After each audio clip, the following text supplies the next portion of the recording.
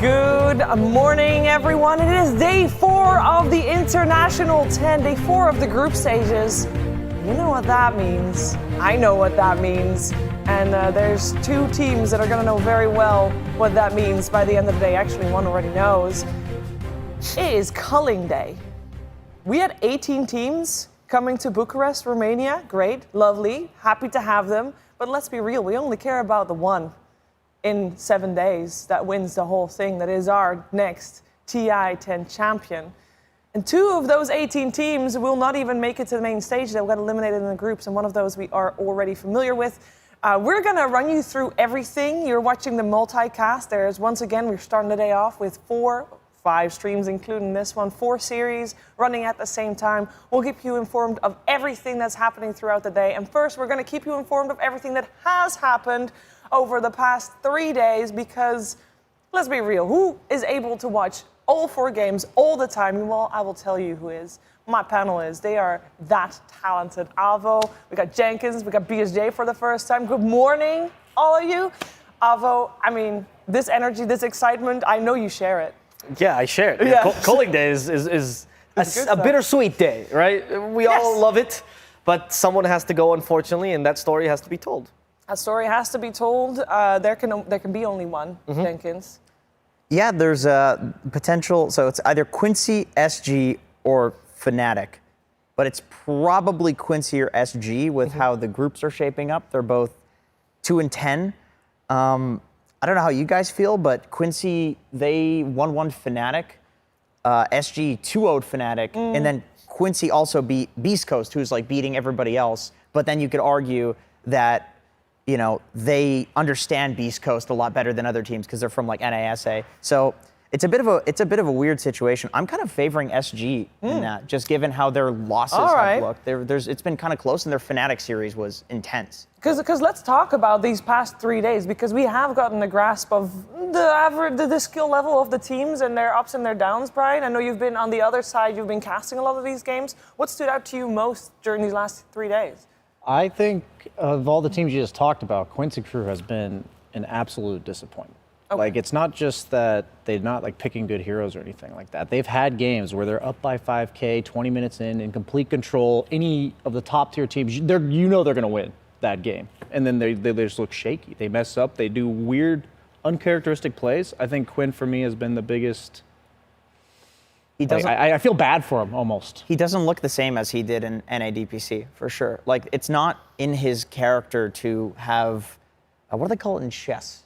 Blunders. When you blunder, like he does, that's not in his character. He's a very methodical. Yeah, there are some players like, you know, Chris Luck, for example. It's like he blunders all the time in DPC, but also he is like playing on the edge and also owns in the exact same way. It's like he's hit or miss. He's a risky player. High reward. High risk, high reward. Right. Quinn is not that. He is like such a stable mid, and I think taking that out of Quincy Crew because of nerves or whatever it is, it's rough for them. They can't close out games. Yeah, and on the opposite side of that, I got to cast a lot of T1 games, and they started 2 and 6, and now they're 8 and 6, like they go 10 and 6. Yeah. So you see both sides of the coin. They've looked really promising. Not only are they winning, but they just look in control. Yeah. They look like they are dictating the pace of every single game they're in. And in a group stage like this, you play so many games. Stability is important, but also the ability to improve and to learn from the 6 losses. They learned a lot from that in T1, and they were able to make a comeback and basically get stronger from it. They are able to adapt and evolve,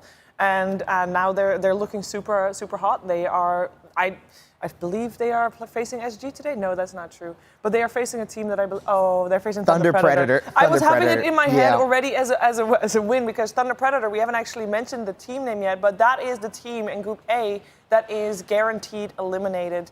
They have not gotten a win to their name yet, and they only have 1 series left, so there is no way for them to claw themselves back into the game. I know all of you at home have opinions too about which teams are doing very well, which teams are not doing very well. Make sure that if you use social media, you tag hashtag TI10 on all the platforms, because we love to read and see what you are thinking and doing with all the Dota being played today. There is a lot of Dota to digest. It is a lot. I think I want to touch on this real quick.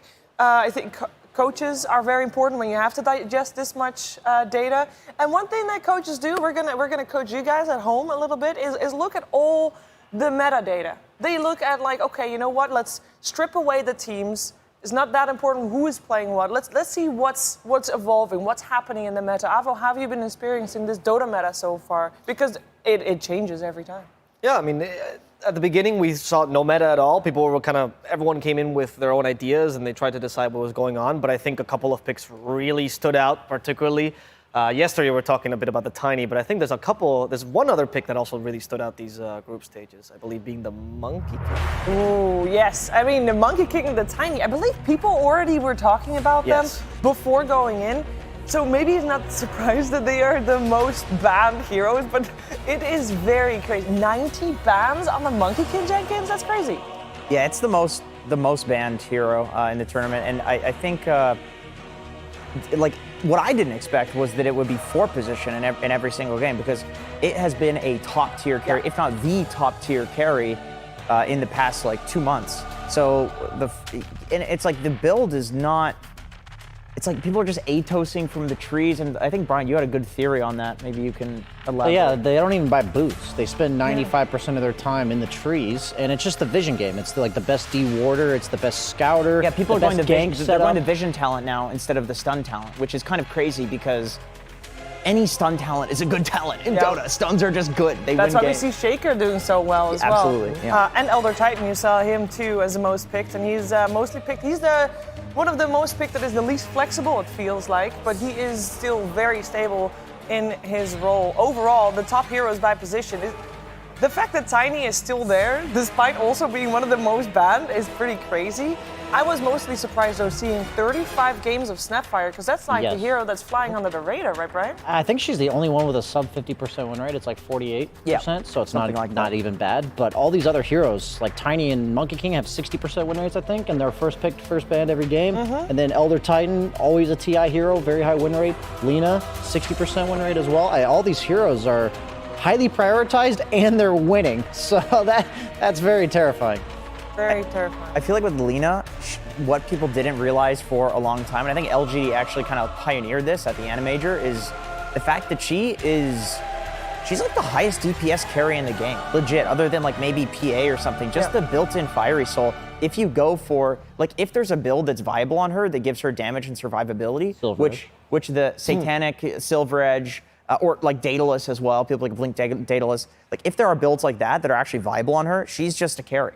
She'll kill your carry from full to 0 easily, as long as she doesn't die. So that's why she needs the survivability. But she has really good laning stage as well. She acts as a mid as well. She's a space creator in many cases. 2 for 1, yeah. Exactly. So like if you usually think of win conditions from the mid lane, like for example a TA, sometimes you need to give those guys or those heroes a bit of space, a bit of time to farm, get their items. Not the case with Lina. You don't she have will to do it stack herself. for her. Yeah. Yeah. She'll stack herself. The same thing with Tiny though, as a carry. That's true. He wins his lane. That's true. He hard carries and he wins his lane. That's okay, I guess. Balanced. It is balanced in its own way, because obviously that's why we see it a lot on the ban side, and we do see it let go through a couple times too, because people have plans against it, and that's so beautiful about the game. We constantly see everything evolve, and people will find answers to the Lina as well as to the Tiny, just like they found answers to the Tidehunter, which is Lina. And it will continue. It will continue like that.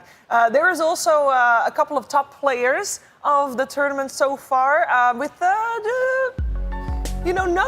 all of them are good to be at the top, because FNG with 17 deaths versus T1 is painful. That's the stare of somebody with 17 deaths. It really is. I know Jenkins that stares all like too that well. on his 1 and 7. Absolutely. You're about 15 pubs in at that point. Was he Spearbreaker? What hero? There's heroes that like to die. Spearbreaker's unpicked. He's totally unpicked. Yeah, that's what it said on the Dota buff. Oh boy, T-Gov's not gonna be too happy But with that. Tomato, with the only win against IG out of any team in the tournament, I believe this was a Spectre performance. Incredible. That's crazy. That- 41. Part of 41 kills and 0 deaths against IG, nonetheless.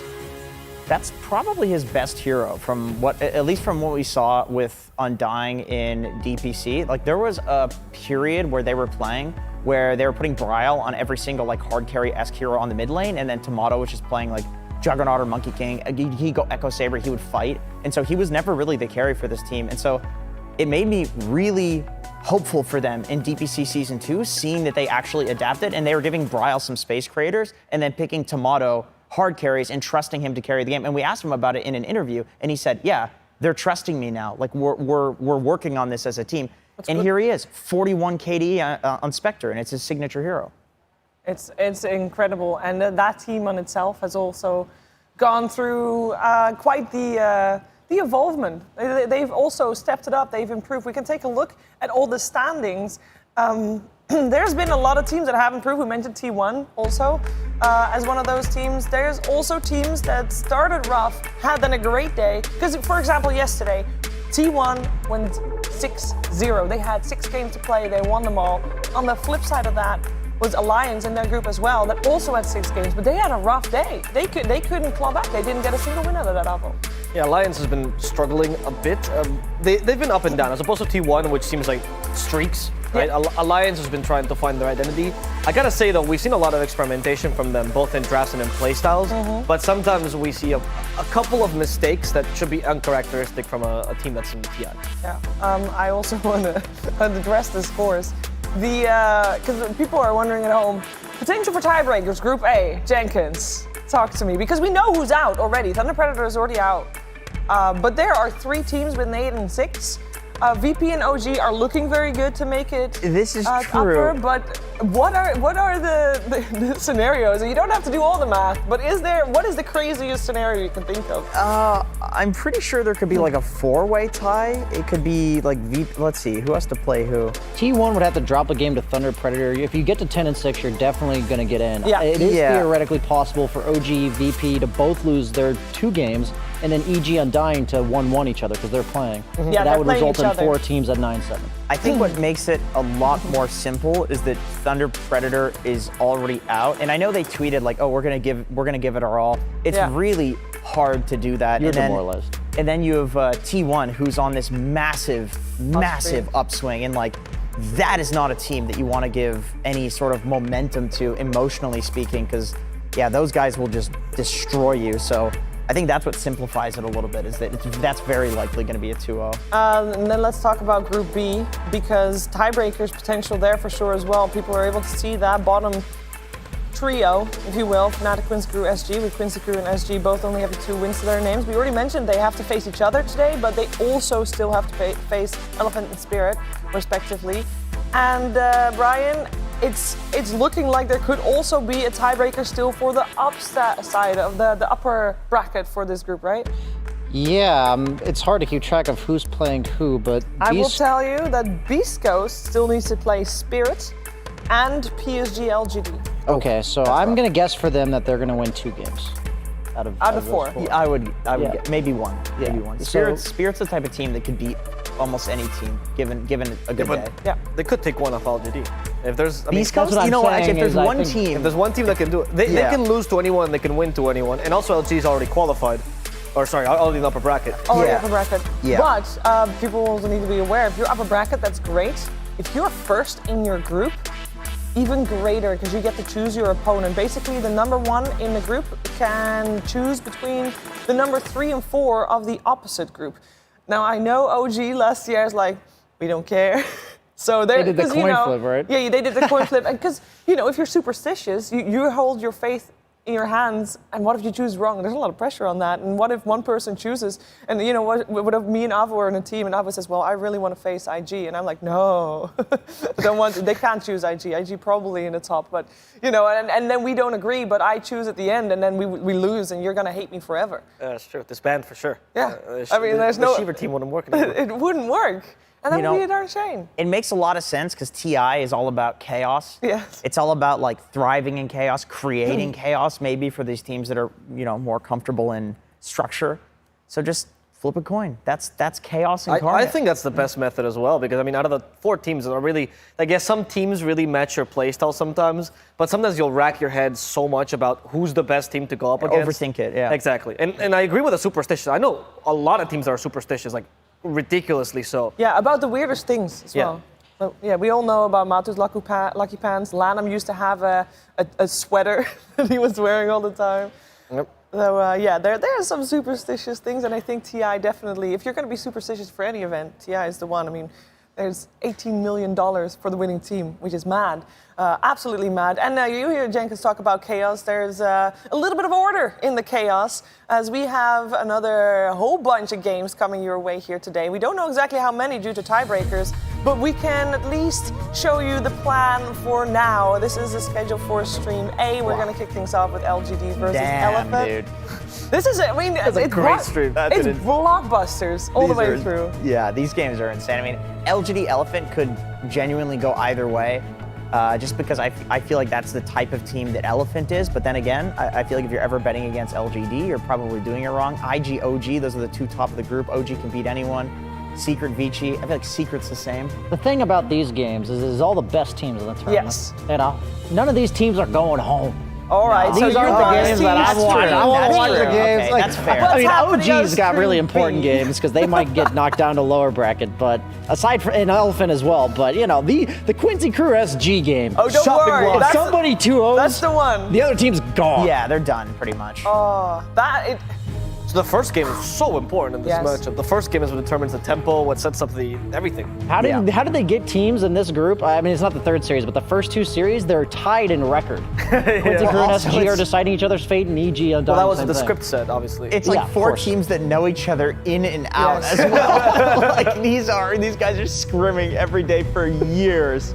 But isn't it mad that someone is like, okay, this schedule, let's put these on the final day because they will be the deciding. I mean, it's great scheduling. There's Love it. somebody do it. orchestrating There's this. somebody with the Illuminati brain of out some there for sort. sure. Let's take a Yeah. look at Stream C as well. More games, and we can make a case for every game to be indeed the blockbuster.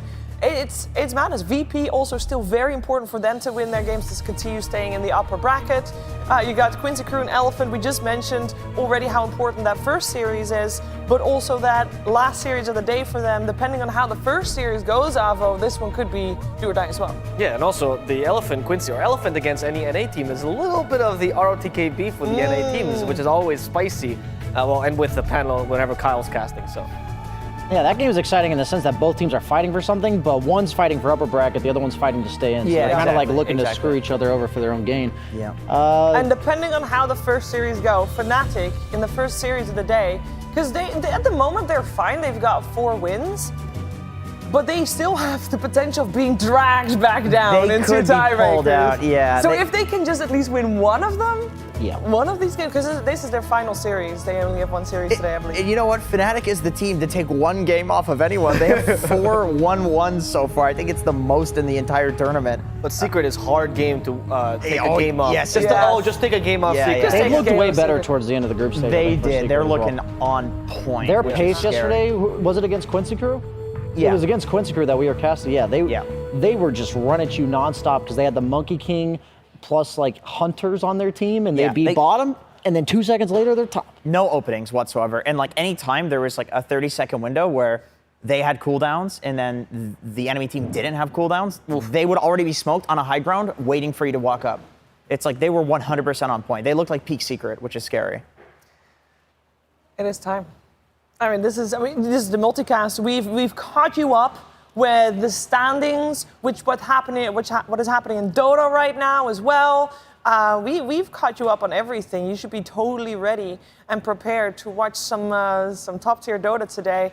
And we are going to watch the stream eventually that has the elimination match going on because, well, okay, it's not an elimination match, but potential. Because Quincy Crew and SG, I did not expect for them to be in the bottom of the group. We talked about it a little bit earlier. You opened the show with it, Jenkins.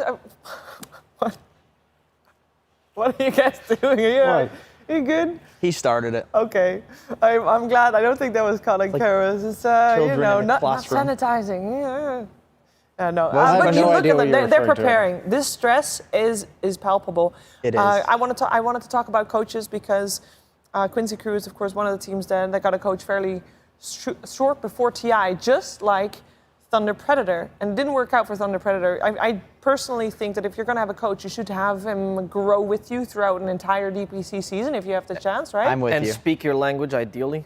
Yeah. Yes. In the case of Thunder Predator. Yes, that would be ideal. That's ideal. Absolutely, communication key. But I also I think it's a risky business adding a coach right before TI. and I'm hoping that they are able to still find their balance here in the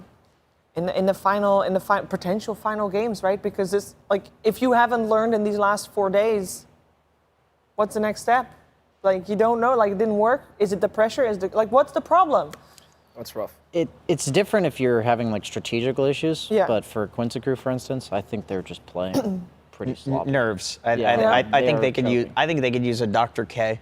They Yeah. really could. They really could. Healthygamer.gg. And but I don't know if Kezu is that guy. I feel like he's a very strategic sort of player. But I was gonna say, like, he's not hired to be that guy, right? No, he's not. No, it's not his job exactly. I But do think coaches kind of do that though, because they're like the third. They do, but neutral third party that Yeah. emotionally Depends on the experienced coach. the it loss. depends on the personality type and if the players like are even open to that. If that's what they want. Maybe they True. just want somebody that's doing like analytics. That's perfectly valid. But it looks like Quincy needs that. It looks like they need somebody to be like, look, guys, like just play like it's a pub. Because Quinn, the amount of times that he jumped in on like Void Spirit and didn't have a way to get out, it's like he had one astral step. You know, and that is the polar opposite of how he plays. If you see him in DPC, he's always the best at kind of dangling, making you jump in on him, and then he has a way to get out. And it's like, oh, Quinn is so high skill, but not. He's been winning his lane like every Oh game. yeah. And I yet feel like that's his comfort zone. I feel zero impact from him. I don't understand. I actually don't understand. It's really sad. It's just like we play with this guy and we get ran over by him in pubs every day. You fall behind in like you know, you have a few deaths like after the laning stage and like the whole lane is gone. It's like the problem is like you have to carry the momentum forward. So like, you know, all it takes is 5 minutes of like not doing the right thing and making mistakes and you're done for the rest of the game. And to me, it just shows like how much pressure there is on like TI mid laners. Yep. Is that like all of the mid laners that are not getting crushed under the pressure, I just think they're really high skill. And also they have like crazy mental fortitude. So let's talk about the other side, because SG, I mean, obviously, I've got to panelists are very passionate about Quincy Crew because they have high expectations from Quincy Crew. But SG, they also, Avo, they were supposed to be doing a little bit better than what they're doing right now, right? I mean, to me, SG was a question mark because Okay. it's a project that you were seeing a building being built, and Yes. so you don't know when it's going to finish. You don't know when the banging in the morning is going to stop, and I can finally sleep. And in the case of SG, they have a coach that is a mental coach, or Yeah. that's his job. Mangusu, I believe, and I think he's Romanian actually, which is He is, interesting. Yeah, he's yeah. in home ground here, and he is a coach that has been with them through thick and thin. They are a team that knew that their biggest issues were entirely mental. And they've worked really hard on this aspect. That's why I think that's why I'm a bit worried for Quincy Crew, because even like if you look at Quincy Crew, their storyline is also one that you can imagine being a high-pressure storyline. You say no to sponsors, you come to TI on your own dime, you go Yeah, and say that's true. we can do this ourselves, and all of a sudden you're facing elimination in group stages. Yeah. Imagine how you feel then. And SG is the opposite. SG is a team that did not do well in TPC. A team of good players that got pummeled and destroyed all year, that probably lost all confidence. I can't imagine they have any of that Like they have left. nothing to lose now. They have nothing yeah. to lose. And I think that's reflected in how they they play play. too. That's why going into this, it's like if you asked me, you know, prior to TI, like SG versus Quincy, it's like, well, I see these teams play together all the time. I would say Quincy for Yeah, sure. exactly, I agree. They're number one at like NASA, you know, maybe Beast Coast depending on the day. But but SG, I would vote for them right now. Like I would bet on SG because Timber carry. I mean, they ended up losing, but they are playing loose. Like they are having. They're fearless. They're having fun. They're fearless. They're willing to try these kind of crazy strategies. I feel like looking at that says to me that their mental game is going splendidly. They're doing great. Wouldn't you say, Brian, for Quincy Crew, facing SG today, that there is a little bit of that they can draw confidence from the fact that they have beaten SG in the past online? I don't think there's any confidence in that. I feel like they're in their own TI zone, and it's not a good zone. Like, I'm watching a Quincy Crew make uncharacteristic mistakes in their games, and I don't think, maybe like they had some pep talk from Jack that was like, yeah, we can beat these guys, we've beaten them so many times before. But then at the same time, I think in this high-pressure situation, that might just favor SG. Yeah. Like, we've lost to these guys every time, but if we beat them this one time, it's all for naught. So I've just been looking at SG's drafts, and they're prioritizing heroes that are really not highly picked in the first part of the draft. There's Hell only been, yeah. My boys. There's only been 5 Batrider picks the entire tournament, and 2 of them are by SG in the first round of the draft. So it's just interesting. They're also Night Stalker Tinker they've done twice. They did beat Fnatic with it once, but Tinker also only picked about 5 times.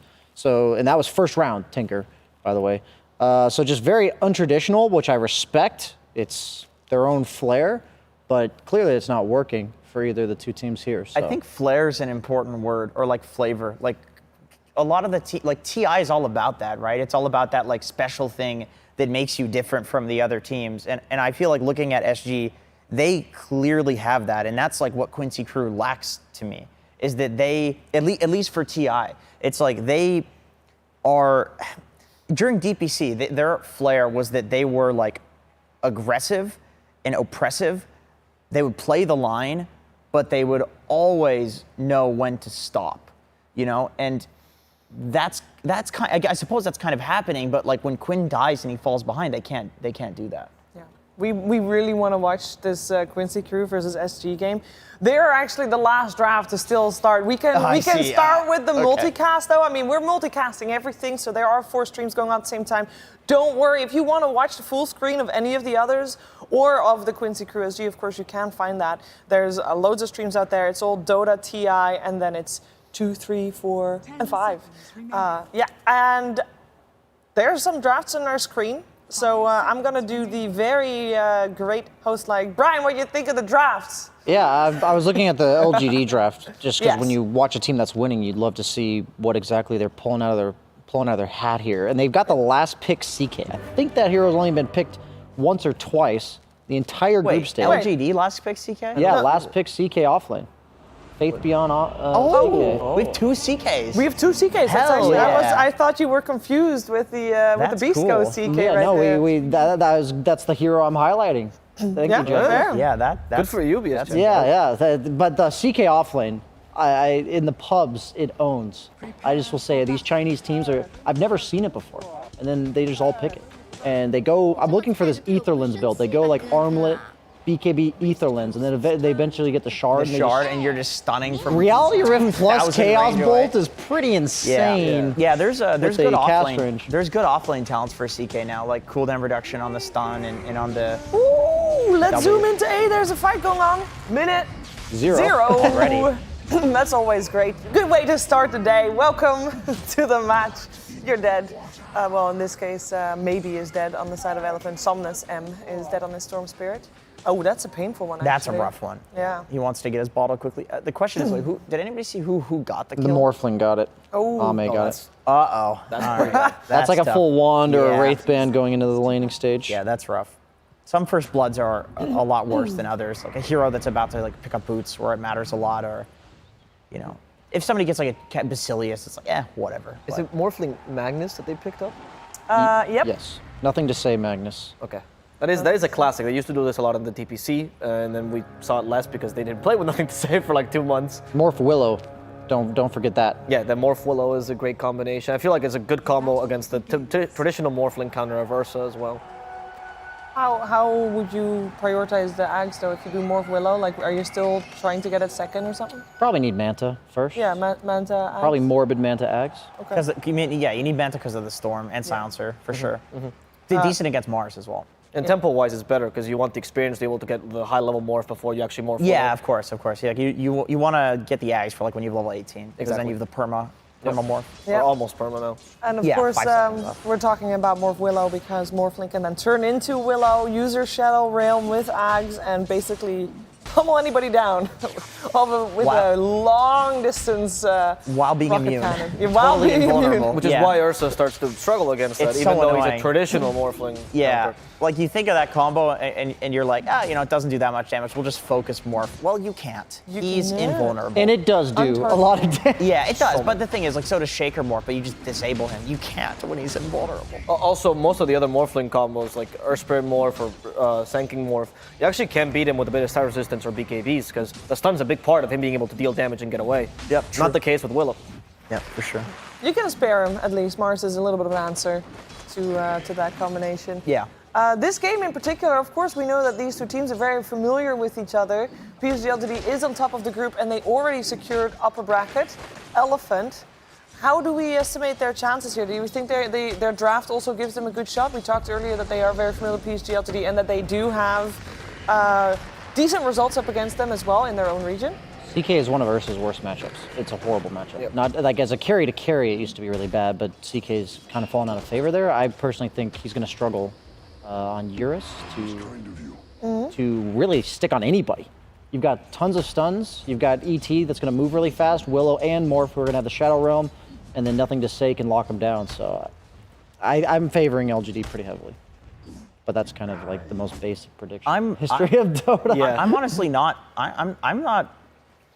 I think Elephant can definitely win. Like they have timings. Like Morph plus any combo is like a late timing now, like later than a lot of teams are playing for. And we've seen quite a few times like it fail because of the timing being so late, where you pick up that Ags and get the combo. Magnus also is like the type of hero that you just sit there and farm with him power. He can farm like aggressively because he's really tanky. And then CK as well, to me, is the type of hero that like if you fall behind from the offlane perspective, like you can be kind of useless and it takes a little while to come online. So I do see like Elephant can do stuff early with potentially Storm Spirit and like the global silence before any sort of way of taking the silence comes out. But with that being said, like this is classic LGD where if you don't end the game, they're gonna beat you. Like they give you such a small window to win the game. And it's a good window, but LGD is really good at like avoiding that window. Gentlemen, I have a suggestion. We obviously all want to watch SG and Quincy Crew, right? They're in the draft. And in the meantime, all the other streams have begun and they're out of draft and they're in the game. This is stream A. How about we check in with the rest and then circle back after the draft is done for the Quincy SG? Okay. Yeah. I got nods all around. I'll give you a thumbs up. All right. I'm curious. Team Spirit and Beast Coast. We mentioned that for both of these teams, this game is very important as well. So there's another game with the CK. And they just began, and like their latest stage, the first wave is coming. So let's narrow it down on stream C, and C. Sorry, that was not funny. And see where they're at. And My sister. How many times has she made that joke? No, this is the first time. This is the first time. Okay, I believe you guys. But it's I bad. believe you. I know. I apologize. Yeah, she's been really wanting to say that one for days. She was saving it for Don't me. say I it saw her today. writing that. Don't Thank say you. it today. Okay, so this one is not a CK off lane, by the way. This is a CK safe lane. That is the special. Is it Schofield? It's K1. Tiny? Is it? Oh no, it's Chris Luck Tiny. Yeah. Yes. Because you They see the do it ancient with AA apparition. pretty much. Yeah, it's always Well, AA. it's Chris Luck just doesn't play that much Tiny from what I've seen. Oh wait a minute. No, wait. Chris No, Luck it's- ancient apparition. It's Ancient Apparition mid. I I told you, dude, I knew it. You're right, This you're right. team, the Chris Luck does not play Tiny, bro. No, they play. This is the team I think that flexes ancient apparition the most because Whisper also They're plays an off psychopaths. lane. They're psychopaths, crazy. dude. They're completely crazy. All right, well, analyze that then, because do we favor the AA mid? Do we like that? Is that a strong thing coming out from them? It's a strong laner, and obviously, so this is the Beast Coast mentality. And actually, this came from a game in the Animajor. If you recall, one of the very first games that they lost, they last picked an Ancient Apparition. It was against a Morphling, right? And it was the last pick 5. And from that game, they learned never to do that again because they realized that good. if you have a good Ancient Apparition counter, it's just best to put him as a core and get that really fast level 6, start being super oppressive overall. Yeah. And I think that's the mentality here. I don't know when he got picked, but I'm assuming it was later in the draft. Because if like Morph starts getting levels and items, then it's like it doesn't matter that you counter him with A, because you're never going to hit him with an Ice Blast. Exactly. Because he's one-shotting you. Exactly. So yeah, it's rough. So And- yeah, I agree with that. And the laning is good. If you kind of slot Ancient Apparition to drafts just as a counter, it doesn't have the synergy with your draft. Well, here's with a CK, so theoretically it'd be a good draft, but I guess they decided against that. Tiny as well, Disruptor. Like they do have good combos with AA. Tiny AA though as supports I don't like very much because Toss will dispel Cold Feet, and that. Does it still do that? Yeah, it's been doing that for Oh. ages. So that Rough. it's very. Really, when it goes up into The the air, even if you Z-axis, do It it, Yeah, goes up it's so far up that classic. Cold Feet won't get dispelled. So as if one of them is core and one of them is support, it's fine because you've used the Ice Blast. But if they're both supports, then you want to trigger the Cold Feet ideally. So in this case, you're fine because Yeah, exactly. it's a support and a core. The Tiny deals the damage, you Ice Blast on top of that, you're good. Yeah. Okay. This is Have you guys been seeing a lot of support Tinys? I saw my first one Beast yesterday. Coast is doing this. That's the Okay, only because team I that saw I've seen. T1 did it yesterday. Oh, okay. Yeah, I see that. they flexed the Tiny and it actually won them the game, I think. So. Schofield loves Tiny. That's He does. like one of his top heroes. It's Tiny, Nyx, and Earth Spirit. Yeah, because those are Oh, hero- Tusk. Yeah. those are heroes that he can just be like right in front of the enemy base, like sniping couriers with like one shot. Like Puppy's just walking at 20% HP. Nobody's here. Schofield's there. One shots him. The joke is that Schofield has trouble with his vision, so if he's too far away with a ranged hero, he can't hit people. I He misses see, his that's spells. fair. Yeah. Yeah. That actually makes a lot of sense after playing with a lot of games with him. He has this very small screen. Yes. A lot of aggression. A lot of Oscar. aggression because we're talking a lot about Beast Coast's draft because Team Spirit's draft is just a little bit more conventional as to what we've been seeing over these last few days. How do we feel about their lineup and their chances up against Beast Coast in this game? There's not much to enable the morph. Like he could go like Ags to be Weaver, but I imagine this would be a pretty easy game to set up the Ice Blasts with Glimpse plus stuns. That he needs a lot of items. I think Beast Coast is going to be. What am I listening to? That's I'm like, I hear it, but what am I hearing? Yeah. I feel like the Doom's got a lot of weight on his shoulders this game. Because if he's not up in their face forcing the Ice Blasts and Avalanche combos on him, it's going to be happening on the Morph. That's a Doom mid, right? Yes. That's a Eastern Carl Europe special. Yeah. Oh, Carl special. Yeah, as well. Carl special. That's true. But I've seen them do that like 4 times. in Eastern Europe, Iceberg was playing this forever. Like even when it fell out of favor, like they really still liked the Doom mid. They saw it as another Tiny, like just a beefy core that ignores the lane, goes through, and then comes and gets ganks. Get Ungankable. loads of money. Yeah. Yeah, always nice. Do we like the Doom as the mid laner here? Because it does put a little, with a Morphling and a Tide on the other side, it does put a little bit more pressure on Toronto Tokyo being the one to make plays, right? And Doom is not your traditional playmaker. Are you okay with that? Like you're happy with this draft then, with the Doom mid? I personally think they have a lot of do-nothing cores. I'm Yeah. agreeing with you there. But I also think they have a way to accelerate farm with, like Tide can farm Ancients, Morphling can, maybe not against Ancient Apparition, but Morphling like generally can take pretty aggressive farm. But then Doom just like, he just creates gold from nothing. So I feel like going late, they're fine with it. Like Tide double Ravage, double Doom.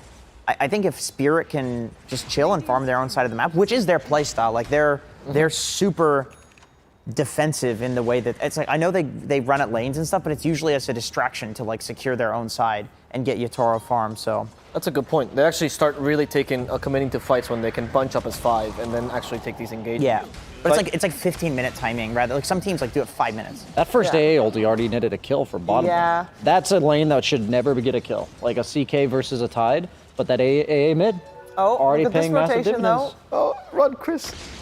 That There's a Sentry haste rune. actually still giving the vision there as well. Yeah, well, he still might get his haste rune because Toronto Tokyo is a little late to the party, and well, that means That's back actually a really to the good lane, play. please. All right, that's unfortunate for Team Spirit because the moment that you mentioned, like they just want to sit back and chill against Beast Coast, they're not gonna allow for that. That's gonna be a tough one. So we're gonna let this one simmer for a little bit because if Team Spirit won't reach their timing for minute 15, then the Beast Coast will probably get a little bit of a lead. The question is how much. If you want to know exactly how much, you of course can go to Stream C on Dota TI4. Make sure to check that out. But I kind of wanna check in with the other stream going on right now. That is not the game that we most want to watch because the draft is still going on there on Stream B. But Stream D has got Team Secret and Fnatic, and this game is especially important for Fnatic. This is Fnatic's last series, as mentioned during the pre-show. Fnatic is at a point where they're okay for lower bracket, but there is still a chance they're going to get pulled down into a tiebreaker for elimination. If they can at least win one game of this series, they will be mostly safe. And it's going to be a tough ask because on paper it should be Team Secret coming out ahead.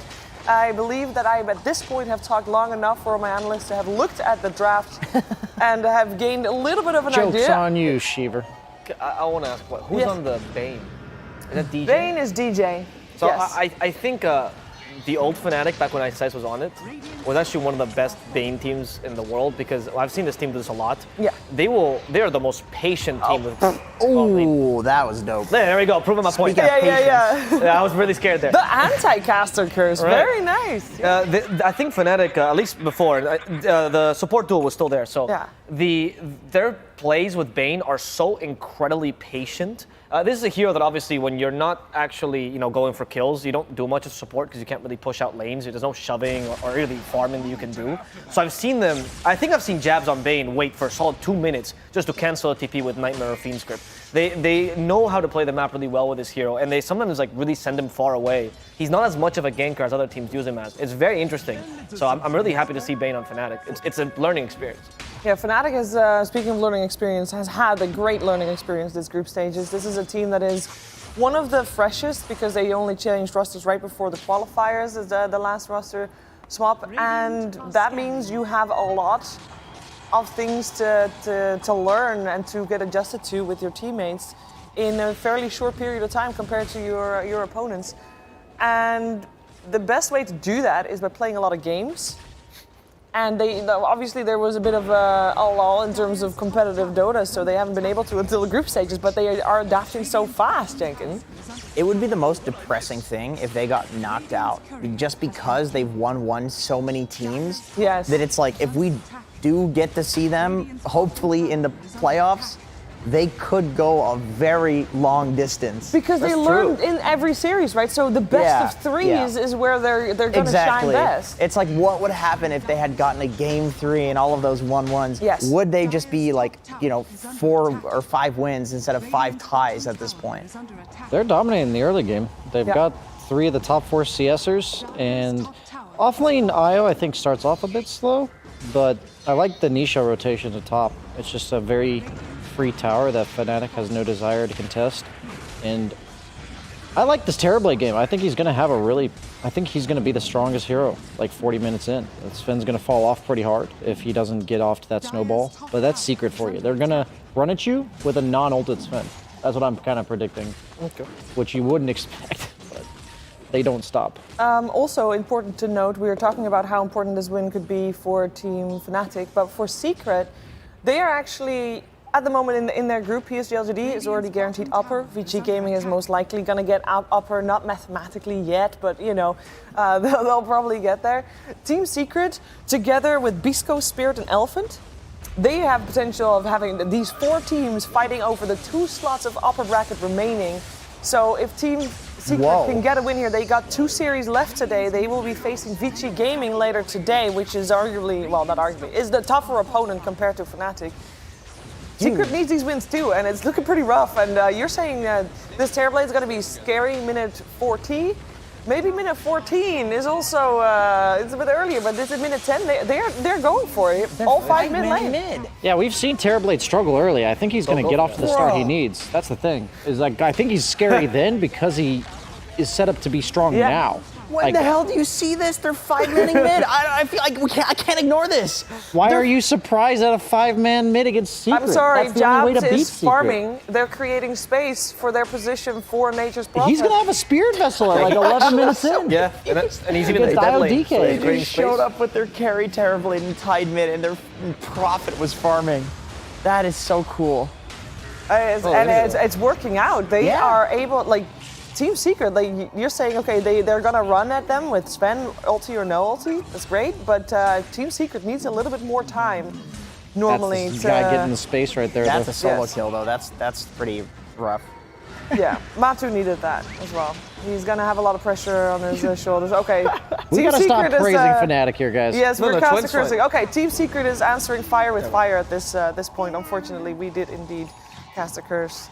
Chuen, a little bit, tiny bit. We wish he got that regenerate. His Storm performance, though, in this Storm has been like stellar. I think he's in my top Storm. Like, he's gotten a fair amount of those Ags, like black holes onto 4 people in 1 game. I think one of the games they won particularly was off that. One of the Chinese teams. What?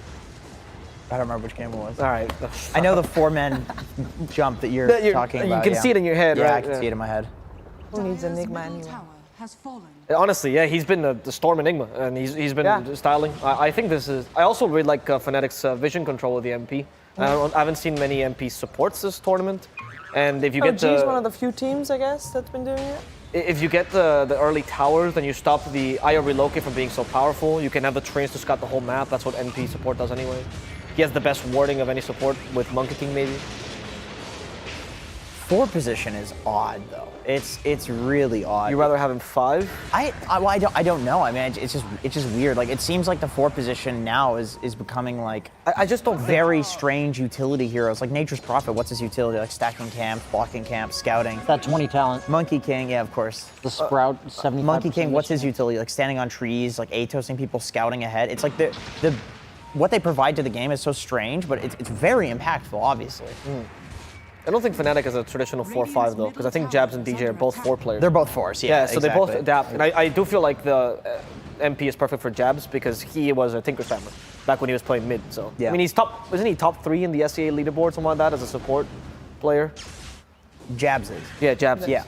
He's crazy. Yeah, good mechanically. Jabs is like rank 6 in rank like 6. in EU right now. Yeah, which is the world. Which is the basically. world, which is Yeah. all of the good players. So Yeah. it's like he's one of the only position 4s that I've seen. That is actually ranked crazy that because highly. mostly it has been chords and mids specifically. Yeah, exactly. Yeah, exactly. So it says a lot about like Jabs is a beast. Yeah. He's a beast. Right.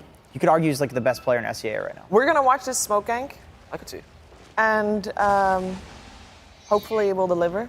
Then we wait for this because it might just be very anticlimactic. That's fine too. But do want to point out for people at home as well, if you want to switch early and not wait for us, that's fine as well. Stream B does now have the Quincy Crew SG game, All right. and this smoke gank indeed it did not deliver. Team Secret only just took over the jungle a little bit with it. That's fine too, a little bit of control. This game that we were watching, Team Secret and Fnatic, is on Stream D, which is Dota TI 5. Make sure to check that out if you want to continue watching that. But let's be real. It's today, and yesterday we eliminated one team. Today we're going to eliminate another team, and we don't know yet who that is, and we want to watch every second of the potential deciding series, which is Stream B, Quincy Crew versus SG. So let us move on to Quincy Crew SG as they just kicked off here. And we got the Storm versus Ember. You got the Spirit matchup in the mid lane. We talked about this mid matchup being fairly important with the with Quinn maybe not having the most stable performance so far, right, Jenkins? What is he up against? Storm versus Ember. Ember. Storm versus Ember. Ember. Oh, I hear that's like very Storm favored. I think so, That's too. what I've heard. The Because lane is Storm. The lane is Storm favored, yeah. Well, you know, the game is.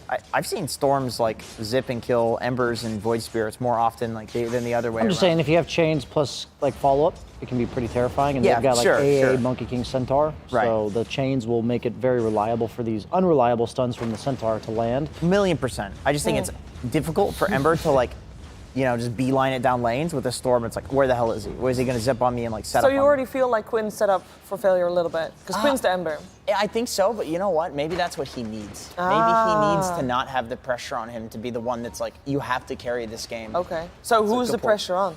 Like who could take it? Yowler. Yeah. I think this is The low. Spectre? What? I think it's On the Leslau. center? Or I think it's Leslau. If he has a really good game, like he's going to be the one that can take this over. Because if he gets like an Ags and I'd even just say like a Heart, just some tanky item, I think he's going to be the X factor because he enables, I think, both the Ember to be a threat because he's the follow-up, and also the Spectre Haunt, the illusions will stampede through you. So. That's a very good point, actually. Gyro IO, though, is a very difficult lane to go up against as Centaur. It's just, I mean, maybe Costabile will go for... What are you doing this? Costabile. Maybe Costabile will go for the flak build. Don't worry, I've heard him call him in the past Costa Billy. So. I've heard him called Costa Bile. Yeah, that's what I keep hearing from him.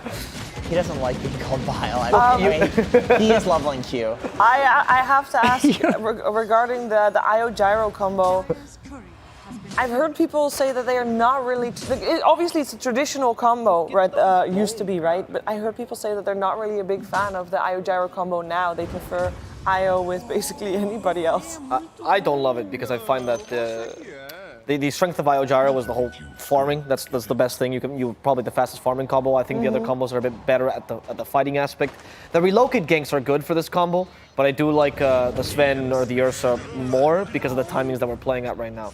That said, if there's someone that likes to farm the whole map and not do anything for the first 20-25 minutes, that's Costabile.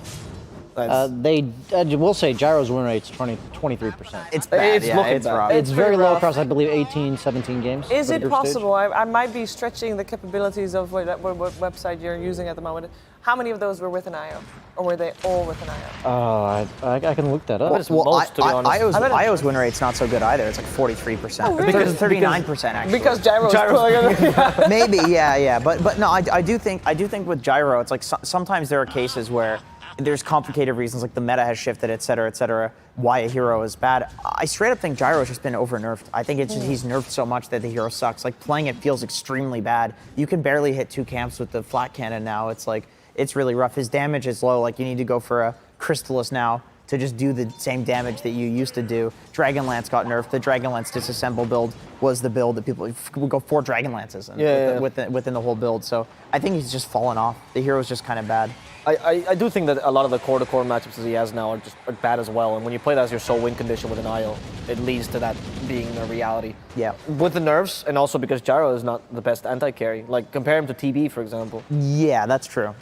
I do like this, though. I like that Costabile is going for the Q and that I think it's very likely, even though he is the hard farming type of carry player, I think he's probably going to fight because against Spectre, you kind of have to, because if you let Spectre get to... I really like Blade Mail on Spectre versus a Gyrocopter. I don't know if he's going to get it. It's kind of not the build, but I remember 2 months ago, Spectre was actually a really good matchup versus the BSJ Gyro build, which is just to flak out the lane. It's like you would play for Spectre's timing, and then she'd have a Blade Mail when you want to fight her, and she would kill you. She would just sit on you and kill you. In the last 10 games that's been played, IO Gyro is... Actually, in the last 12, it is 2-10. Oof.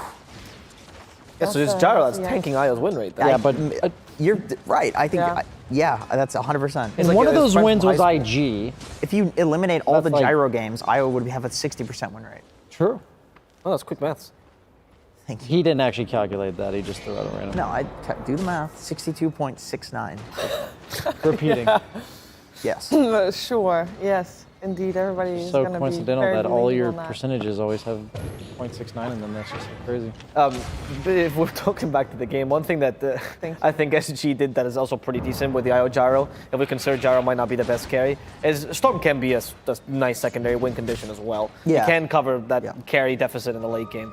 And Mars can too. They've done this a couple of times. They'll give Costabile something that can't really carry the game entirely, and they'll just put Tabo and APR and something else that can also carry the Right. game. And I think I said this yesterday when we were watching SG. Like, With Tabo. I like Tavo on these heroes. I mean, I feel like every other team other than this iteration of SG that he's been on, he's always like the hard carry.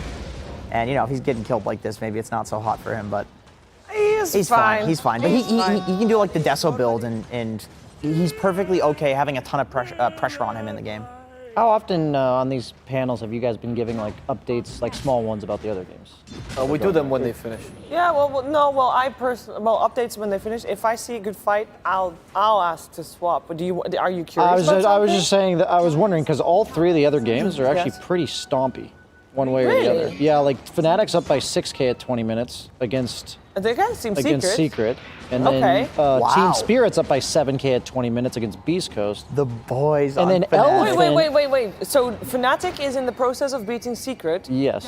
Spirit is in the process of beating Beast Coast. Yes. That would be, by the way, my opposite prediction for both of those both of series. those, yeah, same here. How about Elephant PSGLG? The Elephant PSGLGD is exactly what we were saying, where we thought the Ursa lineup would get off to a good start, but then the Morphling lineups, they've made a comeback. So And LGD Morphling lineup probably is the looking good moving- PSGLG. Yes. So they're looking to that's come back the well. expected results. But the other two, I'm That's the surprised. LGD classic. Yeah, I just figured that all those games are very decisive so far at 20 minutes in. I am very surprised by that. Well, the Beast Coast versus Team Spirit, does the Doom have anything to do with that? With the net worth differential? Because a lot of net worth on Doom is not that valuable. Do you want to quickly check? I you mean, we talking- have the luxury, we have the Are technology. you talking about the Secret game? He has a No, the Beast BKB, I Coast. can tell Oh, you Let's that. check Coast. Stream C for Yeah. a little bit. We're jumping right into a team fight, I believe, as well, by the looks of things.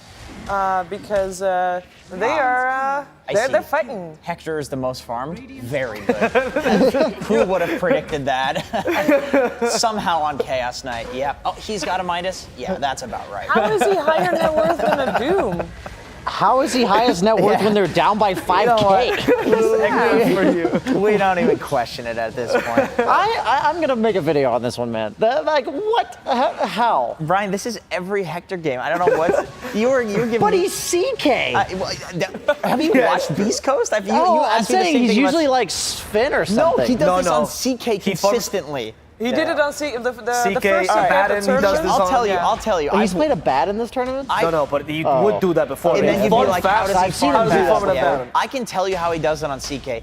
Every time his ult is off cooldown, He pushes his ult. presses it. Okay. It's like a battle fury to him. Like it's on cooldown. See, it's always on cooldown.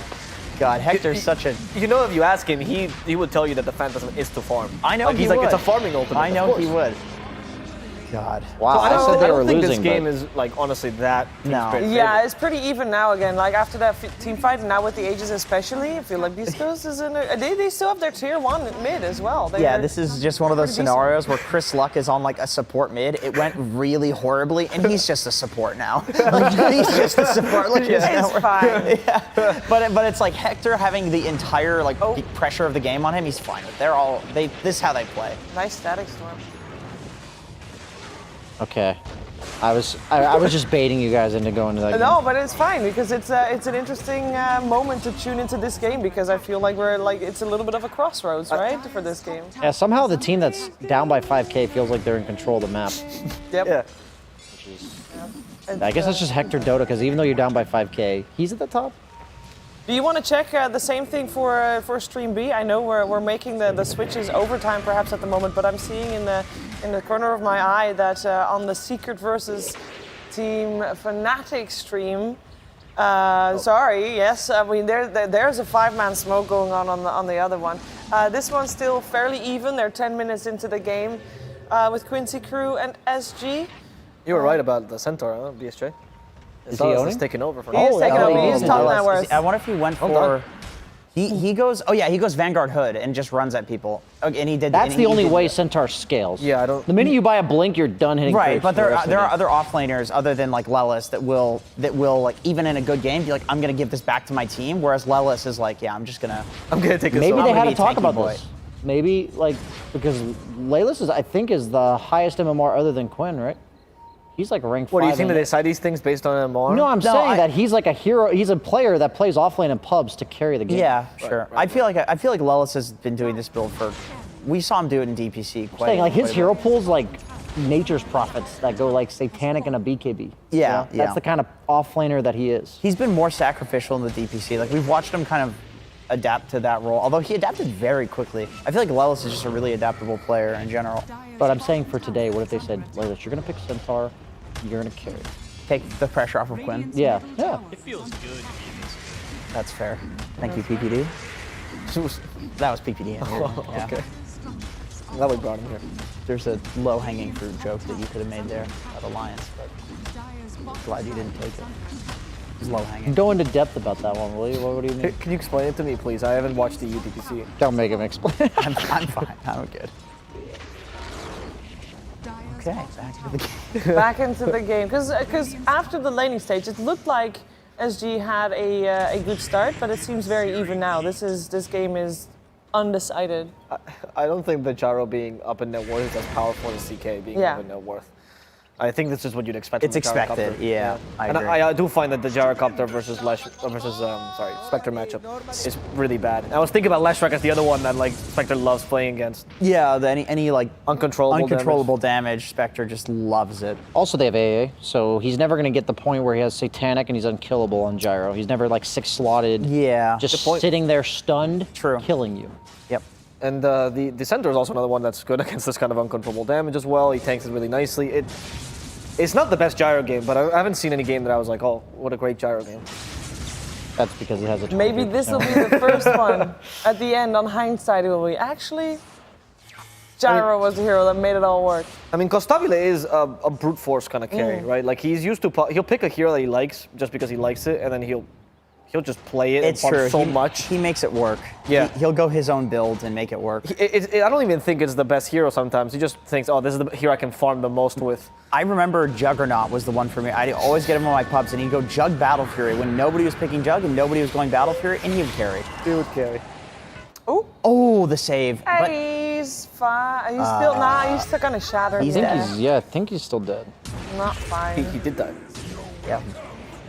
Oh, I forgot I'm on a 2-second delay. Oh, he's doing the same thing I was doing. He's doing the same thing. told me about you this. for this. I had one job. That's pretty funny. What an good. oracle BSJ is, huh? Thank God. Thank God he's on here. Making me look smart. ATR though is pulling out the stops of the storm. I feel like he's doing a lot. Him and Davo are making a fair amount of space and making up for what Gyro might be lacking here. Yeah. It's going to come down to 40R finding, or ADR finding the AA in the back. That's why they picked the Storm in the draft, right? Because there was almost certainly the IO pick first, into the Ancient Apparition, into the Storm. And so if he can bring down the AA, then suddenly the Gyro feels much more comfortable not happening what just happened. Quinn face checked the rune, and it was the one he needed the most to regen, I see. That's how you become #1 MMR. Yes, it is. Done. Thank you, Gaben. Easy. Some teams are more favored. than Quinn others. buys a lot of compendium points. For sure. He loves Gaben, and the best meme is Quinn seeing Gaben appear on stage. I've never seen someone more excited for anything. Yeah. He was very excited. It was a great picture. It's good stuff. It's good stuff. But I mean, this game is still very even. So very very young. You know who's I not know young? this is an elimination series, but I do feel like this one is has slowed down to a little bit. Am I the only one? We're chilling a feeling bit. like We're that? chilling. We got an NA versus SA classic Yeah, Farm. going on. Oh yeah, we're hitting creeps we're hitting up in this creeps. game. I love Elephant it. seems to be running away What? with their game. They just took a lane of racks, Yeah. up Oh, by we can check that. double-digit net worth. We can maybe do. 2 million. How about we do a quick rotation Okay. of all the other streams just to make sure that you're up to date with everything, because we look at the draft, we expect the game to play out in a certain way, and sometimes that's completely wrong. Oftentimes that's completely wrong, which is fine. But we Yeah. do need to, just update our opinions on how things are going. So let's start with Stream A. Just do it simple like that. Stream A has got PSG LTD versus Elephant, and Wow. Elephant is doing it. We have 3 upsets. It looks like. Is Elephant really doing it? They seem like they're doing They it. are So doing we it. thought, okay, Ursa does good early, but then eventually the Morph Willow will be. Okay, that was ridiculous. Where's that reality? That risk? was the Morph Willow, proving a point. You know what? Actually, I still agree with the sentiment of earlier that even down a racks, you can't count LGD out with Morph Willow. Well, the problem is they're probably going to get every Roche on Elephant. That's like the uphill battle that That they're is going to the be uphill dealing battle, with because yeah. they have the RP, they have like a pretty hard wombo combo, but They need to win a Roche fight. yeah. Yeah. And Which they is not don't that get out. easy.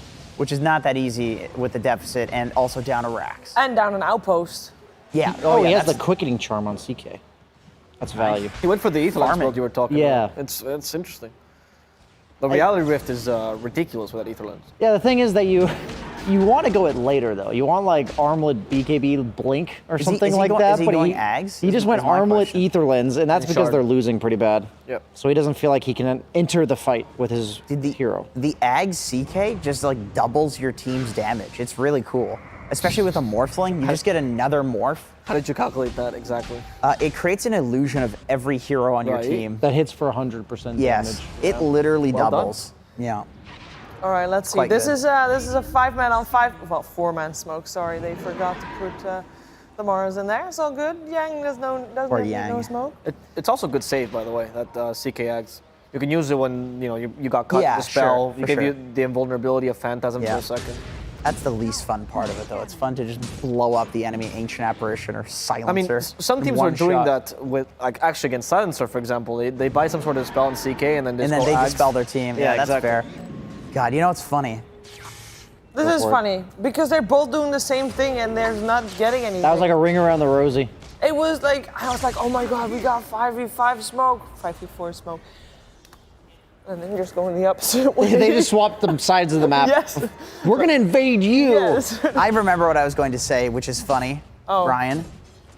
If you could micro, if somebody had the ability to micro the CK Ags illusions perfectly, it could be the best theoretical hero in the game.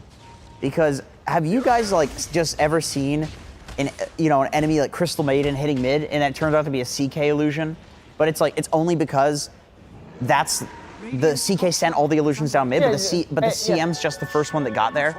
But then people go on it because it's like, oh, there she is. She doesn't have illusions. There's, if you could micro them to make them look like heroes, it would be very confusing. In fact, I remember an Arkosh gaming game. Hey, there's a I'm just wondering when I'm supposed to laugh There at is this. a very It's not that easy funny. solution for that. Shared hero control. You tell your team, guys, every time I'm a press ult and you get your illusions, That's please on use you. them. Yes. Actually, I learned something from watching Team Arkosh Gaming of NA Division 1 DPC. What team is that again? Team Arkosh Gaming. I've never heard of it. And which And what division did I they play? learned is that when you're playing against Chaos Knight, you should turn the player names on. Because if you have hero names, it will show the names of the heroes that the illusions are made of. If you have player names on, you see the name of the CK. So you can tell the difference between illusions. You're normally playing with hero names on rather than player names? I do, because if you play against He people... forgets what the heroes are in the game. No, because if He you doesn't play wanna against... talk about it. Some reminder, If you play I get against it. Miracle or somebody, you're like, oh God, that's Miracle. Oh no, I need to doom him. And then you remember that you're Pudge and not Doom. Why? But that's because you have the pudge above your head. So you know you're No, Brian, I don't forget heroes. You literally said you play with the hero names. This game is very exciting, I must say. The LGD is putting up a great high ground defense. Jenkins but is not making it and sound was like able it to is. do the Roshan. You said that their trouble was going to come from them not being able to take Rosh. Suddenly this Take a game's a bit Roche. upside down Yeah. because Ursa's forced to buy back. If he doesn't get this Aegis after buying back, Now the she's gonna be too late, Bloodthorns from surely. Mag, nothing to say. Are they going to jump in time? No. What a play, No. Oh, they're going in after. Yeah, they're going in after. They might be able to burn the Aegis straight away, but he's already morphing it. No, they're he's morphing fine. it straight. He's got a Yeah. backpacked Ags. Who's he giving it to? Use it CK? to sell the Ags. CK Ags? Nah, Did dude, he get it? sell Did the he get it? Ags. Sell your own Ags. Easy yes. 20, Did he actually do 100 that? gold. Yeah. No, he gave it. No. Wait. Did he? Did he actually Wait. sell the eggs? No, he doesn't have You it. probably give it to ET, honestly. He put it in the base, I think. Probably give it to ET. I think ET's It's gonna in the go base, it's in snag the it. base. There it Someone's is. gonna pick it up. Race to it. Willow! Oh, Willow. Oh, that. Okay. Oh, he's he's got a got a Mask of Mask of Madness. I love it. I love it. That is Okay. Chad. That is Chad. That is a great move. Yeah. Okay, so Who now. needs illusions when you have 2 Willow battery assaults? Seriously, yeah, that's the one thing you don't get from the illusions. So And he's level 16. Just give him a couple of tomes, delay the game long enough. yeah, dope. Get him Wow. some extra farm. Well, Willow's actually better than Morphling. Because the too. Shadow Realm duration. Yeah, talent. because of the Yeah. talents. I died also to that you- one game because I didn't realize how long it lasted. I'm like, why is this lasting so Yeah, long? it's forever, bro. Yeah. I don't think you can jump the Willow with as much confidence. You can, like, if the carry's dead, the carry's dead, you're done. But if you have to do that for a 4, Yeah, you got 2 problems now, Yeah, honestly. That's exactly. the issue. and then CK is also putting you out of position constantly with the Rally Rift. And then there's a Refresher second Willow and a Mars. second Morph with the CK eggs. Yeah. This is going to be a very confusing game soon. Ursa's gonna have to buy Battle Fury. He really eventually. is. Get some 3 Battle Furies. Well, if it's a very confusing game, then it might be better for people that want to continue watching it to watch it on the stream too, which was is smooth. OD Pixel and Fogged. They'll be able to make great sense casting of it duo. all. A great casting duo right there. I'm just checking to see. I think Elephant is not going to fight them until the Aegis is gone.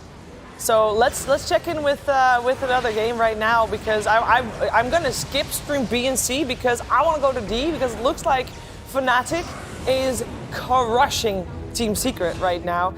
They were able to take a lane of Rax, and they already took mid lane of Rax. If I can see that properly, they already took Megas. It's done.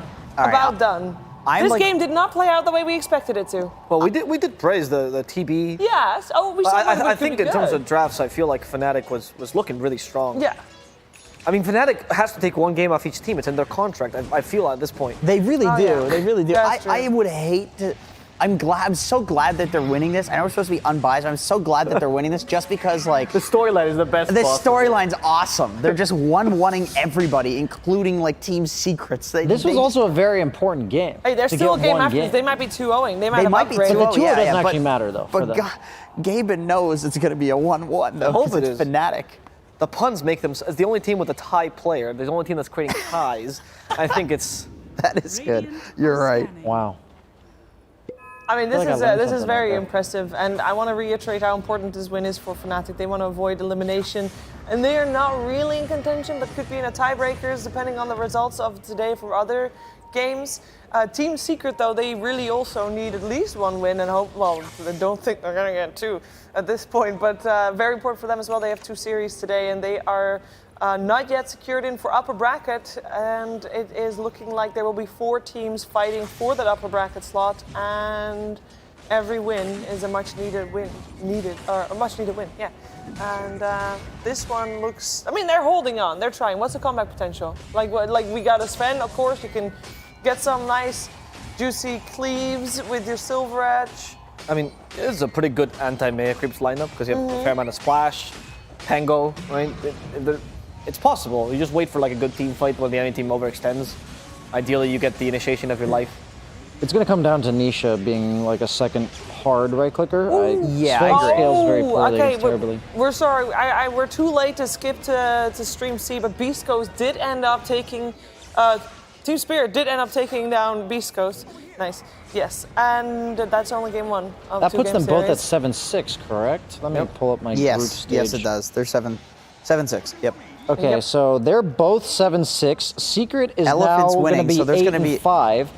And then if they lose, and then Elephant will be 7-6 if they If win. they win, Yes. if they win. It Yeah. is basically Vici Gaming, Team Secret, Beast Coast, Spirit, and Elephant are fighting for 3 slots in the upper bracket. Vici Gaming only needs like Very 1 game, simple and then stuff. they're good. They're fighting for 2 slots.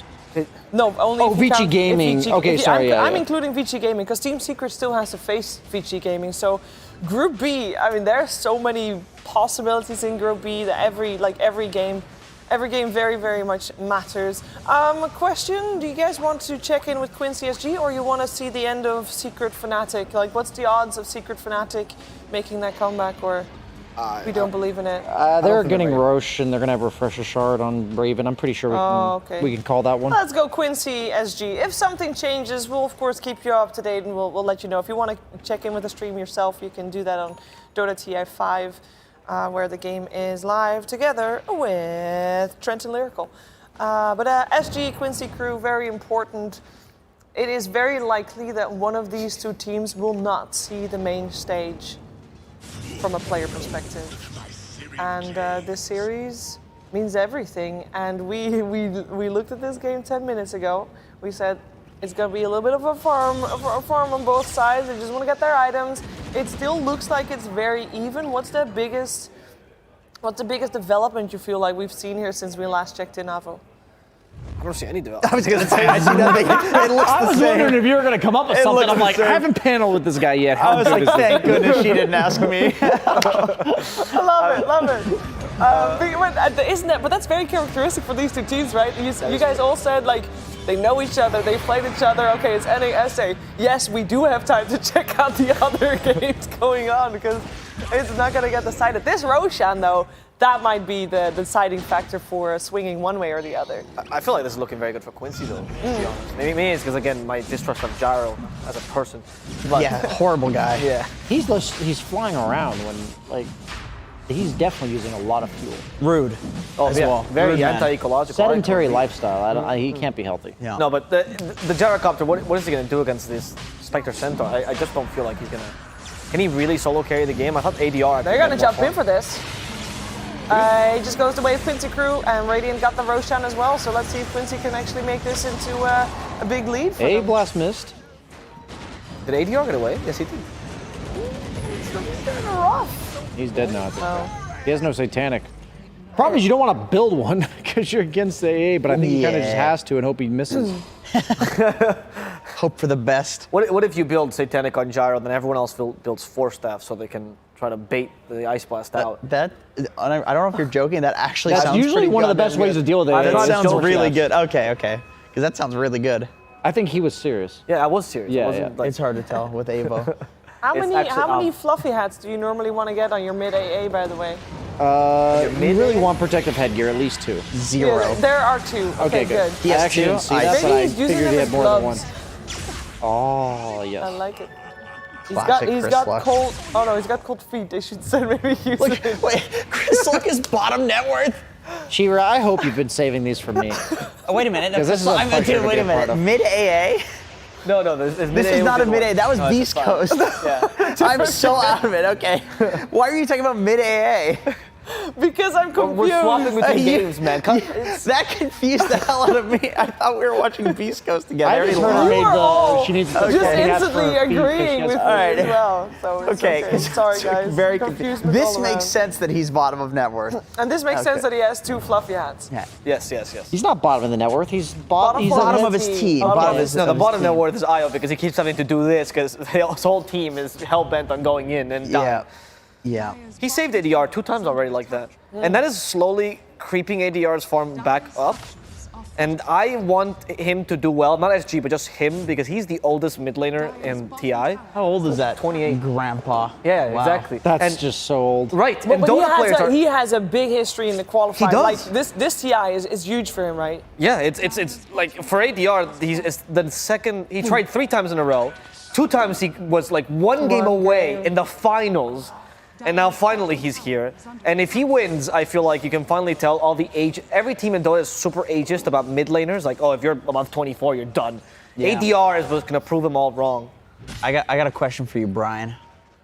Who's the most dodgeable player in this 10-man roster? Define Quincy versus dodgeable. What is SG. dodgeable? Like avoiding list? Like or- a void list, they are going to grief your pub, whether it's intentional or unintentional. Let's spill the beans here. I'm curious. Oh, man. I need to. Are you really putting me on the spot now? I'll tell you mine. Who is it? You first. It's probably ADR. Really? Yeah, for me. I have a good time with ADR. I would say Yawar. I like Yawar. Yawar. He likes me. But here's the thing. He binge queues until 5 a.m. And so if you dodge him, you get him on the enemy team.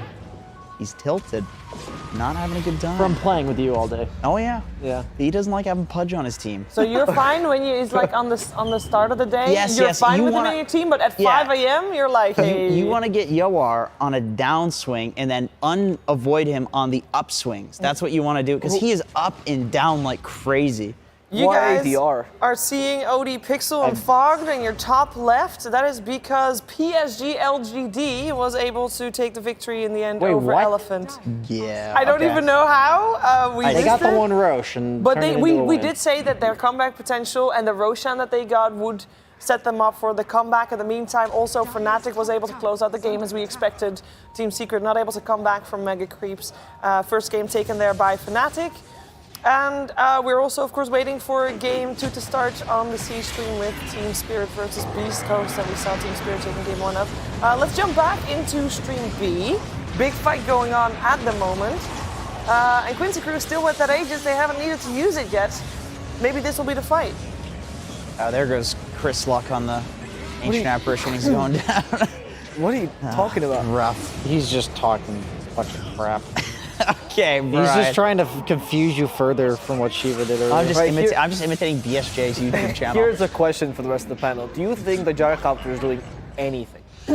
He has no capability of doing anything. Right? I'm not as this to Costabile. I just feel like the hero feels The so hero weak. No, itself. his counters needed to be dealt with, which means his teammates needed to have more net worth. Yes. And it's so you're not going to solo carry the game. And then if you look at the net worth, that's not available to you guys right now, but it is overwhelmingly the there it is. gyrocopter at the top.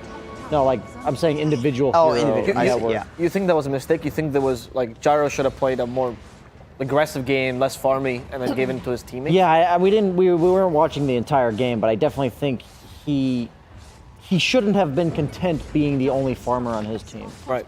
I would have been willing to be a bit more sacrificial to give ADR a better game. I feel like Gyro was in a place where he won every carry matchup because he was just so good and his timings were just so good. Like the satanic Aghanims those timings were so good that even his like quote unquote counters didn't counter him.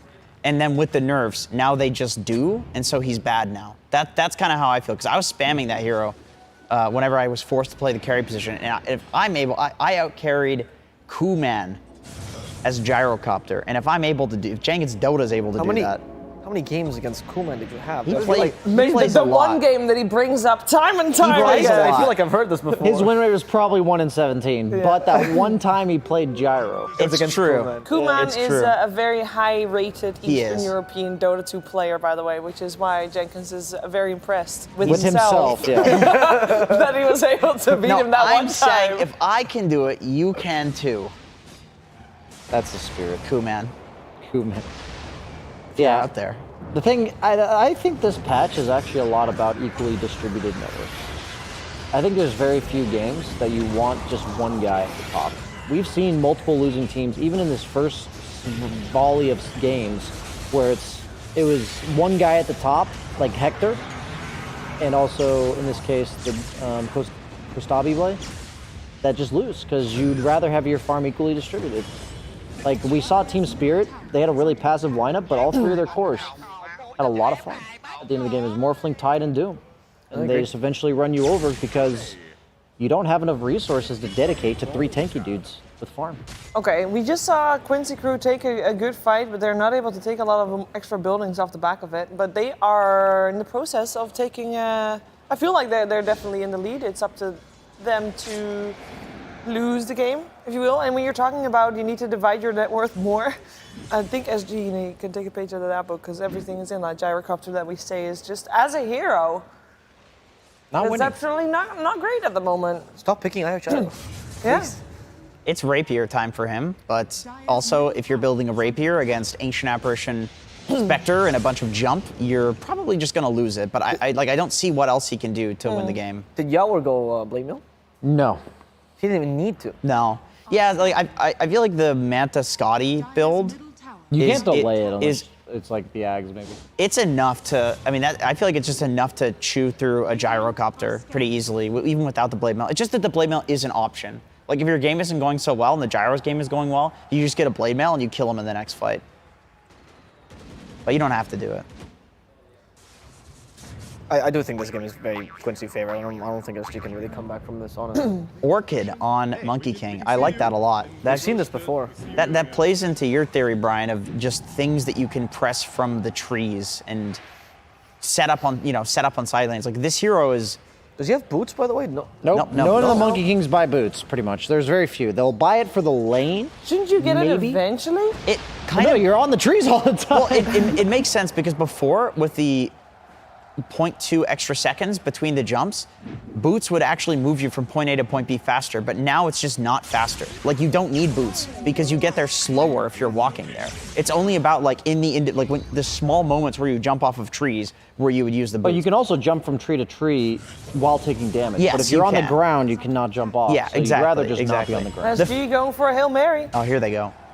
And there's nobody on the high ground, so this is a good start for them. Yeah, because Monkey King normally is the one that will thwart smoke like this, right? Yep. Oh, hello.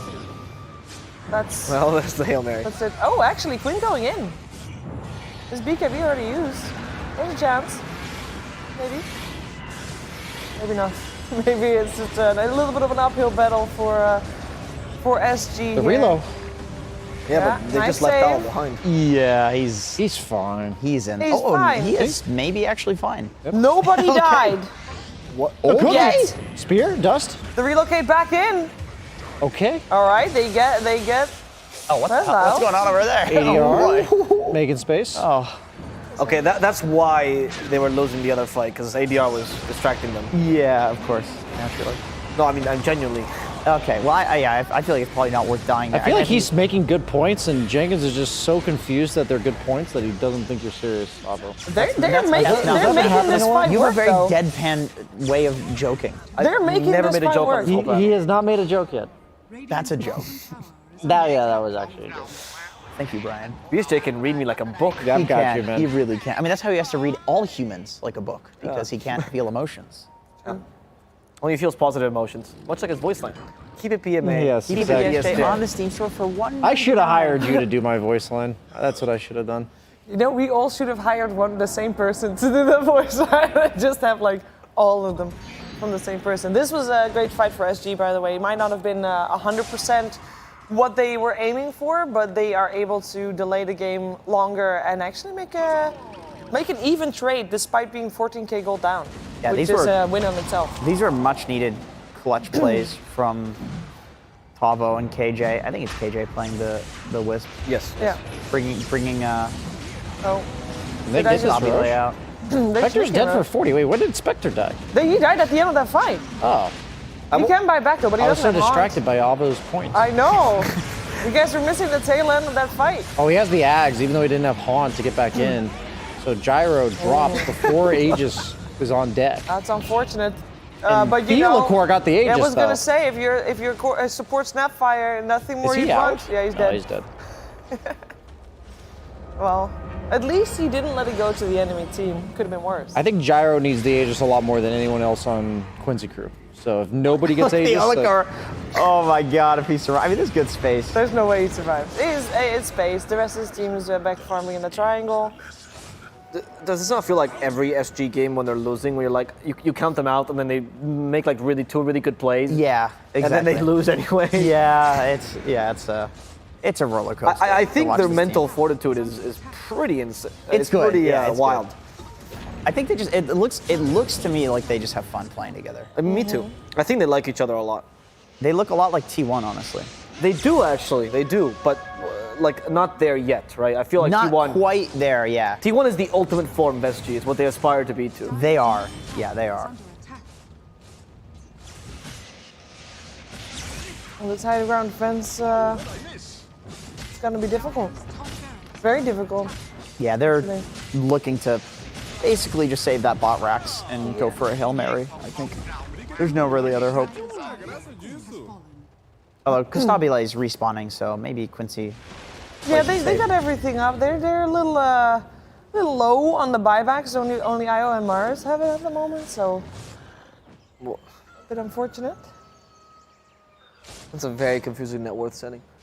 Yes, but this is done in preparation for the big fight that will happen soon with the buyback status. Which, by the way, because there's a lot of people wondering, so at the moment on the net worth status, you see who actually has currently got buyback with the golden lines next to the portraits. But sometimes during fights, you'll still see our observers switch to the actual buyback status, because not only do you see who has buyback, but you also see how close someone is to having buyback, be that via the timer, the cooldown timer that people have if they bought back earlier in the game, or perhaps they are close to having the amount of gold needed to be able to buy back into the game. So it's a little bit more detailed. Yeah, whys are important in Dota. You know, why do or they don't have buyback. Yeah? And also, when someone dies, a little tidbit, and they're around their death portrait, there will also be a golden line, Yeah. and that will indicate if they have If buyback. they have it as well. So stop asking me if I have buyback in my games, please. That You can see it on your sounded like allies. deep-rooted That was- frustration. Yes. Passive But aggressive. you can only see it on allies. You cannot see that on your enemies, by True. the way. Just let it point If you it have out. a certain setting on your Dota, you might be able to see it on your Map hack? Yes. But we would never. That's condone what I was such getting Let's at. not do that. Let's not do that. Brian. Oh dear. Is he out? He's out. Oof. That was close. That was Maybe very if close. Yawar had waited till he went back to base first, Oh, I see. To haunt it them. haunt into the fountain. Yeah. Haunt into the fountain, let it hit you. Well, so you get also, that he's- reflected damage. He's building Genuinely Basher. good point. It actually would have killed him. I It think. would have killed him, and he could hunt back. I think Jenkins thought I was joking again, but I, I was did not pulling think an you were Avo joking. and Now you giving a can't tell. relevant point that was serious. Can we ever? I guess. You're the only one that's being confused on this panel. I get him entirely. Yeah, Oh, we're, yeah, we're of mind course you melded. would, you big Cheever's a narcissist. professional, and then there's Jenkins. I love that Slacks called you a narcissist. I'm just gonna keep doing that. I was the only one that wasn't called an narcissist. Oh, It was okay. mostly Lizard. Well, everybody got lumped in at the end. Actually, sorry, Insania with 2 1s. and Let's that. be honest question. If you're Lizard and you get caught looking at yourself, would that be considered like narcissism? When you're I a would Lizard? look at myself. I was. I would too. Okay, just we're on the same. Me and you get it. I can't look myself in the mirror. I mean, that's understandable. That's why we're saying if you were Lizard. You. I still couldn't. The depression. Wow. Wow. Okay, that I turned real think dark. that's a different couch you should take that talk to. I'll see if Dr. K is available. Twitch TV healthygamer GG. Underscore, I believe in there. That smoke gank you guys were talking about just happened. They couldn't find anybody. The Hail Mary for SG. There is a the Dota W1 game team. actually going on right There now. is a Dota game going on, and there is so Welcome much to the pressure couch. on SG right now. Because even though this is a 2-game series, and obviously you'd like to win both, but you gotta win a game, at least one, because the loser of this series could just be facing elimination before the day is done. I understand why Quincy is trying to be so safe then. Yes, they're being very safe, right? Because they could have already taken high ground or maybe a couple more buildings, but they are not pushing it. I feel like SG is a good lineup as well to delay, with like a storm. You have the relocate. I mean, nobody thinks of this as the best use of relocate, but you can't just use it to cut lanes, and it's pretty effective tool. I even seen IO sometimes do it, where they like hide in the trees a bit as the timer's going away. And then they go blow up the wave with spirits. exactly, and then they go back. Yeah. Solo, literally alone. Yeah, it's literally alone, Yeah, yeah. no friends. It's important. You just had to mention the no friends part of it. Yeah. Well, I mean, That was just such an unnecessary insertion. please don't point that out, Brian. I'd like to forget that. You understand, guys, that he says like an entire statement, and like the no friends part is the part that he really wants you to hear. It's okay, buddy. He really does read you like a book. It's impressive. He does this. He studied. Yeah. As a Dota game, Yeah, Basher done on Spectre. These teams have also studied each That's other. a third smoke now. Yeah, I think it's on cooldown for a while after this one. At what point does it stop being a Hail Mary smoke? Like, I mean, it's still a Hail Mary smoke. Every smoke is a Hail Mary smoke. I think for SG, they have to win 2 Hail Mary fights in order to have a good comeback in this game. I think you're right. Because Yeah. they can't just win one game. It's like, oh, relief. No, it's win one game. Win one fight. Oh, that's and then, a good start. Getting an arcane rune. Yeah. They're or baiting it. using it Baiting as bait. Who did they find? They found a Monkey King. Beyond a this good- proc, He's got Aeon and BKB. BKB though, so he's gonna buy a lot of time for the rest of his team to get there. The Ag Stampede letting the MSS reset, that was pretty powerful, as they didn't even finish him as the target they found as support Monkey King. Yep. Two places the fight's going on right now. Can this Gyrocopter do enough damage to even get 1 kill is the question mark. The Snapfire! That's Oh, he threw him back in. Yeah, that was hype. He used that as a stun. That killed him. I think Last he's just game. throwing him away, right? GG. I kind of feel like, that's the last fight. They kind of Right, knew. right, With sure. everybody not having buyback. You said they had fun, so that looked more fun than throwing. That did look more fun, yeah. That did look fun to just chuck him super far. Yeah. That is always fun. The game itself definitely more fun for Quincy Crew. They end up with the victory there. Again, 2-game series. We'll see if SG can tie the series up, which would be super important for them because otherwise they will be the one out. And well, it depends on how Fnatic is doing. Actually, already Fnatic with the 1 win. Okay, so follow me here. Okay. Fnatic with the 1 win. Yep. Already now have 5 wins total, meaning that now with the 1 loss on SG, the max amount of wins They can get his 5. Yep. SG can still get 5 wins. is still 5. Oy. So Okay. Fnatic has to win again. So they could. That was a tie. really good Is that a point. So they rat have on to a win canvas? out, and Fnatic has to lose. Yes. If Fnatic lose, then the loser of this next game, or sorry, then if SG lose, they're out. Yes. Who's SG's last? SG's last opponent is Spirit. Yeah. Well, what happens is if SG goes down 2-0 here, Quincy Crew would have to 0-2 their next series, and SG would have to 2-0 their next series for them to then be tied again to go they- into a tiebreaker. They need to win, but I would say that this probably is the best case scenario for spectators. 'Cause I feel like if the first game went to SG, the pressure would be pretty instrumental for Quincy. Whereas I feel like SG doesn't feel that as big a pressure. Or due at to the least they circumstances. don't crumble as much under pressure from what we have seen compared to. For instance. I honestly think Quincy's pressure is bigger. I can't imagine a bigger pressure than Quincy's. Maybe I'm dying if they were doing badly, but I feel like Quincy has a lot of pressure. I don't think it's fair to. Okay. And it mounts tournament to tournament. Like every time they come to a tournament, they're expected to do like a little bit better, I think, Yeah. than they do, or a lot better. And then constantly they get knocked out, and it's like they say that they had higher expectations, so they're going to this one. It's like, God, I don't want to have this happen again. Yeah. And it was extra in during the Singapore Major. They actually did do well, but they were playing with the stand-ins, so it's like, we can do even better if we do have MSS with us. Yeah. And then the major after that, They Animator, they did well. Animator was the one where They did okay, but you could put an asterisk to that because from what we saw, they were the only team that, well, one of the only teams that they won their region, right? They won on the main stage only against someone else that didn't do groups. They 2-1 no ping. Because that was the major where everybody coming in from the group stage was just looking better than everybody that didn't play that group stage true. because the meta evolved to such a level that everybody was evolving. The standings here on your screen, by the way, as well. This is all updated. IG and PSG LGD still on top of their groups and already guaranteed upper. And Thunder Predator still eliminated. If you were not able to tune into yesterday's games, that unfortunately means that they are guaranteed out. No wins to their name. They do have one more series today against T1. But the rest is like so many possibilities still here for tiebreakers. Of course, we are mostly narrowing in today, this morning, on Quincy Crew versus SG. As you can see, those are fighting at the bottom of Group B. And they are waiting for Game 2 to start. In the meantime, on all the other streams, the games are almost concluding on the drafting side of things for their second game.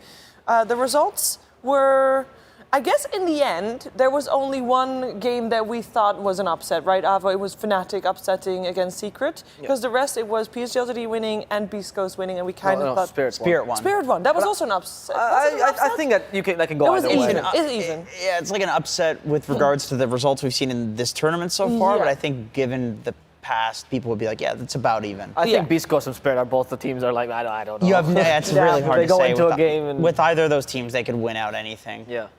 I do feel like the Fnatic one was an upset, Yeah. but I think their draft was really good, honestly. I thought their draft gave them a lot of advantages. It did indeed. Okay, how you guys want to do this? Of course, we've got 4 games very soon as well. You want to start with the laning phase of Beast Coast Yeah, Spirit? I'm and then actually really just, excited for that shoot draft. around? Yeah? Oh, I think that's why? a really cool draft. We got Slark. Not very Ooh. many of those throughout the course of the entire tournament. Beast right. Coast, that's a K1 Hector special as well. And then also the highlighted hero for me is the Necrophos last pick. Okay. Necrophos has a really high win rate. I believe he's 4-1. Only 5 games, obviously, but when on he's point. picked, it's good. As opposed to the Gyro, who's picked a lot, and it's not good, Yeah. ever. Less Gyro, more Necrophos. I'm with you. I mean, I feel like there's just a lot of really tanky heroes that are unkillable if you don't have percentage HP, and Necro is just like the best percentage HP guy in the game. That's true. Like Tidehunter does extremely well against Kunkka. That hero just like builds to take long fights and be tanky. Even Terrorblade builds a ton of stat items, and you dumpster him in lane as Necro because you do magic damage and TB has high armor. It's a really great Necro game. Kunkka does Necro is have 4-1. Yeah, he is 4-1 across 5 games. That's not bad. Kunkka has the damage mitigation though, which sometimes sucks as Necro. Like when because you do the calculation, you try to do the exact Reaper Scythe. Actually, damage or what is it called? No, What's I'm Necro's talking- not Heartstopper? I'm talking I know about you're Reaper I know you're Scythe. talking about the alt. I know you're talking about the alt. But Heartstopper aura goes entirely through damage reduction. That's true. So it's actually good against Kunkka in that respect. I think the Axe Necro build was the one that was really HP good. removal, that's what it's called. I HP forgot what it's removal. called for, but that goes entirely through any form of damage reduction. But magic resist does work against it, funny enough. Necro also owns Kunkka in lane traditionally. Yes, So yeah. Any strength hero melee. And you You're just gonna take out-heal death the pulse. harass that, Yeah. that Kunkka does. And you don't die to him at 6 either. So there's really like no point where it gets better for Kunkka. Usually you end up getting pressured under your tower, so we're going to look for the rotations from Schofield to potentially set up that level 6 Reapers. I don't think Necro will ever solo kill Kunkka, but with like even just a level With the 1. +1, like yeah. of any hero, it's a kill. Yeah. Once again, though, we do get the very traditional draft for Spirit. I mean, this is what they've been doing. You know, hard carry, offlane that creates space and is a teamfight offlaner, and the mid laner that can go a bit ham. Torrent Tokyo likes to be the one leading the fights as opposed to Collapse most of the time. They actually use Collapse sometimes as secondary initiation. And another note, I think Collapse's best hero is Tidehunter. He's a ridiculous Tidehunter. He makes Tidehunter look like he is such a complex, diverse hero, even though we all know he's not. Have you seen Collapse Mars?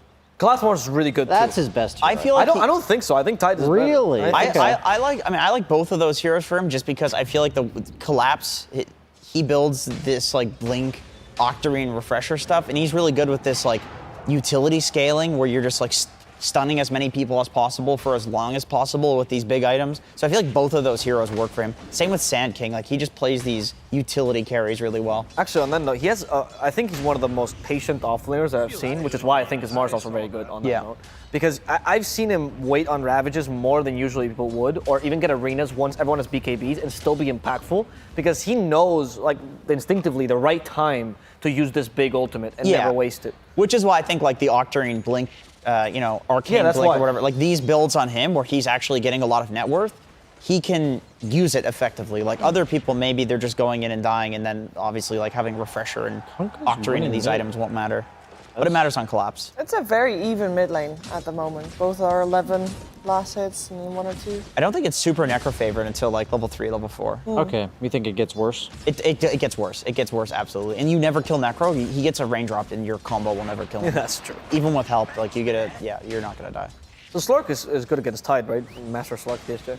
Not really. Really? It's good in He game. used to be. It's good in game, and it used to be good in lane. But now the way Tides play, I don't know. Slark just got nerfed so many times in lane. You So have to. what is it that makes him? It's just the fact that you're a really low armor hero. That's that gush. probably Gush against plus Silencer. anchor smash makes you take a lot of damage. Yep. Oh, And yep. since Silencer's getting bullied by Weaver, Slark has to like threaten to kill you. You don't win the trades. That's the thing. Slark doesn't win the trades. I played this exact Weaver versus Silencer matchup like 20 times in the last week, just because like Silencer's like I don't one of the believe you le- played the it that leading- many times. I have. Well, maybe not the last week. It's been TI, so. I was gonna say, how The did week you get before time TI. to play 20 games?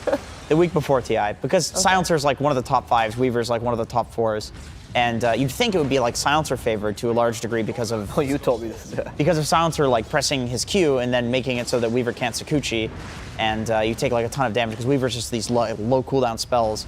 But Silencer gets a single bug on him and he just dies. He folds. He's just too squishy. Weaver is so good at running him down. We're actually discussing this, us three, ironically, that sometimes Weavers will go for 1 extra point in Swarm if you're up against Silencer. Yes, I And then like you that just a can lot. Destroy him. Yeah, I think you go like 1-1-1 or like 2-1. And Slark can't dispel that bug. He has to hit it. So another. He's 1-1-2 at the moment. 1-1-2? That's the wrong I see, hero. I see. They just switched it. Well, 1-1-2 is not actually bad on Weaver either, because the second point in Geminate is It like was huge. 1-1-2 It's like on the Terror It's Blade. really bad. Don't do that. What, it's the 10 to 30 it's damage. not bad. It's not. He's crazy. It's not bad. Well, no, But we're gonna click him in a second. Actually, no. Against Silencer specifically. You can check it out, Okay. right? You've got the technology. I can. Yes. What are you asking me to check out? Weaver build. Oh, I was just watching the other stream. Oh. I wasn't inclined because this laptop doesn't have Dota on it. Okay. I was. What are you talking about? Download it. You need to go to Steam and. Of course, there's Dota on it. Steam.com. Do you think they would give us laptops on the Dota? /Dota. There's Dota on it. Okay, I'm gonna try again. I'll trust you. I feel like you might be the type to bait me right now, but it's fine. I would never say a laptop that they gave us here doesn't have Dota on the international broadcast. It has it. Sometimes it just takes really long to load. Exactly. Thank you. Okay, maybe I misread it. Maybe it was like updating. I thought it was like a 10 gigabyte update or something. So I thought it was just downloading the game. A lot of hats. A lot of hats, yeah. A lot of Understandable. voice lines. Oh yeah, true. Keep it PMA. Keep it BSJ. $1 in the Steam store. What a bargain. So which team are we favoring right now? Now that we're seeing the laning stage develop a little bit, is there any particular team that you feel like has got a big edge going into the remainder of the game, or is it too early to tell? I know I'm asking 5 minutes into the game. It's like, hey, how is it gonna go? I think draft-wise is kind of even. I Yeah. think both teams have their strengths. I mean, well, now this Necrophos is very important though. Okay. Spirit has a faster lineup at this current moment. Oh, that's a nice little toss back there. I think their mid-game power spike is going to be a bit stronger with Konka Tide. I think so too. Yeah, I feel like Kunkka is the only hero that really runs around and does stuff. Mars kind of needs a blink, and his ulti is like a really long cooldown now to do things with, whereas Kunkka just runs around with a boat and does things like this. This is the most Schofield play. It is so. This is very, very Schofield. No, he's gonna cleaves up the creeps. He's trying to avoid it. That was impressive. In the meantime, on this top lane, Slark just died after getting chased down by Collapse and Mira, and then He's they killed the 1-1-1. Silencer as well. Which is definitely the right build. 1-1-1. Yeah, not Yeah. 1-1-2. Yeah. There we go. Yep. Well, Well, he's almost level 4. What's he gonna get next? Yeah, but yeah. the Team Spirit is doing really well this game so far. Feels. Yeah. It's frustrating for Beast Coast because they're used to, or they try to always win their safe lane. Actually, this combo tends to pick safe lane winning combos so Hector can farm. And when you don't, they have to start creating space like crazy by sacrificing Schofield. Schofield and Chris Luck start getting into action. Yeah, That's when- exactly. You guys see Whisper's build here? What is his build? He's going for the straight meteor hammer. Oh, he's done this before. He's done this before. Not this tournament. Yeah, this tournament. Is this the first? This is the second meteor hammer that's been built On up? Mars specifically. Okay. He did this before on Mars, and we were all like, what? And then he pushed tier 2 with Meteor Hammer alone. Like, oh, okay, he's just playing Broodmother on Mars. Okay, that's nice. Because like one of the items had not been built at TI yet until Jenkins yesterday or something. it has a really great theory of Meteor Hammer. We Oh, should explain on don't. panel. Listen, Insania corroborated, all right? Insania corrected is the word he was trying to use. Okay. That's not the right word. But what is your theory of Meteor Hammer? Because I think it actually was interesting. Okay. My theory on Meteor Hammer Actually. is that if you get this item early, and this is why people were going Meteor Hammer before Boots on OD, there's like this timing window where you can show up to towers where the enemy team isn't ready to like 4 or 5 man defend those towers. Yeah. They can't kill you while you're just like sitting there Meteor Hammering, but it's only like a 5-minute window. So for a lot of heroes, I think going for Meteor Hammer like later isn't as good. But on a hero like Mars, I mean, I feel like the reason that he's getting it is not so he can like epically push towers before the first 10 minutes. It's like, Perseverance. it's not perseverance. That is the most absurd claim that I've ever heard. Only Insania is what he said, and I think for Mars it makes a lot of sense, to be honest. They are losing their mid tower. When you Yeah. have a Necro versus Kunkka, that's not supposed to happen. I do like the way that Team Spirit played this. They made it very clear, like, hey, come and fight us. You know, they placed an obs right Whisper. next to the tower. Why not? this is It's- the, and then Fnatic. they still. we just saw Fnatic Yes, do the we saw exact same Fnatic do the thing. exact same thing. TB and Tidehunter, Yep. same two Yes. heroes. And also around minute 5, this is minute 7. Go mid, take that tower.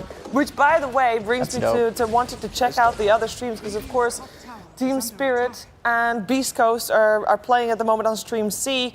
But the other games, they've kicked off as well. And let's go to Stream D. Let's check out Fnatic. They've won game 1 versus Team Spirit. And I'm really curious to see what they got in game number 2, if they can do it again. Because for them, beating Team Spirit twice, Team Secret, sorry, twice in a row, this is gonna get real confusing, would be their crowning achievement on the group stage. It would then be so clear that they have just gotten better and better, and it would be very scary going into the main event. Is that Ricky Carey? That is a Ricky. That is a Ricky on the the first safe Ricky? lane. Yeah, laning together with an ogre. Ricky Carey.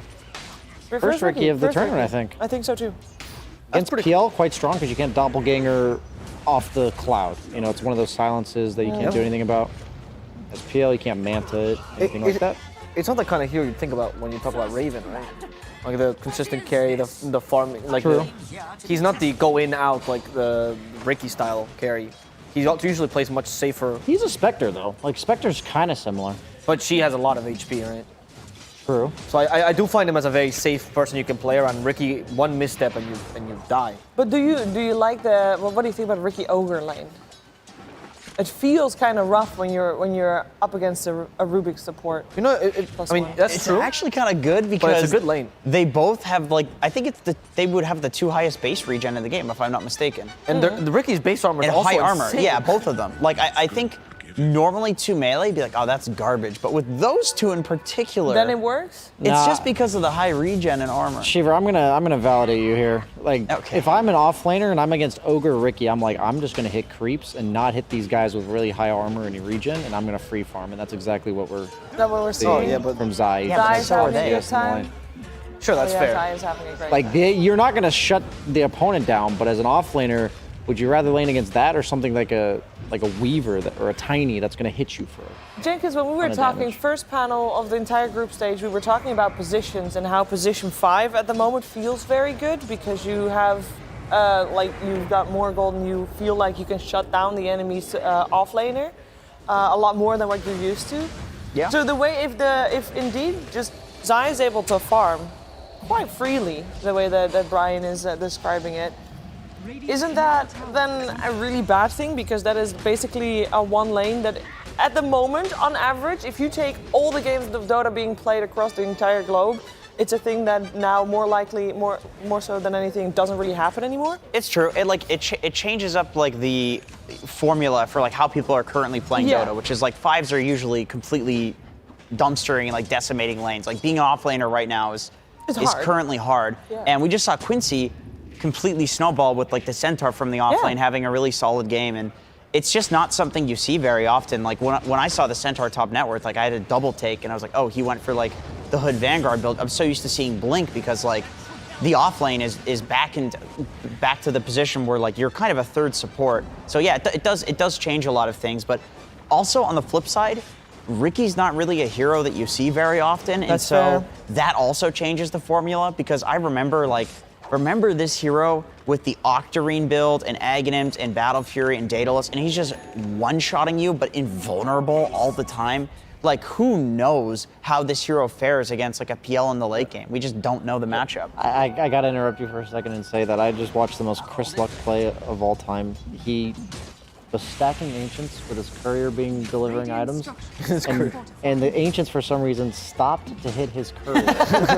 So they killed his courier and then didn't stack. I see. Yeah, that would be Chris Luck for you. That would be him. What a legend. That was so funny. I was listening to your spiel, but like, holy moly, I couldn't stop laughing at that. Yeah. I wanted to add to your Ricky point because I feel like one thing that does destabilize us a bit is Ricky's kill potential once he hits level 6 is insane. Like he deals so much, particularly against Mars, who's a relatively low armor hero. The reverse bristle was well. Yes. You know, By the way, damaged think him about that for a second. Ricky is a small satyr who's pretty much naked, and he has 5-6 He's base nude. armor. Yeah. And Mars is eye. a legionary and has 2 armor.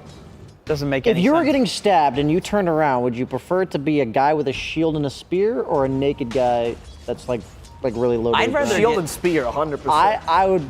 I would actually. Yeah, I agree with that. Well, he's That's got what I'm very getting thick hide. He's good. It's like I guess elephant it's the skin. horns, right? Well, you know, they say that you shouldn't shave a dog in the summer because actually the fur, as the seasons progress, it's better for heat or for cold or whatever. Yeah, And so insulation. It's kind of naturally, yeah. You have to let Who nature. shaves dogs? Who shaves dogs? Some people do. They do save cats. Well, Some I people will. shave That actually does cats as happen, well. yeah. It's the Feral same dogs story. on the street, I'll just give them a quick shave and just, To practice your shaving. just to practice because the you can't shaving. do it on your face. Exactly. Thank you, Shiver. That is not something a sister He's should preparing say for when he hits puberty. to her sister. Sorry. Very I'm rude. sorry. Anyway, on the Ricky, I think that once you hit that 6, you can maybe start winning the lane and farming a fair amount. Of course. And you actually have the Weaver as well to rotate. So unless Secret is willing to commit a fair amount to push the Ricky out of the lane, I think you can stay there a fair amount of time. He is not a hero that's easy to push out, and Mars is not the best hero doing that. Yeah, for sure. I think Ricky's like one of the few. It's actually really hard to hit that hero with an arena combo. I know. I know you don't necessarily want to just like sit there and lane against a Mars, but I kind of feel like because it's such a long cooldown at level 1 now, or I think all levels now actually, and Ricky can like dodge out of it so easily. Maybe you do just stay and just risk it for the brisket, as they say. The biscuit. Avo. Yeah, it's definitely a biscuit. I see. Looks like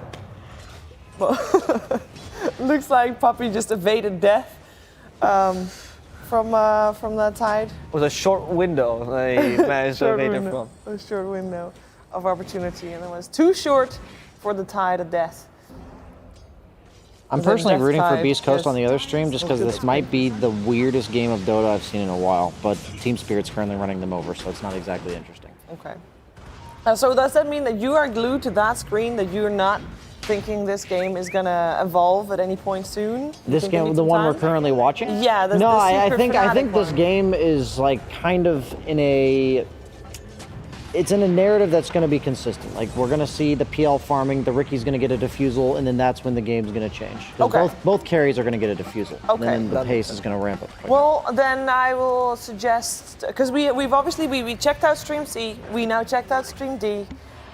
We want to check out B eventually, because Quincy Crew and SG are playing a very, very important series for their careers. But we also want to just quickly see PSG LTD versus Elephant. PSG LTD won game 1 of this Stream A series.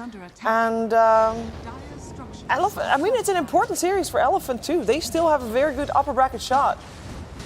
And this might be a series that, PSG is doing very well, but Elephant, no PSG very well as well. And they've got a good shot, I think, here to do it. But let's see Stream A, see what draft they're going to try to do it with. Because that's where it all begins. They went for the Night Stalker. I like it. We've seen a lot of Night Stalker on the off lane, and we heard you guys talk earlier, Vision Game. That's why we like Monkey King position 4 so much. Well, if you're talking about Vision Game, the best Vision Game possible is the Night Stalker at the moment. I like Night Stalker a lot with Storm because even if you don't get a blink on Night Stalker, it lets you jump backliners like Sky or like Elder Titan, Magnus, depending like what build he's going for. You can pick your targets, and Storm is like obviously a hero that wants to pick targets. Even like Sven Io, if you have Night Stalker ult, you can like see that somebody is isolated and know that it's a good relocate. Heroes that like abuse the information are very strong. This lineup by Elephants actually. They have the double heal as well with the Warlock IO, which is something OG's been running with Legion Commander. It is really good. The Night Stalker IO combination is also insane. I think that early you can just pair with Night Stalker and do a lot. Not now, clearly, but usually. This is apparently the new meta build on PA. Ame's gone for the Falcon Blade Maelstrom. That's the replacement for I have seen that. for the Battle Fury. Yeah, How 'cause you many get a little times mana does PA regen, you pick? don't have the health I don't regen. mind that actually because you need mana regen to spam your W. And if you're spamming your W, you're getting attack speed and you're using the Maelstrom. Yeah, That it's makes a sense. smoother build-up because before you get Battle Fury, when you're going Battle Fury, you're pretty much just a farming creep.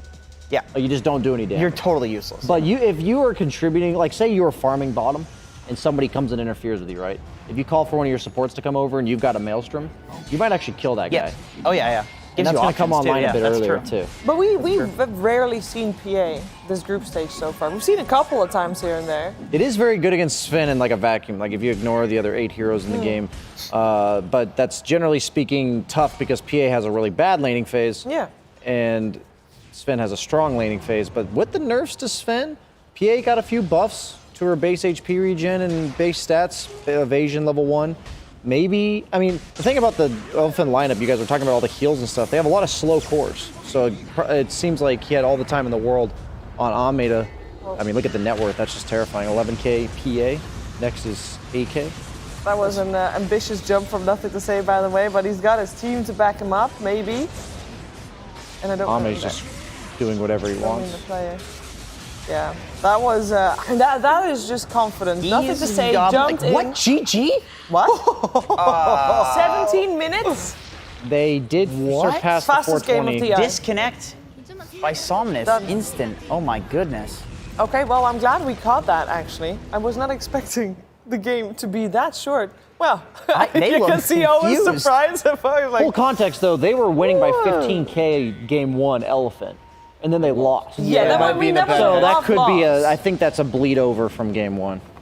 Better That's to an GG oof. out early though. I mean, ROTK is their coach, and I think he's one of the most veterans at experiencing mental defeat. So I think he's a very good coach at knowing when to just call quits. But he's not in the room with them when they're playing. He's not saying, guys, it's over. GG out. I don't know. You're playing against Mag PA and you're losing at 17 minutes. Like Mag Oh PA my is meant to goodness. be like the Morphling Willow, where you have to come back after narrowly Your making early it through the game's laning terrible. stage. Yeah, you just want to survive barely. So if you're losing to that, I'm down for them to GG up. Yeah, that's fair. I mean, that Reset. was. It is painful. TI though. It's Yeah. LGD though as well. It's like okay, They're winning not by gonna throw 15. this. Yeah, it's, We're maybe not they'll gonna- make a mistake. No, not LGD. Yeah.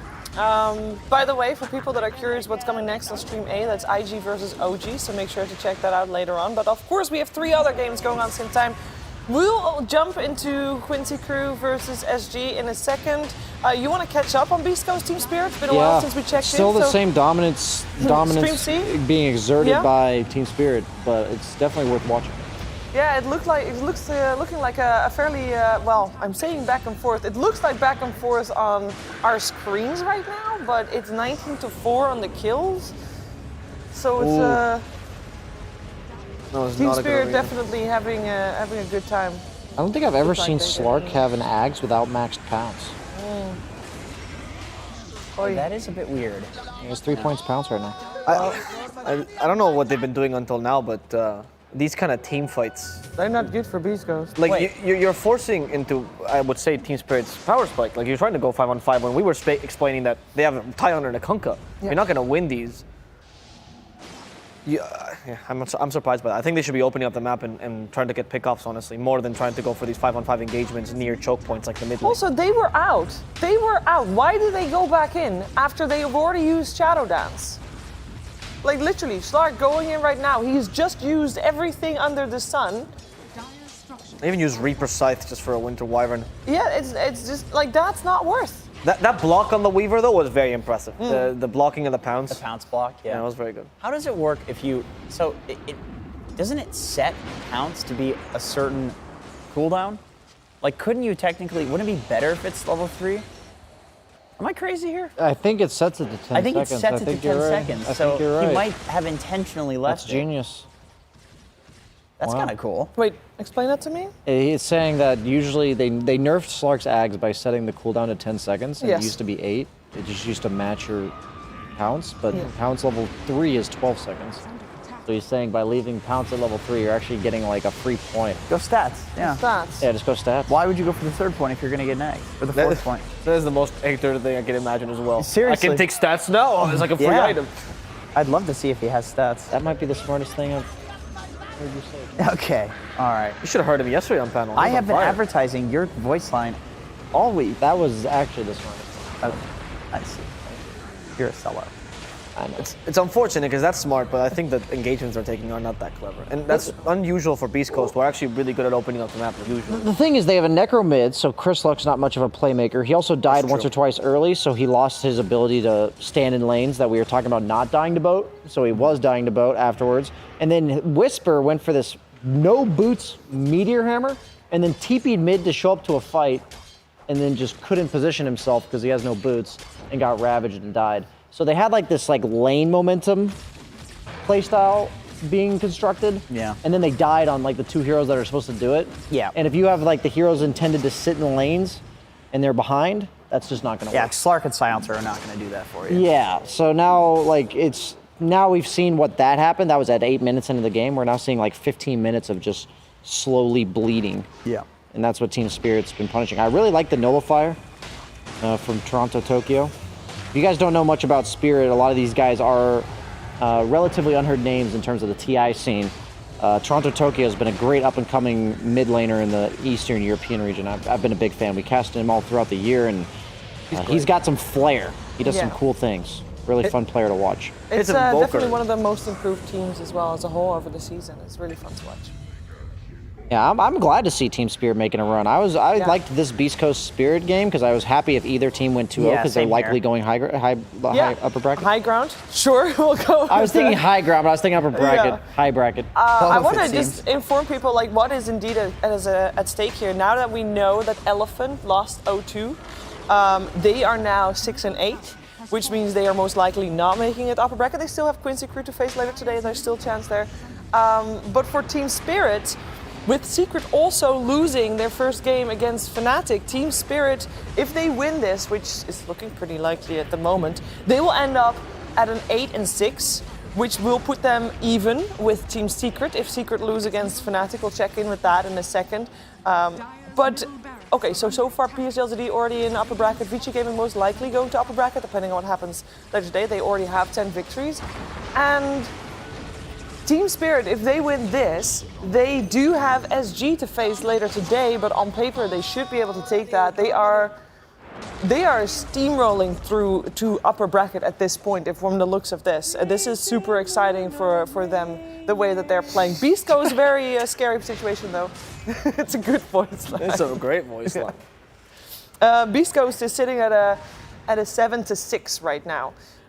For people at home wondering, if this is a loss for them, it could put them at a 7-7, which, you hear it right, puts them in the middle, which is, well, you don't really want to be in the middle because you want to be in upper. Yeah, 4 out of 9 make it to upper. 4 out of 9 make Slightly it to above upper, so average. you have to be slightly above average. Beast Coast still have PSG LGD to face later today, which, let's be real, They're not PSG winning that look on game. fire. Yep. It's hard. But depending on the Vici Gaming results, PSG LGD might not care so much about all games, and that might be better off for Beast Coast. That's true. We could get some Pudge action going on. Oh, that's true. That is Carry Pudge Pudge. Sniper. Maybe some carry Pudge Sniper. They did run They it. I did think they run copied it. Arkosh Gaming, who ran that first Yes. Division 1 DP. Tell us more about Absolutely. this. Jenkins, that was your so many Arkosh mention on the panel today. Okay. And he only has got a certain amount to go through every day, and he's out of it right now. So out of fear for him mentioning realize I a was at the certain cap. team again. You were at the cap. I think you're at the cap. I'm really glad you're holding him accountable, Shiva. You're Yeah, I mean professional. someone has to. It's true. It's not Avo. Do you want to do one last shout out for PSG before you go? Keep it being BSJ. Keep it PMA in the Steam Voice Store. €9.99 by today. $9.99. Oh, It's way less than that. Inflation. Steam Voice Store.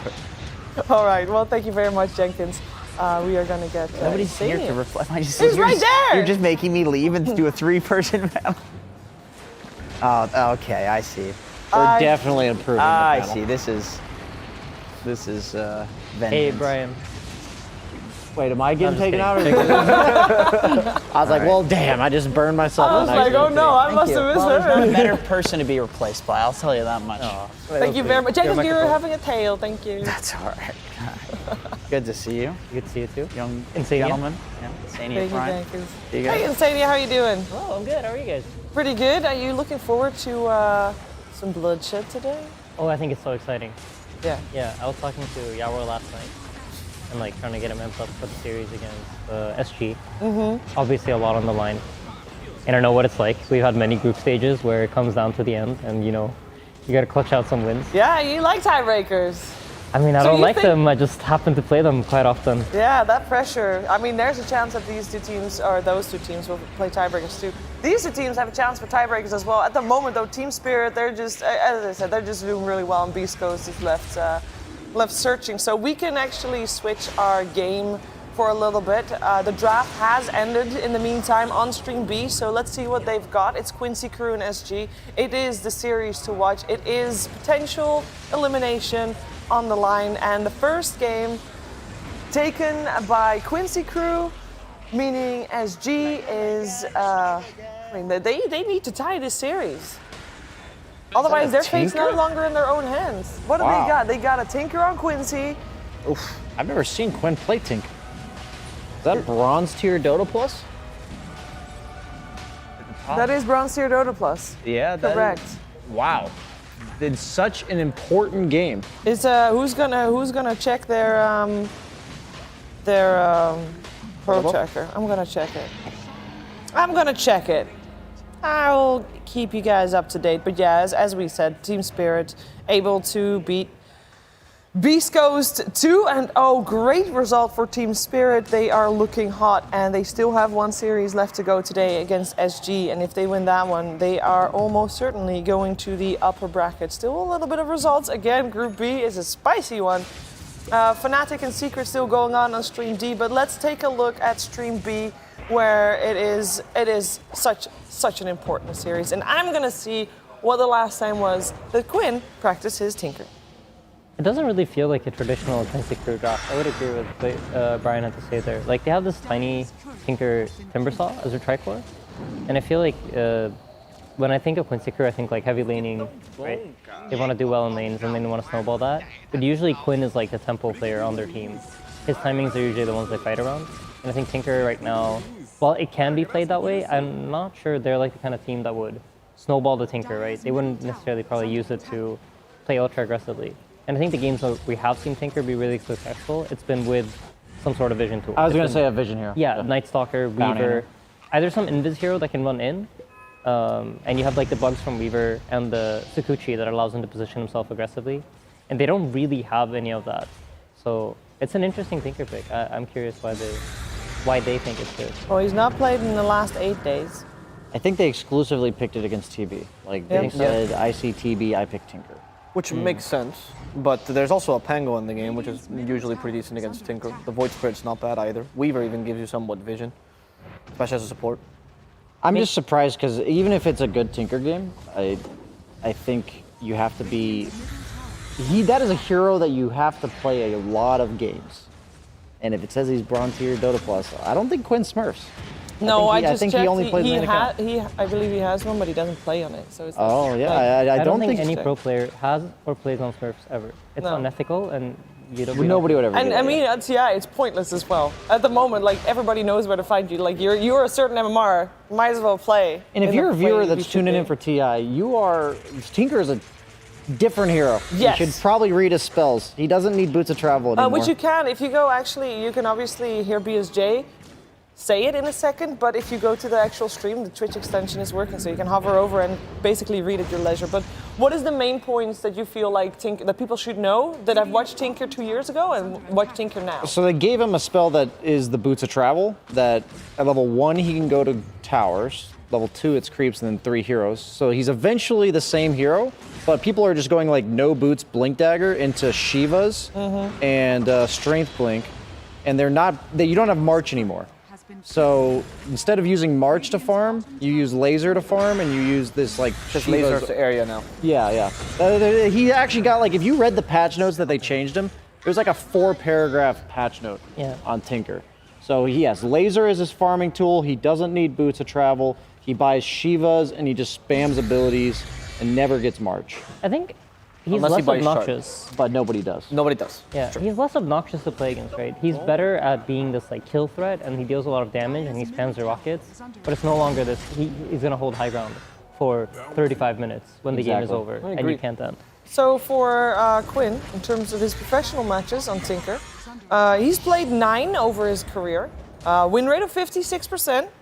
Yes, it's not bad. He won 5 That's more out than of 50, 9. Last game, January 2018. And in his professional matches, so that doesn't say anything about his practice. I might have played Tinker more recently than he has, and I don't play Tinker. But he seems to be doing quite well. I mean, both him and Yao are at the top of the net worth, and I think Tinker is the kind of hero where if you hit your blink early enough into the game, you're almost always guaranteed going to have impact. And the way the hero kind of wants to play out now is, together with Ogre and Mirana, basically anything that gets stunned by Ogre is going to get Tinker rocketed and lasered with an arrow on top. So Oh, Tinker in his pubs. Sorry, I got that too. It's 123 games total. That's actually way more on than his I thought. pubs. Okay, that's a decent amount. 45% win rate. Last played December 2018. Oh, wow. That's a long time ago. Wait, what? Like, They have to be like scrimming with it or something. scrims are not recorded in the stats that we Yeah. have. They are Yeah. hidden data, so they might have been scrimming with it, but he has not been practicing it outside of scrims if he has. Wow. If he hasn't practiced it, I gotta commend his courage. This is not the picture of Quincy crew we were painting of this team that's like starting to crumble under the pressure. Yeah. This is a Quincy crew that's bringing out anything that works. Yes. This is good mentality-wise. You think it's courage? I think that's like, desperation? what would you call it, courage. Aiden? You call Yeah. it courage? I think so. I think you like. In some, like, it depends, right? If they win, we're gonna say, yeah, that was a really like smart thing to do. Sure. And if they lose, we're gonna be like, wow, they really should have stuck to Like, their why guns. would you do that? Yeah, exactly. Like, I think at the end of the day, as a player in that position, to be like, hey, I think Tinker's really good here, and I'll carry the game with it. And that takes courage to say. Yeah, that I is think fair. like you, from Quinn, that is like him being confident in himself and his ability to play the game. Which says something very good about their state of mind right now. Agreed. I think there's a very different way that drafting goes between like a tier 1 team like Aiden's played on for a while and like at the tier 4 teams I played on. Because like whenever somebody who didn't have a lot of games on a hero, in my experience, said, let me carry you guys, they didn't care. I mean, so that's the thing, right? We need to look at it regardless of result, because we're judging him based on like how confident is he. Yeah. Yes. And if he's confident, I think that translates to your teammates. If you're like, hey, trust me, I'm gonna do this, it's gonna carry I'm over going to to your ruin teammates. TB's game. That's pretty Yeah, much what he exactly, said, right? exactly. Like it'll carry over to his teammates. Okay. And it'll be a positive influence, like I think, for his teammates. I like And then like whether it plays out or not, that's a different story. But in terms of what it says about their mentality, I think it shows. You know what? I'm hyped now. Yeah, you're Okay. so You've sold me. nice. I do have a question about this game because I'm wondering how much it is similar to a previous game. Remember, Avo, when we took a 10-minute break and it looked like nothing changed? Is the same thing going to be the case here, you feel? I don't think so. I agree with Maiden's point. That the Tinker is not played to just hold high ground, farm a bunch, right? And you even have Timber Saw as well, so I'm expecting some sort of mobility. I mean, Tiny, yeah, until minute 20, you're not going to do as much, but the rest of your team is usually going to create space for you. So I'm expecting them to try to at least put a bit of pressure so they can ensure Tiny's farm. My real question is actually how SG is going to prevent the Tiny's farm from happening. Because Tiny versus TB is not the greatest matchup for TB. It gets better later, but Yeah, in the like mid quite a game, while. it's not good for a while. So they need to. I think they need to do something now to make sure that Tiny just doesn't pop off and destroy your tower super early. And I don't really see much kill threat for this team. I think the story of this game is going to be. I think for Quincy Crew's side, what they have going for themselves is they have a lot of very good heroes against the Terrorblade and the Illusions. Like they have the Tinker, they have the Tiny, and they have Timbersaw. These are all three good heroes against Terrorblade for a very big portion of the game.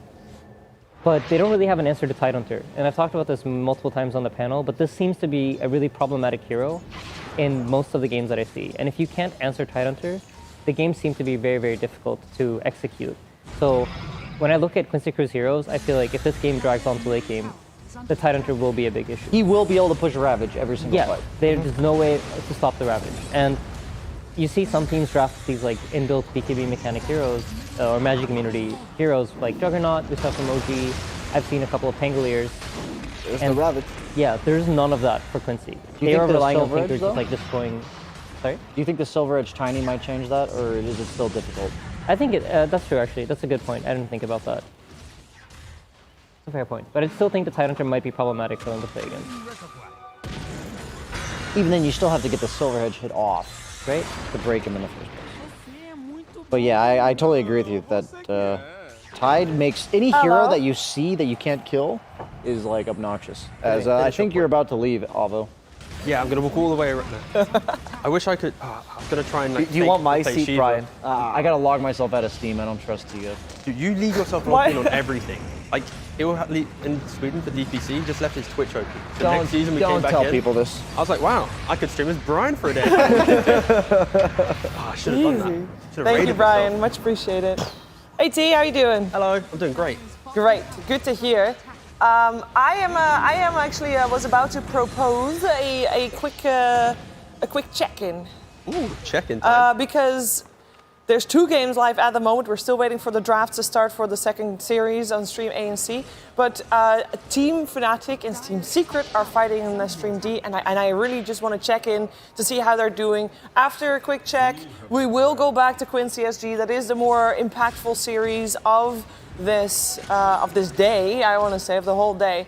But Fnatic has been on fire in game 1 and are looking to repeat their victory, which is incredibly impressive. And again, for them, this is their final series of the group stages. It would be the absolute cherry on top after just growing as a squad.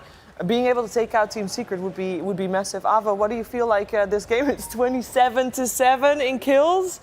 It's looking pretty rough on the net worth as well. This is the Ricky carry that we talked about earlier. It's doing it. I was a fan of the Ricky carry. I thought it was a solid pickup, and it was what BSJ was saying. Unfortunately, he's not on the panel. That this just starts popping off once he gets the Fusel Blade. Similar with the Phantom Lance, right? There's somewhat similar timings, except Ricky's is so much stronger. And we're seeing just Fnatic honestly kind of run at them now, force fights. You have a Tidehunter anyway, you have superior counter initiation, such high damage, and for the most part, Secret's heroes are kind of burstable with this combo of like Ricky Weaver. I haven't seen this combo. It's actually pretty smart. You swarm him, gives vision. Ricky can always blink strike as well. It's kind of hard to catch, and you deal a ridiculous amount of physical damage. Yeah, and the question mark we had earlier, T, if you can shine some light on it, because we haven't really seen the matchup that often. Ricky versus PL late game. It's a tough one, right? It sounds like PL should do pretty fine because he'll be able to be tanky enough not to initially die. And I think Ricky, realistically, it's like the early smoke cloud value and bit killing him. I guess, can you itemize to kill the PL? We can Battle Fury, Ag plus Battle Fury, I Daedalus. actually think Ricky is actually quite good against PO. It's a lot of items, right? It's primarily the smoke cloud, and it's Yeah, not exactly. necessarily that the hero one-to-one matches extremely well, but if you think about PL and how it fights in late game, it's usually off of that talent that allows him to doppel around constantly. And Ricky's really good at stopping that. It's the big, you have like a smoke cloud AoE talent as well on Ricky now, which he might take, I'm not sure. but I think Ricky's like quite all right. And with the heroes that they have damage to kill the illusions. Like I think on a Ravage, they'll kill off most of the illusions, and then you will know which one is the real one for Ember to chain up, and then like Ricky can really wail on it with just a Here we go. Let's see this Team Secret high ground defense. They are struggling. They're just dead. Did we just witness the end of this? Is this? Yeah, I mean, this looks really rough. Yeah, the nice thing here as well is like Ricky does really well against Mars in lane, and then like Aiden just mentioned, is the fact that the Ember, he's the one dealing with the PL realistically in the big fights because you can clear out the illusions as you jump in. Exactly, right. Like a classic counter, and then it's the added value of a smoke screen. Like you don't really itemize to deal with this. Like, do you really want to buy a BKB on PL? Like, Oh, that's a GG. Yep. There's one good thing for Team Secret when they come out of this game. They can look at the scores of Beast Coast Team Spirit, and because Beast Coast lost 0-2 to Team Spirit, Team Secret is still ahead of Beast Coast in terms of score because Team Secret after this 0-2 loss, they are 8-6, with Beast Coast being 7-7. So they're still ahead of the average, which is good, but it is.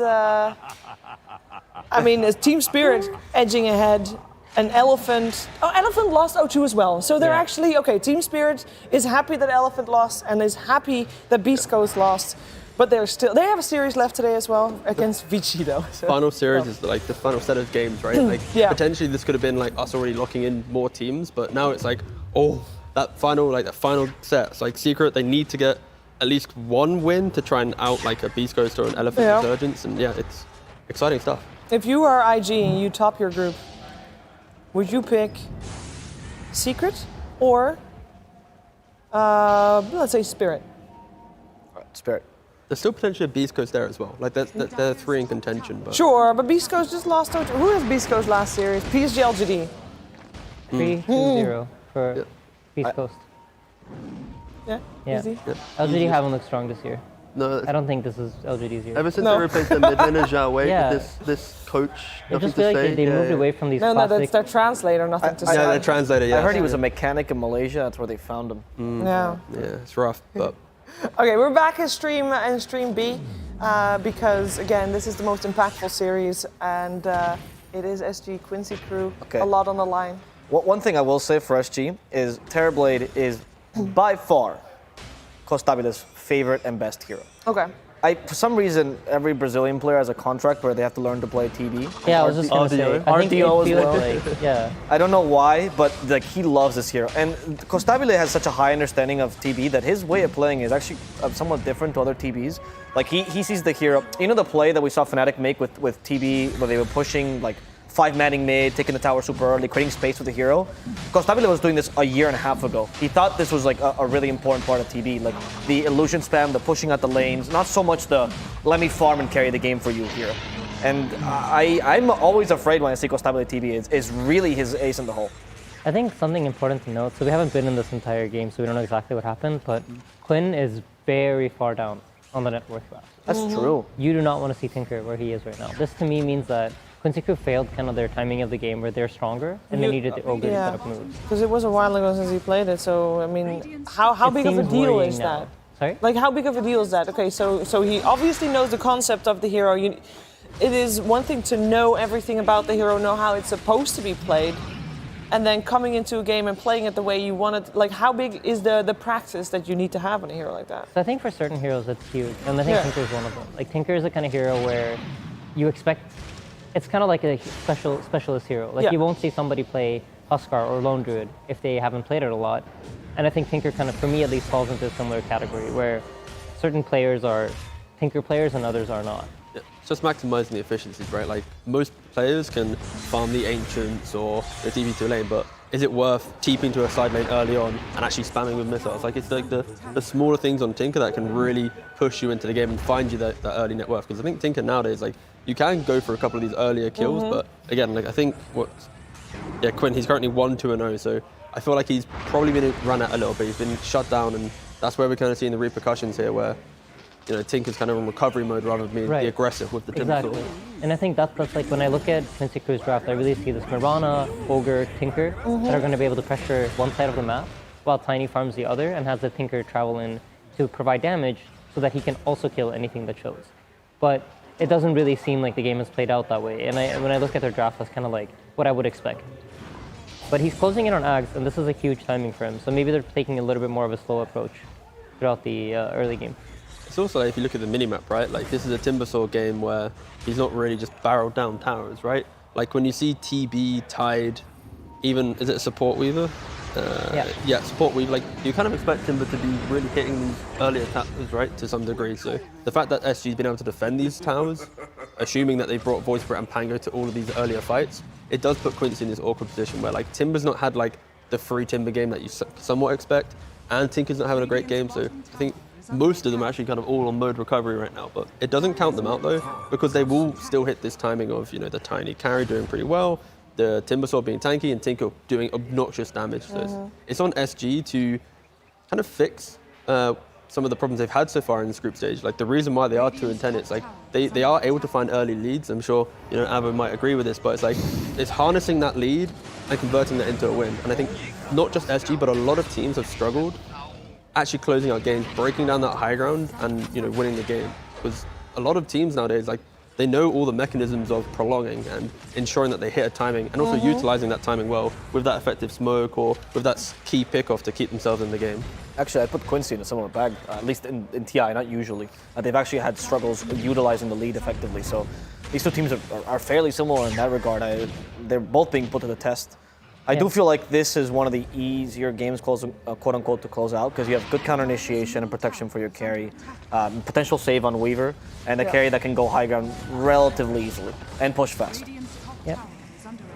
I would agree with that. I think They found the Tinker. Yeah, I mean, that's it's a rough life, and that is the traditional Tinker, the tip, the Tinker ward. It is such a basic ward. It's called the Tinker Ward. It's called the Tinker Ward for a reason. It's branded but for him. especially when you're in a situation like this, when you know that your outer towers, your tier 2 bottom and top are going to be the next target, you should be prepared for a ward on either high ground. Luckily, Meta is wearing out here, but they still should be able to at least bully this. There's an focus Aegis down. on the TV for a little bit. They're going to be. Yeah. And you notice how Titanford is positioned so aggressively? The reason he can do this is because there's no real answer to him. He doesn't need to be afraid of a Clockwork hook into a Hoodwink ult that just kills him from range. Yeah. If they want to try to kill him here, Tiny needs to commit in, and that allows the other 4 heroes to have a very free team fight. Arrow. Wow. He baited it. Very. He wants them to go. I think so, yeah. I mean, he's going to be Because fine. they know they They're win the gonna fight go at the in. end of the team. Right. But they kind of creep forward, like guys with arrow. He moved his illusion aside. Yeah. He got arrow. Yeah, that's what I was wondering. Yeah. All right, at least they get, surely they have to get back to defend their Terrorblade. Hello. Terrorblade just respawned in the middle of the enemy base. Oh, he just got TP'd out. BKB BKB TP out. So he's probably Okay. yelling there like, I have VKB, I'm going to TP out. Don't. Yeah, I after was me." like, Yeah. they're just ditching him. They're out, but yeah, with good reason. Nice, on the same page. The only one they lost is the Watermelon. They got the Rex to half. Quincy Crew with the backs against the wall here with this game 2. T, I'm sure you have for me what it means if they tie. Basically, if they tie, then both teams will be 3-11, which means that the next series that they play, SG will be playing against Spirit, and Quincy will be playing against Elephant. If either team 2-0 and the other team doesn't get 2 wins, of course, then the other one will lose. Yeah, What does because it mean for the other Fnatic two? winning means they're out. Out of contention for elimination, right? Yeah. Yeah.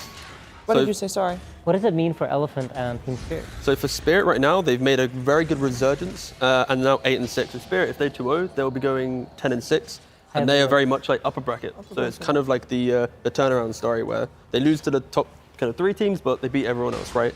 And it's right now, I think, as you look at the group stage there, right, it very much could be, it's still Quincy or SG. And the importance of this series was if either team got a 2-0, they can just get one more win in the next series, and it's like the other team's out, right? But because it's a draw, it then goes into another important series where it's like you have to get the more wins than your opponent. So, Yeah. but it is between these 2 teams now for elimination, pretty much.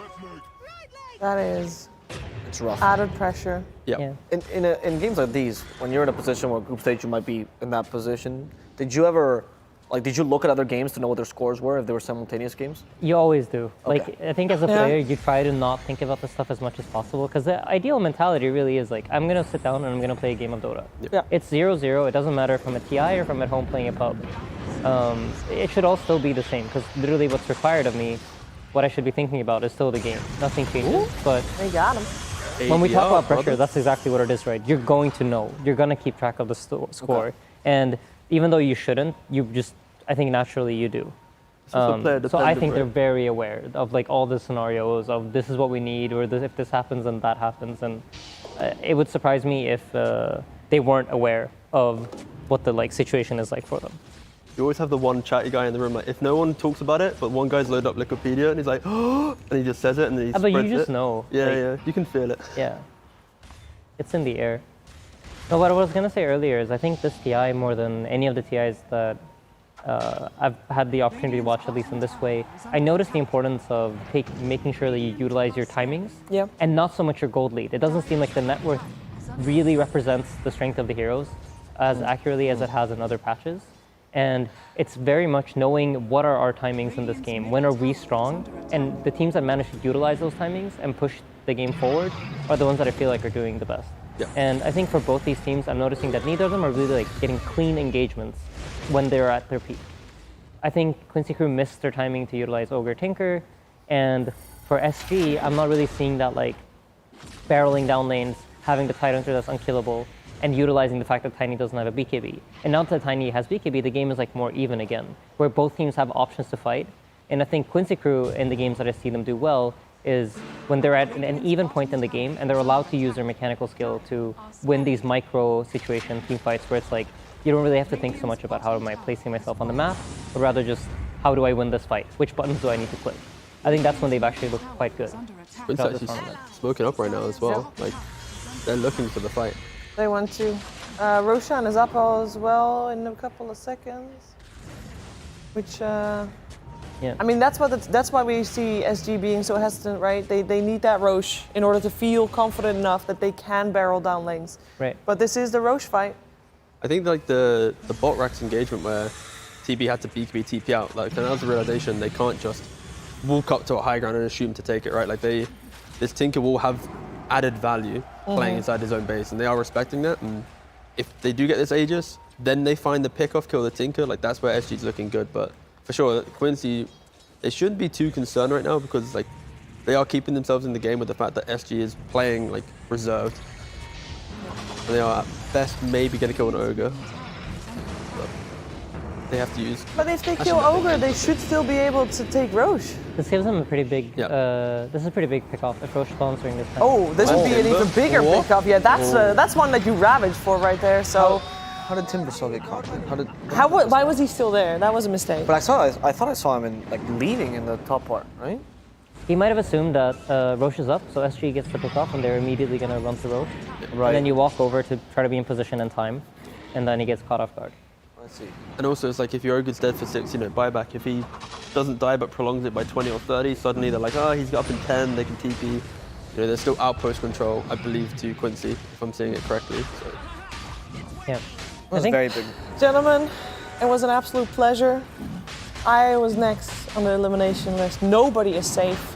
We're going to find out if Quincy Crew or SG is safe, hopefully very soon. But that's going to be the main question of the day. Enjoy the games. Frankie's going to take over for me, so you'll be in good hands. And enjoy.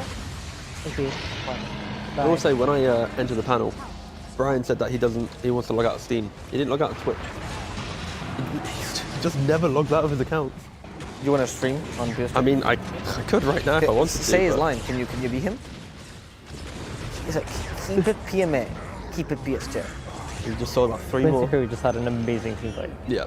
Yeah, and I think this is like when their team shines. When they're allowed to take fights that they feel comfortable playing in, that's when they look good. Like they're like macro part of the game hasn't looked amazing, and I think there are a lot of teams that are doing well that are getting away with that. Like I think T1, for example, to me and VP, they're a little bit of a similar story where they are just amazing team fighters. They know how to play these fights out. So the problem I think for Quincy Crew is just getting themselves to positions earlier into the game before they get rolled over, where they have the ability to fight back. I also feel like these teams who are kind of in the lower end of the group stage, they're a little bit more rigid with how they're playing. They're not looking for the 4-man play or 3-man play. They're waiting for like all 5 to be ready and want to move as like kind of this ball. And that doesn't always work out. And now we're seeing like kind of Quincy, because SG was hesitant with after that fight where they get the 2 pickoffs, like that slight hesitation, it does give the value ticket to come through. And the reason why Tiny is so strong is once you get to the base, of course, you're chunking through the towers. And you can also get pickoffs like those because you have the out of position skill. Yeah. Yeah. That's pretty brutal. I mean, they went from an advantage for SG, or a decent advantage, to just now being Quincy's camp completely. Yeah. And this is like when you're in an elimination game, the mental swing here is very tough to deal with. Like you were ahead, you're going into the enemy high ground, you have an Aegis, you know you're strong here, but you don't really manage to fully capitalize on it. Like you get the racks down to half HP, but you don't manage to finish it off. And it's a mental win, right? Whenever the racks goes down, you feel like you're ahead. You feel like you've accomplished something. But when you go there and it goes down to half HP and you have to back off, like mentally you feel like, oh, we failed, or we didn't manage to do what we set out to do. And I can see it in SG, and I'm sure like the players can feel it too right now, where As a team fight again. yeah. It's actually Tiny gets to steal her as well. So is there anything specifically that really kill. stands out in this fight? I mean, it's simply the fact that Quincy, I mentioned earlier the idea that they're waiting for 5 heroes, right? But this is the perfect example of them fighting with 3, right? They know if they give this Aegis away, they will probably lose a Rax or 2 if they're not positioned correctly. So they're playing with 3 heroes, they're running into the entirety of SG, and they're hoping they get the snap, right? Like it's like a 50-50 play. They were roshing with meta on, right? I believe so, yeah. And so it I think ran when out- he first, yeah, when it he ran first out came by through, the it was up. I think. So the duration nerf on the meta actually might have mattered a lot in that team fight. Yeah, absolutely. I mean, it's the fact that you was able to, get the kill on the Aegis and get the Aegis itself, right? Like that, it's just like these small things. I think we saw it as well with Fnatic Secret today, right? Like Secret, it's like a 2-3k difference in the game. Suddenly Storm zips in, gets the kill and the Aegis, and then it's like Secret's not even in the game anymore, right? It's like that's the level of importance that Roshan has. Yeah. And Quincy has like a 7k lead, right? Just because of this one play from the lads, There's from a BKB UR. on Tide. You can tell they're feeling the pressure of the game. He's buying a BKB for the Silver's Edge. But I believe if he gets Silver's Edge hit and you get Tiny comboed and then stunned, it's not really going to make a difference. That's, Please go ahead, Amo. that's what BSJ was saying actually. Specifically the Silver Edge combo. That's all I had to say. Yeah. Thank you. The Ravage kind of whiffed. We have a Shiva off Ravage. Yeah, she's not trying to take like this Hail Mary fight, right? And they're just trying to run in and hope to connect Because their they're fighting spells. the Tinker though. This is crucial for their team That's fight. good. Yeah, now that BKB's out, he has freedom to fight because there's no rocket spam coming, there's no laser removing his health. He has to stand Nick in 3, so if Yeah. they can lock someone down, they should die right now. Who has the Lotus? Because the Lotus Orbs have been clutch. Not only did they return the Fire Blast, but the toss actually put the Tiny in the right position, as opposed to being kicked out. Or sorry, the Tide. The Weaver has the. What a Sunder. Beautiful Thunder. That's actually a really good team fight by SG. That was really well Huge. played. So for SG, they managed to get on top of Tinker. And if Tinker dies during the BKB duration of TV, he knows that he has a lot of freedom to fight. There are not going to be lasers stopping him from satanicking. He's not getting spammed down constantly. And I think for Quincy Crew, it's going to be important to try to cut out the BKB duration for the Tinker to start having impact on the fight. I honestly didn't see Tinker. Like when they were going, I was like, I didn't even see the jumped Tinker on. underneath. I was like, oh, they're going on like the Murano Ogre, right? But yeah, the fact they were able to get Tinker at the start of the fight, for sure, that makes it pretty good for them. The Keen Focus are small people, right? So it's hard to tell. I mean, when TV's a big boy, he can can hide the hero he's killing. Hello, Frankie, by the way. Hello, everyone. How Hi. are you? Splendid, thank you. Yeah. I mean, I've already asked you in this that's question, why you in yeah. this question, but I haven't seen you today, Ava. How are you doing? I'm doing great. Good. Now that you're on the panel, it's even better. Oh, thank you very much. Thank you.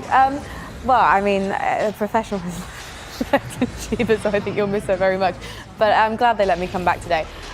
Remind me of where we are in the SG Quincy Crew series, because obviously this was one of the first series of the day and it's still running on. So who is one up currently? It's kind of a roller coaster. It's really for anyone's game right now. Yeah, it seems like it's coming down to really the details of the game, like the small positioning and who's able to find which important hero first. And it's swinging back and forth. Neither team is like having very clean performances. Is So that BKB on top? That's a BKB It side, is. right? It's so nice though. I like the idea. Yeah. For this game specifically. It's just kind of the idea that where in these games where you're tanky already, it's like if you buy the BKB, it means you are the unkillable hero, right? So It's also because Silver Edge is going to break you, so if they break you and they stun you with that, then you're done. But if you activate BKB, even if it doesn't dispel the break, you're actually capable of saving yourself from the Silver Edge combo. And also Quincy did win game 1, Frankie. So if Quincy are to win this second game, then they're looking to be in a really good spot to put SG into elimination. And if SG win it, then who Then knows? its next series is then deciding everything. So if SG win, we're prolonging the who goes out between these two teams. So again, Oh, the Tinker Hex now. Yeah. That's a big deal. It is indeed. I mean, for these two teams right now, this is probably did going to it feel like again. they're already in the main event with the tension. okay, he's dead. All right. Is he? since he dies now, I don't know. Oh my. Yeah, yeah. Every time Tinker's nearly dying, you have this like back of your mind, he's gonna get the rearm, he's gonna get the blink off, but no, he does die there. Can you see how long the death timer is? It's 90 seconds. 90 seconds, it's a long time. That's a long time. Yep. Yeah. That's enough to push high ground. That's a banging tip though from KJ. Don't promote these tips, but competitively, it's it's 40 mil on the game. line. I think it's part of the game. No, don't Tips worry. and it is. voice lines are the right kind of BM. For competitive, sure, yeah. And question marks. Okay, question marks. Any sort of punctuation is good. At the right time. At the right At the time. yeah, it has Yeah. to be very tasteful. Yeah. Don't do it when you finish the game. You have to do it right before, or you're gonna reverse sweep someone. Yeah, it's still very comical though that don't do it before the series ended. I still can't get over that. But the fact that Quincy dies there, again, it's like every time Tinker dies, it's pretty much a Rax going to be pressured, right? Because SG's just going to run on over. It's very good positioning by the checkers, by the way. Panic is. That's a 25-second window. But it's really hard. Quincy Crew without the Tinker just don't have the damage to defend. They can't commit in. They need to spam from long range. And least they have they have decent bot, heroes right? to do it, but it's... Oh, Yawar's committing. And the immediate counter initiation with the BKB stops any sort of follow-up. That's a good decision by Talvo there to cover the backline. And it's as if Tiny by himself, he's never going to kill the Terrorblade by himself. And you're missing the kind of the Tinker. But if anything, what Quincy's just trying to do here, they're trying to force the fight where then SG can't go to the bottom, right? They can't at least try and take a little bit of range and pressure that. They have to take some type of engagement here. I mean, this is gonna huge. find Terrorblade, For yeah. Quincy Crew, every time Ravage is used or meta is used, that is their timing to shine. If you think about it, like, basically you will have one team that's strong when their cooldowns are up, and once they use it, that's a 2-minute window for the other team to fire back. Yeah. And now Quincy Crew has to try to make the most out of the situation. They gave away racks, but depending on what happens in the following 2 minutes, it might end up actually being fine for them or worth it for them even. Because they're getting Aegis for one thing. And also, I believe Quincy's like 250 away, right? Oh, Sorry? Quinn, sorry. I keep saying Quincy. Quinn, he's 250 gold away from buyback. Yeah. So he's going to be playing on buyback, whilst maybe they... Do you think give him Aegis here? Sorry? Are they giving him the I think No, they're generally giving it to speaking, Tiny, what okay. you want to do is you want to give the hero that walks up the high ground and attacks the buildings the Aegis. They gave it to Quinn. Yeah. Yeah. So that to me signals that most likely they're not looking to go for a high ground push here. They're happy just like they play for the feel like fight, they have yeah. another timing. They have something still coming up for them that's Okay. going to be in their favor. Had they put the Aegis on Tiny, that would be signaling that, all right, we feel strong right now. We want to try to like take a significant advantage back or make some sort of push here. What do you think this next timing they're thinking about is? It might be some Tinker item. I personally would have preferred the Tiny Aegis because I think for them to win fights, this Tinker has to place. He can't get caught. If he gets caught once, I think he will die a second time again because the hero is so positioning based. Like you really want to be staying far back. So, whereas you want the Tiny to be running in front. It feels like Quincy, their timing right now isn't like an item or a level. It's mainly the idea of SG's way to win the game. They want TB to use meta to play a longer fight. As soon as it's down, that window, then they'll go again and try and take the fight. Right? I see. They want to keep playing for constant buybacks, right? Because right now, Tinker's about to have one. Tiny, like everyone's 1,000, 2,000 gold away. So if Quincy can kind of get farmed to the point of buybacks, then they can start playing for the 2-3 fights in a row, smaller skirmishes where maybe they poke down SG and just kind of whittle down like Terrorblade's impact. But again, this is, I still don't think Quincy's too scared in this game because everything that's gone wrong is because of like picking off a Tinker, right? And I think as long as that gets readjusted, they're still going to be pretty confident in these fights. Just they need to make sure this Tinker isn't getting picked. But you know, Void Spirit, especially once you hit the level 25 spike, It's very hard. then And it it's- becomes yeah. really difficult to not. Because he has the shard now already, so extra mobility, and you just need to simulate stun, and then Tinker is going to be in a tough position. Or the Pango roll, or the Tide Under Ravage, or Yeah. a random swarm to clip the Tinker to have the vision. Like, there's so many ways for SG to play this. Like, as much as Quinn's been picked off, like Is- it's a combination of SG finding the pickoff and Quinn Yeah, just of being course. in the area. Like it's a Of course. Is a nice Tinker marriage between the BKB two. a crazy idea here? Not again? at all. I think it's BKB? actually a very strong item It is, for yeah. the Tinker. It will allow him to have 9 seconds of spamming laser. Mm-hmm. And if you think about how laser works with Aghanim's, right, it reduces your max pool of health by a percentage that I should know because I'm a pro player. It's a game of Phil, don't worry. And It's yeah. 20%, I believe. 20%, there you go. So when you have the 3 seconds of constantly spamming that laser, you're reducing the health pools of all these heroes. And most likely, those 9 seconds of BKB are going to be enough to secure your team a teamfight win. So I really like the idea. I think it's a smart choice. But I do think, for now, the most important thing for Quincy Crew is try to find a fight in which they can have vision. Unfortunately, they don't have heroes that can provide that for them.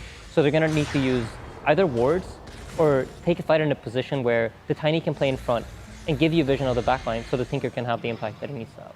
And that's kind of like why you see these Tinker lineups do so well when you have like these beefier boys that can walk up. Like if you don't have the Venom Monster, the Night Stalker, etc., the heroes that are naturally just survive long enough, it does unlock the Tinker's game.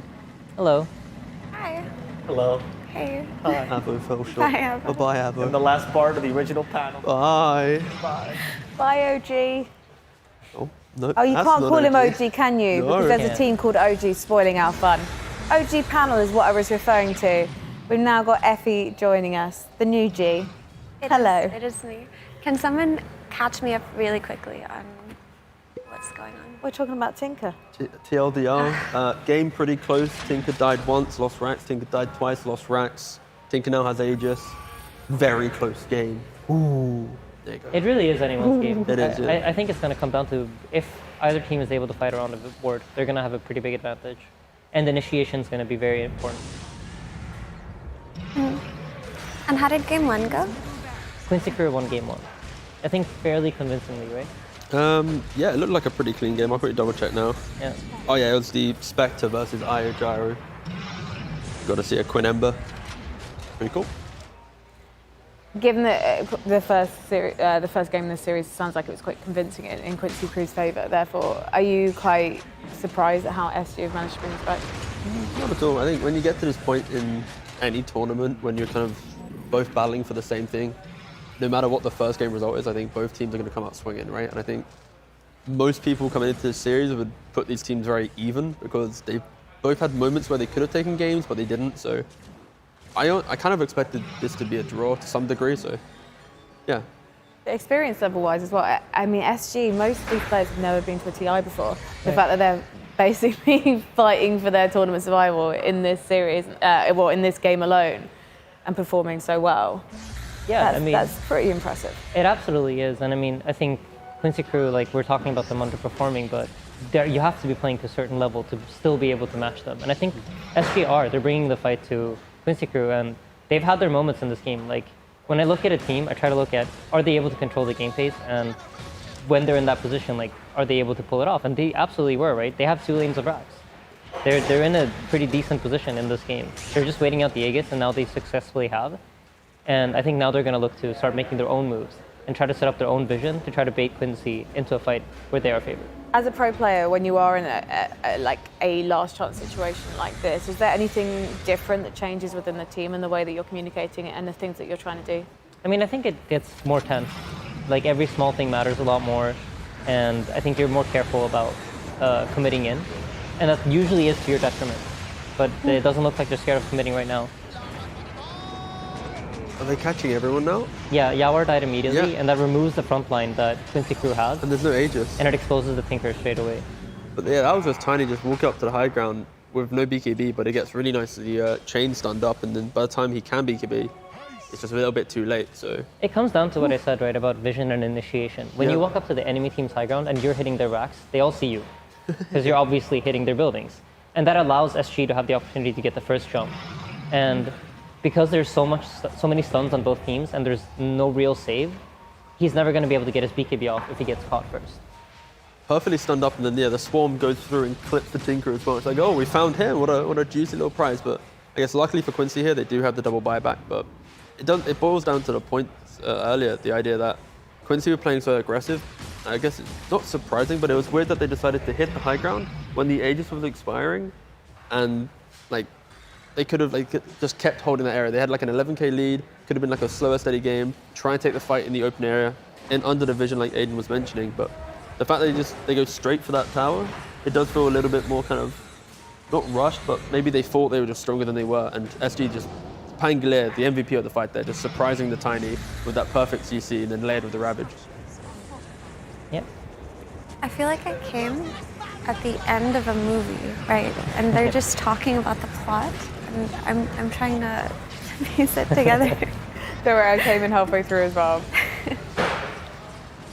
I mean, this has really been a game of like, because it's so close, and both teams are somehow managing to like hold on. There's one Rax now away from Mega Creeps. I think in this game, Mega Creeps doesn't really matter too much because the Tinker has the Boots of Travel, so he can stay back, defends his base, and then he connects his team as soon as the fight starts. And also, you like both teams. Let's say SG, they were about to get Mega Creeps. Both teams, if they actually get to the enemy base, they're going to be clearing out pretty quickly, right? Like Quincy's way to win this game, it isn't them going, let's go to top, let's go to bot. It's them winning a fight, going down mid, and Tiny just using that tree and just destroying the tower straight away, right? Like this is very much just win the fight, win the game. The structural advantage right now, it's not too important. Of course, it's getting Mega Creeps will help SG a lot. Forgive me if I'm speaking out of turn here, but I didn't think that Tinker was that popular at the moment. He's popular in certain games. Right, okay, so he's very situational, depending in terms of the draft. Yeah. He's a reaction pick, sorry. Team fight. Exactly. And Quincy Crew this time gets the initiation. Yeah, But no, Tinker's been, I think it's a player-hero specialist combination. And I think in this game, we said Quinn is not really that type of player. He's not someone that's played a lot of Tinker. I think the last time he played it was in 2018, and the hero's been significantly changed since then. But they must have just felt like, this is the game. This is a very good Tinker game. So, sorry to interrupt, but this is the game deciding moment, right? They got the Terrorblade pick off and the Tide pick, and both of them bought back. So, I expect to see the game end within the next 5 minutes. Don't wanna call it out, but hopefully the team deciding fight happens so that I can actually follow the Get new into the story. flow of the next game. Yeah. And this is the beautiful part of the game, right? Because like if you see the buybacks right now, Tiny has a buyback, Murano Ogre has a buyback, that's 3. For SG, they're only sporting Void Spirit and Pangolier. And 2 heroes are like, I think it's only one, Weaver doesn't have the gold for it, right? The other's on cooldown. So it very much is a fact of, if Quincy want to try and win this fight, they need to like sacrifice the Ogre. They have to sacrifice one of these heroes, have the outpost control to be able to TP back in. Like this very much is the game deciding moment. And it's how do you use buybacks, and this is a critical thing, as you are just kind of waddling around in front. This time it does get the BKB off. So the meta was popped here by TB, and if Quincy Crew are able to successfully run away, they're going to be very happy with the start to the fight. That's big. Yeah. So the Terrorblade really, he fights around this Metamorphosis spell. It's a pretty long cooldown, but it gives him a very strong power spike where he's able to output damage from range rather than melee. Does Tide have a BKB? Yeah. Is that what I just said? I guess you do need one versus Tinker. It's impossible otherwise. TB, there it is. So you see the Tinker's caught in the back, but I think... Is he gonna Maybe die? somewhat. Quinn has no buyback, so if the Tinker goes down there, it's huge. But oh my god, he gets 3 kills before. And don't forget, Tiny still has buyback in all of this, so even if he was to die, like, yeah, he's not dying at all. This is just... Oh, there's no buybacks. Yeah, there's none. All the heroes without buybacks have died. And that's kind of the point where SG, in that moment, they saw you while walking on the low ground. They thought they could jump him, but he gets the BKB off. There isn't that perfect CC that we saw Pangolier do on the high ground. Of course, it's more open, so it's hard to chain that stun. And then they get the disengage. They get up to the high ground, they reset, and they choose when they want to take the fight. They get the reinitiation. And SG, they kind of felt under the pressure there because when like in mentioning, of course, Terrorblade, you pop meta, you want to fight, right? You have that available, and they kind of just, they fall victim to the kind of the Quincy lineup there. Tiny up front, tossing non-stop. Tinker does get picked off, but Tiny does the damage. The impatience of, you committed this big cooldown of the Metamorphosis. Exactly, yeah. That's what I wanted to say, because it didn't even look like Quincy Crew were prepared for that smoke, because the way that Tiny went to that lane, his team wasn't exactly behind him. He kind of got surprised. And then he just managed to Silver Edge walk uphill. They pop BKB on Tide, BKB on Terrorblade, and then they choose to just go back in.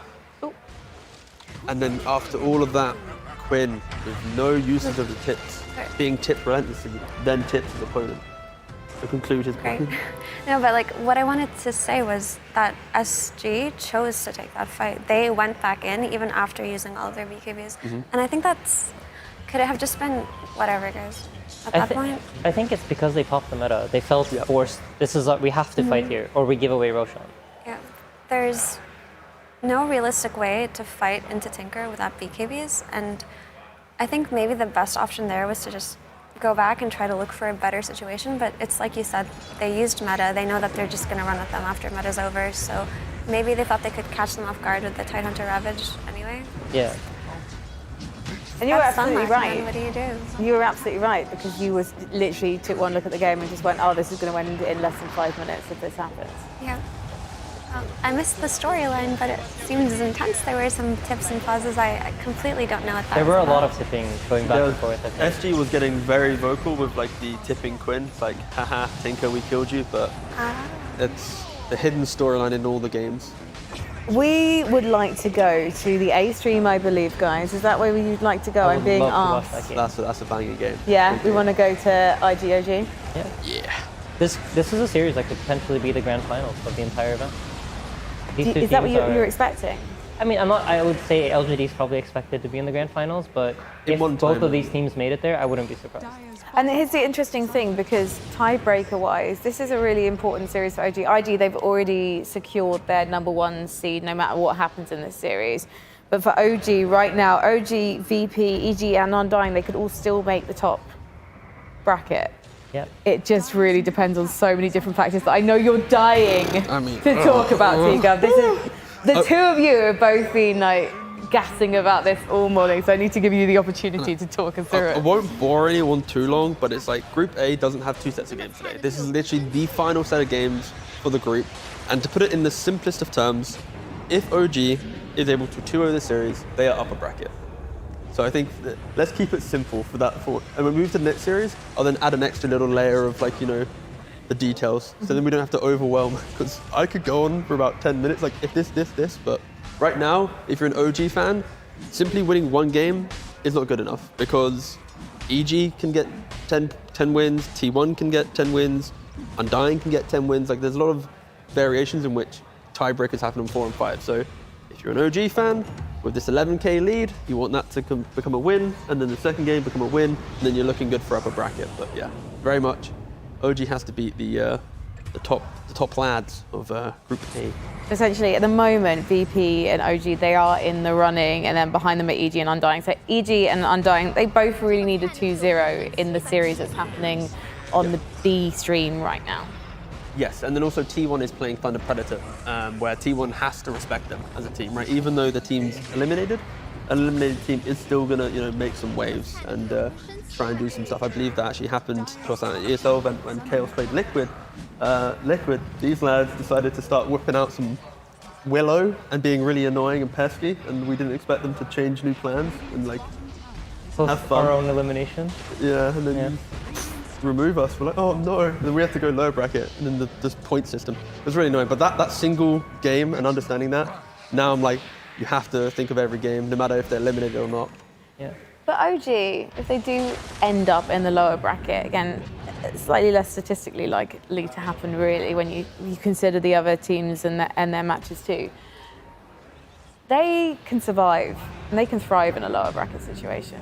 I think they have a strong mentality, but historically, they have won both their TIs through the upper bracket, and they've just gone all the way through. And I think the only TI I remember, I don't think they've actually ever started lower bracket, have they? Out of It's group? always been, I felt like it's upper bracket. I feel like they always Last started year was upper like, bracket. not last year, TI9 was kind of easy breezy, beautiful OG. Right, and TI8, I think they barely squeezed into upper. Yeah. And then they picked up pace, right? Yep. Triple checking it now for your chief. Yep, TI8, they beat VGJ Storm 2-0, then Right. EG. They had the same run, actually. It's Yeah. one of the craziest things. They played the exact same teams, And then TI9. and then Liquid in the finals instead of LGD again. Yeah, same thing, always been upper bracket. But the thing with lower bracket is, you always want to have that safety net, right, in any competition. In low brackets, sure, you're still in the competition, you have to play a best of 1 to start with, and that alone is a very scary place, because it removes the idea of what Dota is. It's like, what level of prep have you gone to mind game your enemy so you can really just outsmart them in that one moment, right? So that's one scary thing. And also, like, you don't really want to have one off series and be out, right? Like, you want to have that one chance to recover and go next. So that's why upper bracket is. And you it is never how know you when win your TIs, captain right? might take Barrowcopter. No, exactly, yeah. Just might happen. And then then you're screwed. Wait, wasn't that Lotus' fault? Wasn't he the one clicking the button? Oh, dear. But yeah, right now you see here OG with a pretty substantial lead, just moving around the map, kind of trying to punish IG a little bit here. But this is kind of what you expect from the OG style. But the games that they lost, it's been their get up and go attitude has then been eventually shut down. And maybe you see that with IG, but they don't really have the heroes to be so shutting off, other than maybe like a shake or slam as a retaliation potentially. I guess this looks like one of those TA games where if she does die once, IG are just completely back in the game because they've got good heroes in dealing with the enemy heroes. I think Silencer is excellent versus Abaddon in particular because naturally as a 5 he doesn't have the goal to build like a Lotus Orb or a Dispel item, right? And then if they choose to go on TA, which is the primary target here, there's not really a way for him to have a counterplay there. Yeah. The thing is, TA is so far ahead that it looks difficult, but they do have Slark and they do have Ember. Both of these heroes excel at killing TA. And I think OG's struggle this event has been that they're not struggling at taking control and playing from ahead, or getting ahead, I mean, rather. But they have shown that they can throw games. Yeah. So they have shown that potential of like, we might be a little bit too over aggressive. And like Effie said, this TA dies once, this game is going to look very different. As you see here, Notel, he's got the mana boots and the perseverance, like he's about to complete a Lotus Orb. So in this like next 3-4 minutes, we are going to see Abaddon have his own way to deal with that silencer. But again, it's a long, I think it's only a product of being able to have these early towers. Like Effie was mentioning, this is a rare case where you actually get that gold. On 5, you often don't get these like bigger items to do things, right? But because OG has played so aggressive, because they have been able to take these towers, we are now seeing Silencer get put a little bit more into the back of the also, order. Flyfi just got so many stacks off of that Abaddon, so he's like looking to fight here, even though he doesn't have his ulti. I think that was a bit of a over-aggression. Unfortunate. But that's just so tempting as a Slark when you just hit this Abaddon a billion times. Yeah, because you build up the ultimate, right? The ultimate procs from Abaddon, so you're going to guaranteed get a bunch of hits, and for 6 seconds, depending on your attack speed, you just get the free hit and build some stacks.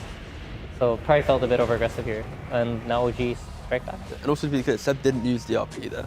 Yeah. It did look like it, but he just went all the way to the animation, then he did cancel it. So that is still available as OG looks to get up the high ground with 30 seconds of no Slark. Yeah, so if you look at OG's position here, they're keeping a lot of the heroes that are really important very far back, and they're only letting Sumail walk up and hit the racks, with no kill closely positioned behind him to dispel any sort of stun. And this is the kind of formation that you want to have when you're going high ground, and you want to abuse the fact that nobody can see your backline. And as soon as he's stunned, there you go, no kill pops up, removes any sort of disable, and he can freely reset as soon as he sees heroes approaching him. And this is kind of the difference that you see between teams from even like OG's position to maybe lower in the group stage, right? It's like when you go to hit high ground, there isn't always that like consistent, clean way of hitting the building, right? Like I feel like these top teams, they are just putting that one hero up, be it like a Tiny or a BKB, a TA or whatever, and they are positioning nicely behind. I think when you go lower down the group stage and the teams have been struggling a bit more, they are a bit more kind of, one hero's dead, let's send 2 heroes up, let's send 3 heroes up, let's just try and take this tower quickly whilst we have the advantage of numbers. But then you just lose the element of surprise because you are just revealing more of your lineup.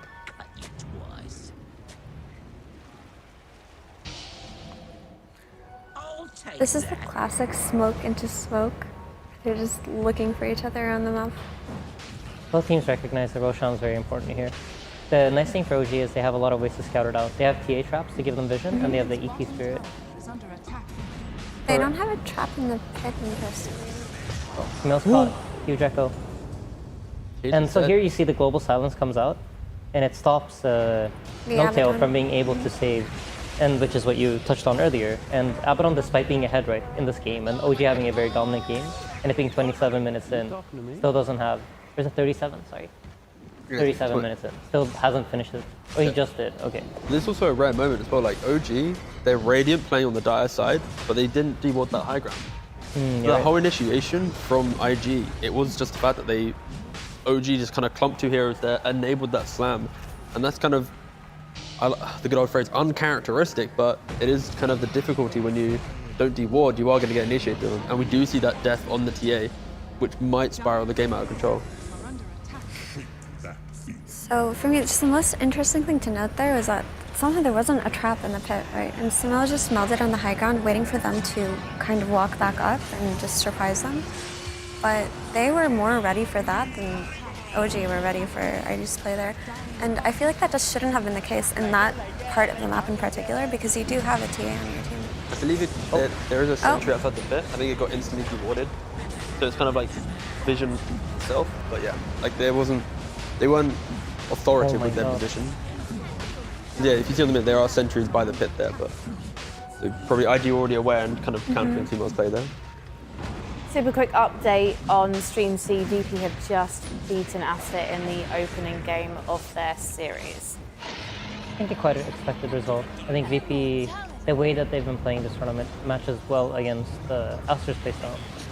And that's kind of, it's an important thing to note as well. VP, they're in a similar situation to OG, so they're looking to 2-0 here so they can cleanly get themselves a guaranteed spot in the upper bracket.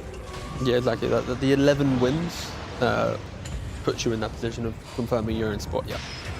Which is, imagine that, OG 2-0, VP 2-0, and then you leave, EG versus Undying. Oh, that's tiebreaker. Are you looking forward to EG versus Undying? I mean, it's going on right now. But yeah, it's weird to see like an entire international group stage, but then it comes down to the battle of NA versus NA. They have to out one of their own to be able to pursue further. So it's kind of a weird storyline that kind of developed, I guess. But yeah. I mean, leading into TI, who would have imagined Undying and EG are like in the same position for upper bracket? Yeah.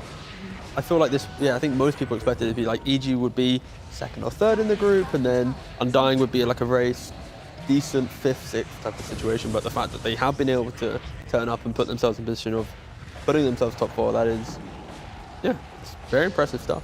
I'm sure we'll check in on the EG Undying game in a bit. I think we want to see this game through, don't we? And then maybe we'll switch stream just to check in on that one, because it'd be interesting to see EG's recovery, because it seems like they got a little bit flattened yesterday by VP, and how the game plan has come back will be quite interesting to see. OG just This is so back and forth. Yeah. Like, IG just had an Aegis, but OG just kept running out. Eyes on Saxa here. He's going to deal so much damage. I was going to comment on that. That ET is so farmed, and I thought about it. Who else is the empower target on his team? It's not like he's running around empowering the TA, right? So he can actually give his ET a farming means and get him that Ags, which makes a huge difference in these fights. But they overextended in IG's base, and they paid for it. They paid for it really hard. Interestingly enough, after that fight near Roshan, where TA died, I thought IG were in a really good place. But then they kind of messed up themselves and got 3-man RP'd, which enabled that sequence of events where they just ran down and felt confident enough to hit their high ground. But then OG did the same thing that IG just did. And you have Thompson basically at tier 4s, aggressively using when there's a silencer, like there's no BKB. Yeah, that was a very OG-esque play there, trying to break down the spirits of IG, but... I think this game, in difference to the Quincy Crew versus SG game, you're seeing two teams that are both playing to win. And that's when these situations can arise. When both teams are willing to take these fights. Like OG initiated without the TA, without their Abaddon. They went in 3 versus 5 because they saw an opening. They saw a timing that they could use, where the ET like kind of fills the role of the TA and just smacks them down if they get enough heroes RPs. So in this case, I think while it looks maybe a little bit clowny, it's clowny for opposite reasons than we saw in the last game, where both teams are very tense and playing defense. Here you see two teams that are doing anything it takes to win. And I think this is a good sign for why, the difference between being at the bottom of the groups and being at the top. I really like hearing that perspective from you in particular, because obviously your experience as a pro player changes the way that you look at these things. But for, I think, most viewers and talent even, we can look at these situations sometimes and say, are they throwing? What is going on here?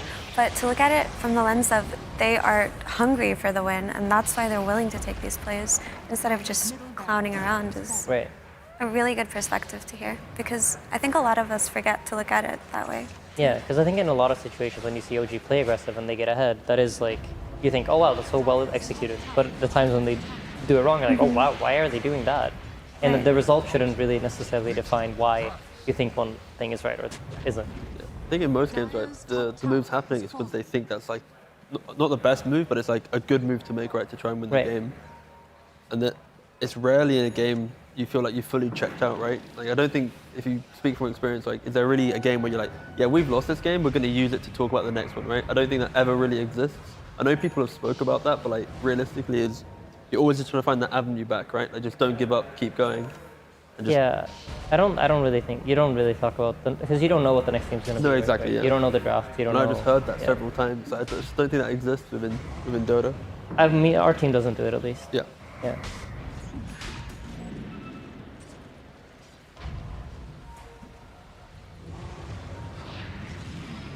Do you have a defensive item yet for Thompson? I think he has the eels. Yeah. He just has the yours, okay. Yeah. Nice James. Oh, again, the beautiful. same position, OG running up. It's the same ward as well, I believe, still alive from the previous time they lost in this position.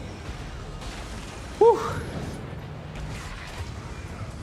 Yeah, this is kind of the OG make or break moments for them where they play with the aggression, but then sometimes if the team's just ready for it in the right position at the right time, they can just dismantle it, be it in their own base, coincidentally, or playing on the same ward. I think perhaps we should be able to criticize that a little bit because they're just going up the same choke point versus Global and Earthshaker and Ember the same way that they did last time, and it didn't work out for them. They probably should have just taken that other ramp of Ho.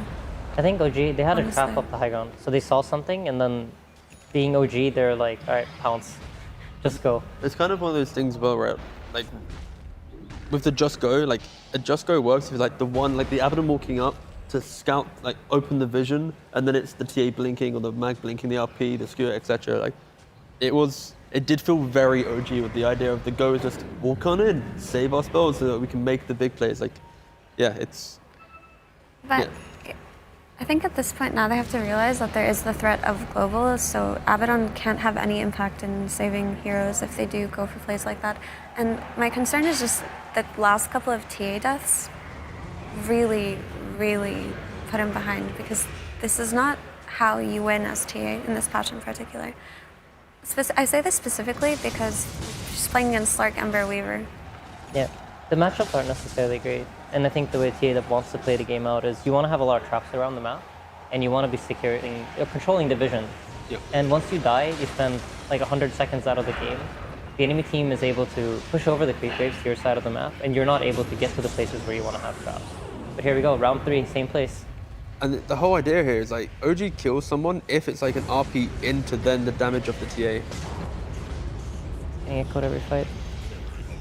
Yeah, they just waddled it in and died. Okay, 3 for 3. Like you were mentioning the whole how TA is going to struggle, and I was like, yeah, it feels like this is the only way they win. It's like the RP or the stomp, that kind of clutch play to then unlock TA to teleport in on the trap to then get the damage in. But yeah, OG right now, kind of 2 fights in a row. One where they just kind of blindly walked into a slam. Again, great positioning from IG. And then the second time it's they're TPing onto the top wave whilst initiating into the jungle. It's a little bit fragmented and they're not clearly getting out the damage that they need to win the fight. Like you see here, Seb gets the RP off, but if you look at the mini-map, Sax goes by the top rune. You had Sumo TP kind of waddling in from the top side. Like, no, they weren't really ready, but IG, they were. Like, Silencer's always in position with Global being, global. And then Earthshaker has been hitting these beautiful slams now, so. But there we saw the strength of Silencer because it could have been a good play if he managed to get the skewer back to his team, but he just couldn't because of the instant Global. So maybe they thought that it was off cooldown and it just came off faster than they thought because they had just lost a fight recently, right? But I think Global is actually surprisingly low cooldown and people forget it. It's really not that long. Yeah. It's happened to so many of us where it's like, okay, we just lost a fight to Global, let's go. Everyone respawns and it's just back up. I think it's around 80 seconds. As a pro player, again, I should know that.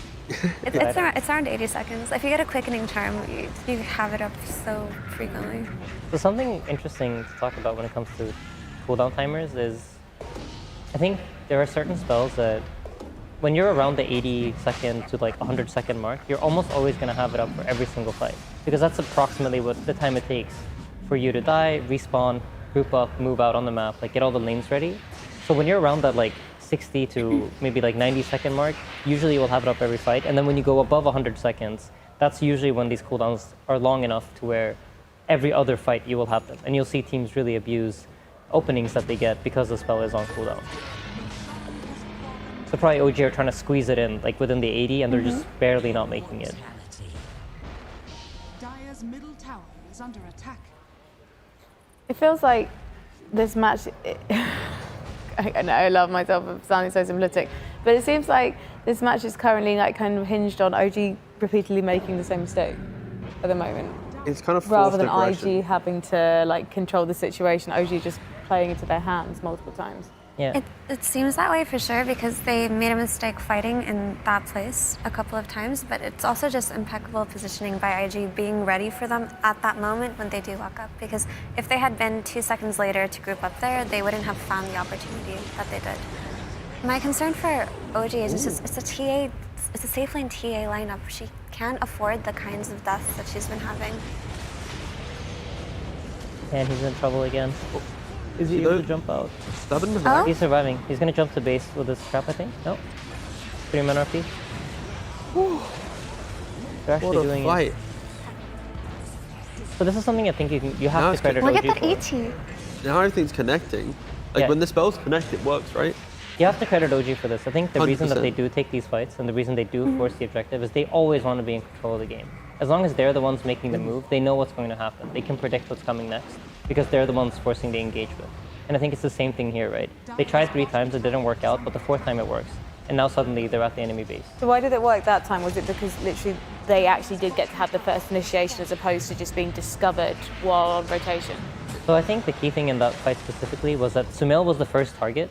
So if you think about Sumail, in this game, he's the damage dealer. So if he's in position to deal damage, they're going to have good fights.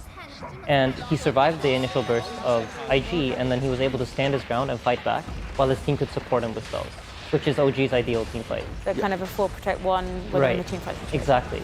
And Sumail, with Sumail in position. Whereas the other fights that we saw in the jungle, Sumail kind of was coming in a bit late, and they couldn't really use the duration of their disables for him to deal damage.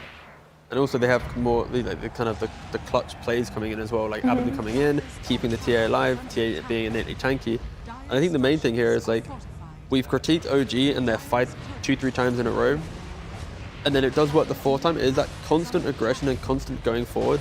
Some teams, after failing once or twice or 3 times, they'd find a new game plan. They'd reinvent themselves or like try and find a new way to kind of enter the game. OG, they just do the same thing again and again, right? Like they know how they've already like got the idea of fighting, so they're gonna keep going. So now we see it happen, finding the bot fight, and then it works, right? And it's testament to planning out your fights. Call that cojones. yeah, exactly. Very epic, go on. Right, so in the last minute, OG basically just unraveled IG completely. Yeah. Seb was so clutch. He found great RPs, great skewer backs. He had a skewer back twice in just 30 seconds, and it felt like IG just kind of let the game slip out of their hands. I really love Owen's face at the end of that. It's just like, yeah, so the fourth fight worked. Okay, we understand why they kept doing that now. I guess the main thing here is like what we haven't mentioned is the fact that when you're playing a Dota game, if you're always making really good plays but they're reacting to your opponent, it's great that you made the plays, great that you got the kills, but you're not getting yourself onto the map, right? Like IG, they got the Aegis, but it didn't suddenly mean that they were making their own tier 2, tier 3 aggression, right? It's like, oh, let's go hide again. These little OG guys, they're gonna run on in. Yeah, exactly. So it was very good from IG always being in position, but I guess what we should have maybe been highlighting is it is OG playing OG's game still, and if there was like 1 more fight lost, 2 more fights lost, then IG will cross the river, make their own plays. But yeah, it is very much, if you're against OG and you beat them a couple of times, you need to then pick up the pace yourself and then run at them. You can't always be waiting and IG crazy. won the fight, they just didn't capitalize on them. It's more so that IG had good fights and they were in a position to just keep taking good fights, but OG, it goes back to what Insania said about how it may look like, what are they doing? This is so clowny, but they actually have an idea with what they're doing. And if you control the aggression of the game, like Insania said, you can predict the next move. And obviously if they kept running into them, they had an idea of what they wanted to do there. I also thought it was really cool how ET functioned as a secondary carry in that last fight. He was doing absurd amounts of damage with the Empower from Magnus. I thought it was a cool combination. Yeah, and I think a lot of viewers might not know this, but the Elder Titan aura removes all armor. Any sort of base armor that you have goes to 0. So if you think about how Stark works, he steals a lot of agility when he hits people. And to those who don't know, agility immediately translates over to armor. So it increases your base armor because it's coming from a stat, and Elder Titan just negates all of it. So you're seeing the Stark that has crazy amounts of armor get 3-shotted by a support hero. And he simply doesn't because want of the aura. He doesn't want to buy actual armor, right? So against ET, if you buy like plate mail, bucklers, like actual like additional armor, that's what makes you tanky against ET. But these heroes, they don't really want to buy it. So Agi heroes against Morphling, bye-bye. Thanks for playing. You are going to have your biggest defense is now removed. How dare you mention Morphling in my presence? Okay, let's have a switch. I know that we really wanted to check in on the EG Undying game. So if we can switch over to that. We already have. Apologies. I'm so sorry. We're going to see that very shortly on our screen. We're in the draft right now. Oh, no surprise. We've got a Tide Hunter, we've got a Snapfire, we've got an IO, we've got a Weaver, and we've got a Disruptor. So we can use what I learned yesterday. Sorry, What did you it's all learn about me. yesterday? What was, Well, we talked about this earlier. If you get the Aghanim Shard, Scepter. Tsunami taught me this. Scepter. Scepter, sorry, okay. If you get the Scepter, sorry. Oh God, Ags S is literally the same for both of them. Sorry, I got so excited. Okay, fine. If you get the Aghanim Scepter on the Disruptor, then his Mortal Strike. No, oh my God. So this is what you told me off screen. I literally before we told you walked that on. You off said, screen, and I did it. You know that when Disruptor buys Aghanim Scepter, you can no longer use your items. So we're both silenced. You cannot use your spells, Yes. and you cannot use items either. So Yes. You can't BKB your way out of Yes, anymore. I did say that. Yeah, it's just I forgot the name of the ability. it's very good. And that's what threw me. It's not Mortal Strike. It's Static Storm. so, yeah. I'm so sorry, everyone. I'm not going to talk. Don't worry. Anyway, the whole point is he mutes. He can mute. Okay, he gets some money and then he can mute. It's fine. So with that ability in mind, is there anyone that's going to be particularly useful against on the Undying side of things? I'd say Disruptor, the cool thing about it is his glimpse and the interaction with Wisp. So if you think about IO will relocate 2 heroes into a team fight. And then 13 seconds later, he will pull them both out. But when you have Disruptor, you can choose to send one of them back to where they came from. And that's it. something that can be very useful in a game of Dota 2. But also, you drop your spells, right? Like, you see the relocate, you throw everything down, the Static Storm, the Kinetic, like, you know exactly where they're coming, you prepare. It's like, we're going to go, I can't cancel the, so you can also preemptively drop all your spells on the spot of the relocate. So Disruptor, he deals kind of with the toolkit of IO pretty well, as long as IO doesn't have an amazing lead and everyone has items and they're running you down. But in an even game, Disruptor can be really, really good against IO. Okay. We've got a puck coming out as well. That's the hero I did not expect to see that much here at TI. Whereabouts are we going to see puck being played? I know I associate him with mid, but actually it's quite a flexible hero. He can be played in more supportive role as well. I'd like to see it mid. I think against Undying's lineup, which wants to be, like, when you pick CM into a Lesh with a Weaver, it's very much like you want to have the mana to fight, you want to be in the face, Lesh wants to hit towers. Puck is one of the best mid laners to counterplay this early aggression. You get your 6, you just go in, you have the coil, you stop them from hitting the tower because they're trying to run away, you kind of control the fight. And also you have all the wave skipping mechanisms to, if the game does get hard, Puck can be that pesky little hero behind you, always skipping the waves, making it really difficult. So yeah, I think the need for lockdown, for early tower defense, and then for eventual wave skipping, Puck ticks all the boxes. And now Undying will have to think of a clean way to try and stop this Puck running around these fights, because they don't have reliable stuns to catch such an elusive hero right now.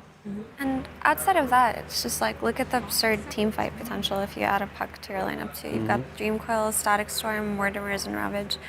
I personally am not fond of having like 4 or 5 team fight heroes just because you become so cooldown dependent, but because of the reasons that you mentioned about Puck's ability to play side lanes and push out waves and stuff, he's multi-dimensional in his item builds and how he chooses to play them up and what he does. Also, it's an Aved specialty hero, so there could be an idea here outside of just, oh, maybe Puck's fallen out of favor as a hero.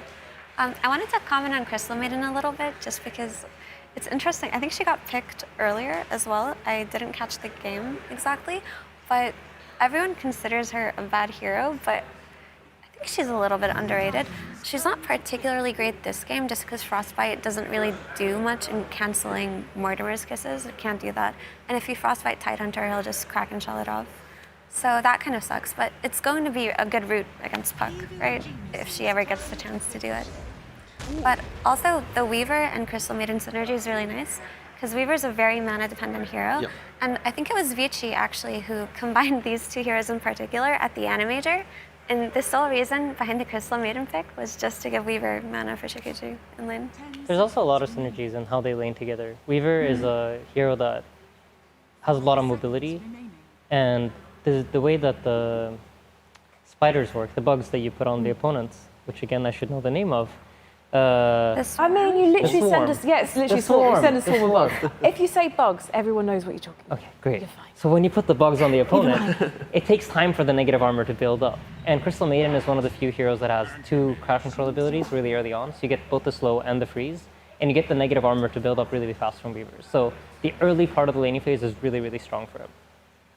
And we have a RTZ anti-mage. That's quite the anti-mage, That right? is quite the anti-mage. So if you look at the reason for it, of course, anti-mage into sanking, traditionally, anti-mage thrives because sanking can't always pressure you out if you don't have the correct 4 position behind you. You will then also have this big mana bomb the entire game, which is Leshrac. You'll be running around trying to put yourself in vulnerable positions, hitting towers and whatnot with Edict, and then anti-mage can clear you up. So right now, Undying, they're going to be in a bit of a spot of bother where they need to group up early, keep taking those fights and keep killing them. And we mentioned earlier that the idea of like the whole the 4 team fighting spells on EG, like that type of timing. This is kind of what EG wants now, because their spells, it's going to be your 1 push, we use 2 spells, you now reset. You come again, we use 2 spells, you reset, you come again. Fast forward 25 minutes, anti-mage's like, hi, I'm now like 3-4 slotted, I can win the game because there isn't really the hero that will cleanly stop killing an anti-mage. Like I mentioned the lack of stuns, and like it was a Lesh stun, a CM root, and now they have Burrow Strike. That's barely enough to kill a Puck on a good day, right? And now they have to try and do that to a Puck and an anti-mage. So yeah, very much Undying needs to look to find that laning phase advantage and Aegis, and to really send it into EG's face. This is a criticism I hear about EG a fair bit, and maybe something that could be made about them yesterday against VP, and it's something we kind of briefly touched on earlier, but obviously we're all quite busy watching a certain OG versus IG. Is EG having very solid game plans, having possibly the best regarded coach in all of Dota 2 in Bulba, but maybe not always wanting to switch things up from what they intend to do. And now they've got a draft that looks like it's stronger than Undying's. Surely they're just free to go and do that now, and they're going to be going into this one with quite a lot of confidence. Well, I don't think that Undying's draft is bad at all. Like, it has its merits, right? So EG did set up for the ability to fight and defend towers without their anti-mage. That explains the 4 big team fighting heroes. But they also have very cooldown dependent heroes. And Undying have the ILS. ILS can just run down lanes together and apply pressure on the map very early on into the game. We start to see these movements happen around minute 10, and assuming that Sand King gets the stagger timing, they will be able to just control the map in their favor if they don't make any bad plays, right? So there is going to be pressure applied to EG's draft. We just have to see how both teams approach the game and how it goes. So I wouldn't necessarily say one draft is better than the other. They both have a means to win the game, and it's not clear. I think the different advantages here. So you're going to see Undying who's going to try to take control early on and try to like really bring the fight to EG, and kind of similarly to how we talked about OG in the last game, where they need to be careful about making one crucial mistake. That's going to be what EG is looking for.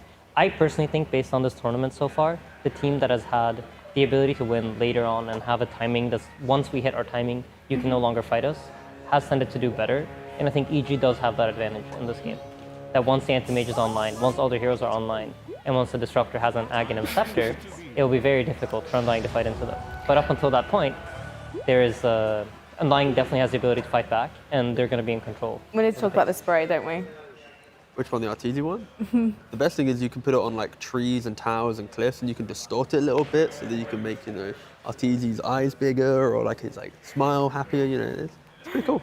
There is a method to sprays. I look forward to next DPC where teams really reinvigorate themselves with what they actually bring into the game.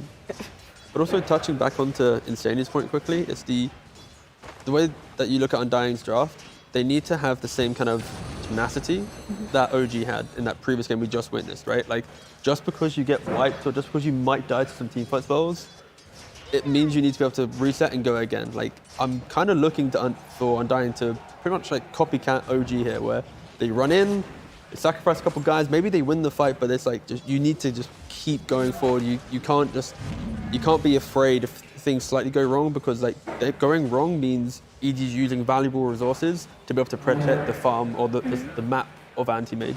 And that's exactly what Undying needs to do, like mentioned earlier, is like breaking down the map quick enough so that anti-mage is always like looking to find farm rather than the farm coming to him. It also should be noted, when Insania was talking about which team has the advantage here, just in terms of team, that EG and Undying have played versus each other so many times, right? They're from the same region, and EG is predominantly the better team.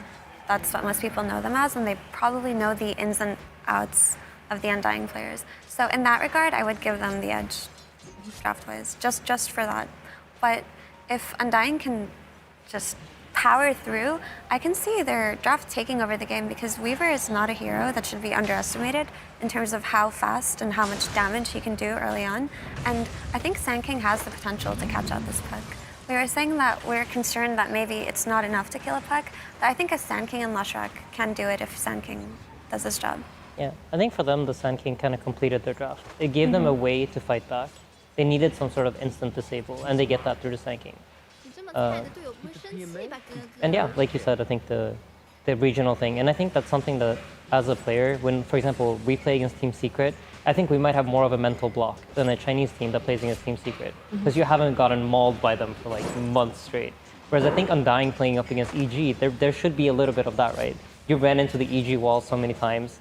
In your region, they're always the team that wins. They're the team you always lose to.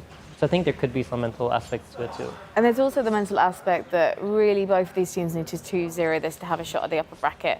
So after you've gone through this first game, if you've not won this, the second one's going to feel absolutely devastating. So all the pressure is really on these moments right now. Yeah, the first game is really important here. The important for this series is if EG Undying draw and go obviously 1-1, and then T1 as expected were to beat Thunder Predator, who already eliminated 2-0, it puts them both out. They could actually drag them. Yeah, I was just checking now. Yeah, if they draw this series and T1 wins, both NA teams drag themselves to the lower bracket. Sorry. So this could be NA undoing themselves at TI. Is there anything more NA than NA? I'm taking you with me. I didn't realize that. Oh, God. If I can't go, you can't go either. Oh my, Right, how's T1 doing right now? That's such a weird storyline, actually. Like, most regions will have. You've got China in upper bracket, EU, Eastern Europe. Unfortunately, no SEA, no SA, but... No, T1's SEA. Oh yeah, of course, yeah. I forgot T1 would be going up in this scenario. Yeah, so we'd have SEA. So we'd have all regions but SA, and then so we'd have no Americas. Does Beast Coast have no hope for upper bracket? Beast Coast is currently... They have upper bracket hope, I believe. They're in contention, I guess. Yeah, so we could have... That would be very hype. All regions in the upper bracket of TI. But no NA. Potentially. Right? Yeah. We could still have NA. We're going to have NA at least in the lower bracket. I really wish we had all regions in upper bracket. That would be very, very cool. It could happen. It very much could happen. It also could happen that all regions bar NA could be there, which is also a crazy thought. Through the own regions doing that's the. I mean, going into TI, like, who would have expected EG not to be upper bracket, right? They made 2 major finals. They looked like they were going to win the first one. They've been a really dominant team throughout the entire season. And it's pretty crazy the position that they're in, considering like where they came in from. We see that every TI though. There's always one team that just exceeds our expectations and how they perform. And I think a lot of people counted Undying out and did not expect this result in group stage. And they've just surprised everybody. So it would be a really nice story if they did well in this series too. How do we feel about Undying going into this one, given their performance against T1 yesterday? Because they held on and they held on. They had, I think they had the longest matches of any team throughout yesterday, which is one of the reasons we finished about 11 p.m. Ladies and gentlemen. Not that I'm resentful towards them at all, and I love an underdog, so go Undying. But it felt like some of those games, they were on the back foot constantly, just holding on. And they had the resilience to do that. They just didn't have the edge to really win. Like, especially that first game in the series against T1 when they were constantly, they take the high ground in their base, but like we're just literally seeing T1 just coming back and going, yeah, we're not going to let you kill us and take an advantage. We're literally never going to let you leave the space until we've destroyed it. And I'm just kind of wondering if they can't find the edge there, how are they going to find the edge against EG now?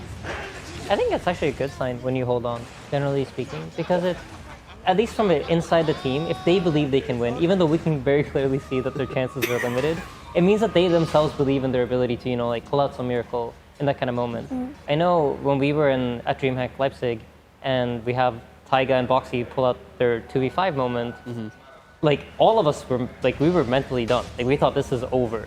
And I know ever since that, we always thought to ourselves like, okay, no matter how over the game looks, we don't know. Because like what happened in the VP game was that Resolution took his hands off his keyboard. Like, you can never plan for that. You never know what might happen. So I personally think like when I see a team play it out till the end, that's a good sign. And I mean, sometimes you're like, okay, maybe it's better to tap out and move on.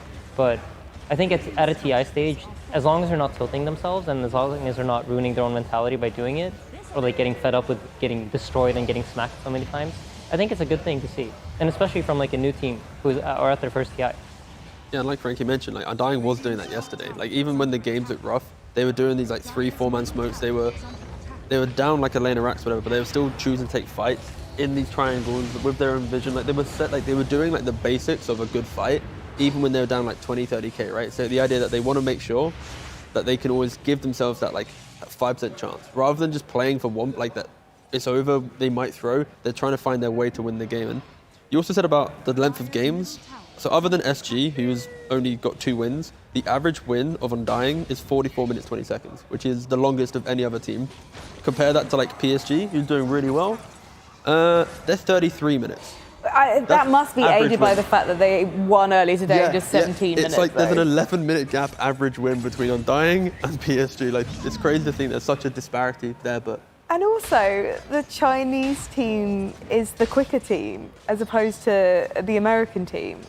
I feel like a couple of years ago it was always like this kind of wider, kind of overarching, very basic storyline was, oh, the Asian teams really like to farm. I'm very happy that was broken down quickly. Like PSG, like all new age has kind of proven that wrong. And like, no, we can't really say that anymore. It's like most teams have an element of intensity in how they play, and also if they want to prolong game, they can, right? But you know, PSG for sure is not a team that's like must farm a BKB. No. They're very more enjoyable to watch. I like that. It's not even just PSG though. Most Chinese teams are like that. You'll find that they end their games faster than a lot of the Western teams. And the idea behind the Chinese region maybe 3 years ago was that, yeah, they like the long games and they like to farm and they play the boring style of Dota, but I don't think that's been the case at all in the last few years. And actually the most traditional and like rigid Chinese team in this tournament is Elephant, compared to Vichy, IG, or PSG. They just have these veterans who like to play a certain way and they don't like to throw a one game. So like, for example, that game we watched a few days ago where Elephant took forever to go high ground. They're like 40k up, right? No.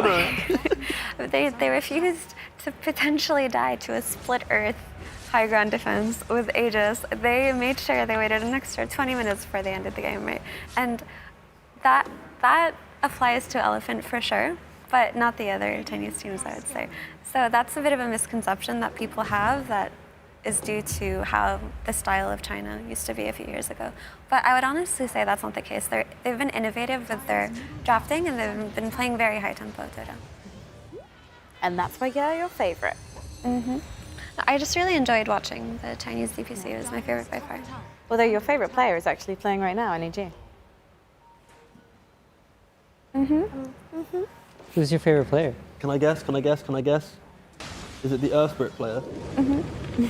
Got it, and won. So I have a ton of favorite players, especially because so many people impress me, but Kurt, as a player, really learned a lot by watching him play, so. What is it? So it's simply, is it because you have learned a lot from him, or is there a particular flair that he has to his game that always impresses you?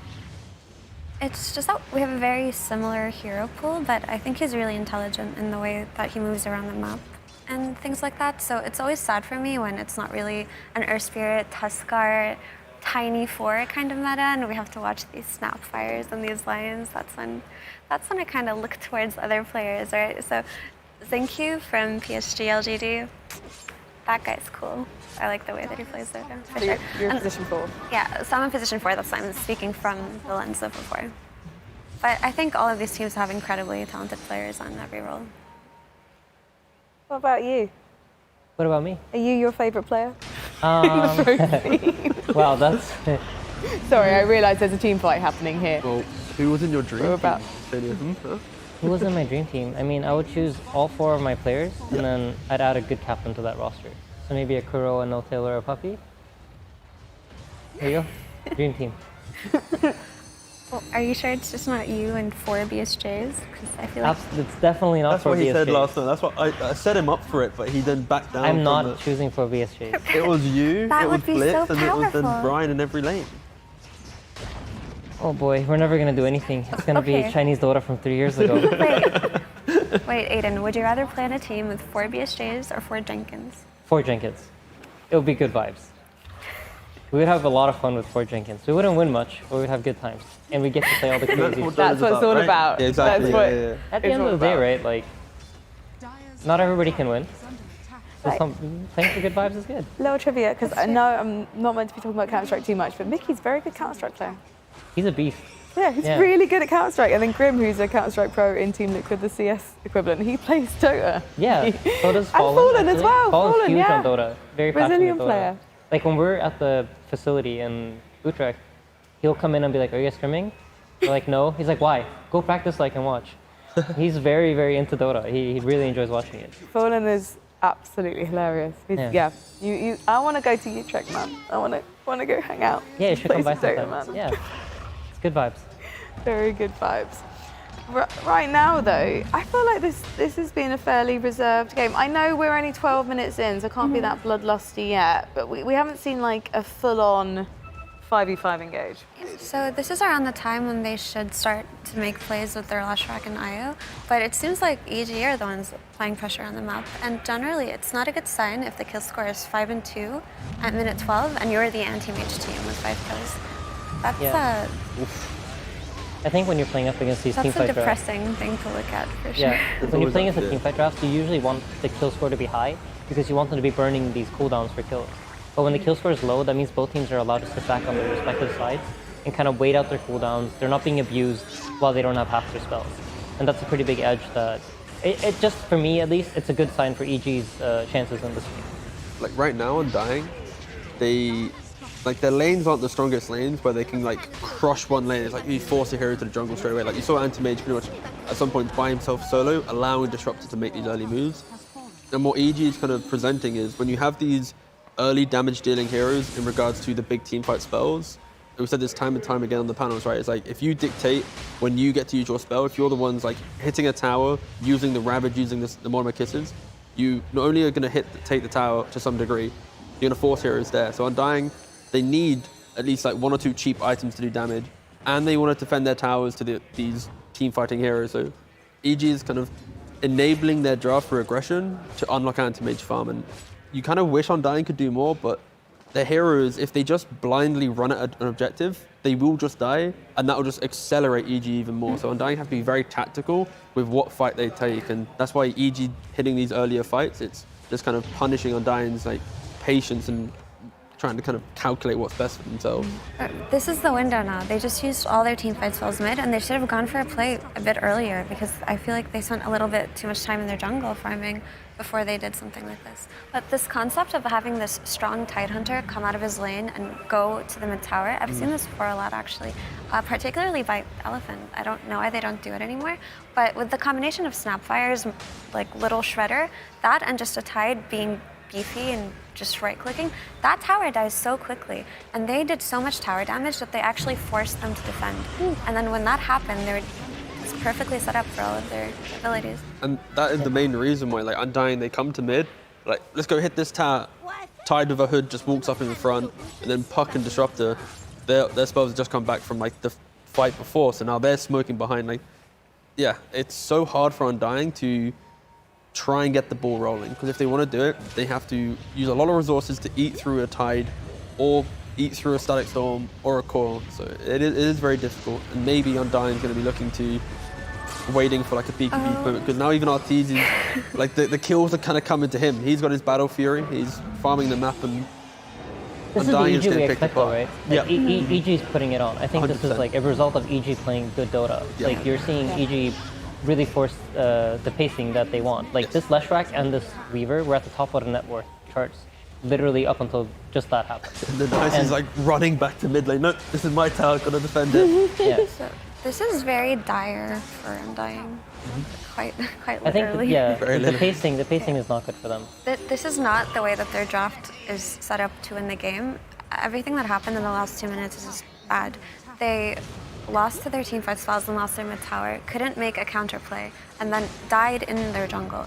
Afterwards, Anti-Mage went and found a kill on Leshrac, which is something that you don't expect to happen around minute 14.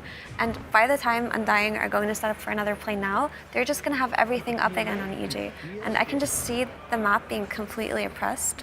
And Anti-Mage himself is going to be able to apply pressure now. Yeah, I mean, even the way Arteezy was farming there, right? Like he had Battle Fury, but he was playing with his team moving into the jungle, right? Like, I think a lot of people, at least in, I guess, pubs, right? Like, anti-mages assume that they need to farm the Battle Fury plus 1-2 items to join the fight, right? But when you have a very clear target of who you can mana void, like, you can farm in the area, you can play on the fringe of a fight, and you can just go, that's me done, I threw my void, killed the hero, I can go back to farming, right? So, I active feel like for me anti-mages at are the least, best, right? one of the reasons that Arteezy is so good is because he's very good at these things. These things specifically, like attribute to an Arteezy, carry anything. If he's an anti-mage, if he's a Naga, he's one of the players that I feel like really utilizes his hero. He knows how to find himself in the right positions to make those spells count. I would agree with that, definitely. And I remember when Arteezy as a player had that shift from incredibly greedy, farming, winning the lane, and just had this kind of individual mindset, made a shift to become a team player. And a lot of people criticized him for that change in style a few years ago, but I think it's only made him a better player and not worse at all. I'm being told that we've got a slight problem, and that is that someone did not get the memo today, which was you were meant to wear maroon because you replaced the SJ on My this bad. couch and you didn't wear I maroon. apologize, Frankie. So we got someone in who obeyed the rules. You know, My we had a apologies. conversation about this, didn't we? My bad, my bad. To go away. Before you leave, That means I'm search answering. for because I the need to colors know. No, underneath. it's You set I the like trend. this color. You can see. Thank you. No, I like it. I There's don't the have the feeling prize of it. I can't underneath touch you. the If you shirt. just look around the, no, for real, look inside the couch. Yeah, looking. Yeah. Check if there is something very valuable. Dude, Like a is there a million car bucks. under there? Probably. Is there a frying pan? Is this Oprah? Nothing. Oh, are you actually being serious? I think being someone forgot their serious. phone. All right, bye-bye. We're doing some admin right now. Yeah. No, there's nothing here, Chief. Go deep. Go deep. Go deep. Nothing. All right. Going. Okay, Never nothing mind. here, Chief. Well, that Hello, was panel. fun. Hello. How What are were you you? looking for? Well, yeah. That doesn't matter. We didn't find it. I mean, it clearly matters because you came in, you started tearing the sofa apart. It's fine. We can talk after class. It's okay.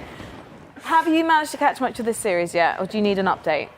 Can you please update me just a little bit? Sure. TLDR, EG anti-mage draft. Undying Leshrac rundown lanes draft. Didn't work out. EG have the lead, 14-2. Anti-mage very strong. Anti-mage strong. Okay. We'll see what happens. I haven't really seen that too many times, right? AM is usually just AFK farming and he never comes online and you lose the game, but looks like EG is definitely making it work. Is the Weaver carry, by the way? It is, yeah. Cool. Very interesting. What's the most exciting thing that happened so far? OG versus IG. Yeah? That was hype. Yeah. Basically, OG running at a brick wall. They bashed their faces into it 3 times. They got some scrapes and scratches, and it's not looking good. And then eventually, Sumail then goes, wait a second, lads, I need to do it. And he goes, boom! And then it's like, we won the game. So That's OG, right? Yeah, exactly. It's like a game game of trust where you have to run at the door that's closed and it might have a brick wall behind it. Takeshi's Castle. Yeah, know? basically, Right, of Dota. That's Yeah. how we would call it. So, yeah, brilliant. This sofa is coined Paleo Dota now and Takeshi's Castle Dota. Yeah, that's Brilliant. usually what Thompson does, right? He runs in there and you don't really see, the room is completely dark, and you follow him. And sometimes you win a TI, sometimes you fall in a hole or something. So. It's worked 2 for 2. The only player to have a 100% win rate at TI, right? Yeah, Yep. for sure. Are EG now just going, yeah, we've basically got total map control. So we're literally just gonna start camping your jungle now. I felt like they did that actually, to be fair, 5 minutes ago, and then Ice was like, oh, hang on a second, they're at the mid tower, I don't want them to have that. Pretty much. This game is, if EG has spells, they kill everything. Undying. The way I see them coming back into it is EG's not grouping up anymore, which is not going to happen. Or we either getting suddenly 2-3 big damage items, be it like a Daedalus, MKB, even like a Rapier. That's kind of like the level of how I see this game being a little bit dire for them. So I think the best approach they have is to just split push and try to play the map. Maybe go for some cheeky little relocate plays on towers, things like that. But even with that going for them, they're playing against anti-mage. And fuck, how are they going to be like? Yeah. I did say cheeky T. I Okay, saw that you were yeah, I'm my laughing choice at of it. So words. Frank He is was here now, very T-Gov as happy. well. A really quick update for you. We unfortunately didn't have a time to check in with this particular match, VP versus Asta, and we're not going to because it's quite simply over, super fast, 2-0 to VP, exactly what they needed to do. Does that confirm them in the upper bracket, please, sir? Yes. There we go. Congratulations, young the magic guns. number of 11. Yeah, so basically... 2-0? Yeah, they 2-0'd Asta, VP. So... Yeah. How long were the games? We're still in game 1 for... We were a little bit longer due to the Quincy SG series being a little bit longer than Extremely usual. long, yeah. But the games were How long? 30 minutes and 20 minutes on the dot. Like that explains it. That's quick. But yeah, just to confirm, VP now has 11 wins, and the teams fighting below, EG, T1 Undying, they only have 8 wins and only 2 games left. So of course, you can't get more than 11. VP are in VP upper bracket. shape. It is a little bit of VP, definitely. There it is. They're a team that hired a basketball player, some famous basketball player from Russia to tall, pump man. them up. He's so tall and he just stands behind them and looks at them, and then afterwards rallies the boys, pumps them up and whatnot. You know, he's incredibly tall, and that may be intimidating, but he seems pretty nice because the way that he interacts with them in the restaurant and stuff, he's smiling and he just seems like a nice brother figure. So he's not scary looking. The VP sure. basketball player, I was just looking up stats just in case we had anything that you guys wanted to hear about, but it was a career-based stat. You got a stat. VP, DM, the only other time he tried qualifying for TI, what player or team did he lose to? What player? You can Is this a quiz? Just guess any player in Europe. Like, it could have been, maybe like a puppy or He something. was playing for Chaos or something, right? No, he was playing for some random open Arcade, I can't remember, but either way, what single player, personality, might help? Hint. Cinderan. Cinderan? Can I have a hint? Is it a Russian personality or an English? English personality. You! T. Wrong, it was Gorg C. Gorg himself prevented and gate-kept DM from getting to the TI. He beat him in the closed qualifier finals 2-1. So little old DM, who's now upper bracket TI, his previous chance was stopped by Team Bold. Team Bold is definitely a scary team to play against in open qualifiers. Weird stat. They literally have no hair to lose. Thank you for sharing that. I don't know, I just held that one for so long, I just needed to let it out. Can we move from this game, Frankie? So you want to move away from EG versus Undying, but why? It's going to be over soon. Okay, no, we can move away from this stream. What would you like to watch? OGIG. Okay. Actually no, T1 Thunder Predator. Have we even looked at them yet? I think we should check in on. I'd like to, Thunder Predator. T1 Thunder Predator if possible, please. Yeah, All right, Thunder then. Predator So is actually can we picking. go to group number D?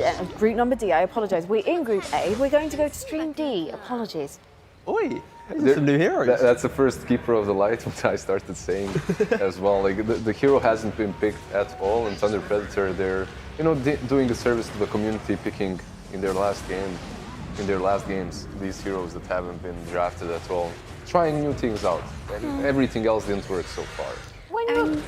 They've gone for a classic combination of Keeper of the Light and Bristleback. It's something that's been very popular throughout all of Dota. It may not be currently in meta, but it's something that can always work, because if Bristleback does get his stacks and hits his timings and has a Coddle behind him, he does so much. I could see T1 struggling here, right? Because like Coddle Bristleback, but also Coddle Timbersaw is also really disgusting. Yeah. Like you Timber Chain in, you have double Chakra now, or Whirling Death, sorry, whatever.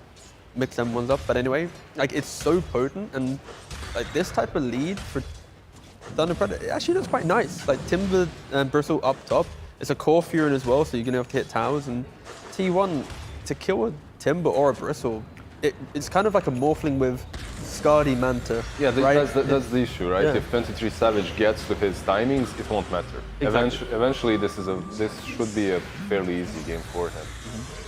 But yeah, I was talking to Aoi when we were in the shuttle coming here, and we were surprised that Kotal wasn't picked at all. At the Dota pit just a few weeks ago, the hero was first pick, first ban material. It did get nerfed afterwards, but I always felt like he's still kind of solid. Can be played. I think it was quite the significant nerf, actually, because one of his strengths in why he was first pick, first ban, outside of how absurdly good he looked in games, was that if you first phase him in your draft, he could either be mid or be support. That's something that was still up in there, or even offlane, right? But he's completely lost his core potential because of the nerf that they did. Instead of 3 null talismans to clear a creep wave, which was the crux of mid Coddle, now you need 4, right? And that's just too much of an investment from mid. It just makes him all the weaker and makes his timings weaker. So you can pretty much secure like a first phase Coddle. You understand that is a support hero. It's not going to be offlane, and it's not going to be mid. And you'll find that all the first phase heroes that are popular this patch, like Monkey King, are flexible. And besides first phase, do you think that Kotal is still a decent hero to pick in the second stage, perhaps? It doesn't have to be first phase. Like you can always make these combos, like Bristle plus Kotal, Kotal Sand King. There's just this hero throughout history has been so strong in these combinations, right? And it does provide you with a lot throughout the game. So I'm surprised that even though he's not as flexible, he isn't picked anymore, at least in the second stage. But yeah, I agree completely with the Notari. He's gone back to being a niche pick, for sure, but he can definitely have his games. And I think T wanted to say something, because... I'm sorry, I'm just getting giddy. I'm just enjoying the game. Do you maybe, if we can continue the Kotal Proceed, please. storyline. I'll watch the game. Do you think that maybe it's the Weaver and some of these Invis heroes and Void Spirits and Storm Spirits that Kotal hates to play against, they're extremely popular, and it's kind of hard, right? That's a very good point. The Spirit heroes are excellent in this meta, and they are probably some of the most contested over the style of last patch of perhaps Magnus, TA. And Coddle is so susceptible to these backline jumpers. So outside of losing his flex potential, his ability to die to popular meta heroes kind of explains why he fell out, right? We pretty much went through it. And Tiny, we can't forget about Tiny. Tiny like shreds Coddle like a piece of paper, man. What's wrong with that hero? Is there anything that he doesn't shred? Like, jumps, like look at him. It just comes up to you, hits you twice with the Echo Saber, and you're gone. This build as well, there are many different ways that you can build him, but one in toss is perfectly fine to secure kills all over the map. I just love the fact that there are so many different build-ups, but this Echo plus Silver Edge seems to be the easiest one and just the most reliable one to go for. For sure, and it feels like it gets to a point with Tiny where he has his Moonshine and his BKB that there's not much you can do except watch your buildings die. It's really sad. And there was an interesting approach to Tiny that we saw yesterday, Frankie. In what game was it exactly? It might have been the last one T1 yesterday? game. The last. Yeah, was it T19 dying yesterday where we saw Tiny position 4? Did he go with Blink or? Well, so basically what happened was that Tiny's approach to just ending the game wasn't fighting the enemy teams. It was using his BKB charge to disengage. So he would walk in, hit the tower 4 times, BKB and walk away. And they did that over and over again. And while that sounds like a slow and arduous process on a lot of other heroes, it's not when Tiny is four-shotting these buildings, stop right? it, right? There's so nothing annoying. you can do there. So I thought that was a really cute kind of way to end the game with a Tiny. It's not something we've really seen. You've been a coach of Chaos, right? Yes. And some different teams. And when it comes to group stages, is the last day? Yeah, clean your glasses. Yeah, yes, please. The last group stages, the last days, are they the hardest one mentally for a team that's maybe about to drop out or? Well, TI9 were in the exact same position with Thunder Predator. We had a couple wins, so we weren't like not on 14 or whatever, right? But we still had not enough wins to get out on the final day. And we were against Secret. And like we started going, let's do this strat again. Let's do the Lone Druid Tinker that we had in the pocket for playoffs, you know, let's start playing this stuff. And then we started winning and we were like crushing. What? We just beat like the #2 team in the group, you know, in one game at least. And I think if anything, it's less about pressure, but more about EG just be undying. It's not about the pressure, but just you kind of regret and hindsight kicks in, right? Like we should have done this, we could have done that, but I guess it's a combination of it all kind of coming into one, right? It's very emotional, that's for sure. Is it difficult to deal with this hindsight and whatnot, to just stay positive and look forward? 100%. Like I think in all things in life, right? Once you do something and apply yourself to something, and then you see the result of it, and you know that you could have done something different, and you're not like 100% happy with it, it is so hard to kind of get over that, right? Yeah. So it's difficult. I mean, that's why you have to be in the right mindset, I'm going to right? be thinking about my performance discipline. You did just slip in there really casually that EG did beat Undying. They're 1-0 in the series, so they are going to be desperate now to win that second, to go 2-0 to try and have that upper bracket chance. Yes, and the important thing there is, right now, Thunder Predator looking to be pretty strong in this game. Of course, they have to respect Tombstone in this game, the Morphling with Ascadi, these very high value things against them. But if Thunder Predator are able to win this game, T1, not upper bracket. They are now removed from that contention. And it means if EG win the next game, EG will make it upper bracket. So yeah, exciting stuff here where they could throw a spanner in the works if Thunder Predator can surprise them. From someone that's kind of used to losing a lot and being You and me, dumpstered by many different teams, maybe not on as grand of a stage as T1, TI that is. I have to say that when you're in this spot, you're maybe the most dangerous. Thunder Predator, they have nothing more to lose. Well, they have one more game possible to lose, but for real, they can just chill, play their best game, completely relaxed. Yeah, some bad emotions might be there, definitely, but it's kind of a sad moment when you realize, damn, this was my potential. Like, this is what we could have done if we were only a little bit freer. I wonder if for Thunder Predator, just the way that they're playing this game, it seems a lot more relaxed, right? I wonder if just the pressure of being at TI and being eliminated made them play differently to when they're comfortable. Because obviously, if you're comfortable and you just play like you're at home, you're going to bring out your best Dota. But it's really hard for a lot of these players at TI to access that headspace, because look at what's on the line. They've been building up or working towards this for years. It's a $40 million prize pool. And you wanna make your fans proud, you wanna make your family proud, right? But now that they've officially been eliminated, it feels like they're just playing the way that they like to. And it's sad that we couldn't see that before. That is the annoying thing, and that's the kind of what makes and breaks teams, right? The teams that can go far are the ones that have already built the systems in place. So when they get to TI, if this happens, then they're not going to be able to. They will be able to deal with it right on the fly. So the experience. This is very much this is the experience. It's kind of the procedure of how to deal with losses. And they find a Predator right now, like they kind of, it looks like they're in the groove, but also you have to look at T1 in this game a bit and say they're keeping themselves in it because Thunder Predator put like this wall of aggression deep inside Dire. But T1 are always kind of skipping behind, making these little farming plays and stuff. So as much as it looks like Thunder Predator are going to be, like they could win this game, if Morphling whips out the Skadi, if Undying just gets a good Tombstone, like I've kind of touched on it this very loosely, Tombstone is incredibly good this game. Like Timbersaw, Bristle, they thrive in these like long fights running you down, but there isn't an innate Tombstone hitter where if you put it on the high ground or out of reach, it will eventually build up the slow. Maybe some profit, right? You need to profit on sure, that can deal with. Exactly. But like that over aggression will be their undoing. So like T1, they're not going to be too disheartened with how this game's going right now. If anything, they're like, we expect them to be running us. We expect them. So this is a very close game, and it's exciting that, like Lizard mentioned, when Effie mentioned, like when you're not have nothing to play for and you got all that kind of stress is gone. That's when you'll be playing your best. So I am just very happy to see a team eliminated still playing with kind of that. We can still do it. We can still prove ourselves. Mm-hmm. And just to go back on what T was saying about T1's draft, look at the targets that Morph has to morph into this game. He's got Bristle and Timbersaw, which are both really excellent. And if he ever gets an Axe, he can become Undying and just drop 2 Tombstones. And T was talking about how good Tombstone is here.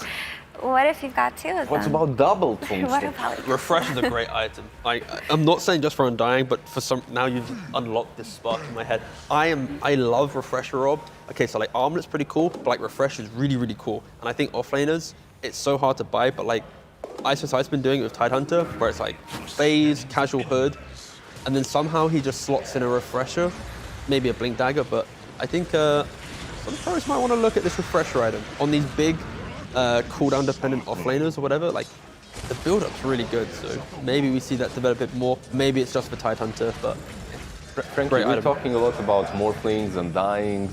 I saw that you have a little bit of a dislike towards Flinks. Is there a hero that you like a lot? Is there a hero I like a lot? I like lots of the heroes when I see other people play them well. What's your favorite one? What's my favorite hero? So in a carry position, I really like Phantom Assassin. Is that okay? I know that's very basic, but you get a nice build on her. And actually, Luna was one of the first heroes I played, and I did struggle. And then once I had Professor Purge help me out and understood, getting the mantis on her, feeling that power, I definitely started to really, really enjoy her too. I love getting lifesteal items, obviously, because it just makes me feel more secure about myself. flicking hands off like, woohoo! Yeah. Dying. Yeah. And then I was very excited to start seeing Underlord being played yesterday, because I do love Epitome Pitface, as I call him, in 3, and recently Dark Willow on position 4. Okay. Dark Willow is one of my favourites now. That is a great hero. I'm very happy that you like her. I mean, I've played her a few times, but she made the position 4 thing click for me. Whereas I tried Lina in 4, and I tried Lina in mid as well. Mid, for me, just the mana management on her in 4, I've just, because obviously making sure you're bottling your runes and all that kind of stuff, and understanding now when I'm playing other roles, right, do not steal that bounty rune if your mid needs to bottle it, and just, being polite in game, like, right? I wish my teammates did that. Like, they take my bounty. Like. Have you heard the words, the biggest oversight? I have heard them, but not necessarily in the same sentence. It is my time to part. My friend. My friend, farewell.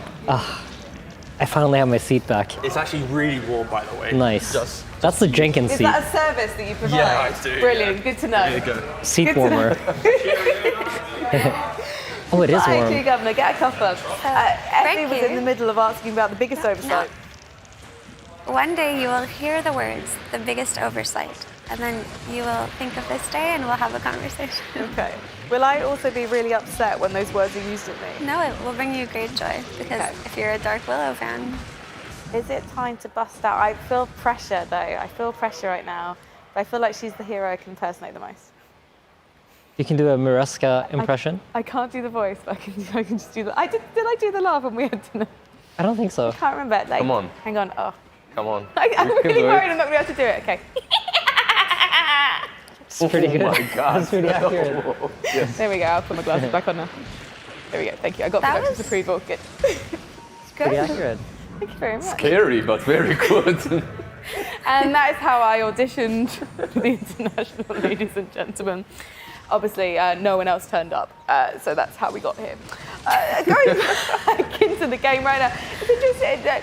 Okay, we know T1 like to play the long game, and we can't count them out at all, but it does actually just look like Thunder Predator are now just, we're literally just going to overtake the map now. Yeah, they've done that for a while now. Insania, have you been following the game? I have not, but I see Coddle, so I'm very happy. You're happy, right? I'm a happy man. Our boy for the first time. Yes, bring out the old man. Would you like to? I know some of you might have already seen this because amazing Leah's been sending us stats, but would you like to do a quiz about the heroes that are currently uncontested? I haven't been picked. Can I go first? TI. Have you cheated already? No, but I know one, and I want to say it first. Okay, but how I many? know that you. How many do you think have not been picked so far from Hero Pool? I will guess 18. I think less maybe. I would say 11 at the moment, uncontested. Adam? You think? I think it's like 5 or less. Okay, it's actually 9. You're the closest, is it? Easy. And you may guess Very. which has not been picked. How about this? We'll go around, and we all say one each, and then as soon as somebody gets it wrong, they're That out. was literally my plan, but I'm going to let you take credit for it. So Nice. let's start with you. I'll start with Necrophos. God damn Of you. course! That's easy though. You went with the easiest one. I don't respect Okay, that. That Okay, was It so doesn't- it do- easy. That's not fair. That was mine. No, not only is it easy, but I know what you did there. It's fine because I have another one, our coordinate. Is it? Come on. It should be. No. It's unpicked. Really? Apparently, Lizard yeah, we loses. need to find out where, but maybe if Leah's watching this, they can even make a Okay, message so it's us. me and Effie left. What?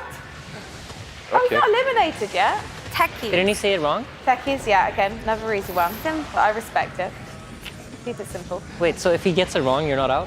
He's out. He lost. Oh, I see. Okay, fine, he's out. Just eliminate. I'll You just two leave. continue I'll just doing leave. your easy heroes. Go. I'm sorry, you Oscar. tried. You I tried. It's fine. Oscar? Yes. OD. Outworld Devourer. Wait. Yeah, I do. Yeah, Outward Destroyer. Okay, Lone Druid. Yes.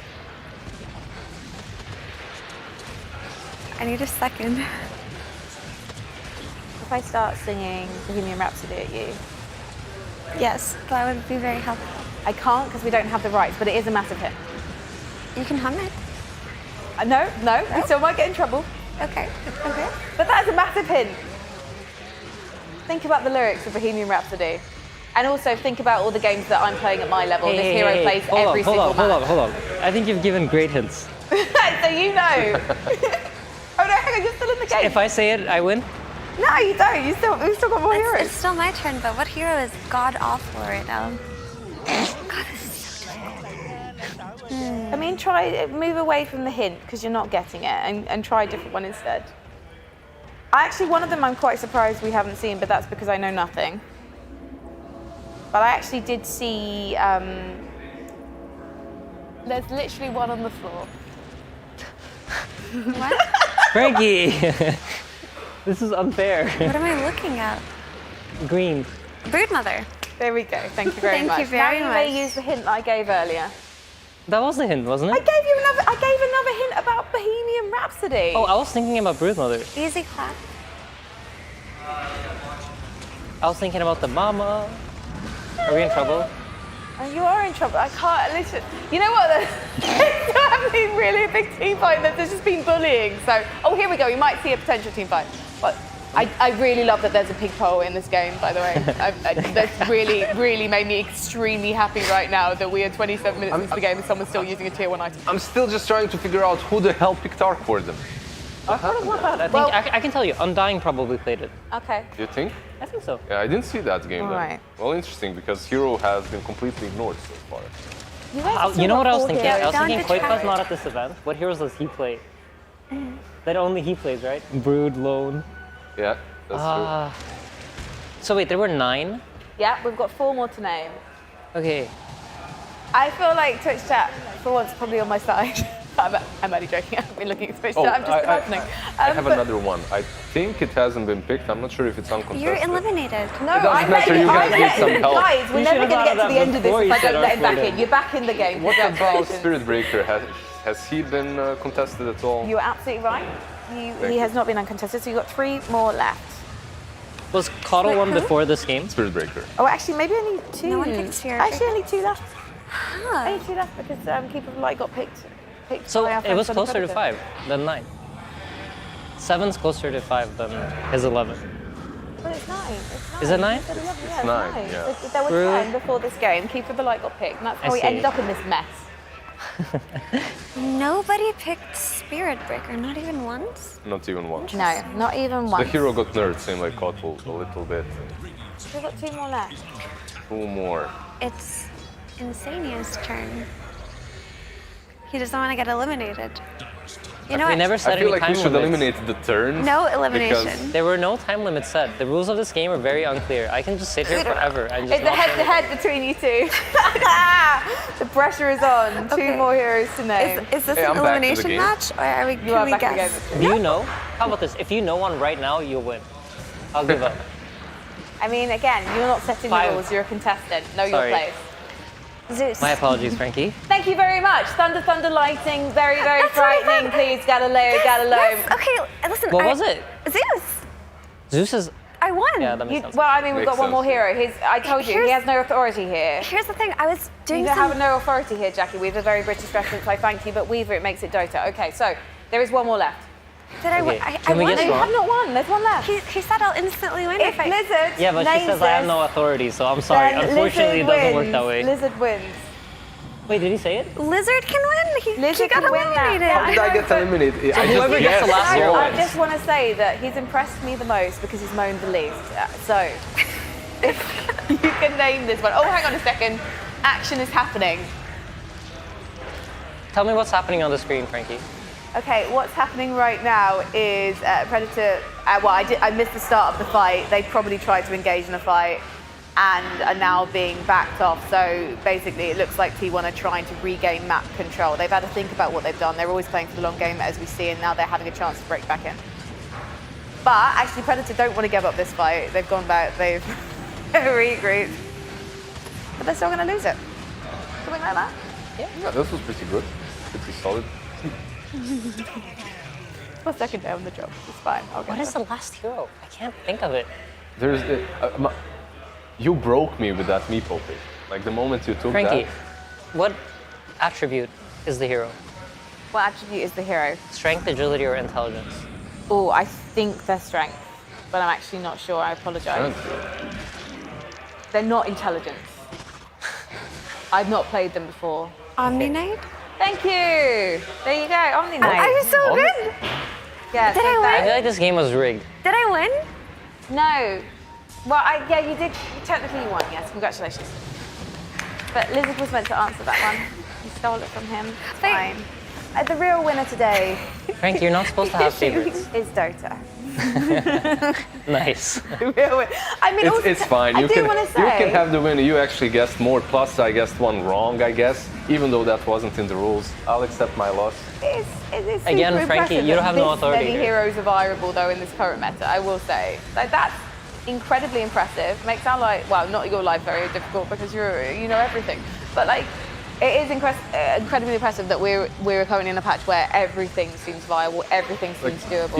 Even the hero, she was completely baffled that Spirit Breaker wasn't picked at all. Because hero is actually pretty legit. Is being played in pubs a ton. Same goes for Omni Knight, who was 2 weeks ago. He was first pick, first ban material for many teams, and now suddenly he isn't anymore because of some small nerfs. Sometimes it feels that these nerfs aren't even necessarily. They're psychological even a little bit, right? Insania, like, the hero can still stay relevant, but the team sees, it's not as good anymore as it was. Let's not pick it any longer. It's like the most classic case when the hero gets nerfed. The hero's actually not that bad, You but just because don't it's wanna play worse it, than what yeah. you're used to, it feels terrible to play. So It's anchoring bias. Yeah. while that's true, I think in Omni Knight's case is a pretty significant nerf because the way that teams were playing him was that there's a spell called Heavenly Grace, which you would put on an ally and it would give them a hard dispel and then it would give them a lot of strength, right? And it was undispellable before. You couldn't remove it with any kind of item or any kind of ability from a hero. So the change that they did was that they made it dispellable, which is pretty significant because if you know that an Omni Knight is coming in a draft, you can actually pick to counter it. So it just stopped being as valuable as it was before, right? But the hero can still be good. This is where I learned that actually Omni Knight is an intelligence hero. He's strength. Strength. You You're strength. right. Okay, fine. You got it right. This game is so much hype, by the way. I'm sorry to interrupt all of you, but this wolf just two-shotted the bristleback pretty much. They ran in, silver edged him, he disappeared. This is not the tanky boy that he's supposed to be, but yeah, it looks like T1 is back in it, and Thunder Predator, even though we praised them a lot and how they are playing much better now than they did previously, it's fallen apart a little bit. Lycanbite's tiny. Does he become Tiny Wolf? Yeah. Yeah. And you know what's funny? The wolf can pick up a tree. Blizzard, were you there for Dragon Wolf? Yeah, I've seen many wolves. Dragon Wolf is Highly disappointing.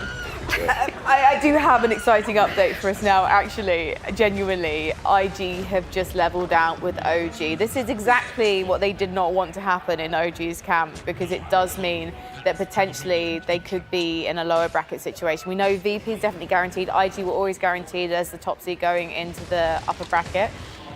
So now, actually, EG have a lot to play for, potentially. They need to get that 2-0. I mean, they already did. But is there now a chance, do you think, that they could actually make it to the upper bracket? So EG has 9 wins currently, and they're playing one more game against Undying. T1 are going to be at 10 wins, and OG is going to be at 10 wins. So there's, no matter what, there's a guaranteed tiebreaker, right, between T1 and OG, assuming T1 wins this game. And if EG win as well, they will. And if EG win, they'll also be involved in that tiebreaker. Is that right? Yeah. Yeah. I agree with you guys. I just thought there was something going on at the end of this sofa here. I'm sorry, I've just outed you guys. I apologize. We were communicating with Just sign language. complimenting my watch. I guess that's it. Well, I mean, we don't have any sponsors for this show, so it's okay to talk about your watch. I'll just It's a nice watch. Did you? I'll put my hands like in this. Yes. Hide it away. It's okay. Don't hide away your. Show off your. Yeah. By the way, I need to blatant wealth. return your jersey when we're talking about sponsors and whatnot. I need to give you. Oh, right. Yeah. The Jenkins bit. The Jenkins bit. I heard there were 3 Insanias. Apparently, yeah. There were 3 Insanians. Yeah. Not anymore though. No, there's just 2. It's outdated. One of them has been eliminated. Yeah, I have been kicked. Can there be another? You can join. I feel annoyed. It's I could've up to brought mine with Jenkins. me. I don't make the calls on who gets to be Insania. Apparently, it's totally Jenkins. We have no authority. Frankie, Yeah. can there be another Insania? I actually don't think we should go for another Insania, no offense. One is good enough. One I taken. think that we should all do little top knots, and then we can all be a Jenkins. Jenkins. Yeah, I think we should all go to makeup after this. And we'll just, it's annoying, I've not got a hair tie on, but if we could all just be Jenkins for a day, I just feel like as one long is as we more don't than see any enough pigeons when because it he comes to hates birds, we'll just have a lovely life. Why does he hate birds? We don't know. I think Oh, ask him on the when panel. He will explain. When you experience life with such joy de vivre as Jenkins does, there has to be a sacrifice that has to be made. It's like selling your soul to the devil. So I feel like in Jenkins' universe, he experiences things with such joy and delight that his one vice has to be something ridiculous and everyday, like birds. I think one of his vices will definitely be his consumption of diet beverages. It's concerning the amount that he drinks. He loves in the a day. sugar-free fizz. Did you see that he's walking around with a bird book? Did you notice that? Well, are birds real as opposed to birds flying? Yeah. He's trying to figure out which ones are real and which ones are just government drones sent to control us. My first encounter with Jenkins a couple of days ago was literally, he said, "Oh, hi, how are you doing? Would you like?" And then I don't want to name any particular brands because there are multiple brands available and we don't endorse them, and Jenkins does it off camera. But he was just like, "Would you like this sugar-free beverage? Would you like this diet beverage?" I was like, literally in your rucksack, I can go and pick up one from the tent right now. But thank you. I asked him for a sugar-free Coke. It's okay. That's not actually a brand. Cola. Thank you. I definitely knew that. It's a brown drink made from vegetable extracts. You're fine. Exactly. Don't And worry. he just randomly went to the table. He saw there's none of it, and he's like, "Don't worry, I got you." Opens up his rucksack and finds one somewhere in the depth. Like, that man comes prepared. What He can I does say? come prepared. Yeah. It's actually not an exaggeration. At the Animator, he was walking around with a sugar-free beverage with a bunch of it, and he would just go up to people and, "Would you like one?" And we didn't even know he had one, but some people would humor him and be like, "Ah, sure," and then But has he offered you guys conjure it up Jenkins from food? behind his coat. I just want to state for anyone watching this that too many sugar-free beverages may have laxative effects.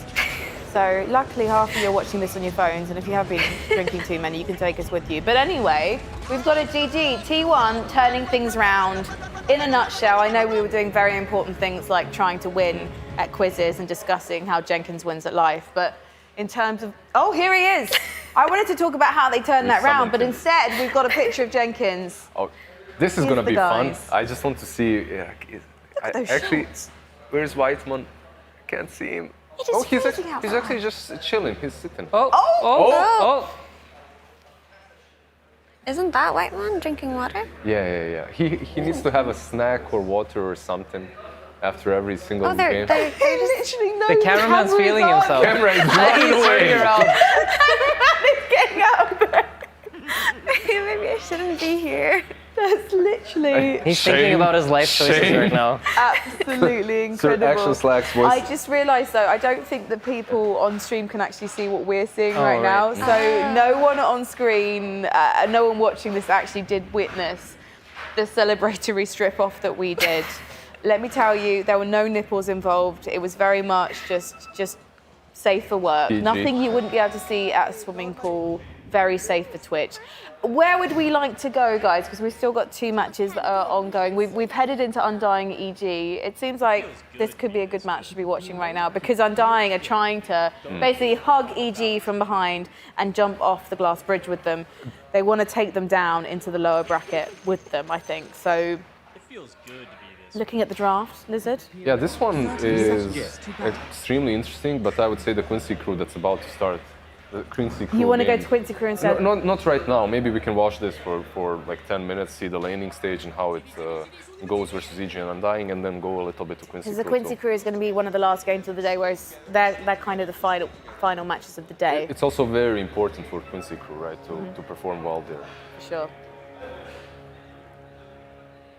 So we got the IO Weaver matchup. We're seeing that almost as much as we're seeing the IO Tiny matchup. But look at this. It's a Matchup. Naga Duo, pickup. sorry. It's a Naga pickup that I've been calling for quite a while now, the whole group stage pretty much. In Dota Pit recently, if Weaver is picked as a carry, you answer with either a Naga or a PL, and you overwhelm him. He can, even with all the builds, Weaver and Clinks, they don't truly do well against illusion heroes. And I'm excited to see how this one is going to go, because we haven't really seen too many Naga picks, have we? A couple maybe? I'm not sure of the statistic, but we have seen a few Nagas. And I'm surprised we haven't seen more Nagas because I thought this would be one of the most contested carries, but I suppose she is a bit more niche when it comes to drafts than I thought she was. And I think Insania could actually elaborate on this more than I could, just in the scope of drafting, right?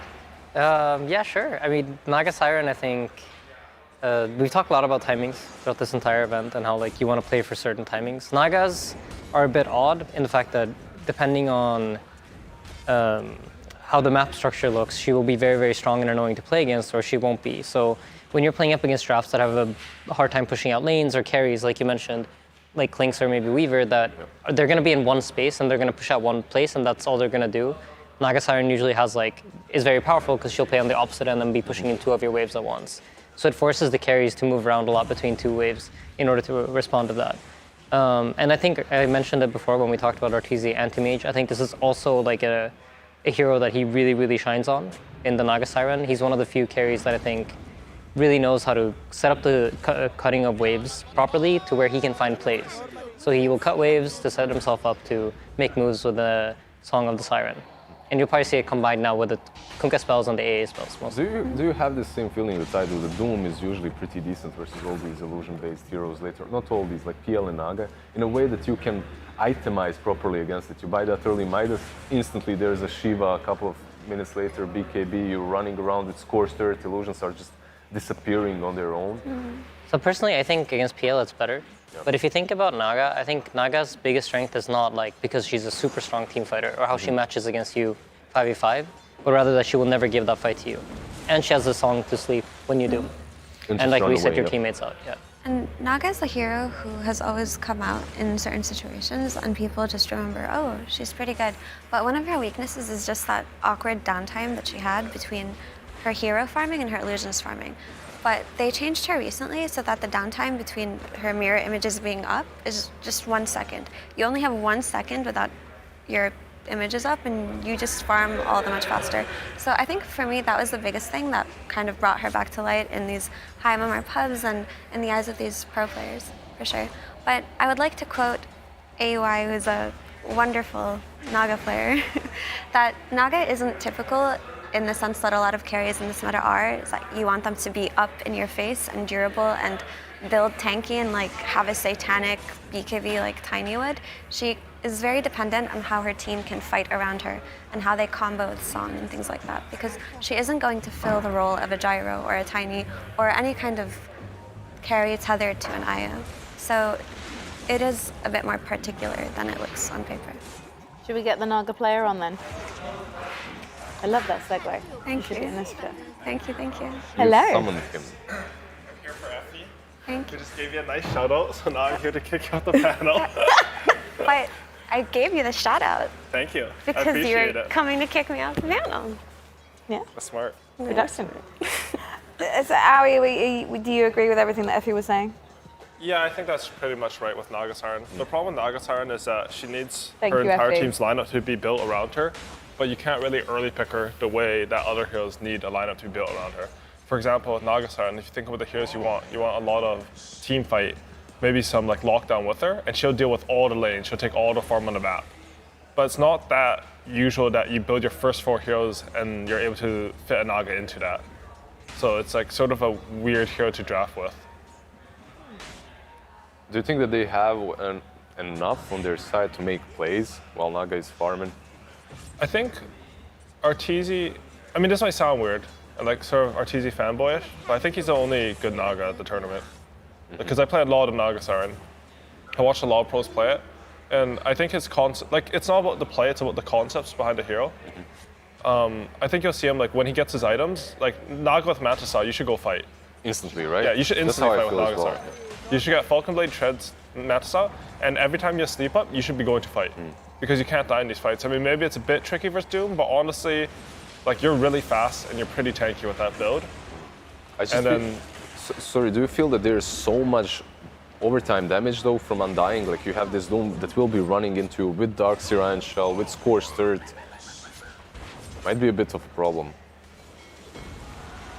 I think Naga Siren, the damage isn't fast. It's not so bad for her. It's like PL, like if you keep chipping away at PL, then every subsequent illusion is worse. But I think Naga Siren doesn't quite play like that. It still matters, of course, AoE, but less so. I would say this is like a pretty good Naga game. And they're doing so far so well in the laning stage. Is this something that we should have expected in Sania? Like, Darkseer isn't the greatest laner, I know that, but Doom should have been just able to farm up in the jungle and not feed, right? This is his second death, I believe. Yeah. I think when I think of EG's draft, like, I do think they have better like potential moves. They have this Lion to rotate around. They have damage from AA, whereas like Undying is more on the responsive end with, like, you have Disruptor, doesn't really do anything till level 6, and you have Wisp that's just gonna TP respond to ganks. So like EG has control at the start of the game. They're gonna be allowed to do what they want. And Crit's like free to move. Now, that's a Just really type. good point. They actually set up the first kill on the Doom with X marks the spot, and Lion just started TPing in like 2 seconds after, right? He TPs and they get the kill. Meanwhile, Io TPs, but he doesn't have Tether, so it doesn't really help. Do you Naga- skill net on Naga? Sorry. Yes. Yeah. That skill is 1 skill point for 2.7 seconds stun. I think, or root, I guess. I think Naga Siren's actually a really strong laner, and EG would never pick her in a scenario where she's not going to put pressure on her lane. Makes sense with AA, right? Set up for all of his spells. Yeah. Did Arteezy go 1-1-2 or like 1-0-2? 2-1-1, I think. 2-1-1, okay. Because I know I was talking with Arteezy about Naga, and we were looking at Riptide, and like the second point is like super value because you go from 2 to 4 armor. I'm not too sure. Like it was a while ago. But The first Ravage has been used, but he has ultish. Is he gonna live through this? Yep. ooh, that was close. Easy. And that's a bolt ravage for not a kill. Yeah. That's a big deal. And I think this early on into the game, though, doesn't really matter. Because what are you going to do? You're not really going to be able to take a tower off That's a of it, good I point, think. yeah. but also Darkseer TP'd here, so they're trying to make a counterplay. I guess there's no real push on dying that you would need your spells for to like. I don't really see some big collapse onto mid tower this game like you normally would. Did they even kill the Tide here? I think he's... It's so I thought that this is really good for Undying because they only responded with an IO TP, but now the Darkseer has also TP'd on the bottom lane. What do you do with the Weaver? Does he have to just go top maybe, TP pressure the tier 1? You have your offlaner there, does he go to the jungle? What's the correct move? I think you probably just have to move Darkseer into the jungle because Weaver doesn't really get Naga off the wave, right? Naga's going to send illusions on the wave, and you can't kill them fast enough to prevent her from pushing it out. So there's no real play of moving top, I think. Also, EG Serve had a nice response to the Darkseer coming bottom. They're like just chilling with their Naga in the jungle, but now A has a completely free lane. Like he's not going to need Tone to get sick at all. And that'll accelerate their game a lot. EG's lineup, like their cores don't have that, like their 2 and 3, they don't have that much damage, but once the supports come online, like anything's a kill with AA out and Finger. Can you just explain one thing to me? What happened with comboing Darkseer plus another melee brawling 4?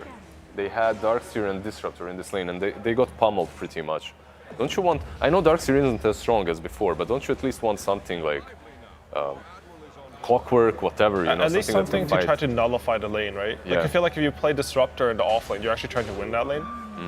I think I used to really like Darkseer plus a range hero in the off lane when you could like go even or win the lane. But if you're playing it like that and you don't win the lane, then you don't really have options. Because the other good part of Darkseer is like, you know, you put an Iron Shell in your Clockwork, he TPs in our lane, you surge him right before TP ends, and he gets a kill in that lane. And even though you're losing your lane, he can even farm or something, right? Go fire around. Exactly. Woods, right. Like it does look a bit awkward with the supports. Yeah. And also Disruptor, when you think about it, Naga just uses mirror images. Can't even. You can glimpse one. Yeah, I guess you can't really utilize your Thunderstrike that well. And I guess that's a lot of the reason why EG picked Naga. Sorry, do you guys pick Naga at all? We played a bit, not as much as EG though. Of course you do. We played on mid and Mickey and Quakefa played. Okay. So when you play Naga, do you play it in a similar way to how EG are playing it now? We try to, but we're not as good as I think EG are, like Because I always they're said, such a probably the laning best. focused team. Sorry? Because of their laning style? No, I or- think it's more to do with what he does after the lane. I think most Naga Sirens, like I would say the default pub Naga that most players probably play with, is he goes to the jungle, farms They farm 3 so items. long. Yep. Yes, and then like at some point when they're level 22, they're like, okay guys, I can come fight. They join a fight, and then if your illusions are strong enough, they're gonna win the game, and if they're not, they lose. It's sort of weird because Naga Siren, she doesn't actually farm that fast unless you're taking like this wave cutty farm. Right. So like when I see my Naga Sirens in the jungle after they have Manta, like I know it always feels like you're losing out on the map. Yeah. Like I'd way rather have any more like of the more sort of like robust carries because I think as F was pointing out, like Naga Siren, she can't man fight. She should probably be somewhere in the enemy jungle, ready to collapse at any given point, Yeah. right? Naga's, I think, a very complex, as a team, I think it's one of the more complex carries to play around. Because you have to be shoving waves and you have to It's like understand a how to full team move. thing too, right? It's exactly. It's your entire team needs to know how to work around it. It's not like, I'm going to play Sven, I press ulti, I go hit heroes. And I think you were mentioning this earlier, but like her timings are weird. Yeah. Like they don't feel as dominant. Like when Sven has BKB, you know it's go time. When Naga has Manta, she's like, guys, I can fight, I'm strong. But not really. And then your team is clicking, they're like, are you actually, or are you like, but you sort of are as long as you can take the fight in the right way. Like if you can send your illusions off to the side, they don't get cleared off right away. She does a lot of damage. This game, by the way, is a bloodbath. There's just Oh, they fights. killed Arteezy. They killed Arteezy. Was that solo kill from Saberlight? I highly doubt that, but maybe. But there's 4 dead heroes in mid lane. Yeah, you're right. It was only Darkseer left, right? Or I don't know if someone was with Did him, he or just maybe vacuum? Arteezy killed He someone. killed him with an. I really think he killed him with the vacuum wall and iron shell, and that's it. He's alone, right? It's one-on-one on the bottom lane. Okay, so Saber honestly salvaging it because I would say if you get 4-man wiped to mid and the enemy has a Naga Siren, like your map is going to be so dark. He's just going to kill every creep wave. He's going to send illusions and steal your camps, and it's not going to feel good. That's a big difference maker. So, do you think that it's the correct play that Saberlight was there, or that maybe he should have been in the team fight on the mid lane? Obviously, it ended out great for him. He killed Naga. Yeah, I mean, if you could have won the team fight mid, you should probably be there. fight there, right? But I don't know the conditions. Maybe Arteezy actually used sleep to cancel his TP, and that's why. Because Arteezy didn't have sleep there. Like it's a bit hard to see what happened. I do like what Abed's doing too. He's just going for this quick orchid. I think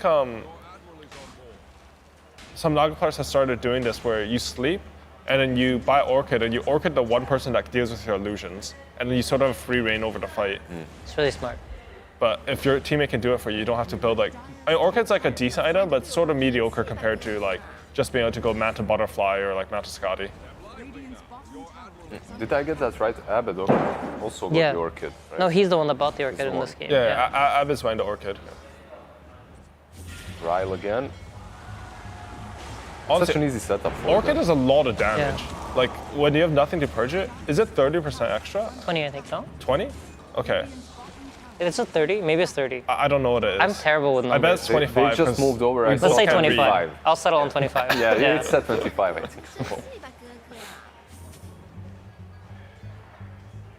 Yeah, I think the cool thing about EG's draft in this game is, and the way that they're playing it is, if you think about it, they're constantly using their cooldowns. You don't see this Kunkka run around with boat ready for like 3 minutes. They're applying pressure to Undying. And I think when I look at these drafts, I feel like Undying is the team that wants to play with pace. They want to be the team that's in your face. But we haven't seen like a single Static Storm, I think. Maybe one. I feel like we haven't seen Doom and Darkseer join up.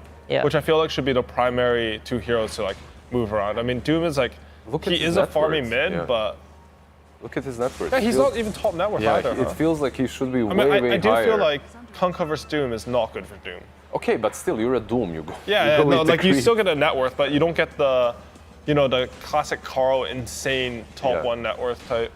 And maybe you still have that. He's but also been Kunkka's caught like 2-3 times. Every Okay. single smoke from EG has been on Doom. Like they always find him. And it does feel a bit like what Sanyo's referencing to is like if Undying's the one setting the tempo, then your Doom's not getting smoked on because you're the one making that move together.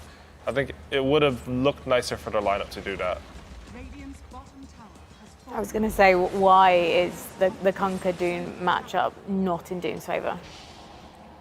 He doesn't dominate the lane as much as Doom overall doesn't dominate many mid lane matchups, Yeah. right? So But he Doom, I farms. think, generally struggles when you can force them off the wave with like consistent harassment because you don't really have any sort of self-sustained.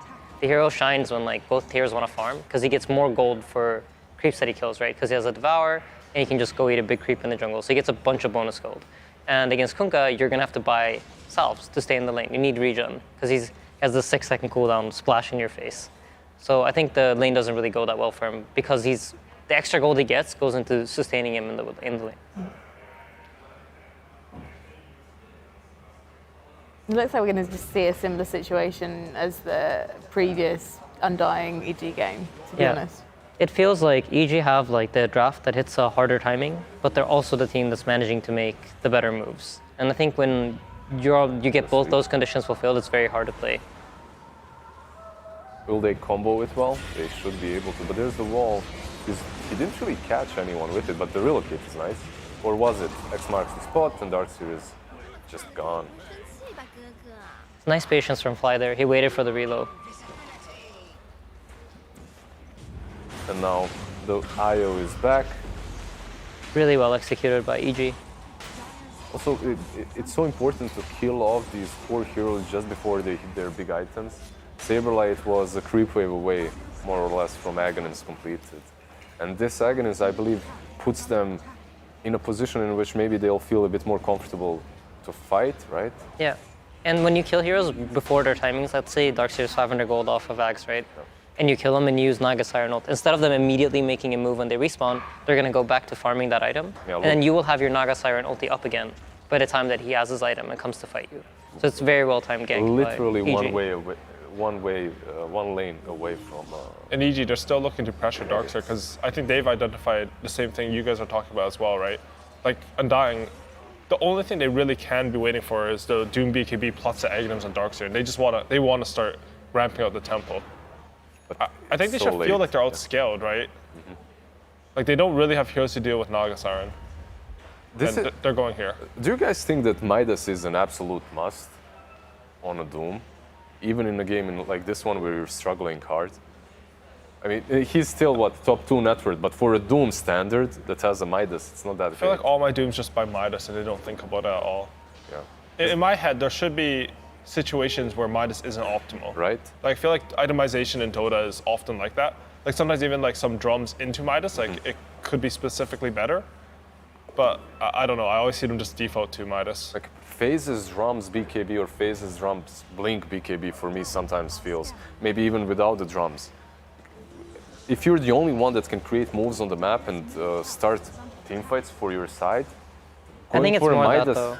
Like if you are the only one that can start fights for your team and you're the only, like we need Doom's items to make moves, I think you're not really, the hero's not really happy playing that kind of Dota. That's true I think. as well. But in some games, yeah, you're forced to. Did you watch the Quincy Coup game 2 against SG? Yeah. Because that was a game, I think it's like a similar concept that Lids was talking about. They had a Tiny Tinker Timbersaw core lineup. And I thought Yawar should have gone Blink on Tiny that game. Like in my head for sure. Because what he ended had up Tinker happening mid, was, right? yeah, like no one could go in for the Tinker, and Quinn died a couple times because, I mean, Tiny just sort of farming, going Echo Saber, but he won his lane, and you can make these changes and adaptations. It's honestly, it's a lot harder to see because players have so much less information as spectators, and you don't even know exactly how your other lanes are going and like how the enemy's lanes are going Do too. you feel that teams and players just struggle to not necessarily innovate, but switch up what's from the norm in a tournament that's as big as this one, especially on the last day of the group stage when everything is on the line? I'll just go with what I know it works. Screw everything else. I'm not going for a Blink Dagger. Maybe that's the... I think some teams are better at adapting to the situation than others. Like when I think of that, I think of Secret immediately. I think Secret's really, really good at adjusting how they play their heroes based on the situation that they're in. So I think for some teams they're really good about it. Other teams I think are worse. You get Duma? This is a great fight for Undying. They got the Doom and the nice wall, but it looks like they're just getting out. The glimpse is good. They got the Naga. Ooh, and that was And the they- Weaver bug. They were trying so hard to kill it, but just gave it a vision to get the glimpse off. Yeah. It's a good turnaround there.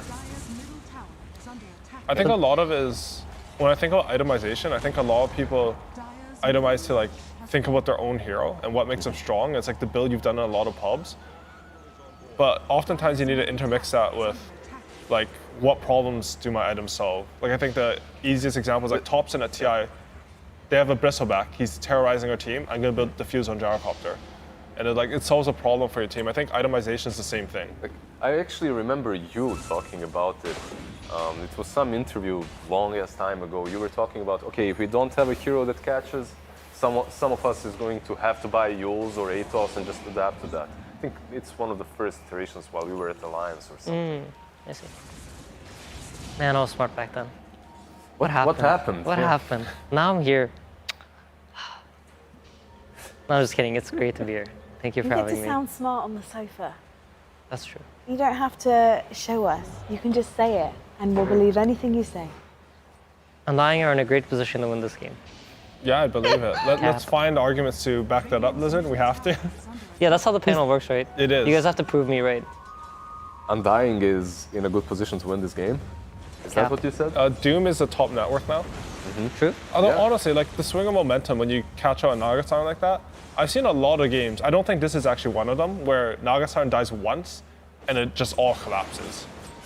I think the thing with killing Naga, the biggest thing is that you reset the map back. Like you get waves shoved out again, and the Naga needs to then again find herself a way to get like It's like into your not jungle. simple to get waves back on Nagasan. Like she's one of those heroes where like you get a status quo on the map and like it's really easy to maintain it because you're in a more aggressive position because you already have more information. Yeah. The problem is if you die, you lose all that information, so you're spending time getting that information back, and your enemy won't just let you do that easily. And they're actually quite far away from the pit. And with Weaver, there's a ton of damage. but Arteezy's not running at all right now. There's the A ult. So normally teams when they get Ice Blasted at Roche, they try to wait it out. So I think he knows that he has time. Yeah, but Fly look at the throws Ice smoke. Blast. It looks very solid from Undying. Are they gonna wait for them right here on the high ground? Probably, right? Yeah. Yeah, I like this play from Undying. Just the concept about Roshan is that I think taking the vision before you go for the Roshan, and if they come, you kill them on that vision, it's a very strong idea. At the same time, Naga. it's yeah, exactly. Right? It's very difficult to play this play versus EG, as they have all the illusions scouting out and whatnot, A ulti as well. But it's a really nice concept. I love the fact that they moved instantly to where usually teams try to wrap around. I do feel like this is like an EG specialty though. Like they're on your hill, you're on their hill, but you're getting a bit more because like you're very calm even though the situation is sort of weird. Maybe not, like maybe even like a fly specialty. I feel like I've seen this like some OG versus VP Kiev major. Like this happened a lot where they just sit on each other's hills. It's an intense game right now. It's the standoff at Roshan. In fact, this is a situation that often occurs in like elimination situations or like when you're playing when the stakes are high. Neither team really wants to commit to Roche, but they're both very willing to sit there and like pose. I think hypothetically this should be better for EG though, because Nagasarn can send illusions down to bottom lane, and you'll farm like all 3 lanes. You're just sort of waiting for that pressure to come in. It's not that big a difference, but I think they're slowly going to keep getting an edge here if nothing happens. We've been in this game for quite a long time, and it's becoming a little bit of a resident sleeper for everyone that wants to check out the full screen. Instead of spamming full screen in the chat, they can go probably to other streams. Are you asking to move? No, I'm not asking. I'm just saying they can move to different. Absolutely. I mean, you can have the literal professionally casted Undying versus EG if you would like to, because that is present on the B stream, I believe. So obviously you can go and head over to that if you want. We've got some other matches starting off right now as well.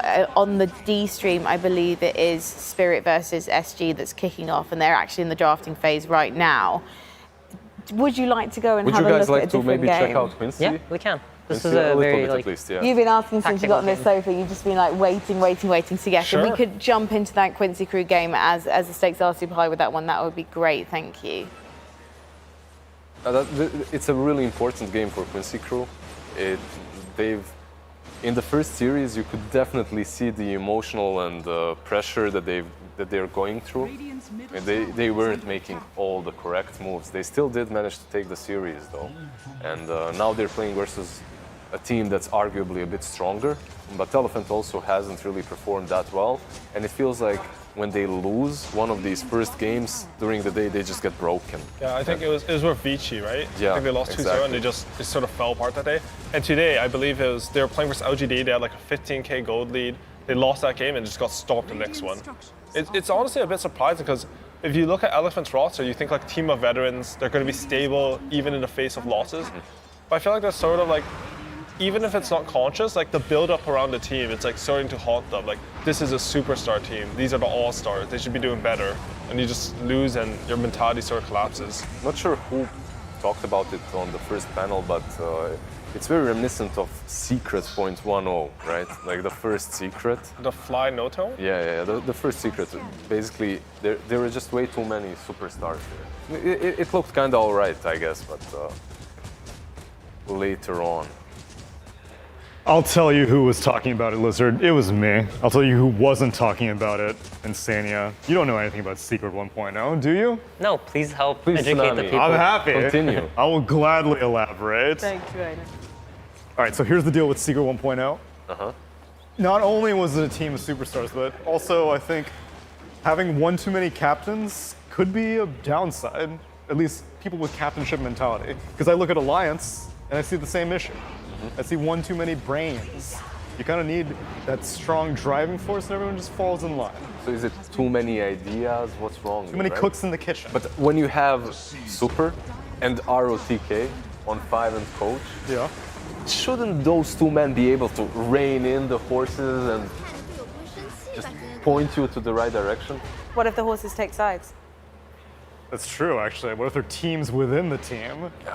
Ooh, that's always a bad one at TI. I feel like that happens a lot. Like little factions within a team. Right. You have two players like sort of talking and then they have some idea of Dota. You have another group talking, they have some idea of Dota.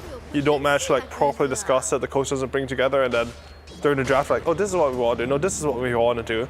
And it's always a disaster, especially at TI. This is why breakfast is the most important meal of the day and it must be had as a team. Yeah, I can agree with that. You can't even feel the tension in the dining room. Who's on Secret 1.0, by the way? It's like Puppy, Curl, Fly, Noto. Do you remember who their 5th player was? Was it S4?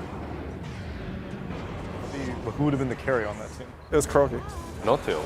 No, Curl was playing carry. Curl was carry. It may have been S4. Would you like me to look it up? Sure. You know, I can make myself useful, Secret finally. 1.0, Right. what, the original Is Fly off lane? right? Fly was offline. They does played ring, Shaker yeah. Tidehunter every single game. Yeah, that sounds familiar. Vision into Ravage. And for what it's worth, the team, all the players who were alumni from that secret have gone on to do great things. Yeah, But no, it's a them testament to the together. fact that like a lot of Dota making teams is about the synergy and how people like fit in more than the individual skill of players. What game are we on? We are currently on Elephant versus Quincy Creek. Yes, because obviously it's a very key one for Quincy Creek.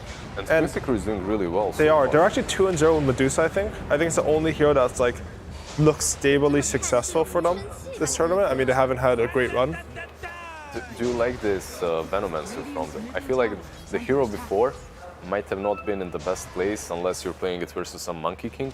But now when Shaker is so popular, and Shaker is almost always played on offlane, you can pick it up. If it gets countered or it's not the best game, you just move into that position 4 and then you get this Veno that's...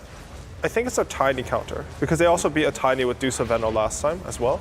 But I think you're right, like it does match up, like I'm thinking about it, matches up pretty well with the offlaners. I also just think it's a Leslie specialty. Yeah. Lelis, I don't know what his official name is. He has like 18 names. Leposa, Leslau, tagged up as Lelis, I suppose. Lelis. Leslau basically means Easy for Leslau. Big Lelis? big Lelis. Yeah. Oh, okay. Yeah, but I think Veno's probably, in my head, it's his like, I don't know about best, but most annoying, which is what you want to do a lot of times from the offlane. And when they pair it up with Medusa, it's like really good against Tiny. You have slows for Tiny, you have percent damage for Tiny, and then you add the Skadi on top of that, he just doesn't move or hit. Now, like one thing when I look at Veno is what I'm worried of is there a hero that gets on top of me, eliminates me after the laning stage? And so far, as much as I can see on the Team Elephant, there is nothing like that. There is no Storm Spirit, Void Spirit, anything that just isolates you and eliminates you without worrying of all the Serpent Wards stopping the blink and whatnot. He has a blink already on Yawar. I don't know if you guys saw that. He went for Manta, Skadi, Blink, or maybe even Blink before Skadi, but that's very early. That's I'm curious so his aggressive idea as on well, that. yeah. Like Frankie, maybe what you just got? if they jump on my team, I can just stone gaze and blink in front of them. Blink in front. Because that would be really cool. That's a neat idea. I feel like that's usually what's the point of a blink on Medusa if you're buying it. But this is very early as well. It is. Well, as it's early, I will jump in and I can give you an answer. So who were you saying before? You were saying Kuroki. Kuroki, Fly, Fly No-Tail, back when he was Puppy. Simba, No Type Puppy, and the final member is actually playing at this event. Is that S4? Yeah. Okay, so you're right. Okay. Yeah, there you go. Yeah. That's a big brain team. I know, right? It's the maximum brain right there. Medic Pretty much every single successful Western coach, Western position. That's every is there. captain, huh? Yeah, every PPD. captain. PPD, one PPD. TI. But yeah, beyond that, all the Europeans all congregated in that one Avengers team. Yeah, because that's literally four captains.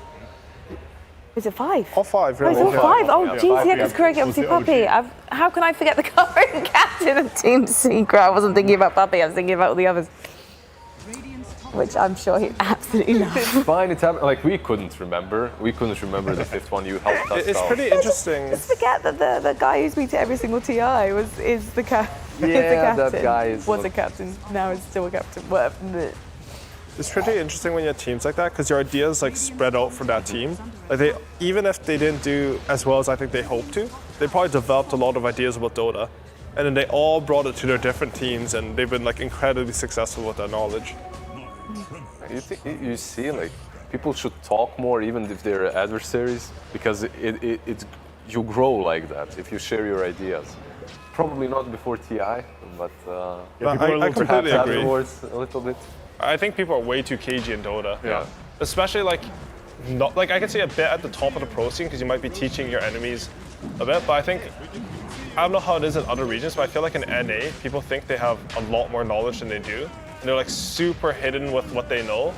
But if they work together, like that's how you develop into like tier 1 knowledge in teams. But they just don't want to do that. It's super weird. When I was starting out, when I was playing with my tier 6 teams and whatnot, I would actually beg tier 1 players to let me in their comms. Just to be there, you know, on That's a good idea, TeamSpeak, yeah. on Discord. Just to, They did let you? Once or twice it happened, but not very often. Like they're still very secretive, even towards teams that you don't really even consider them as a threat unless you meet in some open qualifiers or some leagues. So Is that a threat thing or is that a trust thing? Probably, yeah, probably right. Probably they weren't really that worried. It was just a trust thing. Yeah, that makes more sense. No offense, by the way. I realised that sounded totally underhanded. It's fine. Don't worry about it. I don't trust Lizard. I never trusted him. I don't Okay. even let He's you too in my handsome and talon muscular. palms. I think when I was researching and getting ready, I think like Quincy Crew and T1 have got quite a good like scrimming relationship. I think it is. There's Yeah, I think definitely- for the brief period that they were, so T1 was in either Ukraine or Romania after the animation ended, and they're a Southeast Asian team, and so they were like, who do we play? And then Quincy Crew was also hanging around, and they were like, okay, I guess we'll just be scrim partners right now because we're in other sides of the world. Normally we never play each other. This could be a cool little exchange of cultural ideas, and so for a brief period, yeah, they were scrim partners. And then everyone playing TI stopped scrimming each other, basically. Yeah, so on the topic of not really being willing to share ideas as much as Dota players are, how do you find that finding script partners is for you in your past, Ali? Was it like, I need to trust this team to scrim with them, or were you like, I'll just play whoever wants to play me? And some people have like different mentalities about it, but I feel like if you're confident in yourself, you should always feel like you'll get more of the scrim than your opponent will. You should just scrim everyone. But I know it's not like that. Like for example, I know like people talk about the OG EG rivalry. Like I can almost, like I don't know for sure, but I can almost guarantee you they did not scrim before TI. It's weird. Like that's probably true. That's like 99% true. They I would bet a lot of money on that. Even I would bet a lot of money on that. And Quincy actually manages to take the game. There was a couple of They're good guaranteed plays. in then, right? SG can only Yeah, get because 4 they wins. won versus SG. Yeah. Yeah. So the head-to-head. Okay. No, because Quincy are at 5 wins now. Oh, so even just based off. Yeah, the they're numbers? just in no okay. matter what, no matter what, no matter what. Ooh, well, that's a huge weight off their shoulders then. Yeah, I saw Jack last night as well. He was quite worried. He was a broken man. He was very broken. A shell of his former self. He's looking great though. Like, He is. A couple of months in Yeah, even Ukraine. physically, he's a shell of his former Yeah. self. Right? I was thinking of that. I wasn't sure if I wanted to say it. I'm glad you No, did. yeah, he's lost a lot of weight. I kind of I continued. love that we're discussing, you know, an opportunity to promote Healthy Gamer GG, but we've got to talk about where we want to go next because we've still got 3 ongoing games. So we've got SG versus Spirit, we've got EG versus Undying, and we've got Secret versus Vici. Now, maybe we should check in with EG versus Undying again. Yeah, let's go there because that game started a long time ago, and it looks like Team Spirit Secret versus Vici has just began, right? So we can head back into Vici Secret afterwards. All right, where we at? IO Doom, Darkseer, Disruptor, Weaver, for Undying, Naga, Siren. Yeah, it's the Funka. Naga game, Oh, that's right, RTT okay. Naga. And AA Tide. Lion. And it looks like he's just split pushing. Meanwhile, Io and Weaver are trying to push on top lane. Yeah, this game might last long, by the way. It is a Naga game after all. It's a Naga game, and the scale is like weird. Like earlier on, we were saying like we think EG has the edge with the Naga sign, but it's like honestly, Undying's lineup late game is no slouch. Like Darkseid and Doom are super strong, and they're taking good fights here. I wonder if he did go for the build that I was expecting on Doom with BKB instant Shivas afterwards. Just deal with the illusions. Maybe even take the talent for Scorched Earth. Yeah, I think that sounds right. Some BKB Shivas, and then probably get just Refresher because you're Doom. You could even go for some AC, I suppose, but you don't want to, right? Maybe it's an overkill. It wouldn't be bad, and this is just like Nagasai and Dota. Even though you're a Hop in net worth, they no longer are after that great play from Undying. When the enemy team groups up, if you haven't sufficiently controlled the map and like use it to get pick-offs, I think this is what it often leads to. It's sort of, I don't know what you guys think of the meta at this current event, but I think it's actually slower than the past TIs in the very start. But as soon as you start getting your timings, like you group up really fast. Like there's a switch. And then you just start going ham. There's a spike, definitely. Yeah, and I don't feel think as well. Naga fits that as well as Naga players would hope. She usually always was this slow choke out, just send all those illusions everywhere, and don't let anyone have any info about your team because you're pushing in the waves. That doesn't truly work, at least not in this game. It hasn't worked for EG. Well, it's not working for me either because I wanted to stay and see out the end of this, but because of RTZ going for Naga, it means I have to get kicked off before we get to the end of this game. So I'm like the only person I understand. at TI who's just like, RTZ, I could take or leave him. So I'm going to take my leave of you. That was a joke. It was a pleasure. It was an absolute pleasure. Thank you, all of you, for putting up with me and educating me this group stage. I'll obviously see you in the main stage. You guys as well, all right? Behave yourselves. Sumi is going to be coming in a second, so you'll have her until the end of the day, so stick around because we've got our final matches are literally ongoing right now and you obviously don't want to miss them. So I will see you guys in a couple of days. You guys have fun. Bye-bye. Behave yourselves, especially Thank you. you. I I'll see keep that. my eye on him. He's always up to no good. I'm being targeted. Just a tiny little bit. Yeah, and we actually saw a pretty good fight coming in from EG. They managed to blow up Bryle, and he instantly bought back, and they were to reset with a sleep. Did they take any kills? Only the Doom? And Doom was forced It was to buy just back Lion as well, for Doom, right? and then Doom bought back. But that is a big deal because Bryle, he has a lot of net worth right now, right? Or a bit less now. But he has his refresher finished, he has Shiva's BKB blink, and that is a little bit of sort of like a fight win condition because if you take down that Doom, I feel like Nagasan should be able to take over the fight. Honestly, I don't even know. I feel like Nagasan's also sort of one of those heroes who might be better in pubs than officials. People are more split. Who's Naga in pubs. afraid of this game right now? It's like I feel a threat that's a little bit invisible is Saberlight. Yeah. The amount of iron shells just being... Once you have Aghanim's, it's just a lot of damage. And he rushed it. But it's like nothing on its own is quite enough to deal with her. But you know, the Iron Shells plus the Scorch Earth plus the Shivas, even like you add in glimpsing one illusion or something, like it can take down the Nagasaran. At least make her uncomfortable to play. Ryle's dancing around, playing with danger right now because this would be a dieback if he goes down, but he gets the second Doom off onto the Tidehunter, who gets glimpsed back and finished off. Yeah, he should have a BKB as well because he refreshed, right? I'm not sure if he used the second. He didn't use the second one, so he can re-engage if he wants to, but I think they're just going to let this IO. A pretty decent fight for Undying considering that they lost Saberlight instantly. Like he wasn't really able to contribute at all. But they did expend what the graph is showing us. 2 Dooms, refresher obviously, and because of that maybe EG will be able to take control of the map. And a little bit of, I want to give a shout out to Dubu there, because I thought his positioning in that fight was really good. He sort of managed to salvage the fight because despite Ortiz sleeping, or using Song of Siren, he was able to just like skirt the edge and get that final glimpse onto Isis Ice. If they didn't kill Tidehunter there, like the map would look really bad. Really for them. bad, Yeah. Not sure. Every time I see Naga, I'm kind of happy if she loses. I've just been hurt by this hero too many times. You've hurt too many times. Yeah. All the split pushing and... I love Nagasang. Of course. He's so fun to play. You don't even have to win it. You just imagine how everyone else feels, and it feels good. I don't mind Hearing playing that gold Naga. sound every few seconds, the camps are dying. The gold sound in Dota is very nice. Oh my I feel gosh. like that's one of that's just a sound design in Dota. It's the dopamine rush. Yeah, every time I stack a camp, I'm just waiting for my carry to clear so I can get that nice dopamine. Just one hit, one taste.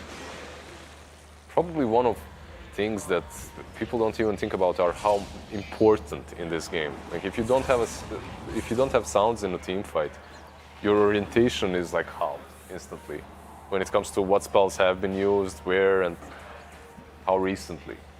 Hello. Oh, look at that, the sounds of a host. Whoa. More sounds that I desperately needed. Hello, everybody.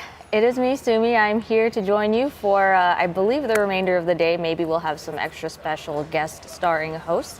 But until then, I am joining, and Frankie just tagged out. But I absolutely have to know. I'm so sorry if I interrupted some Dota conversation, but how lucky are all three of you to be able to work with Frankie? Isn't she, like, amazing? I've heard the legends from CSGO.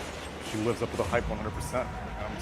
Gotta teach everyone Dota, spread the wealth, because it's a little intimate game that we have here. I think we kind of live on our own little island in esports, but anytime someone comes to the island, show them a lot of love. Yeah, I was just talking to her just a second ago when we were swapping posts, and she said that all three of you were amazing. A+++ on your Dota 2 talent report card. Yeah, it's all me. I hard carried that. So sorry, I was watching what just happened, and EG killed 3 of Undying heroes, they slept Brile, and he just BKB Doom, Refresher, double Scorched Earth, and he literally 1v5 CG's team. They spent 3 buybacks on EG. He killed Kunkka, AA, and Nagasaran. Basically alone. Yeah, they absolutely have to get this Roshan out, right? Like if they don't, if there's a way by Gavin. This is only the second Roche in a 43-minute game? Wow. Sorry, what were you saying though, Lizard? Now, if there's a way for Undying to sneak in there and get a good team fight, this game would be over. But I guess CG understands that Roche should be free for them. So Undying is currently have the upper hand in this game. I mean, EG has been leading for a lot of the game, and it does look like they're going to be a little bit ahead because they did secure that Roshan. But it's looking like it's anyone's game, honestly. It's hard to say.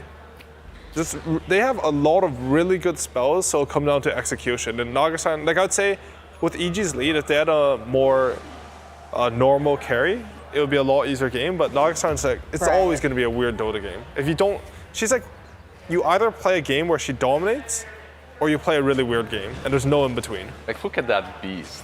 Look, bro, he's actually a monster. He's just winning alone. This is literally 1v5. I mean, Dubu is up in the corner, but I just love that. That's why I really, really like Doom versus illusion-based heroes. Like in this game, it's not only the Naga, obviously, that's not a threat to him. The rest of the team, also from EG, doesn't really do a lot to Doom later on. You said double Scorched Earth. Do they stack, or does it refresh the buff whenever you? I think it refreshes the buff. It just refreshes? Yeah, okay. I'm pretty sure. It's not like because Firefly stacks, I know, and that one's like super strong. Yeah, Firefly stacks. Oh, snap! I didn't know that. Wait. Now you actually got me thinking. I have no idea. Honestly, I don't know. I would say like 90% that it doesn't stack. I feel like it doesn't stack either. I feel like it doesn't stack. I think it's a buff. But I bet you it stacked at one point because it's Dota 2. Do you remember with Scorched Earth, it worked around the creeps you controlled? Yeah, any units that you owned. But Doom didn't even have any creeps. So it was only like a Necrophos or like. But if you got like an illusion rune and or you got a little. My idea was like you got the low troll summons and you would put a skeleton in a wave. You Scorched Earth. Do you remember the time when way you too complicated for how good it was? When you would go to the jungle, stack with the Doom, do the tornado. get the Wildkin. Oh yeah. Oh my god. For like 10 minutes. Wait, I'm sorry. Can you do that dance again? Yeah, it was. I think it's enough. One time. Darn it! That was so close. We needed the full cam Lizard so that people can put the heart emojis on it. You know. So he tell does me, like the heart emojis with him. Yes, he does. He told me. Please stop. We were talking about it in the green room. now. Yeah, 100%. So tell me a little bit about what's been going on today. So we're getting down to the end of the day. There's still some matches here to determine some really, really close placements.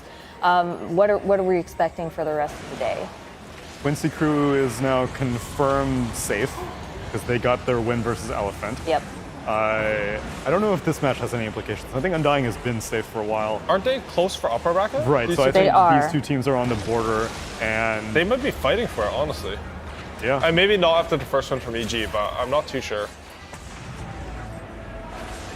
All right, here we go. Thank you, production, for putting it up. It looks like they are very close, 9-8. The score is 9-8 right now. It is super important. So EG needs to win this to tie with T1 and OG. Yes. Okay. And Undying, they're just trying to destroy Dreams, which is when they'll definitely be at the strongest, 100%. Oh, playing spoiler. Like North American players, they'll just play for the misery of someone else. I also wonder if we're going to see like some NA Dota, Undying versus Quincy Crew in the lower bracket, because that's what it's sort of looking like to me. Uh-oh. Yeah, that's spicy.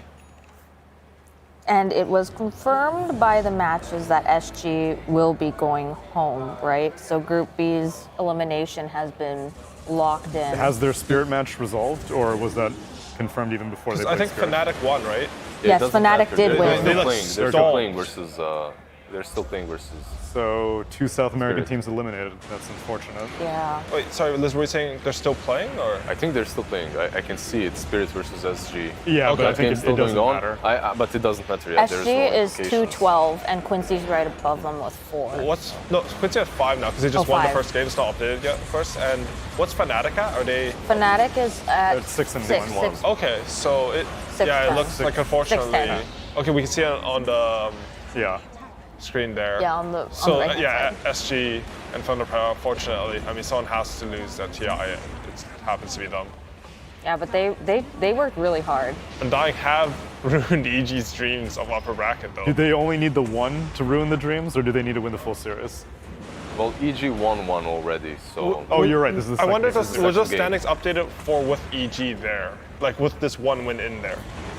I'd assume yes. Yes, they Okay. They updated as soon as games are won, I Okay. believe. Yeah, so this game is enough. So this is like OG and T1 are upper bracket, and EG and Quincy, EG and Undying are both just barely in the lower bracket. Yeah, so So close. then all three North American teams will be lower bracket then. Ooh. It's honestly sort of surprising for EG, right? I think most people saw them as number 2 team coming in to LGD. I mean, there's not that much data this year, so it's hard to say, but they look good at both the majors. Yeah, but T1 was third at the Animator, and so I think on any given day, these three teams could cycle on who's first, second, and third. Gentlemen, we have 2 streams that are currently up right now. We have SG versus Spirit, and we have Team Secret versus Vici Gaming. What stream would you like to see? I think it's maybe Why are you for the smiling like best. that, Tsunami? because What's going on? SG's already eliminated, so Yeah. I feel like it's just like voyeurism to watch their games. I feel like there's more competition to be had in Secret Vici. Yeah, but at the same time, okay, well let's go over to Stream A if you don't mind, Team Secret versus Vici Gaming. But we still have to give them like their flowers, you know, like they are still here and they're still playing their matches, just like Thunder Predator said yesterday, you know, they're still going to give their all. So no matter what, we have massive respect for them and their hard work. And for the piece on SG, I think in the end of DPC Season 2, South America, they didn't look that great in either of the seasons. And if there was going to be Brazilian representation at TI, then I was kind of expecting it to be from Noping. And then SG ended up coming out of the woodwork and crushing the South American qualifier. It's just a little bit disappointing because Pain at TI 8 was also the previous Brazilian team to have made it to TI, and they also got last place. And so I was hoping that maybe the Brazilians would be able to get a little bit higher this time, but it seems that the Peruvians have had their numbers for the last 2 years. I read that in your article. You Oh. said that was their definition of that was one of their definitions of winning. Exactly. The success for SG would have been doing a little bit better than Pain, but still just making it to TI's success in itself. 100%. Sorry, Lizard, what were you saying? Nothing. It's great success that some of us have never felt as players, but you know, you do what you can. But this game is actually very interesting. The Secret versus Vici Gaming. I put Vici Gaming as one of my favorite teams going into the tournament, which isn't a surprise for anyone. You have PSG, LGD, Aster, IG, Vici Gaming, and they all look the same in their leagues, right? In the Chinese league, they look the same when it comes to the strength and power level. Only when they come to a LAN does it become a little bit different. And so far, how does this game look like? It looks like Secret is doing extremely well. Yeah, it's 14-4, so they have a kill advantage, net worth advantage. They lose the Aegis on some eager initiation on the Tidehunter. I'm actually really interested in PYW's build on Hoodwink. Like, he's playing a 4 Hoodwink, and this guy, okay, just 8 Lance Medallion, nothing too cute, nothing too special. But he's the one that I look at for new info on how the hero should be played. If you remember when Shadow Shaman came into the meta, like, yeah, sure, there were some players that were maybe a little bit more popular on Lion and Shadow Shaman, but PYW had some phenomenal performances in I-League on the hero. So generally speaking, Team Secret has been doing really well, right? Like throughout this tournament, a lot of people said that after a little bit of a disappointing year for them, they come here and now suddenly they're doing really well, a lot better than they have been doing throughout the year.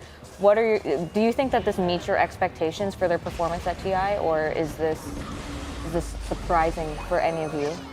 In Team Secret, we're the saving strats for TI, like full out team, right? So no one really had that much information on them, and I think it was like sort of a toss-up. Like, were they just full saving strats, and is that really an effective way to go into TI? Or were they just not the 2020 Team Secret that won like 7 tournaments in a row? Right. I think, honestly, it doesn't seem to be like really either of them. Like they look good, but they're definitely not that 2020 Secret, right? They're not a team that wins 3-0 in 5 grand finals in a row or something like that. Yeah. They're not looking like that. And they haven't been looking like that for quite some time. Like at the end of 2020 as well, it started to shift a little bit. You could see some cracks in the armor. But I also don't think that you can save strats that well coming into TI because you're also going to be scrimming a bunch of teams, right? And the group stage is so long. How do you compare it to IG though? Because I had the same theory about IG. No, I feel like IG has performed way better. But IG, they were playing like tournaments and stuff actively.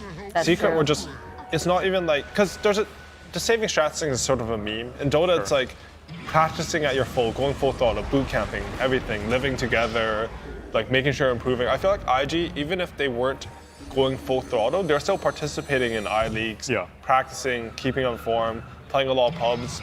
Like I know it's weird, but I feel like Team Secret, like I think they might have one of the lower pubs played of players at this tournament. Like it's not like they have that bad ranks in the cores, but they don't play that much. There's a meme between us following the Chinese region that I-League is kind of a scrim area. You know, you aren't really public that, scrims. Yeah, it's like that. It's public scrims that you're not really too concerned about. You're more concerned about the DPC itself. But IG, the way they approached both the second season and the second I-League was so nonchalant, right? They were just having fun, picking different strategies, testing things out, and if it doesn't work, it just doesn't work. They GG out 20 minutes in, and that's it. And I don't think that's exclusive to IG. Even LGD, without Xiao 8 at Dota Pit, was picking carry Pudge and stuff like that. The Chinese Mid-lane teams, Spirit Breaker. Yeah, I mean, they play so much Dota that they are allowed to take a break every once in a while because they're still playing, like you said, Aoi, they're staying fresh, staying practice. Is there something extremely satisfying about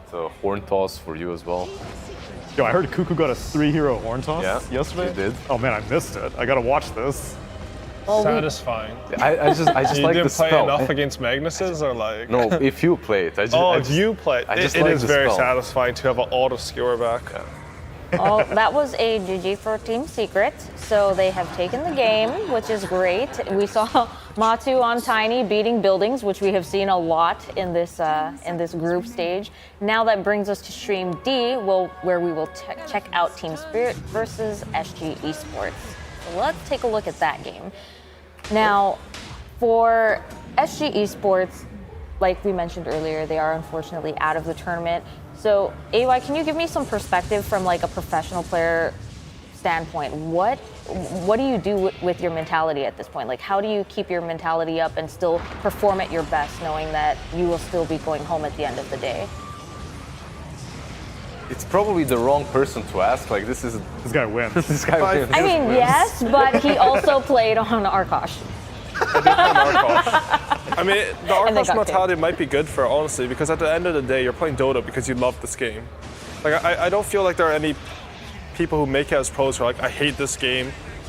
I mean, maybe at some point, but like, they started with the love, you know, and if you can remember that love for why you played the game and have a little fun, I think it's important. It's hard because, I mean, losing just sucks, right? Yeah. Like, you dedicate so much of your time, so much of your effort into preparing for this one tournament, and not everyone can win. It's just simple reality, right? If I ever managed to qualify to TI, I would treasure every single moment. Like, it wouldn't matter if I'm losing or not. And most of the players that I've played with in teams that have qualified haven't won a single game at TI. So it wasn't only me. You're in good company. I wasn't the only problem. So what you're hearing here, if you want to win games at TI, you cannot have played with Lizard. Yes, that's the man is poison. After your team, he will curse you. My curse is just way too strong. It's very strong. The Lizard player curse, I guess? Yeah. It's like the caster curse, but I guess it's a little worse. If nothing else, this is a rare opportunity that SG gets to play international. Like when I doubt they get to play anyone outside of the Americas ever because they didn't go to either of the majors. Right. Scrimming from South America is difficult on latency.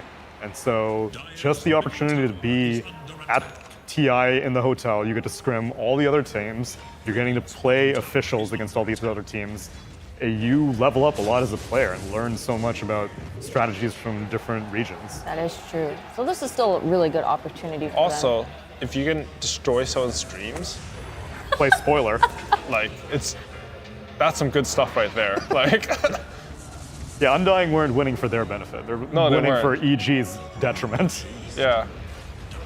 I kind of like that. That's a different way to make your mark on the tournament. No, it's a good way to think about Dota. It's like honestly, no cap. Like, if you think about the game in a way, it's like, what's the most annoying for an enemy team? How can I put the most pressure on them? Make it the hardest for them to play.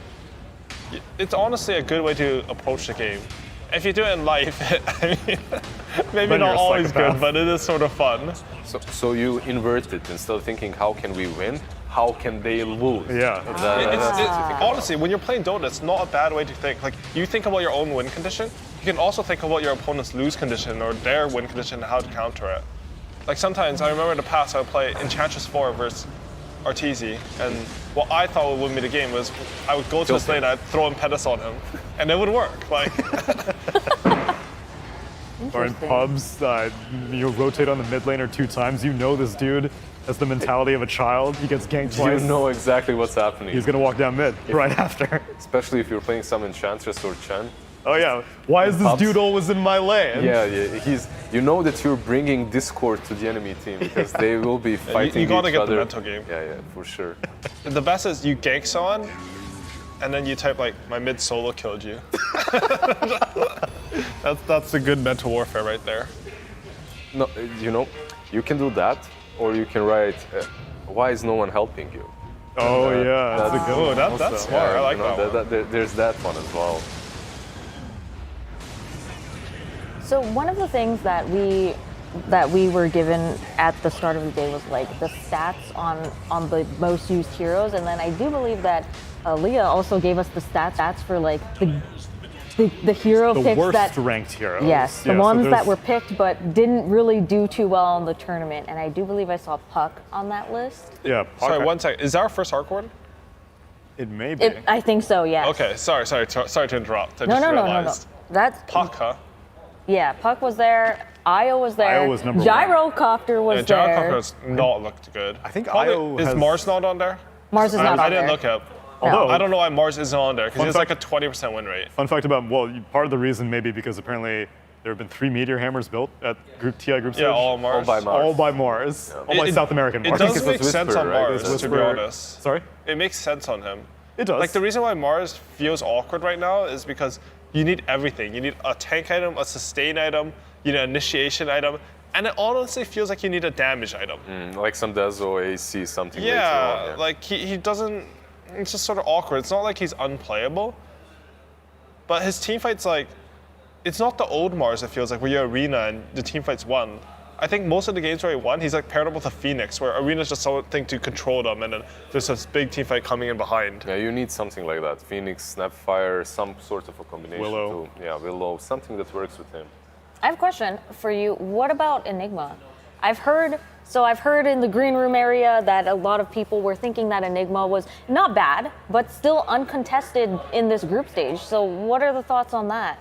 I thought, because like throughout the year, Black Hole was like the thing. Aoi feels that the hero is playable, right? Yeah. That he can be played. I don't really see it as, like, he's a TI winner. What am I saying? It's playable. I don't feel it. I like the hero a lot, but when they changed the cooldown on Eidolons, it just ruined your laning stage so much. His lane is way worse, I would agree. I mean, it's just, I feel like Midnight Pulse is such a good spell, the 15 talent.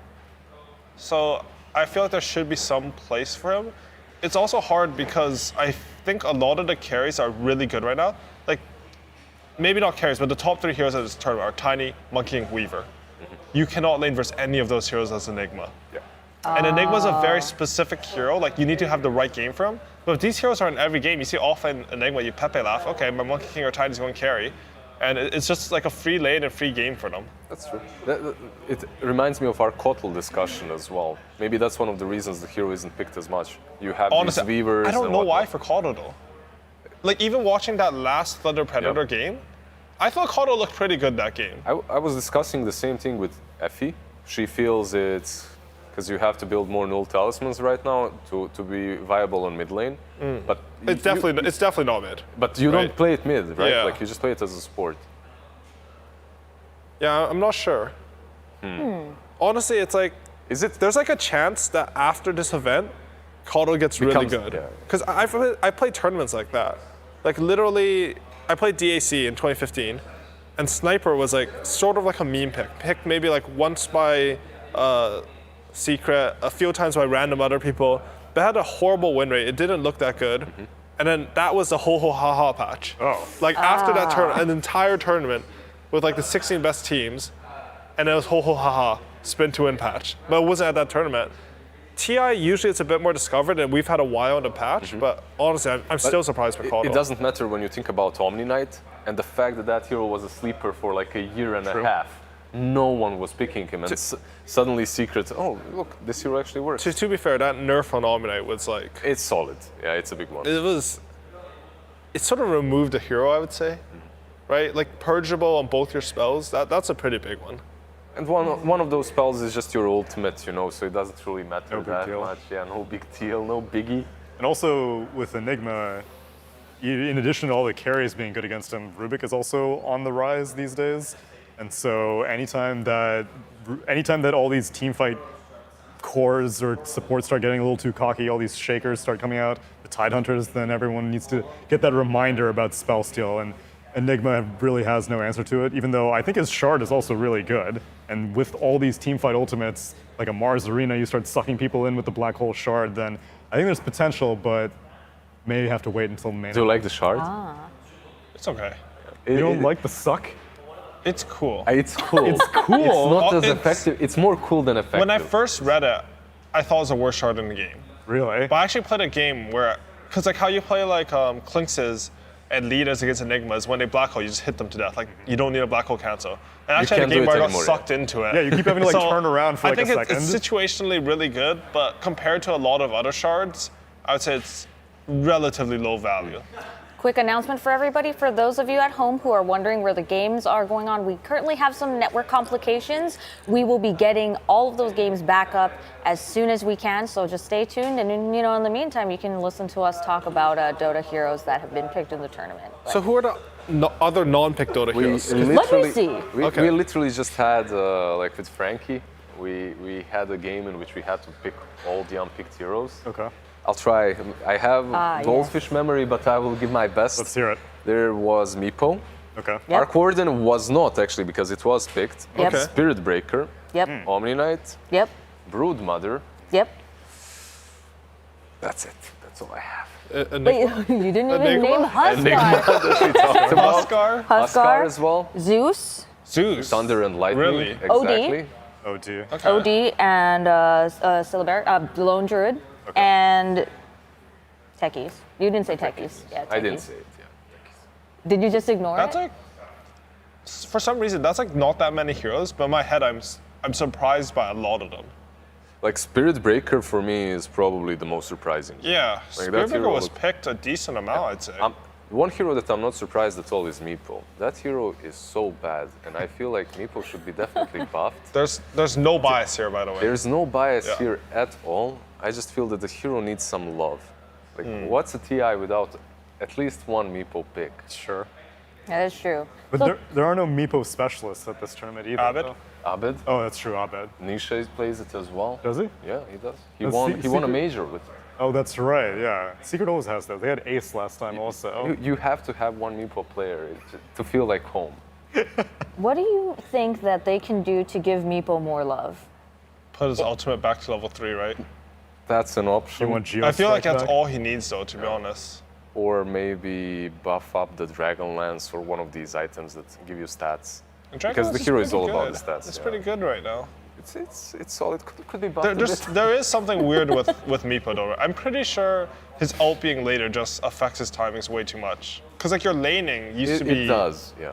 Like it's such a big deal. Because level 3 is even like a lot faster. Like I don't know the level numbers exactly, but I'm sure it's...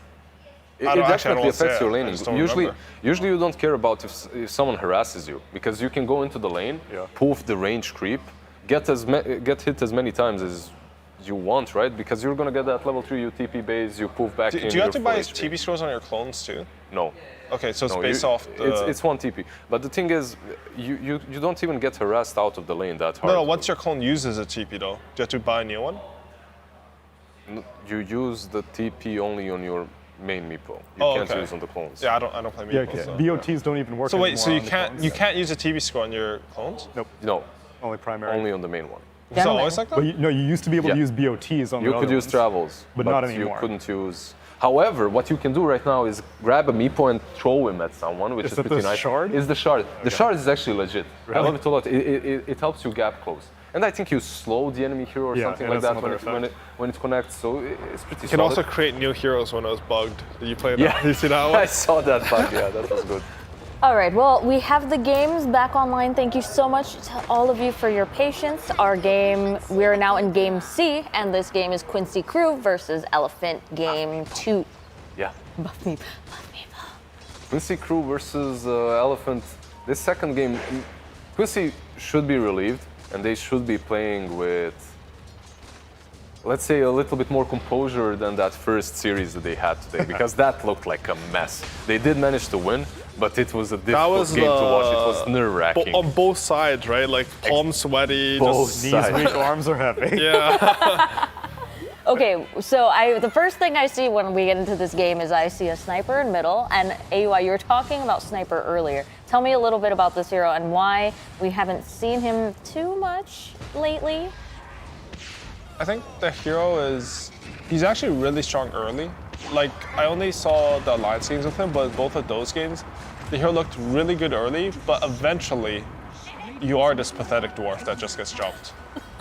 Like, he's so slow, and you can try to, like, stand your ground with the Titanic, but...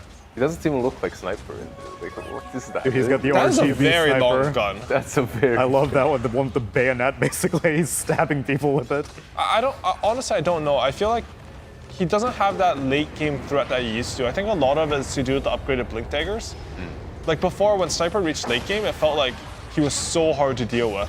But coming out of like these upgraded blink daggers, it doesn't feel bad for carries who have them. They have a gap close that's actually a decent item, and he's not scaling.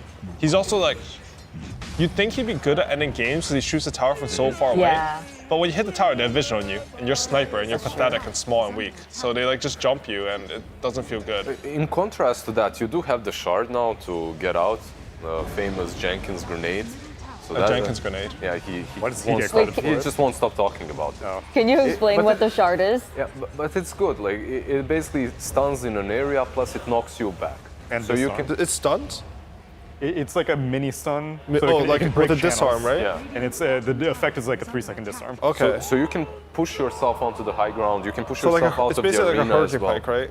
Yes, but you get the Z-axis as well. So you can fly go- a little bit. Yeah. Well, Hurricane Pike can also push you up cliffs. Yeah, but you can jump No, over like the over arena. arena and stuff. Oh, that's true. Yeah. Pike just moves you through the cliff. Correct. This you can jump with. Wait, so does it work on enemies' BKBs?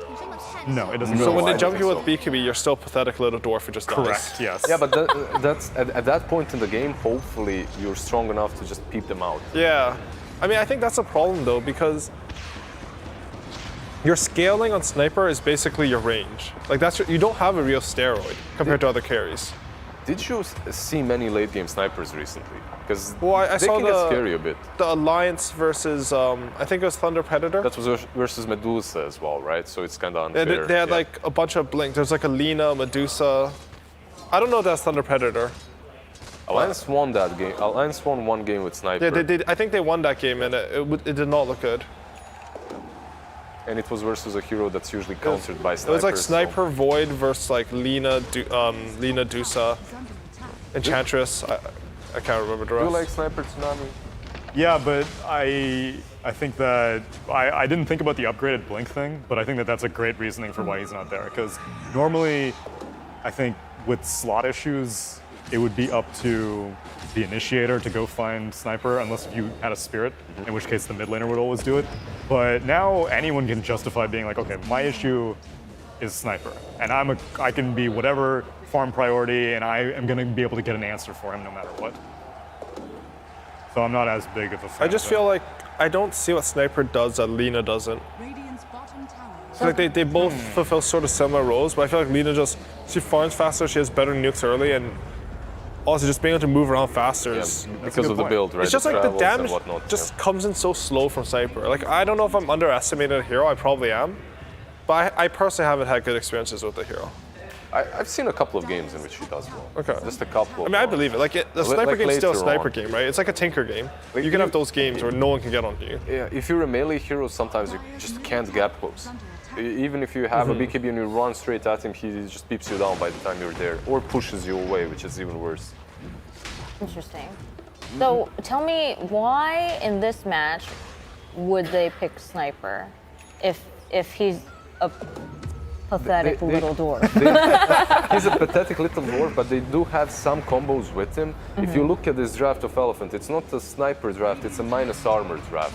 They have Gush, they have a little Shredder, they have Vengeful that also adds up to Sniper and buffs him up quite well. And then you have Weaver with bugs. Actually, I saw Secret play the same draft. They had the a same Slaughter exact, though, yeah. right?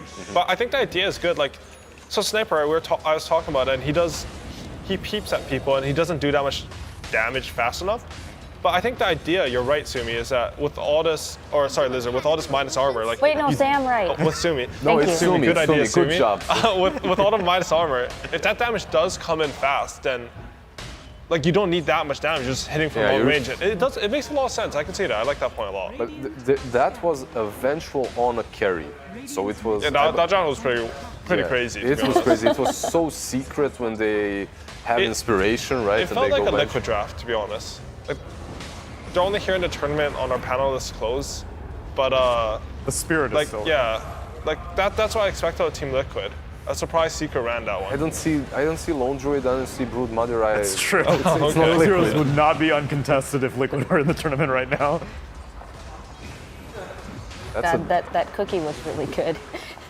That cookie just saved him. The cliff. Yeah, you guys were talking about Quincy Crew needing to have resilience after their earlier game. Need I remind you that Elephant got 17-minute GG'd by LGD just like a few hours ago. That is so, granted, Elephant should be no stranger to that. They got memed on all over by LGD. We were and mentioning DPC. this earlier, but Elephant seems to, like, when they have a bad loss, they seem to fall apart a bit. Yeah. Like, I think, was it day 1 or day 2 versus Vici? Do you remember, Lizard? Day 2, I believe. Day 2? Let me check for you. Let's see. Thank you, Sumi. Elephant and Vici, that was day 2. Okay. 0-2. And then they lost that, and it felt a little bit like they fell apart. And it seems, I mean, this game's not over, but it does seem their mentality gets shaken pretty easily. It's so weird to me too. Like they're a team of veterans. They have all TK. I know. What happened with those stacks? First Sniper started, then he's like, yeah, this is too hard for me. I can't take Can you take it over and Tide? It's like every single mid laner and carry ever. If they see a stack, they're gonna try and take it. And then if they realize, okay, I can't, then sure. You made Tide this? I made this. It's for me. All right, so one other question I have is that one thing, whenever you mention Elephant, whenever Elephant is mentioned in any panel, everyone always says ROTK. So for the people at home, Tsunami, can you explain this legendary person? Yeah, he was, I guess, I don't know if he had a Dota 1 history, but in Dota 2, he came to be well known in the Western audience by his time on Vici Gaming. He was extremely emotional player. Was he on the Superstar DK? Yes. Okay, so TI2, right? That's what you're talking yeah. about. So I think that was when people first started getting exposed to him, and then rose to prominence on Vici Gamings that made it to TI finals. And he's a very loud player. You'll see him like shaking around in the booth, smashing on tables and stuff like that. And ever since he's transitioned into being a coach, he kind of took the mold from Xiao 8 or Xiao Ba, according to Avo, where it's very organized and very disciplined type of coach that you don't really want to get on his bad side because he will put you in line. And so the idea was whenever you bring him to Elephant, which is a team of superstars who may think that they're too good to need to listen to anybody, and they're like, what do you know, dude? Then who better to tell them what to do than ROTK?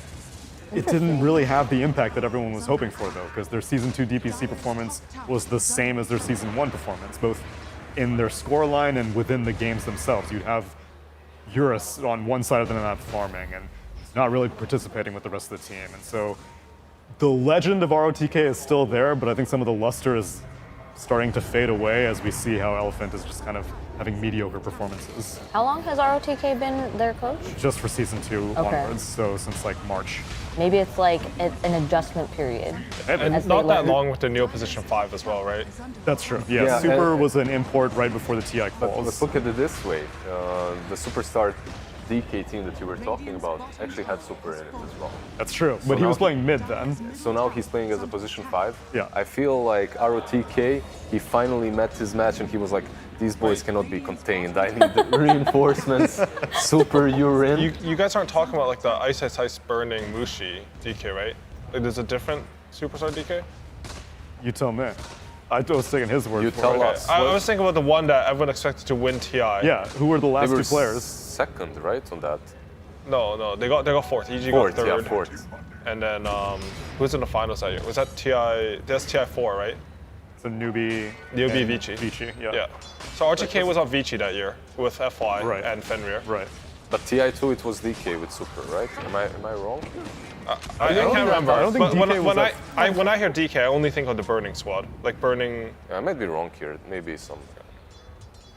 I will check. We may be They conflating played DKs. support. Continue.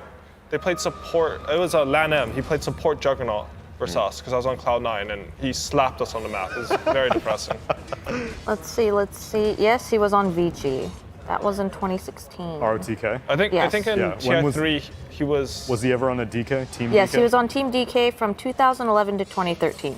Okay, Yeah, so it's TI2. Okay. Yeah, so probably Super was. I'm pretty sure, yeah, that Super was with him back then. And so just for- you bring these 2 veterans to a team filled with superstars, Yeah. and you expect them to not have any fractions anymore within the team, Right. Which usually is a problem when you have at least 4 big brain players in a team, right? You're going to have many ideas, and now ROTK as a coach, maybe he didn't manage to just unify them and just make them look in one direction. Yeah. But with Super, you have your guys in, right? You have your informant. You got a spy. Sorry, got real a quick. spy. Team DK had ROTK and capital S Super 2011 to 2013. Both of them left for Vici Gaming after TI. Who were the other 3 back then? Burning, Super, ROTK, QQQ, and MMY. Okay, so the Ice one came afterwards. Yeah. I think it's weird coaching a team sometimes because you can even have all the players agreeing and then like on the same page, and the team just doesn't work out for some reason as well. I'm not like honestly for us as analysts, like we don't really talk to any of these players on Elephant, and we don't really know. But it's just I don't know. It's just hard to speculate about though because everyone like at the end of the day, the one thing everyone agrees on is these players are really good. And they seem like they'd be really good together, and they seem like they have a good support staff behind them. Yeah. And they're just, it's not like they're even doing that bad this year. They're just not destroying like you would think they would. They're making it out of groups. Yeah. That's a pretty big accomplishment in and of itself. Considering they ended first season on the 5th spot and the second one, it's a good accomplishment. It's pretty decent, so far at least. But I feel like it also might be one of those teams that will pick it up after the group stage. They might get very scary. I in the want to playoffs. agree. It's just I find it like I can only like try to talk about the pattern. I find it sort of disconcerting that they had losses into tilt. It seems like because like I would think this team, the players, they'll do better under more pressure on the main stage, but I'm not really being shown that by what's happening at this tournament. That's fair, yeah. But I do hope that's true. It's just that Tsunami will remember. How many times did we say maybe it's this day for Elephant? Yeah, because this is a team that you want to see succeed. It's so fun to see these big names do well, and you want to be able to be like, oh yeah, it's the resurgence of these players who kind of fell off the map in 2020 a little bit when they were like 4 a.m. Elephant or whatever, and eventually I got burned one too many times that I stopped believing. He stopped. Eventually you can't anymore. Every single game you're like, okay, this is it for Elephant. They're back. Yeah. They're bringing it, and then they lose. But and you OD on Copium, and then what do you do after that? But at the same time, like you guys mentioned, they're here. They're at TI. They're out of groups. Yeah. They were 5th and 5th for season 1 and season 2. Didn't qualify for either major. So if there's any stage for them to like make their big resurgence, have their anime redemption arc, it's definitely here, right? This is the place for them to do it, and they have more chances to do it in the main event. Right, and it's a testament to the Chinese region in general, because all the other 4 Chinese teams have directly qualified to TI. This was the only one that didn't through points, and they took the 5th slot. So they got 5th in both DPCs, they got 5th in China in general, and so they were able to make it through. And so I hope that, I think the statistics is right now, China has a 50% chance of winning TI, which is not surprising after seeing how the group stage has panned Is that out. by like random? No, as in like based off of how the first 3 days of the group stage have gone and their standings and how other teams have been eliminated and their placement in the upper bracket, the region as a whole has a 50% chance to win TI.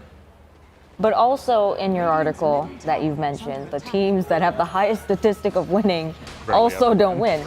Very good article, by the way, for those of you. Tsunami can just plug his own website because I actually don't know it off the top of my head. I actually don't even know how you could Google it. There's no easy URL.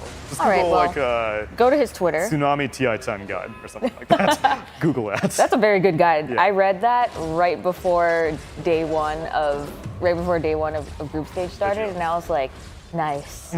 I'm gonna copy it and paste it into my notes. You made this? I made You this. made this? I made this. But let's talk a little bit about the other team that's also in this game, Quincy Crew. And we were talking about them yesterday a little bit, how, you know, they have come a long way. And a lot of people have said criminally unsponsored Quincy Crew, but Tsunami informed me yesterday that they actually had many opportunities to get sponsored. But because they came all the way here on their own terms. Started from the bottom, now we're here. Yeah, now they're continuing on their own terms. Can you tell me a little bit more about that? They're still kind of cruising on the bottom right now, so maybe they should have cashed out. But now that they are safe to not be eliminated out of TI, then there is a lot of pressure off of them. And like you were saying, AUI, even having a coach and having players who are on the same mentality, some people are still wondering, like, should you have a coach introduced so late into your season? Because they brought Kezu on specifically for TI. And in theory, bringing any more support staff would be a good thing. I guess you just give him, sorry if I'm taking this away, go for it. but I guess you give him less responsibility than you would usually give to a coach. Right? Yeah. And maybe he contributes in different ways. So I'm the one that feels like the more the merrier. Sure. But you have to adapt the fact that he came too late. That's it. I think that's completely correct. I think personally, from working with Kezu, I feel like he's not the type of person who would ever lead to a negative. Like but you're right in that you can't have like an ROTK coach come in and like this close to TI. He can't transform your team. Sure. But for example, if it's more focused on like trying to help people understand each other, because the thing about Dota is it's so complex that even pro players, oftentimes they'll be like, they'll have an idea in their head, but they won't say the right reason why, even if they know it, because they'll attribute it to something else. Okay. And you have to like sort of dig in and find out what they really think and how to communicate it. And oftentimes you just need a third party to do it. So I think for Quincy Crew, I'm gonna say that Kezu had to have helped, because I think he's very good at that, like just being stable, level-headed, understanding the issue and trying to work out a solution for it. Do coaches also, because one of the things that I learned is that coaches also help with draft. Do you think, who did drafting for Quincy Crew before, and is that responsibility now put onto Kezu?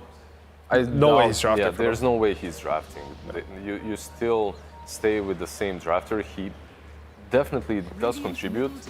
He probably provides them with a couple of good ideas every single series that they have. Maybe analyzes the enemy team a little bit more than they can.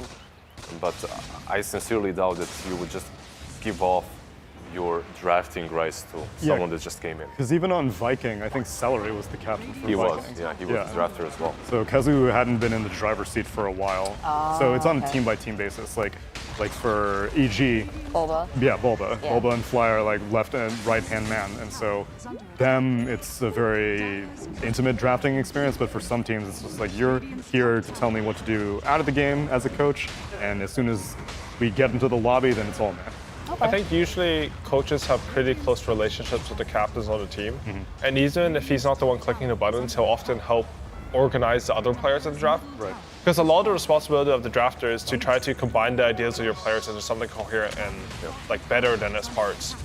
And some of that will be like, maybe LOA will have assigned Kezu the responsibility of saying like, Yawar, we're thinking of picking your hero. You need to tell us what you think are good bans for this hero so we can plan for it in advance. Because there's a lot of that in drafting right now where you can't just pick the hero that you think is good. You need to have set up for it with bans or earlier picks or like sort of scene conditions. It's a game of its own, right? Drafting is like half of the game. You need to have a solid draft, but you have to understand that the enemy drafter is working towards making your life as miserable as possible. That's true. Just banning out all the heroes that you like because they've done the research as well, putting you in different traps, baiting you into picking something that they have a response to instantly after. Right. Like what Aoi said is so right. It's not only about how strong is the hero, but when he can be picked. Because that's one of the reasons why Monkey King, let's say, is so contested at the moment. The hero can be picked as first pick in every single game, and he will contribute to your whole draft and the idea behind it, no matter what you draft afterwards, because he's so flexible. It can be on position 1, it can be 4, it can be whenever. Right. Yeah, to add on to that, if you think about drafting, you're basically like, you might not have exactly a checklist, but in your head you have like a mental note of like all the things you need in Dota, right? Yeah. I think part of the Monkey King thing is he's so flexible and he solves so many of those checkboxes. Right. But it seems like in this game, maybe they lacked a little bit of jump for the sniper because it doesn't seem like he's He ain't looking so pathetic anymore. Yeah. He's peeping. He's historically been good versus TB as well, right? Yeah, I think so. The hero's matchup is good when Sniper is in the meta. And when you look at this game, just like you said, they have no catch for him. Because they have no catch, it's very likely that Quincy Crew Elephant drafted Sniper probably last, right? Yeah, probably he's been one of the last picks. That's usually when you even pick Sniper, right? You don't really open up. I don't see what hero they would have picked after Sniper, to be honest. I'm going to say it's last pick. I mean, I can't say with full confidence, but... Give me a percentage chance. Like 95. 95. Oh, okay. I'll take it. 99. 99 is a bit too confident for me. So what would you say the games. opening was? I would say like Weaver plus Oh man, Tide I love this. Working it I'd Tide say for sure. ET Shaker, Weaver Tide. ET Shaker, Weaver Tide, and Snap and Venge. Yeah, I think so. Yeah. And I think Elephant was second pick, but honestly... You don't think Doom was first place? I don't. It might have been. Dude, this is a fun puzzle game. I'm not sure. It is sort of fun. Yeah. Because honestly, it's probably good to think about, even like if you're just a Dota player, to try to like understand drafts. Honestly, just in general, like trying to understand something, and then creating like reasons and logic for something, and then being able to adjust your model once you have the actual data and statistic. Yeah. I think it's always interesting to do just with anything in life because you realize how stupid you are, you know? Okay. How dare I think this? That is not where I expected that to go. It's really fun. God, I love humiliating myself. Would you ever take apart like remote controls or something like that and try to put it back together? Because I know some kids were very mechanically minded and they love seeing how things worked. No. Is that your style? No. This is a man that eats macaroni and cheese with That's his true. hands. I forgot you're a Please. Why does that bother you guys so much? I feel like, okay, if there are no utensils and you're really hungry. I don't blame you. I do it. And it's delicious. I do it as well. By the way, you know, Shovel it. Canadians, they eat the most macaroni and cheese in the world per capita. So it's in Really? my blood. Yeah, they do. My Mac and friends, cheese in my your friends some of my friends are not Dota players. This is their Disgusting. first time ever watching Dota 2 because it's TI, right? And they wanted to support me because they're great. The one thing that I got messaged the most is what is going on with Macaroni Boy, and that's all they said to me. Like literally, Macaroni Boy. wait, 3 people messaged me. One person said, "What is up with Macaroni Boy?" And then 2 other people were like, "Why did that guy talk about eating macaroni and cheese with his hands?" So I guess that's the I didn't bring it up. here. I never brought it up. Yeah, but you did it. It's done. You rebranded. Jenkins, I don't regret it. Jenkins is I'd do it again. Insania. I You are would do it Macaroni again. It Boy. tasted really Would you good. do it on a TI stage? If I brought a bowl of macaroni out, would you start ladling it in? I'm not your... Dance for me, Allie. Dance for me. Another question for you. So who was your coach for Arkosh? Sarge sucks. Oh yeah, Sir. How was that? What was that experience like being coached Bad. by? Did he draft for you? No. He didn't do anything, Sumi. I feel like talking about Arkosh is almost insulting to the teams here. Because that team is... I don't have like... I mean, it's competitive. I'm not It allowed plays to in say the the league. words on camera, I think, how bad that team is. Like the description, I can't do it justice right now. Right. Jake is also like right there on his Seething. phone. Oh, he's aware. Yeah. Okay. So from now, what I've taken from this conversation, other than macaroni and cheese, is not meant to be eaten with your hands. Is that That's if okay we if you go do. to another game, we can play the puzzle by seeing what the draft order is. Is that something you guys would be interested Wait, can you in? tell me if we were right? I'll check how right we were first. Okay. But we can Okay. go to out again. I'll check All right. along the way. So while AUI confirms, is there a stream, Lizard and Tsunami, that you two would prefer to So take a there look is. Man, who A else? and B are both pretty good. I'm down Yeah. for Secret versus Vici or LGD versus Beast Coast. We've taken a look at Beast Secret Coast and is really Vici. strong as well. So let's take a look at Stream B. Let's take a look at LGD versus Beast Coast. LGD has, Tsunami was right. It was a Doom first two. phase? Okay. And it was a Snapfire Tide. Okay. Yeah, Snap So I was Tide. completely wrong. Pathetic. Don't know what I'm talking about. Just It's a learning experience. Little Was bit. the Yeah. sniper the We'll last get pick? though? better. That was the original question. Was sniper last pick? yeah, he was.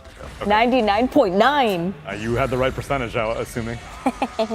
So Snap Tide is actually one of the most picked and most successful combinations in the game in the TI at the moment at the group stage. So not really that surprising that they were first picked. However, Doom first phase, I did not expect. I expected them to have first picked Shaker +1. So they first picked Shaker, and then they picked Snap Tide. They picked Doom as response to Tide. So Shaker was first. His pick. first pick overall. Okay, I see. That doesn't surprise me. One thing that does surprise me, look at that. It's that's another sniper as well. sniper. Another sniper. It's another He's one. dead. He's dead. And it's actually a 5-position Rubik. Why is playing the Rubik? Big fan. I'm a fan. Yeah, and Let's go. partly because another pick that has reemerged is the Shaker. And so, again, all these team-fighty heroes go in cycles when it Also, comes to I feel TI. like Bloodseeker, I've only seen Bloodseeker from Beast Coast this tournament. I don't know if that's true or not, but I thought this hero was going to be really highly picked. I would say one of the CIS teams, Eastern Europe teams, played it at least once. Can't confirm it 100%, but I think so. Yeah. However, what really bothers me when I look at Beast Coast's draft is there is no way of buffing the sniper up. If you look at the Elephant game, they have Venge, Weaver, they have Snapfire and Tide. Here, yeah, you have these bulky boys that can go up front, which is nice. Timbersaw can protect you, Bloodseeker can make a lot of chaos. Blood Rage, I suppose, but besides that, you aren't really buffed from anyone. And Blood Rage, honestly, using it for attack speed is sort of underwhelming on allies. The magic damage buff is insane, but I think it's still half for attack speed, right? So why are you surprised that Bloodseeker hasn't been picked more? he looked really good in pubs. Like a lot of people were playing him. 1 position, 3 position. He looked just really hard to deal with. I would say he's the strongest offlaner in lane, maybe for carry too. Like he's really hard to pressure. He has really high stats. His nuke does 1 billion damage at level 1. That's all after nerfs. Yeah. Like he's been even stronger. So tell me a little bit, Tsunami, about Beast Coast story. Obviously, a lot of people are already pulling for PSG LGD. I'm pretty sure a lot of new people just tuning into Dota are aware of PSG LGD's, prestige and up their skill level. But what about Beast Coast? First, tell me they're standing. I haven't checked up as of today. They're so quite high. They're in the middle. Are Beast they Coast is in the contenders middle. for upper bracket? They are, yes. Ooh, okay. They so are. This is an extremely important game. So for them. Team Secret, Team Spirit are tied right now. Well, depending on Oh, there you go. There you go. You can see it right there. Perfect. So So they're they are okay. So Secret, I guess, must have just gotten a 2-0 victory. They're playing Vici right now, so I guess that'll have to pan out. And then in the head-to-head, East Coast beat Secret 2-0. So if it comes down to that to find out who's going upper bracket, that would be very, very. But is upper lower bracket head to head? I have no idea. Is it? I feel like that would be tiebreakers. Yeah. Probably for TI. I feel like head to head would only be in between, like if you're number 1 or 2 or 3 or 4, like not upper bracket. Oh, okay, for And seeding. then not for elimination. But it could be for upper lower. I'm not sure. Regardless, the fact that they're contenders for upper bracket is a step up from TI 8 or TI 9, which is when this roster last showed up as infamous because they started out lower bracket and had a hell of a lower bracket run because they were able to make it all the way to top 8. And it's rare that a South American squad will have stuck together for 2 hours. I mean, 2. Yeah, 2 hours sounds right. Sorry, 2 years. 2 hours would be also a new record for a North American team. And I think that they had tension also, because after they qualified for the Singapore major, they had some issues. Player who may have gotten a little adventurous, and then as a result, the whole team contracted COVID and could not attend Singapore. And as a result, everyone's like, are we gonna make TI now? And then second season, they didn't even get first place. No Ping ended up getting first place, and so tensions were probably high. They were close to not qualifying by points, right? I think Exactly. Thunder Predator was 12th, but they were 11th. And I think they were both tied at 800 points also. Really? Okay. Yeah, and so it was on the line for both of them.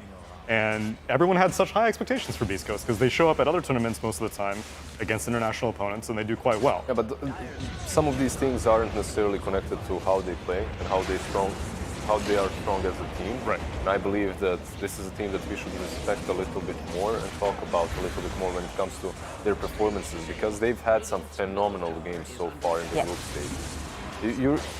I think we still have a little bit of this bias towards SA as a region, right? That they're maybe a little bit weaker, but they truly are not. They've been hindered by lag and problems qualifying through NA and whatnot. Now that they have their own region and the DPC, I feel like we might see a region that will flourish very soon.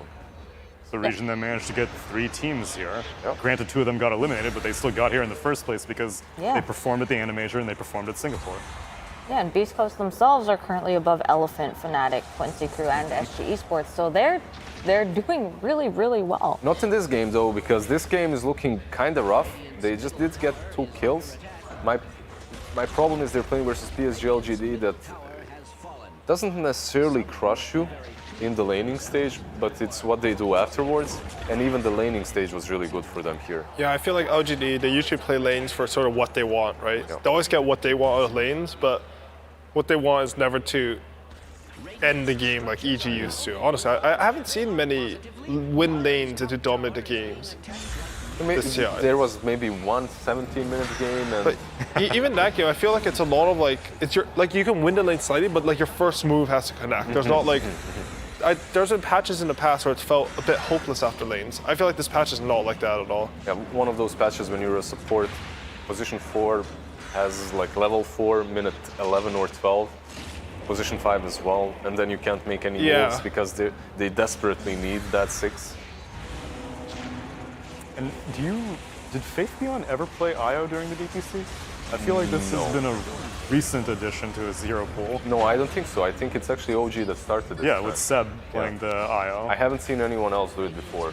And LGD, they're like very solid in their spot, right? So this is probably just them testing out, can we run this traditional strat? It's honestly a good idea, because if you see OG picking IO, it's probably a good idea. Yeah, especially OG, right? Guys, if OG runs something, they might know something. That was my justification for OG running it in that game 1 against EG, was that like, let's just test it, and then let's make everyone scared of it if it works. And then now LGD might be like, oh snap, they ran Seb IO. Faith, can you play this? Well, not Faith, actually, that's a different player. Faith Beyond, can you play this? And so far, it's looking like he can. Working. But one thing I also want to note is that Beast Coast Fire, like during that entire conversation, was like a constant flame, and it was like blinking and stuff because it was reaching max cheer potential. Max and potential. It was going for a very, very long time. So for all of you at home cheering for the teams, thank you for giving us some extra like stuff to look at. Yeah. What if it were like Hunger Games, where like if you cheer so much, then you get like Bounty Rune or something? You're thinking about Midas mode. We could make that a possibility. Let's talk to Slacks. With the cheering, I'd be a big fan of that. That's Yules. Probably not what he expected to hit, but kind of last hit the range creep, right? Yeah, just gets tipped. It's fine. He knows. He knows what he did. There's almost a BKB on the sniper, so teamfights will become a little bit easier for Beast Coast. I'm just feeling that PSG LGD is running away a little bit with the lead. Bloodseeker is keeping up though with the jug when it comes to net worth as well. East Coast. Yep. Bloodseeker. Oh, I thought you said secret. Yeah, did I? Maybe I did. Not sure. I don't yeah, know. but Bloodseeker on Beast Coast is keeping up, yeah. I feel like Hector has played Bloodseeker for 2 years, and he's one of the only Bloodseeker carries I see that always keep up in net worth. I honestly don't even know how, because I don't feel like his skill set is that good for farming. I mean, it's solid, but it's just, he's like, I don't know if he has this game, but he used to always buy Mantis style, like even Rush, and he would farm really fast with it. It's Hector, right? Yeah, it is Hector. Ooh, big Echo Slam. Slam, the smoke my broke, God. and the Blood Right finishes off the Rubik. Now it's just head to head. Oh, they got on top of the Sniper though, and you guys already know Sniper. Yep. Whisper is such a beast though, he's still keeping up.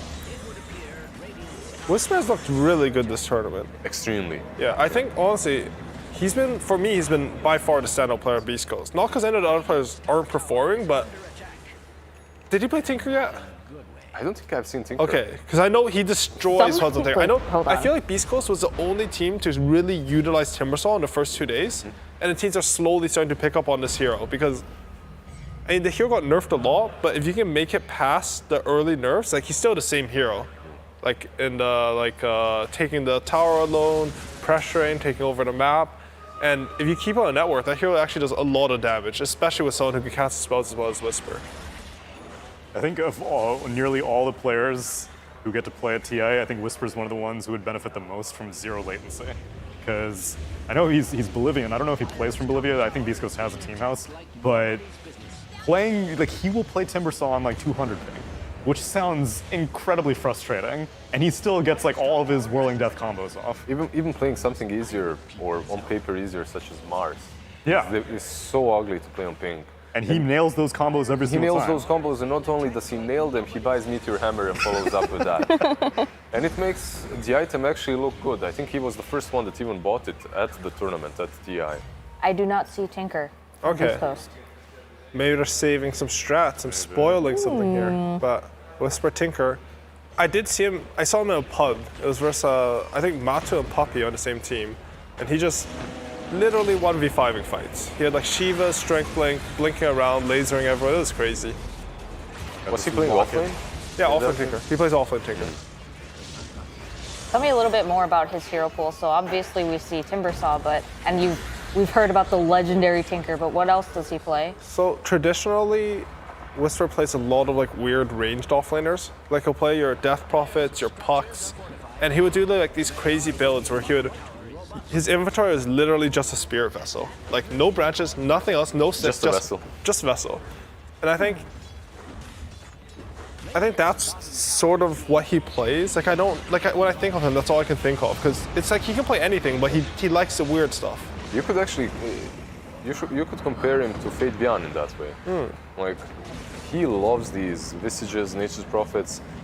Viper was one of his heroes in the pool that they picked a ton in the regionals, but so far he's mostly been this frontliner. God, he literally just baited like the half the team in, of half of LGD in, and just lived, and then they took out 2 of their heroes. These Echo Slams have been pretty clutch this game, but it does look like LGD. They're still taking LGD's the team fight. fighting it's still LGD, you know? That's They'll true. always be able to get close to the maximum you can of any given team fight. I feel like they've always been able to get on top of Sniper, despite, I would say, their map's not the easiest to kill Sniper with. Specifically Ame, I didn't get to quite see it, but I believe the last 2 fights, Sniper has died to Ame Slash. He did, and the first fight that he died to it wasn't even a relocate. So he just found the right way to enter the team fight where Sniper didn't have vision. He came up close and Omni Slash. I believe he will be building a Blink eventually, right? For sure, yeah. On Juggernaut, yeah. I feel like that's what Om is actually really good at. It's waiting for his correct timing to like maximize his impact in the game. He's always been seen as sort of a selfish carry, and in the past it's been a little bit of his downfall. But he's added a lot more team play, and honestly, having that element under carry is actually it's sort of a good trait, right? Because at the end of the day, you're supposed to carry the game. You're supposed to have that 1v5 potential. And like Ame, for the past, I don't know, 6 months has looked so reliable as a player, just always doing the right thing, always having a good game, and contributing the way you want your carry to do. I just remember some Monkey King performances. Without buying BKBs. Without buying BKBs, yeah. Everything that you said is definitely correct because mostly you've been watching the majors, right? Like the international lands. At the leagues, he lets himself go here and there.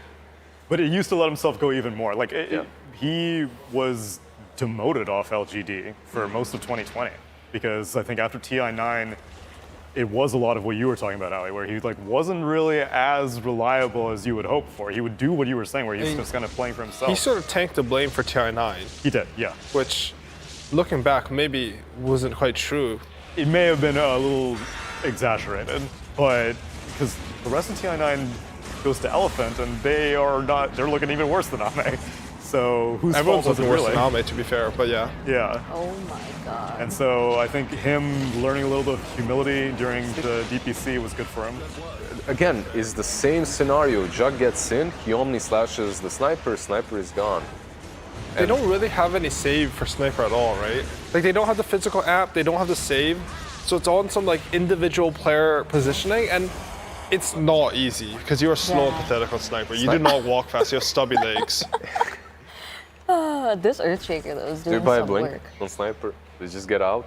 I think What do you do? just probably just Pike. I'm not sure. Yeah. Like you want to buy blink or you want to have that, but it's a lot of gold for It's those too stats. much. I'm not sure. He was literally standing and hitting Jug in that last team fight Yeah. for like 10-15 seconds.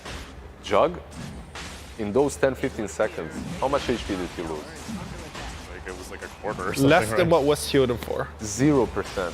Like, was he bound to IO? He was bound to IO, okay, but okay. still, he didn't lose absolutely anything. He just came up close, Omni slashed and got out. For free. Yeah, the Jug the whole time he's getting peeped is like, you just wait. You just wait until I get this like 600 distance. You know what the problem is? He built into this Skadi. He has a ton of agi, he has a ton of armor as well. And Sniper has absolutely no buffs with it. Yeah. So it just, the hero looks worse than he usually is. It's like picking PA in a meta in which PA Slardar is a necessity or Sure. PA Magnus. It's just how Dota works, the itemization. Like, how I think about it is that there are more things that buff damage than there are that buff defensively. So like, your damage output is like your damage times attack speed times crit times like any actives or whatever, and then that scales faster than building just HP and armor, HP and magic resistance. But since it's multiplicative, if you don't have enough damage or buffs, you just straight up will not have enough damage. Like Sniper, if you're playing Sniper, you're only relying on items. You need a lot of items before the damage kicks in. One of the other things that I was thinking of when you were talking about the Juggernaut versus Sniper matchup is that, you know, they do have IO. So, and what we were talking about right before AUI joined the panel and before I joined the panel is that IO's biggest utility is the healing, right? And that allowed Jug to just sit there while IO healed him up. Yeah, it may have been a shortcoming of the positioning of the Sniper, because yeah, after I watched the replay, you lost 0% HP, and Sniper was still just like, okay, maybe this shot will finally bring him down. Okay, that one didn't work, but maybe one more shot. Was he hoping for a headshot or something? What's happening? Yeah, I mean, Some but even crit? if he slows him, the IO move speed with the tethers, you're still gonna get caught up to. So I think maybe just Chris Luck should go farm right now. He can't join into fights. He contributes absolutely nothing to fights. That other IO than- has a heart of Tarask, I think. Maybe not really. He has a Reaver. Not He has a heart. lot of Okay, HP. that's a really cool idea too, right? With the healing ward, the region from the heart, you'll sustain so. I also like the itemization for Juggernaut. He built the phase boost, but he also got the extra wind lace, plus the tether move speed. He's able to like close the gap even without the blink dagger. He also itemized for like They an do that a SMY. lot on supports as well. I just love it. Tranquils, another Windlace, drums, Oh, yeah. whatever. No, I love the little move speed items. They feel so nice.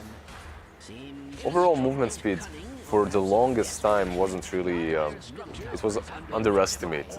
How, especially with the talents on level 10, like Enchantress had, I don't know how much, 20 movement speed? It's 20 talent? move speed or 10% magic resist, or 15 or something. And in some games, that 20 movement speed felt so good Yeah. on an offlane edge. Oh my god. It was a quick move to start sieging high ground. They only managed to get pick on Rubik, but they were like, I do love that about Beast Coast though. I feel like I see this more from Beast Coast than any other team where like they're down gold they might even be down heroes or an Aegis, and just start hitting the enemy high ground. It's actually the correct decision. Like, the enemy team has Aegis, but they're able to waste this Aegis time, pressure them, bring them back all the way to the safe line, to their tier 3. They lost nothing there, honestly. They gained, I'm pretty sure on the Necrophos showed that they gained gold and map control there. Suddenly now you can exit your base, go into the dire jungle because you know they're not there, ward it up, reward it. I was just laughing because they clicked on Io. He has Mech Holy Locket Soaring, almost a heart. Yep. I think it's there it is. There it is. Oh, of course. It's a 3 IO too. I actually forgot it's a about 3 that. IO, Okay. that's why. No, because if I see that on a support IO, like I want to exit the game. But when you think about it, even as a 3 IO, it's still a lot. It's still a ton because you're not truly farming. You're running around with Jug. I like how they constructed the lineup too, right? 3 IO provides a lot of that healing, a lot of that utility. Well, I'm gonna say it's the lowest damage 3 in the game, as long as you're not buying Aghanims. Yeah. So they drafted it with Jug, who I think is one of the best buff users in the games. You have a steroid in his crit, you have a steroid in his lower BAT. Then you have Omni Lesh as Slash well. provides an extra steroid, and Lesh, as you mentioned, he's one of the highest damage mids in the game. And the way they work, when Jug wants to be farming, Io can actually play with Lesh, right? And he plays post-laning stage for 5 minutes. You can literally just tether Lesh and run around, take towers. Because you have that early mech, and you can't stop Lesh from taking towers. Lesh, honestly, it's a pretty cool core idea. Like, just the 3 cores together, I think they have a lot of synergy. I agree. He just stood there in the chakrams and just hit the tower. He didn't even move. Well, it's partly because freaking Timbersaw griefs his own hoodwinks. There's no way to not really play against it. Hoodwink That's gets true. a stun, and Timbersaw's like, what do you want me to do, dude? You want me to cut your tree? I'll cut it. I actually think those two, like, at the pro level, they work pretty well together, though. Because you always have something to Timber Chain, too. Because it's both ways, right? Sure. Like, you can cut the tree and remove them from the stun, but as long as your comms are good, like, it can also be beneficial because you Timber Chain to it. However, I have seen that where he just, like, rips the stun away and you're like, whoops. Which, thankfully, they have Shaker. So, like, once Hoodwink lands the initial bushwhack, then Shaker can be like, okay, now I can get a fissure, you can cut the tree as Timbersaw, and then we can start to burst this dude. I don't know how we might be playing or watching some better games, but for me, it's grief. always It's always griefing. Really? Like, like 90% of the time. And if it happens once that you plant some tree the timber chains to, you feel like a god. Okay, we actually did something well here. But usually it's just there's too big of a mess, and you want to try and catch multiple heroes or with that bushwhack. At the same time, he wants to damage multiple heroes. That does make sense, yeah. It takes so much discipline because you can do it where the chakram's just like just at the tip that it doesn't cut the tree. But in the heat of a battle, Timbersaw is just tossing things out left and right. And wow, that's a GG actually. No, really cool lineup from LGD, honestly. The 3 core, like you said, when you consider the healing ward as well with Leshrac, and Io has a very early mech, how do you stop them from pushing? And that's what happened here. Like, you have a sniper, but you can't stay far back enough to stop them from killing you. I feel like that's been the downfall of IO a lot of this tournament, is that they'll draft IO, but they won't have lineups that open up the map so that you can actually play the IO game with relocate and taking like these long fights with sustain. Because I don't know, I see like IO Gyrocopters don't really fight early anymore. And then IO, he's picked so much, but it's such a low win rate. Maybe LGD, like, one of the things that people talk about is like how they can beat the best heroes of the tournament. Like, those are the teams that are going to win. But if you can figure out how to turn one of these highly contested but sort of mediocre result heroes into this super threat, like, that would be huge for LGD. Well, that was a GG for LGD, bringing them to 1-0 right now. I do see something going on in Stream C. Let's take a look at that game It's another sniper. It's the same scenario, literally. This game just took a little bit longer, and they it's the same game.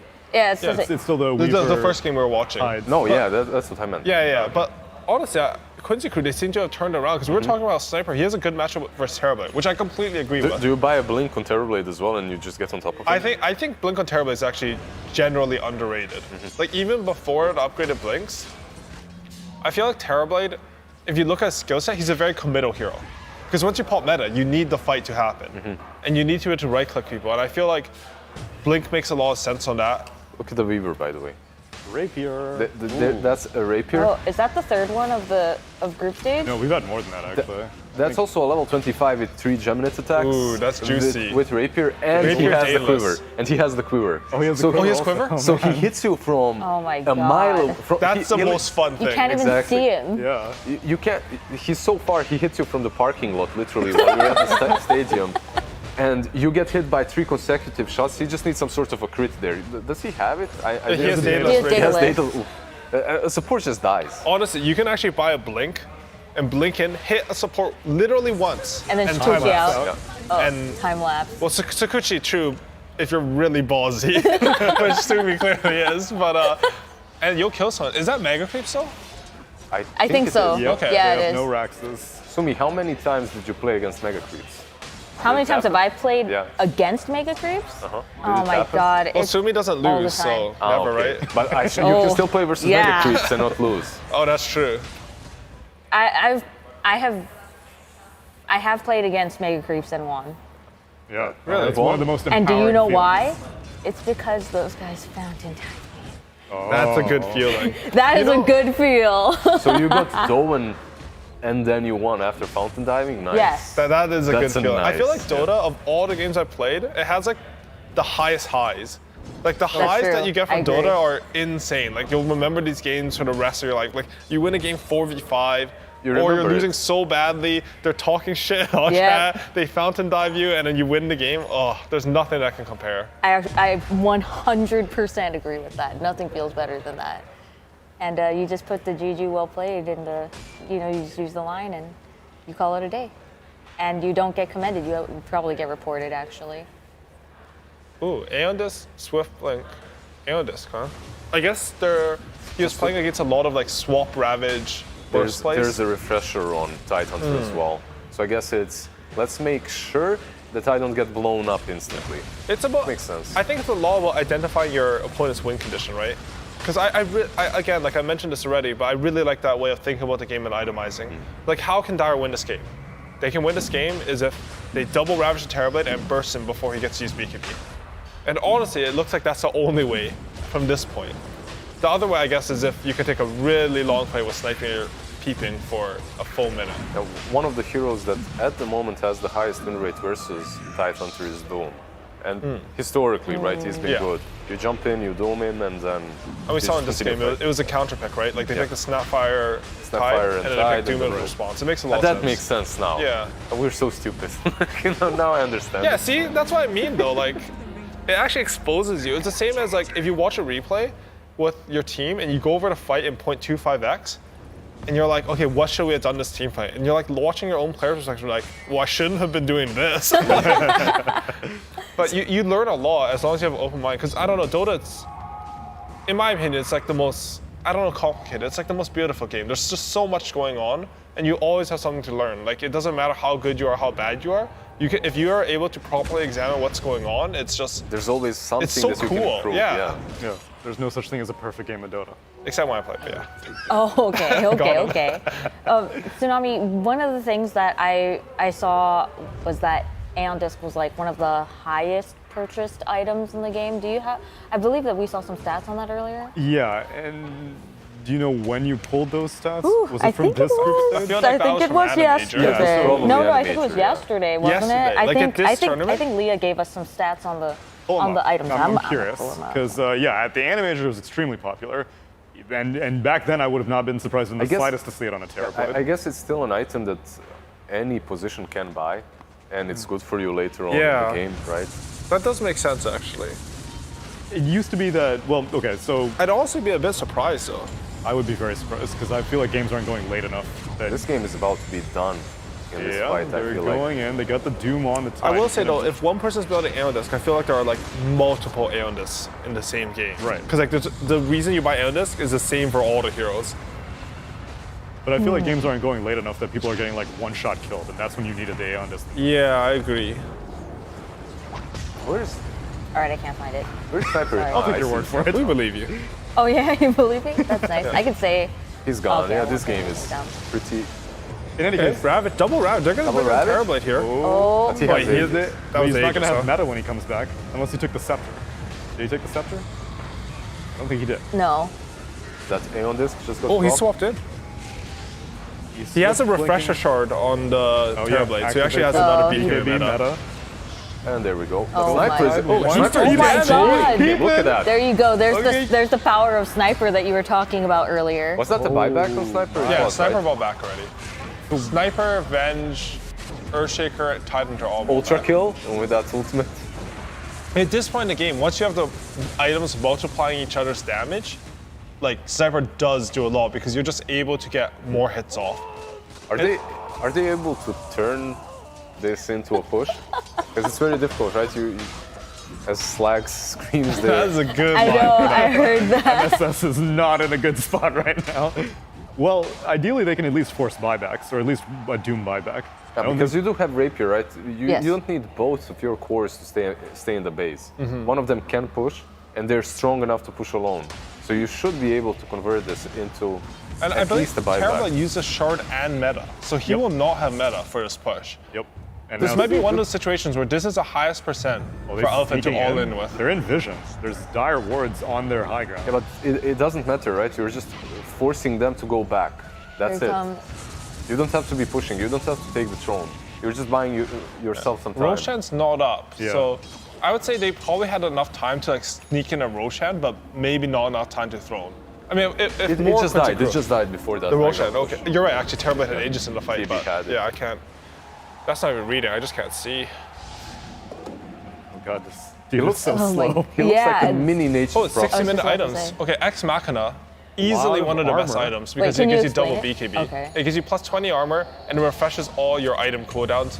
It only has a 30-second cooldown, so basically you can pop BKB whenever you Oh my want. God. That's Did he the disappear, maybe? triple What happened Geminate there? Rapier. Yeah, triple Geminate Rapier Daedalus just melted. The Earthshaker there one MSS. moment. and There then are gone some things when you're playing a certain hero, you're playing to get to that stage, Yeah. right? You're secretly wishing for it. You don't have to win as long as you get there, right? You just want to live out your power fantasy. Exactly, exactly. And Weaver, with that triple Geminate attack, with the Enchanted Quiver, Double Daedalus Rapier.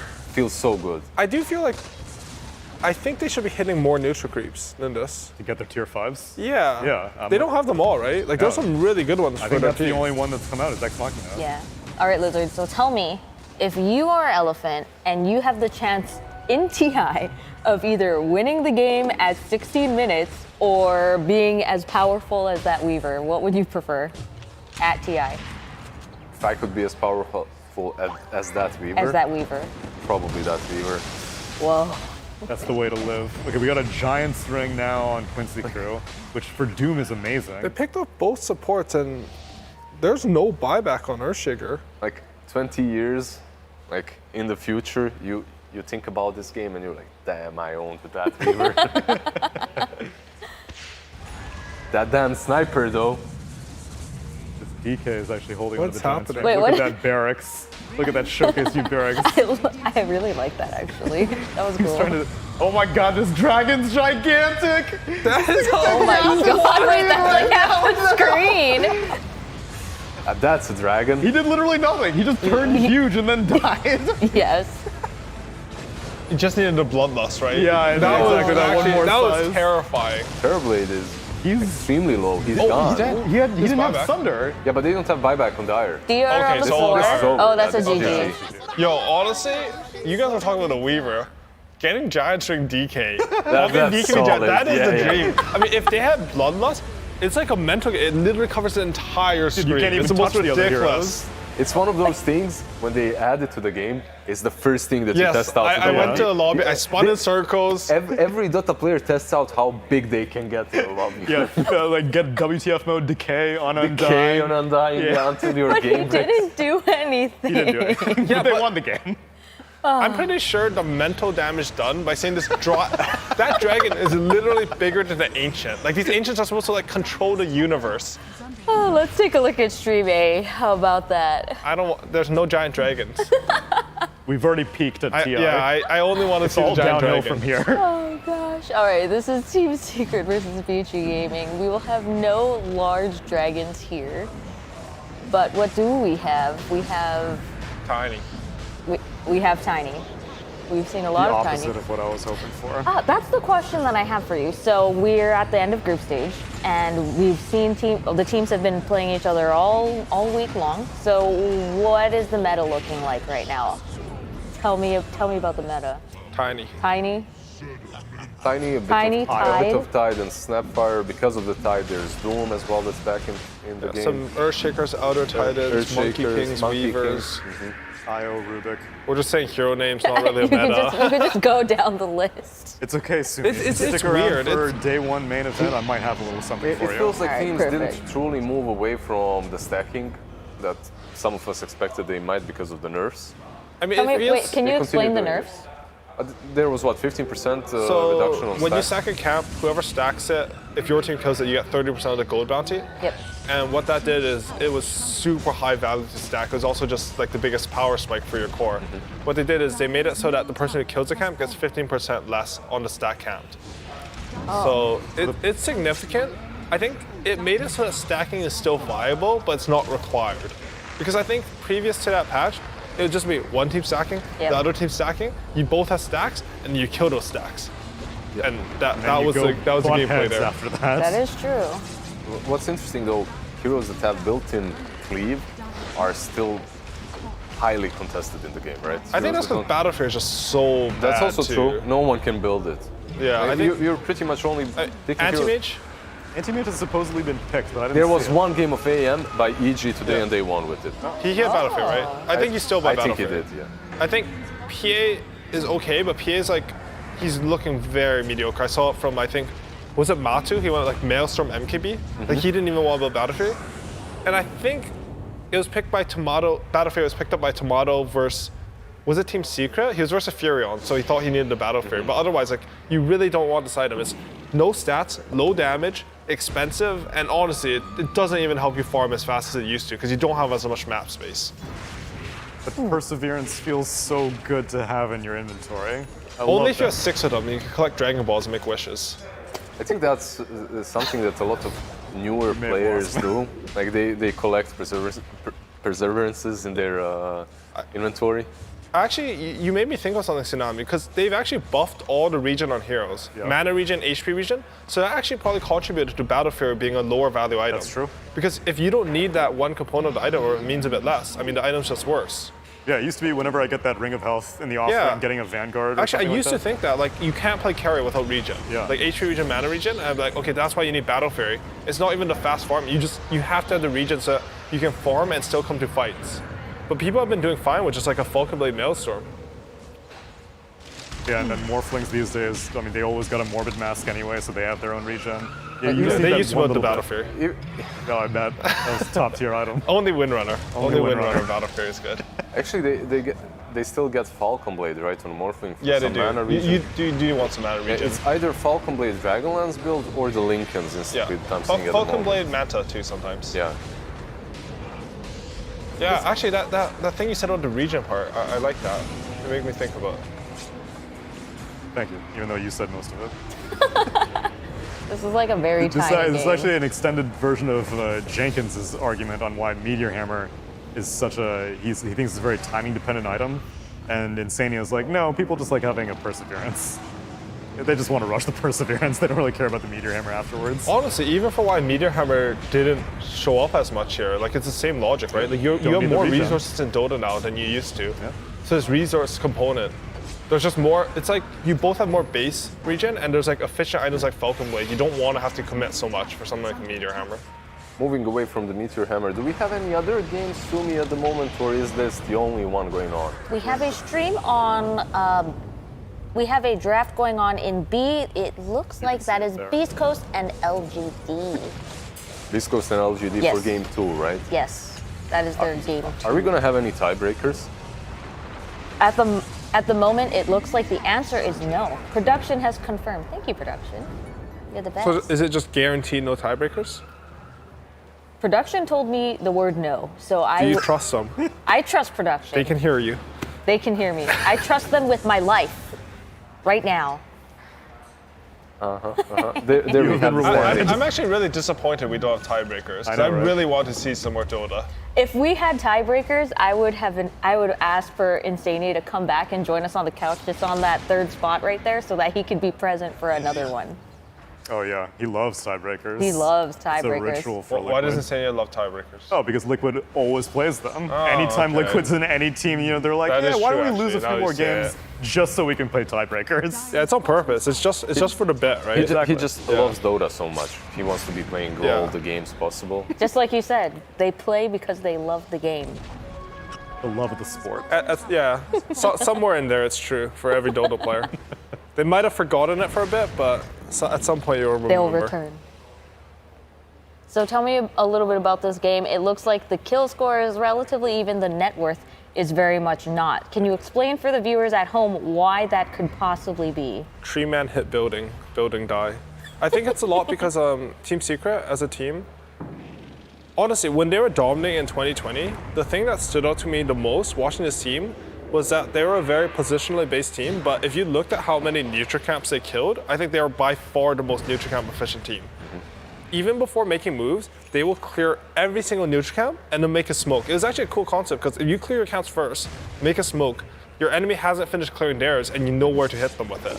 The way they move out of the enemy base as well. If you look at the way they retreat, if they're not chased, they will always make sure that they sweep the map as they retreat to their triangle or round rush. So as you're leaving, let's say a tier 2 push, you farm all the camps around that, and then you go back.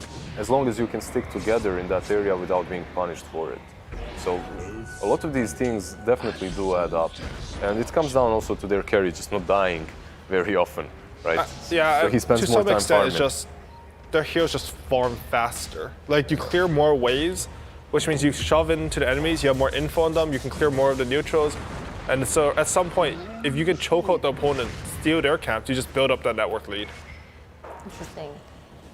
So they're just not fighting at all. They're just basically pushing it out, keeping them in their base, and then taking the entire map. There's been some fights. It's still like a kill a minute, right? But now that we've finished praising them, when you're winning, if you're winning all the tournaments, usually and most of the time, whatever you do is brilliant. And you will be farming more, right? Because you're taking control of the map. That's and true. You'll have more of everything. But on the other hand, Vici Gaming is kind of getting starved of resources a little bit. What can they do to turn this game around? They do have the Spectre Necro combo. Right? She can get scary later on. And it is already later on, right? This Basher might help her lock down a Silencer instantly in a fight. But I don't know what his items are. I suppose he has a Ghost, 4 staff, something like that, something to save him. I'm gonna say, when you have Earthshaker and Necro, with the ET aura, like you should always have some comeback potential because you just have so much instant stun and burst. If they blink, echo, Reaper Scythe one target with enough heroes, they could split Secret apart a bit, then they'll always be able to kill that target. With that said, Secret, looks like they got a nice pick off, and Vici, they're committing buybacks and chasing pretty far here. Oh, they're oh my god. Doesn't even kill her. On a Marauder. Now Poyo-Yo's on an island. And look at Puppy, he baited everything out. He was in the pit, they went for him. Actually, he has the Ghost and the 4 staff. Uses both of it, forces Spectre to go on him. Buyback from Spectre? He's going in. They feel like they have to win this fight, I think. That's true. Is Roshan up? Is that why? Or like? I don't think it's up. I don't think it's up. It's 2.5 minutes until it's up. I'm honestly a bit surprised by that buyback. I feel like committing, buyback is important in Dota, but I'd say Spectre's buyback is the most important of any hero, just because of how the hero functions. Like, we were talking about the win conditions. One of the ways that they could have won previously is Spectre goes in, he tanks a bunch of damage, does a lot of damage with Dispersion, maybe a bit less because of Silver Edge, and he buys back and uses ulti or Aghanims and goes back in. But they don't have that option anymore, and honestly, carry buybacks, like, they're really expensive right now. It's based as, I think it's a 7th or 8th of your net worth. So if you're a carry, it's worth even like more gold. And I mean, that's sort of rough for them. I just felt that they were a little bit maybe desperate. That's one they of those, very desperate. Yeah, that's one of those smokes in which you're really trying to make something happen. If you look at the way the fight started, they were even fighting 4 versus 5. They still tried to go, and it's because they thought, okay, we have them here, they're not truly all composed and together, and even though they're stronger, maybe maybe we can turn this thing into our advantage somehow, which obviously didn't work. They even wasted the Reaper sight. And when you can't even kill a position for Mirana with the Reaper sight, you know that you're in a really bad spot. Do you think that the buyback from Poyoyo was just out of like pure frustration? Like I don't think it's frustration. the stakes were so high. World 11 just got shredded. I think they thought they could turn around when the enemy was going on Necro for so long, but it's hard to judge these. And man, the amped up Spectre, he literally got 4-shot from Tiny. And he can't dispel it. Slardar has the talent. He has that's actually one of the scariest talents in the game. Like he even has a Witchbane, so normally he would be able to dispel that. I thought there was some hope because he could Witchbane the Silencer when he Ghost Sceptered and Force Staffed and like turn around, but Team Secret, they just end up looking dominant in that. Yeah, that's 2-0, right, for Secret? I believe they took both of the games off of. That means Secret's upper bracket, right? Maybe they're already upper bracket. I think they're already upper bracket. Okay. Yeah, they're basically confirmed for upper bracket. Is this? What is happening? What is going on in this game? They're high-fiving and It using just sprays. started, right? So they're just having fun. Does this game not matter?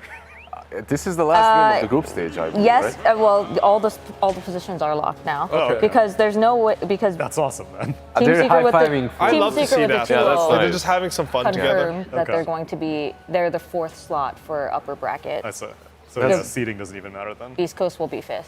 That's adorable. That's awesome. So I'm a wholesome. big fan. Yeah. Just go down the lane and high-five each And other these for aren't making even like it out to teams the that would groups. know each other. This is a South American team and a Chinese team or something like that. Yeah, give me the replay. That's right. I want to see this. Oh my gosh, that's so friendly.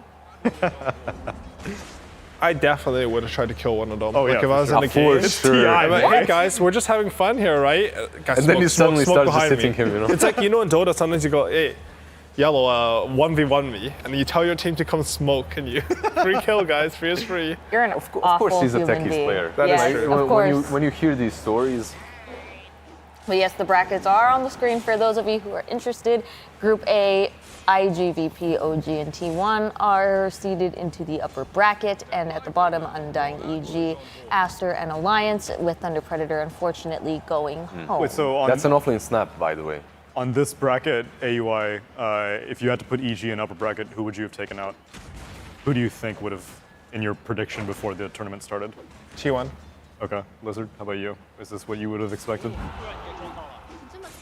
Maybe I would have expected Aster even in the upper bracket. Really? Yeah, they just had some difficulties, right? Over who? On day one? Their mid laner couldn't really play. Yeah, who would you have put in instead of? Instead of Aster? Yeah. I mean, for Aster slot, I'm not sure. I would have taken Maybe out. VP actually. Yeah. Honestly, this I group, yeah, this I group would've- looks scary. Like, Yeah. it looked like coming in, I think a lot of people did think Thunder Predator looked a little bit weak. But this group I thought looked really hard to get top 4, and the other group looked it looked really tight for the last place spot, in my opinion. I would have put EG in top 4, and I would have put Virtus Pro in bottom 4. Yeah. And then where are we at on Group B? That's also fully locked or no? Group B is locked. That's this group right here. So LGD sitting at the top, Wow. 14, 10, Wow, Team 10, Spirit 10. really came back. Oh, by the way, Yes. this is the first Enigma, right? Oh, we got an We have a Oh, first yeah, Enigma you're on the right. tournament as well. Yo, shout out Do you to think that Whisper, did they because pick it doesn't matter. did they pick it because this is the high 5 game? Maybe. Maybe, yeah. it just might be that, right? Or you're trying something else out. They do play Enigma though. And like if Whisper you- has traditionally played a And, decent amount. and if you win with it, maybe you'll force a ban in the future, right? Yeah, From some. it is a scary hero. true. Also, I mean, actually, there's a Monkey King in this game. Yes, there is. Okay, and I ended up with Clinks versus Enigma lane, which the lane is probably pretty good for Clinks. I also saw one thing though. At the start of this game, Clockwork managed to pull 2 creeps from one of the waves, and then pull additional 4 creeps from like the second wave. So he was able to pull 6 creeps around, which gives him a lot of the denies. As a result, like you can see, Enigma, he has like 14 CS. He's actually having quite a good lane here. Enigma with a good lane is no joke. Like Clinks has 10 CS. He's actually getting destroyed in lane.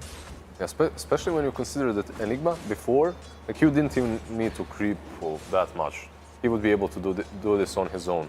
But at the moment, it's kind of hard, right? With the cooldown on Eidolons. So I feel like Clockwork is doing a lot. It's underutilized, Enigma still. Like when I see, if this is the result of the first 2 waves, or first like few waves, where Enigma's like, he's denied, so you can't match the equilibrium after the pull, you block some camps. if Enigma is decent in lane, this hero is strong because mid impulse is one of the best spells in Dota right now. Like you have the 15 talent that makes it huge. It's lower cooldown. It doesn't cost a lot of mana. This is my problem though. This situation right here. So he just lost all his Eidolons. That is sad. And he has them on 30-second cooldown. Like, what do you do in the lane? You can't really right click. But you can't he farm. lost equilibrium somehow again. I feel like you shouldn't lose all your Eidolons with the wave so far. Yeah.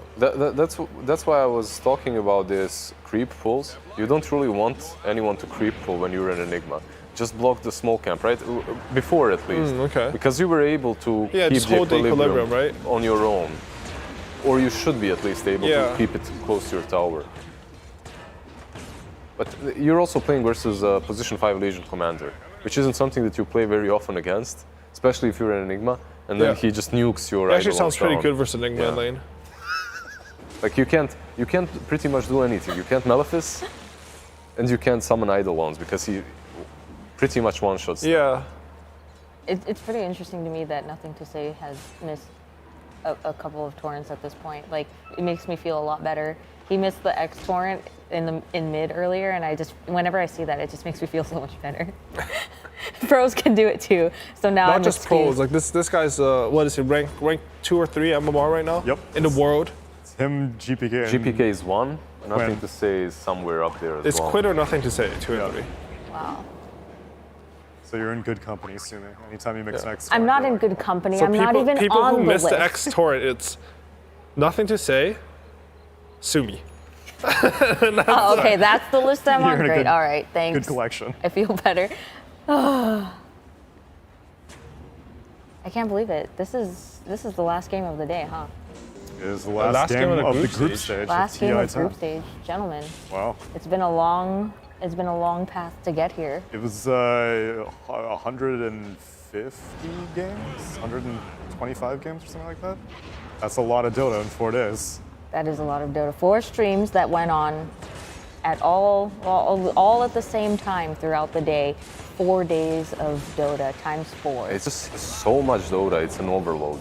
I know when you were a viewer, right? Like when you're sitting at home, it's amazing. Oh my god, you always time is unmatched. You just always have something to watch. But when you're trying to analyze the meta in every single game and keep up with what's happening, it's so much. What is your typical TI viewing experience? What do you do? Do you have like a routine? Do you take off work and set up and pop some popcorn and sit there? I play Dota.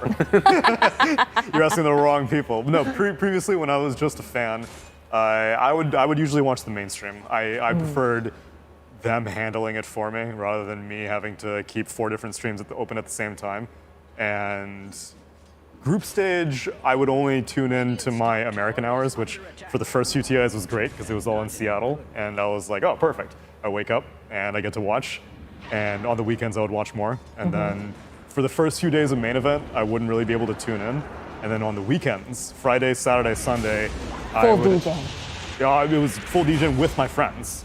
We would have like viewing parties, and all my friends who got me into Dota, we would watch it together. And it's almost a little bittersweet being on this side, which I know I don't think they're watching group stage anymore. Now you're watching with us. Yeah, that's right. We are your friends. The TIA tie was actually in a cinema in Sarajevo in Bosnia. Yeah. We organized the viewing party, and we watched the semifinals, or the lower bracket, upper bracket, whatever. Which TI? 8, I think. And then it went kind of late for us, like 12 p.m., midnight, something like that. Not 12 p.m., like midnight, yeah. And they just kicked us out of the cinema. So we get out, you nerds. Yeah, we couldn't finish watching it. Someone complained, like, yeah, you can't. What get out. What about you, AUI? When you're not winning or playing in TI, did you ever just sit and This is my watch? first time watching. You've never watched a TI as a fan before? No. Really? I didn't watch TI1, and I mean TI2. I was like here at the event, but I wasn't playing or competing. Okay. So I guess TI2. Okay. That was in like Battle Royale Hall. It was a lot more intimate and close. That's right. Yeah. This is the first time I haven't been player coaching since then. Well, how was your Battle Royale Hall experience? Did you go with friends? I missed Battle Royale Hall. No, I went with my team because we were invited to play. Wildcards? No, it was ESWC, I think. ESWC finals. It was at PAX West.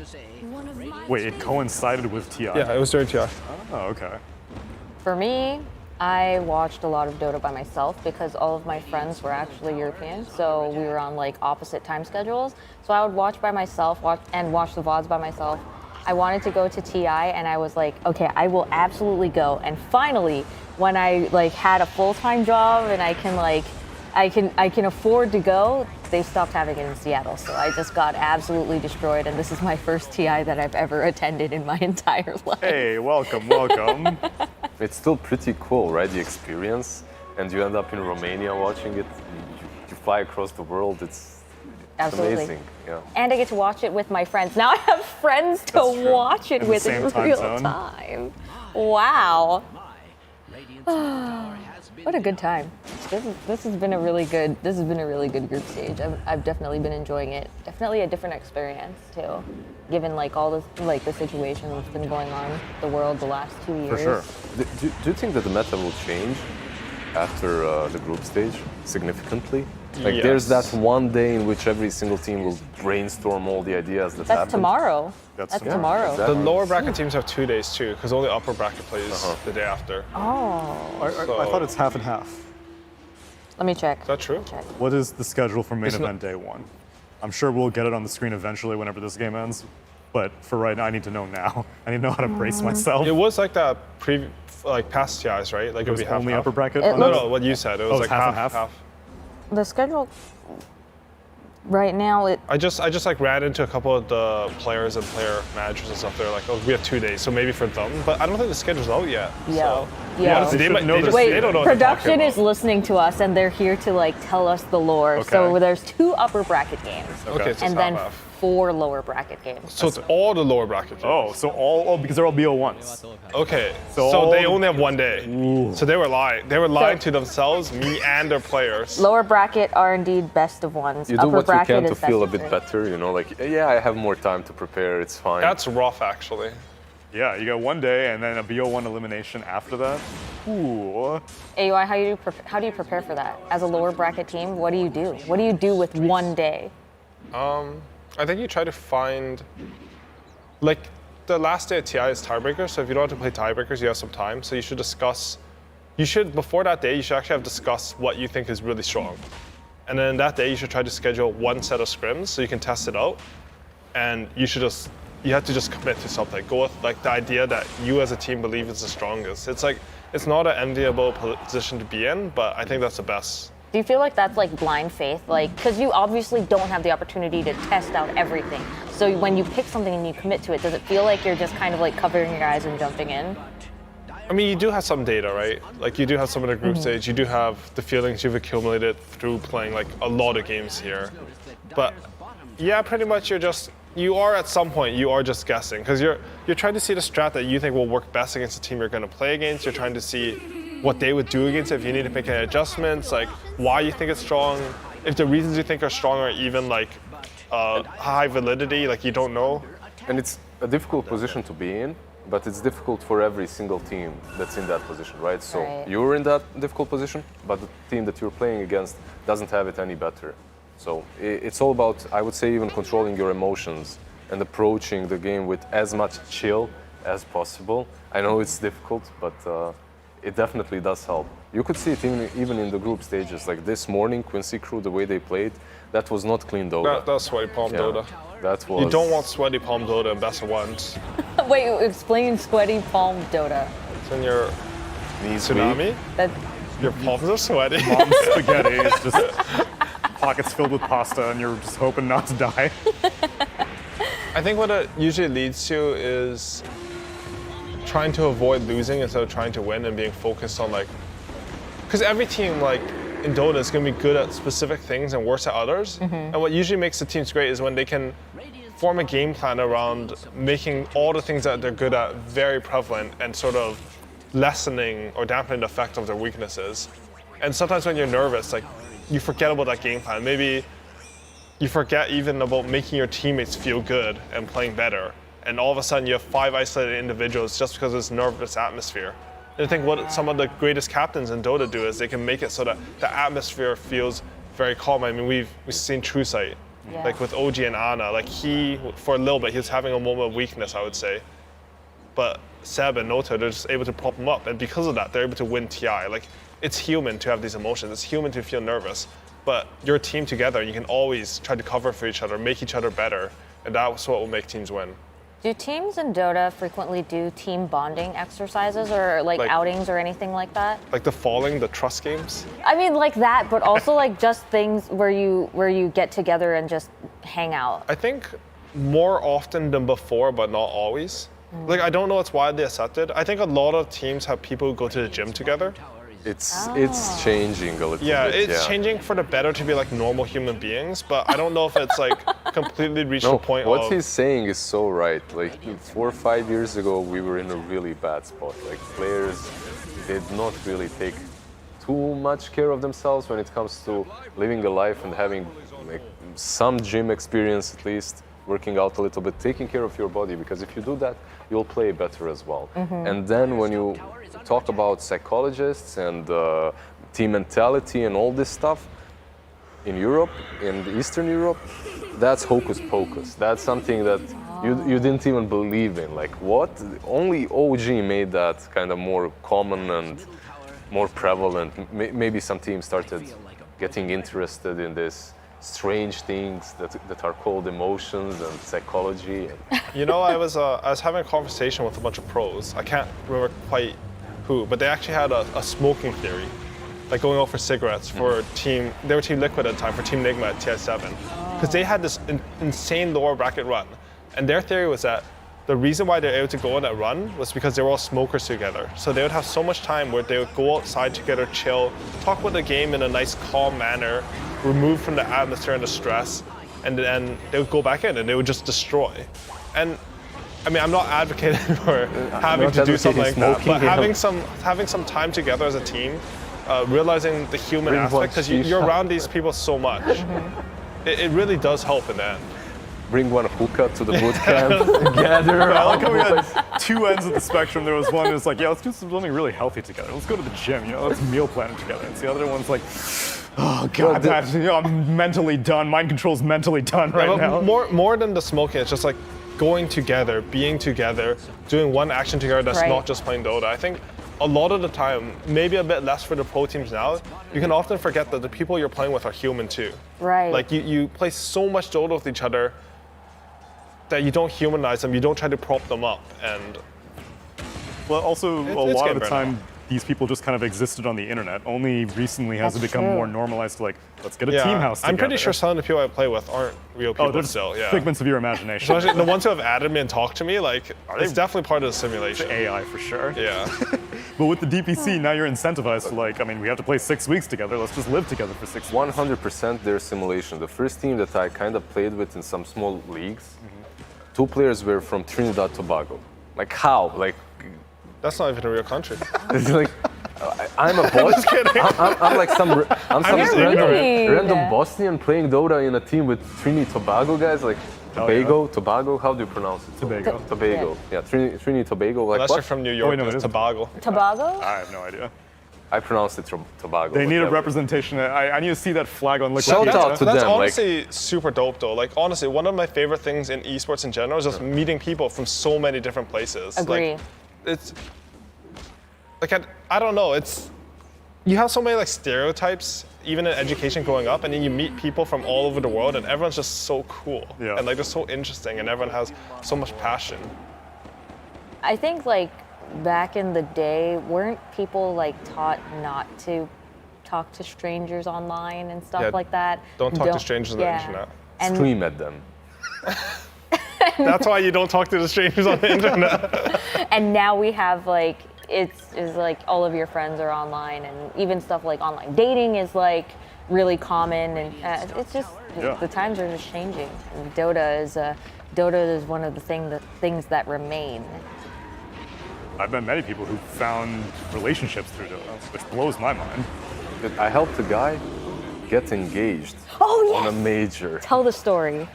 Oh yeah, that's right. I remember that. Like he approached me during the autograph signing session or whatnot, and he's like, "Can I have a minute of your time afterwards?" Shout out to him, by the way, and her. I hope they're happy together.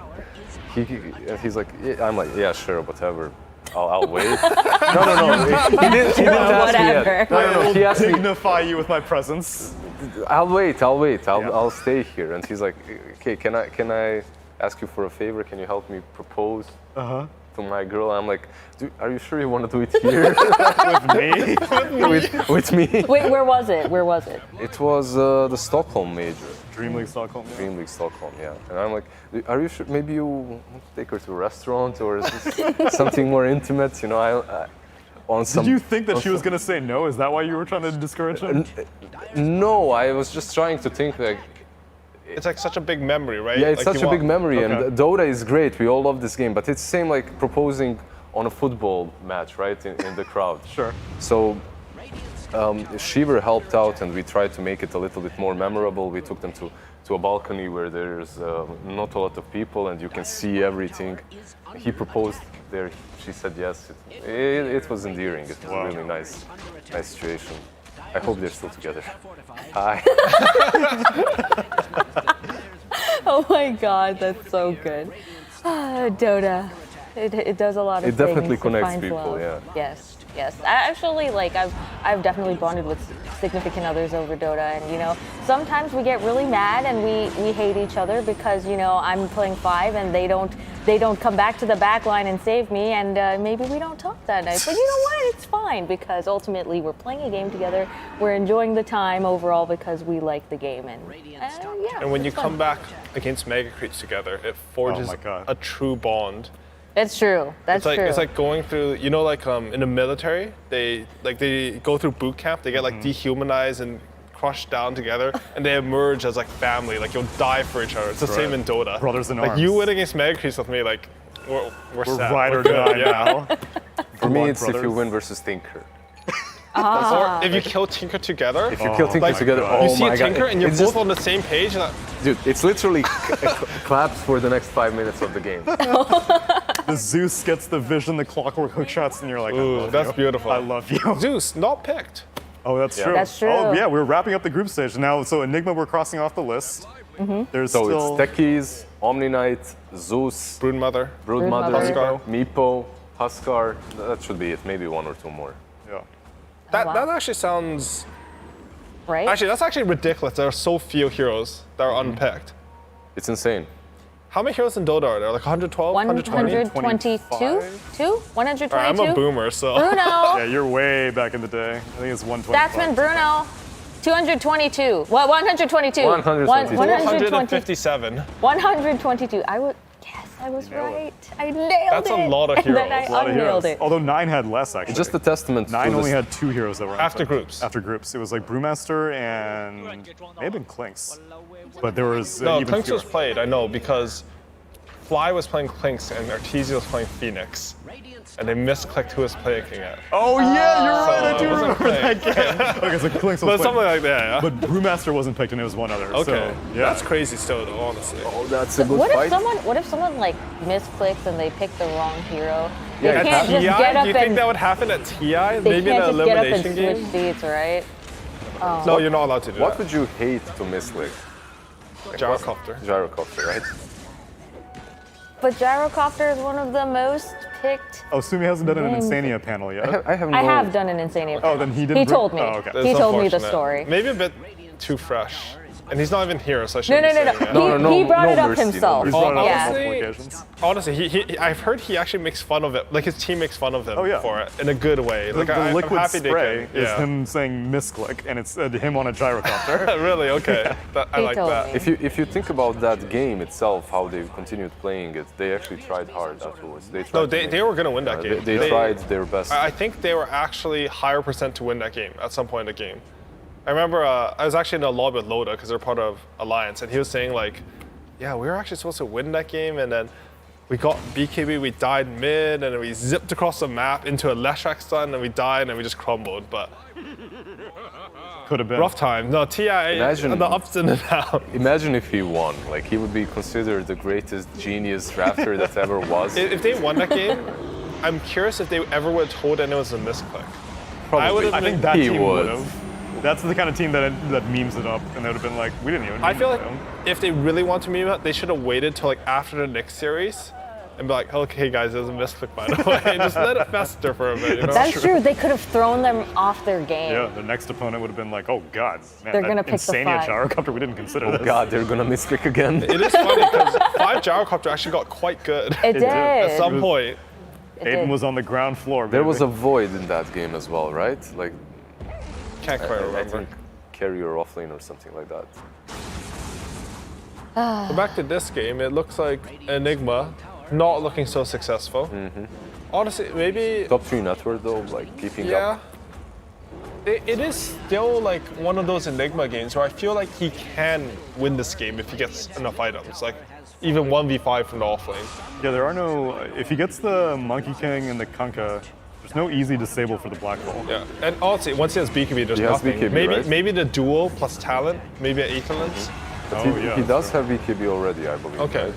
He should have, at least he's sitting on 11,000 network. Man, Midnight Pulse will be so good against all these cores on LGD if he ever does manage to get a good team fight.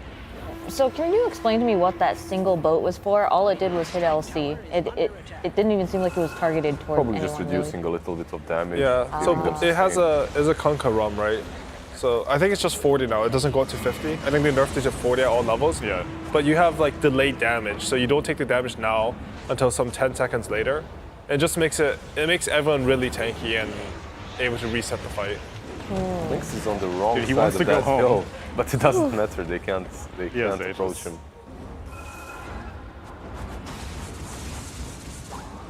Like, they're all sitting so low.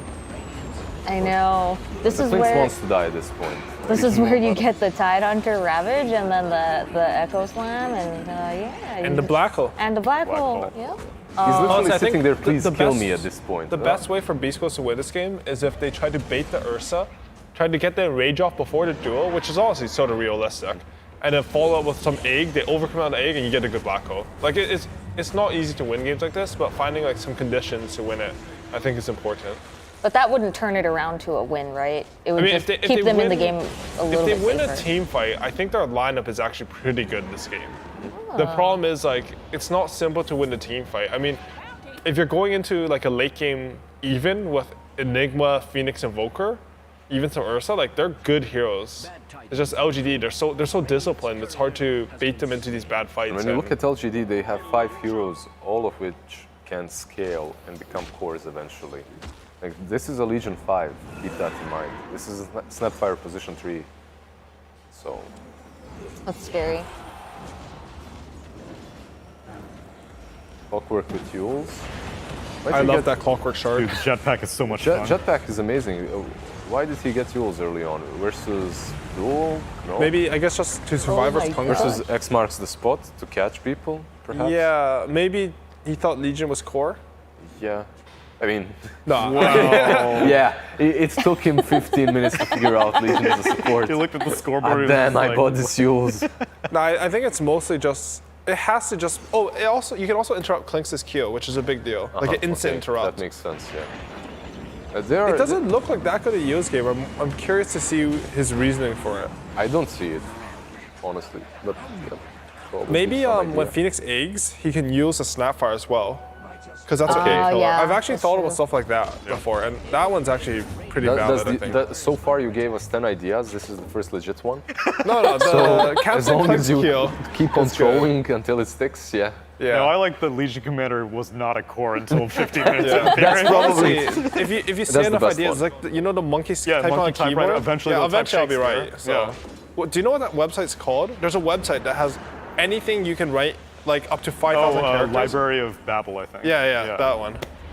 I have no idea what this is. You can like, basically someone made a website that has all the combinations of letters all written text. possible, and you can find like excerpt. Like you can Google whatever you want to say, and it'll be somewhere in the library. It'll has show you been where it written is already. Yeah. So nothing's original anymore. We're living in a simulation. Blah Oh blah my blah. god, that's scary. Is it only English? It's only English. It's I think it's English. So only I'm still they not- only did it for English. So you can still do I'm still original. safe, I'm a yeah. one language bad human, so Monolingual. yeah, it's very sad and pathetic. Are you really? Yeah. I thought you were Canadian. Aren't you all kind of... Oh yeah, I took 10 years of French. I can say, there you go, 10 years. Hello, how are you? My name is... That's cool. And I'm not saying on stream because it's embarrassing. That's fine. I wasn't gonna ask. I'm not a fan of quizzing people on their language. It's just not my thing. Jetpack is so good. It's so funny. It just looks fun. Oh yeah. It's not only fun, it's good. Like yeah, it is underrated. The charge for sure. is underrated. They buffed it up a little bit too, so now I think the turn rate is slightly better. When it first came out, it was almost purely for memes, I think. But it's gotten to a point where, and I do like that about Dota. I feel like there's a lot of things that are sort of like memey ideas, but they get turned into like viable strategies or ideas. So a long time ago, I was trying to figure out how to play Meepo properly. Back in Dota 1, it was mech build, mech Vlads. Then I started in Dota 2 and immediately picked up the hero. And I saw everyone was building Heart, but I liked edgy more, right? So hit harder. So literally my build was Power Treads and 5 Ultimate Orbs. And the Ultimate Orbs with Power Treads, it was legit. Aghanim's was necessary. So 4 Ultimate Orbs and Aghanim Scepter. And it's what you needed to do. Like, it actually worked out really well. It was a meme at the beginning, but then I figured out that you can combine them into a Skadi. Genius. That's when it became... Was this memes or was this your lack of knowledge in the game? No, I'm kidding. Yeah, it's just memes. I did start, I actually started off with Skadis, and then I'm like, I don't need this point booster, just give me the orbs. Yeah, it's basically what Dota is on Meepo. Even a few years ago, like you'd build the stat, it was a Dragon Lances. It was pretty much the stats always. How fast can you get fat enough that no one can kill you? He does have Aghanims, Refresher, and Invoker. The problem is, I actually don't think Cataclysm is good with Enigma, because the Black Hole actually circles them around. When you Cataclysm, you only hit one person with the Sunstrike. So unless he gets like a 2-3 man Black Hole, it's not really that effective. We'll see. He does have some other stuns, like Ursa can jump one person, Clockwork hooks on, he gets a good Cataclysm that way. It could be a comeback mechanic. How hard is it to come back when you're at a deficit like this one? We're about to find out. Supernova goes down. This specific deficit looks quite hard, but I'd say in general, Dota is relatively easy to come back compared to maybe other games in the genre. It's still hard because a lot of it comes down to like your mentality and like baiting them in. And of course, if you're ahead, you're still favored to win. But there are definitely opportunities. This one, it's a bit far gone. Yeah, not this one. Especially after a team fight, I'd say. They do have Once your buyback. throne dies, I think there's less comeback potential. Oh, okay. So? Oh, wow. That's an amazing insight. Analysis. It does make sense. I actually have to think about it. I'll test it out when I go. If the throne dies, you can't come back? I'll test it out when I go back. What if you deny it? You win? Honestly, that is a comeback. Sometimes I type last kill wins, and I've morally won after my throne dies. But LGD has legitimately won, and they will take final game of the group stage. Yeah, I mean, they were already sitting at the top. They were completely uncontested for that top as well. So, yeah, I guess. We get a round of applause for the end of the group stage. Absolutely. Very well fought, Dota. We've said this at the start of this match. All of these teams did a fantastic job. And even the teams that unfortunately do have to go home, they put up a really good fight and they repped their regions very, very well. And we have a lot of respect for that. Gentlemen, we have reached the end of group stage. Do you have any initial thoughts that come to your mind immediately when thinking about the fact that we're about to get into main event? AUI? Oh, no, wait, AUI first. Sorry, I was looking at the camera, man. Yeah, he confused you as well. One screen, I focus on the camera, man. I don't know, honestly, I'm pretty surprised specifically by EG. Well, sorry, was this about the teams or was it about like the... Anything. Any thoughts that came to your mind? Yeah, I mean, that was my biggest one. I expected EG to do really well this tournament. And to my mind, in terms of gameplay, I actually really like how the meta is progressing. I feel like there's a lot of long-range nukes poking into some like cataclysmic like clashes where you just try to burst someone and it's about save then. So I think we're looking forward to some really good games in the main stage. I also can't wait to see what OG has hidden, because they always have something for main stage. Same. I completely Same. agree with him. I'm happy. That's a lazy answer. Sorry. No, I won't conclude on the same. I'm really happy for the patch. There's a reason why we have like 5, 6, 7 unpicked heroes. The patch is a TI-ready patch. There's no snowballs. There's no games that end up in 15 minutes. We had one single game that ended at the 17-minute mark.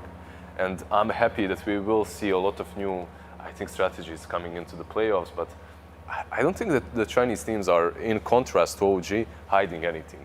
I think they're showing their hand right here. PSG LGD is playing the same way they've been playing for the last 6 months, and they're dominating, and that's pretty scary for everyone else.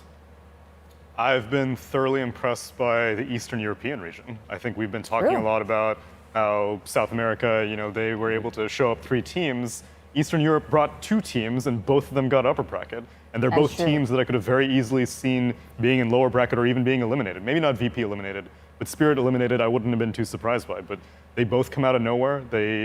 Spirit comes kind of out of nowhere and manages to make upper bracket. That's something that's very encouraging for the region, which has for so long been just overwhelmed by all the oldies who have just been showing up TI after TI. Are they on average the youngest, right? Both of them, yeah. Teams. Both those, the Eastern European region as a whole just is experiencing a bit of a renaissance, and can't wait to see how they do at main event.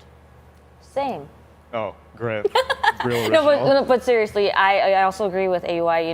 I'm very, very glad I didn't manage to get my predictions in on time, because it would have been completely destroyed. EG not making it into upper bracket is very, very, very surprising to me, and also a little unfortunate. I got a little bit of that bias going on, but Virtus Pro doing really, really well. I had a lot of big questions about them because of their lack of experience on LAN, and they've proven that they're upper bracket, they're doing fantastic, and I guess I'm just wrong. I'm just completely wrong.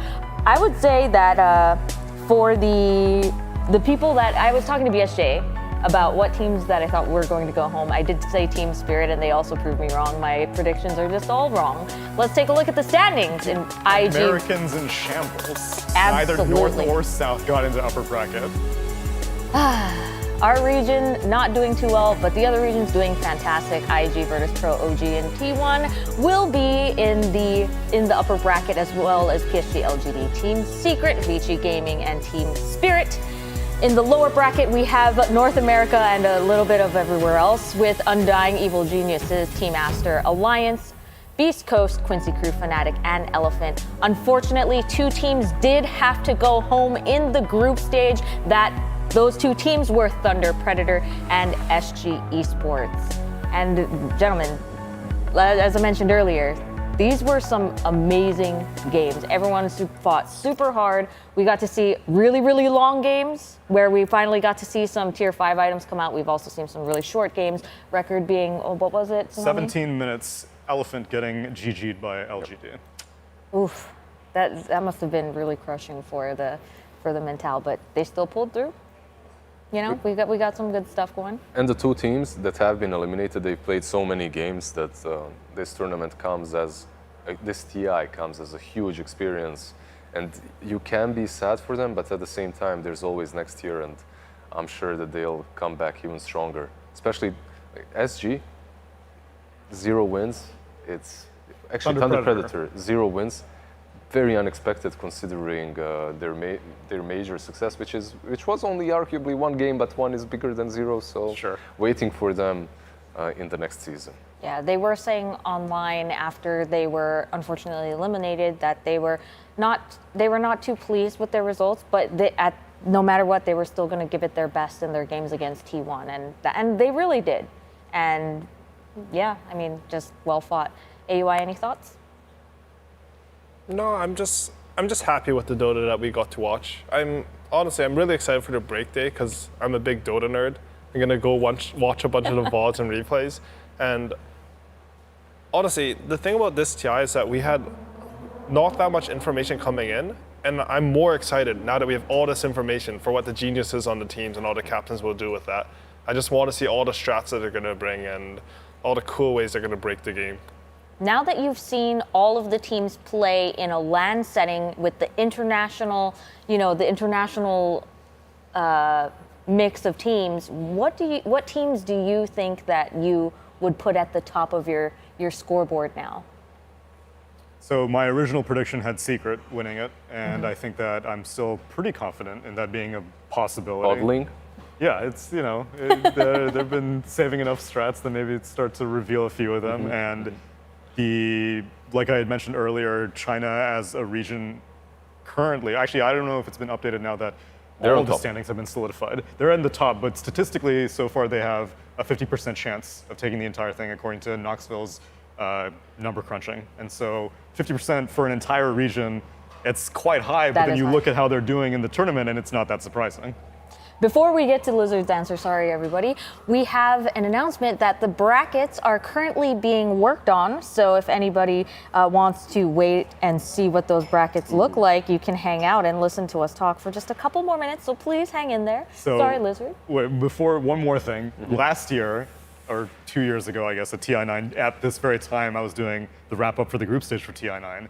We were waiting, and they resolved the group stage. The last thing was OG needed to figure out their opponent, and they said, flip a coin. We don't care. And I think part of the reason was because they were doing it in front of all the other teams. And that mental game of being all like, here, who we face, flip a coin, we'll kick their ass anyway. And so even though it's not all predetermined, the upper bracket teams get to choose based off of seeding who their opponents will be. And so there's still some mind games going on even after the Dota has ended. That really is a power move there. Yeah. I'm interested in seeing how that pans out. Sorry, Tsunami, Lizard, go ahead. What teams do you think that you have your eye on throughout main event? This will be a very boring answer and not a hot take at all. All right, LGD. Moving on. I'm just kidding. LGD, keep it on. Let's go. No, it's not only LGD. I'll take the two winners of the two groups. I'll take IG from one and LGD from the other. I'm not going to stray away way too much. Maybe I'll mention one hot take. That's Virtus Pro. They've yet to win a single TI, right, as an organization. That's true. And there's a lot of teams and a lot of players talking about them and how strong they are in scrims. That's been said before, though. During the Major, a very common team was back then. So if they manage to rein in their emotions, I think they can go far. Yet again, when you look at PSG LGD and how they're playing, I don't think they've met their match yet. AUI? I'm surprised you guys aren't talking about OG, because, I mean, they're looking to the three-peat, right? Yeah, I mean, it's OG at TI. 3 flukes in a row? You can, 3 flukes in a row. You can never count that team out, especially when it comes to the main stage. But I also think LGD and IG, they're just looking phenomenal, and it'll sort of be that battle. It almost seems to me like it's been a while since TI has sort of felt like that, like West versus East, because that's how TI was originally divided, right? Like the TI 1 to West and East. 4. It was just West versus East, and all 1 through 6, because Wings took 6. So like in winners. No, I was literally talking about the regions. It used to be West and East, and but yeah, no, it's been a while. Honestly, maybe a bit too long for the performance through the years since we had a Chinese team win TI. But OG, I don't even think they've shown their best Dota yet during the group stage, honestly. Like, I see Sumail sort of clowning around the day before matches, not fully focused, because they know, like, and it's probably, like, agreed upon by the team. Like, they know what it takes to win TI. They know the mentality that they set themselves up for. So I would never want to count OG out. You can never underestimate the no, power. they're scary. It's worth mentioning, though, there's no crowd this time, though. And if that is true. They do feed off that energy. They do feed off the energy, which if you at home are watching, don't worry. There's still a lot of show planned. Even though you guys aren't going to be there, we have grand plans for things to come whenever we finally come to the main event. So the show will still go on despite the circumstances, but the players and the teams may have different conditions now that there's not that roar. That you guys can do it in-game, I guess. And that could be a deficit for some team like an OG, right? At the same time, for these youngsters, Team Spirit. I mean, for VP, for sure, right? For them, it's good. Like tournament nerves are a real thing where like you walk onto the stage, you see the entire audience cheering for you, or maybe like maybe just sitting there because you're playing against their favorite team and like they're all watching you and you know that they're going to be judging you and there are going to be people talking about you and watching you the whole time. Do you think that really like, does that shake your mentality? I mean, not for me personally. You don't care? No, I care, but like, I think it's nice. Like, it's inspiring. I think the main thing is the vibrations. Like, that's what I feel like it's not talked about enough. Like, it literally shakes. Like, when something exciting is going on, you can feel it. And even if you're trying to remain calm, like, it's just shaking electric. you. Like, I mean, you're physically being shaken. Like, Insania was telling me a story about how at one of the epicenters, him as a European team was going up against Gambit, and this was before TI9. And so for Gambit, this was to determine who might be able to get enough points to go to TI9. And so it was like the true finals of that tournament, and it happened in lower bracket, and he said like the entire world was quaking. The crowd was roaring every single time they get a last hit on Gambit, and it was just like pin drop silence whenever it's on and a liquid good thing happens. And they ended up taking it, and like he was like, I could feel the tension in the crowd. I could feel the eyes just like burrowing into me after we won that. So what I'm hearing is that during main event, we need Tsunami, Lizard, and AUI to jump up on the stage, jump up and down on the stage so that it vibrates, so that they can feel that. I'll shake the booth. For me, I think so. I actually had a conversation with one of my friends this morning. So he's a Red Bull athlete, Anakin, and he plays fighting games. And he, of course, you know, OG is his bias because it's like his teammates, right? Sure. He asked me what I thought, and I said that what I personally was hoping for was a LGD EG Grand Finals. But I said that OG being top 3 is like basically that's like. I'm confident in that because they're just so good. They have the 2 TIs under their belt and like so much more experience just attending TIs in general that they're just ready, you know. Virtus Pro might have, like you mentioned earlier, they might not have that experience and with the vibrations or with the crowd or lack thereof, but I think OG has that power. But me personally, you know, I'm always hoping that EG will, you know, RTZ will finally get to will finally get to lift the ages, you know? That's all we need. But LGD has just been proven to be very, very consistent throughout the entire DPC. You know, they're just really good. They came to TI, continuing to be they're proving to be why they're at the top of international worldwide Dota. Do we still have to kill time before the groups are determined? Production, what's going on? Okay, we can do this. We can do this all day. We can continue. That the repeat. Do you believe Tsunami? Well, I think that for the pre-TI OG, surprisingly, this is actually the most competitive the pre-TI OG has looked. I think before TI 8, it was, we're panicking. We lost S4 and Fly. Let's get this pub star. Who's this Thompson dude? He plays Meteor Hammer Invoker. I don't care. Let's get him. They get it, and he didn't have any LAN experience prior to that, and now still is rocking 100% win rate on TI main stage. And then TI 8 comes around, and roster in shambles, as is tradition for OG, managed to bring. Actually, so what was the TI9? They brought Ana back. Right. So what was the last tournament before that? Did they bring Ana for any of the DPC tournaments? No, it was just for TI quals. Right? It was just for TI quals. No, you mean for this? No, last year. TI9. Yeah, last year, I think it's just the quals. Yeah. So just quals, cobble it together. They barely beat Wind and Rain 3-2. That's right. Finals. Yeah. And then group stage, they were actually dominant. So it's very similar, right? They barely won versus Tundra here. They barely won versus Tundra. Yeah, and they're back in TI. No, they might be role-playing a bit, to be honest. Like, they barely brought in their carry for TI quals only. It's trying to replicate a bit of the magic. Yeah. Yeah. Play for fun, you know? We wanted to have the super close 3-2 versus Tundra. All part of the plan. All part of the plan. All according to Keikaku, right, Sumi? Oh my gosh, stop saying that. And so if there was the writing on a wall for a three-peat, they have followed the recipe thus far for their team. And Sumail has been a standout performer. Now the question is, can you do it without Jarex? Can you do it without Ana? That's a tough question. I feel like for me, my experience with Dota, whenever someone talks about OG, everyone always mentions Ana in some way, shape, or form, and unfortunately, now that he is retired, how does that feel for OG, like, as a team? Like, for you, AUI, have you ever had that feeling where, like, someone leaves, well, other than you, where, like, someone leaves and then you just feel shook? Or the team leaves you. Stop! I was trying to avoid when that. the team leaves me, it's not a good feeling. I don't know. I feel like Ana, he was a very special player in OG, like very good. But for me, because I'm a little bit biased for Sumail, because he literally carried me for a TI win. But I think Sumail is one of the most special players in Dota. Like it's a generational talent. So if there's anyone who can replicate what they did with Ana, it has to be Sumail in my eyes. And as for Jerax, I feel like he's honestly a bit harder to replace. Like Saksa, he's looked fantastic, honestly, like super solid, rock solid, standout player.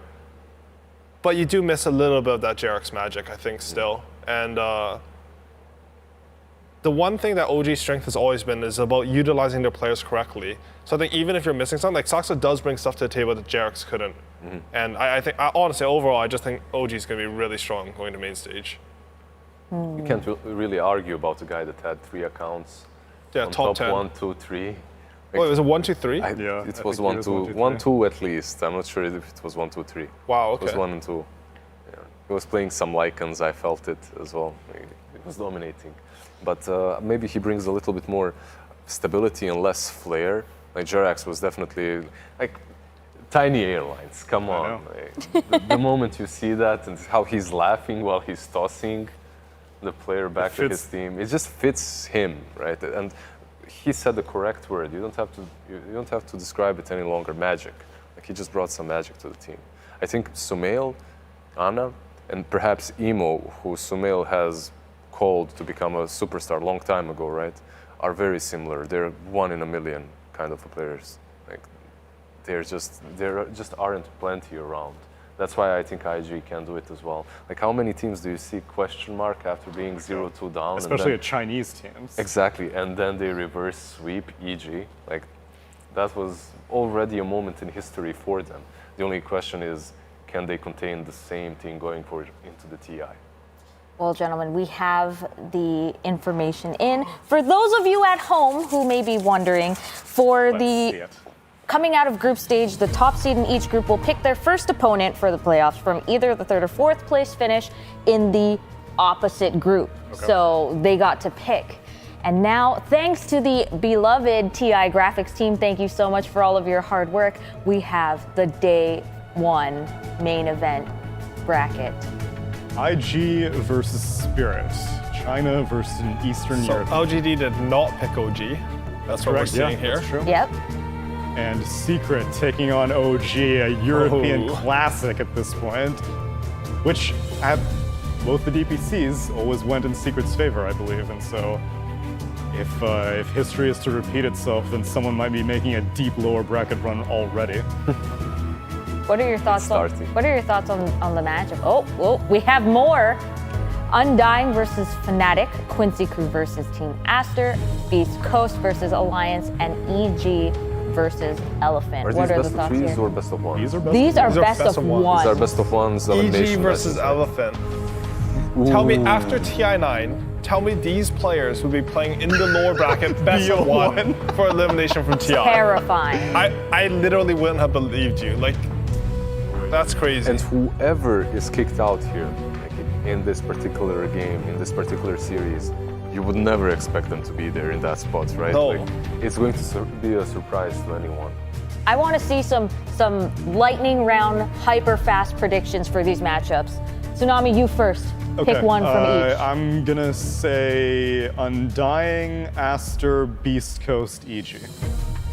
I'll copy you. Really? I'll copy the Americas will win all their matches.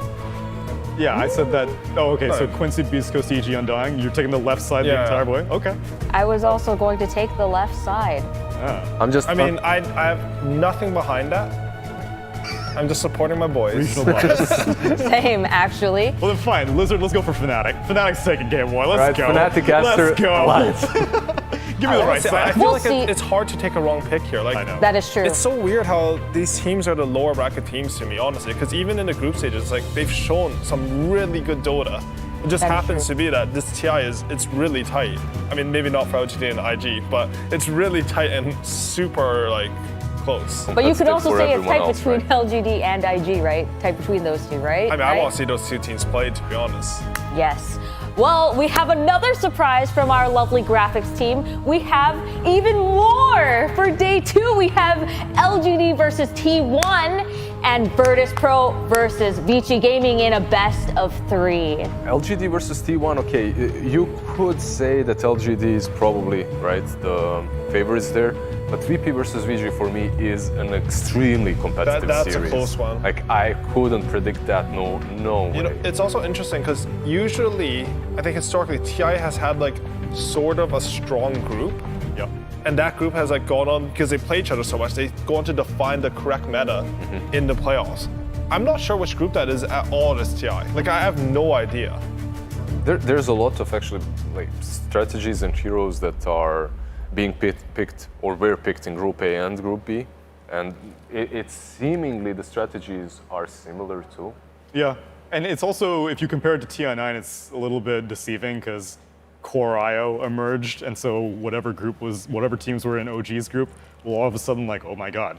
No, but OG just busted that out Right. in the main stage. It No, wasn't even in groups, It was right? in groups. It was in groups? Yeah, it came out like Oh, day, my apologies, okay. it came out like day 3 of groups. Okay. But they didn't like start leaning on it until main event, but they debuted it in groups. I see. And so whenever there was that one team that able to break the seal on like, this is No, what my favorite example is like TI5, right? Because CDEC, they were like the most ahead of the meta team. Right. And we just happened to be in their group. It was very nice. Thank you, CDEC. And we could learn from them. And then Group B, I think it took like 5 out of the top 6 just because they're all able to play CDEC.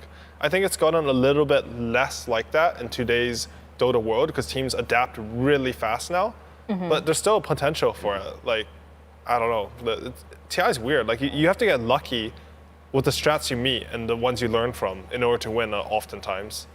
Well, we will have to see what happens with all of the strategies clashing and all of the new metas combining together as we head over to our main event of the international. This was just group stage. The party is just getting started. So for all of you who would like to see more Dota, don't worry, because we have more coming to you live on Tuesday, October 12th, live from Bucharest, Romania. Thank you so much to all of you for joining us, and we will see you all on Tuesday.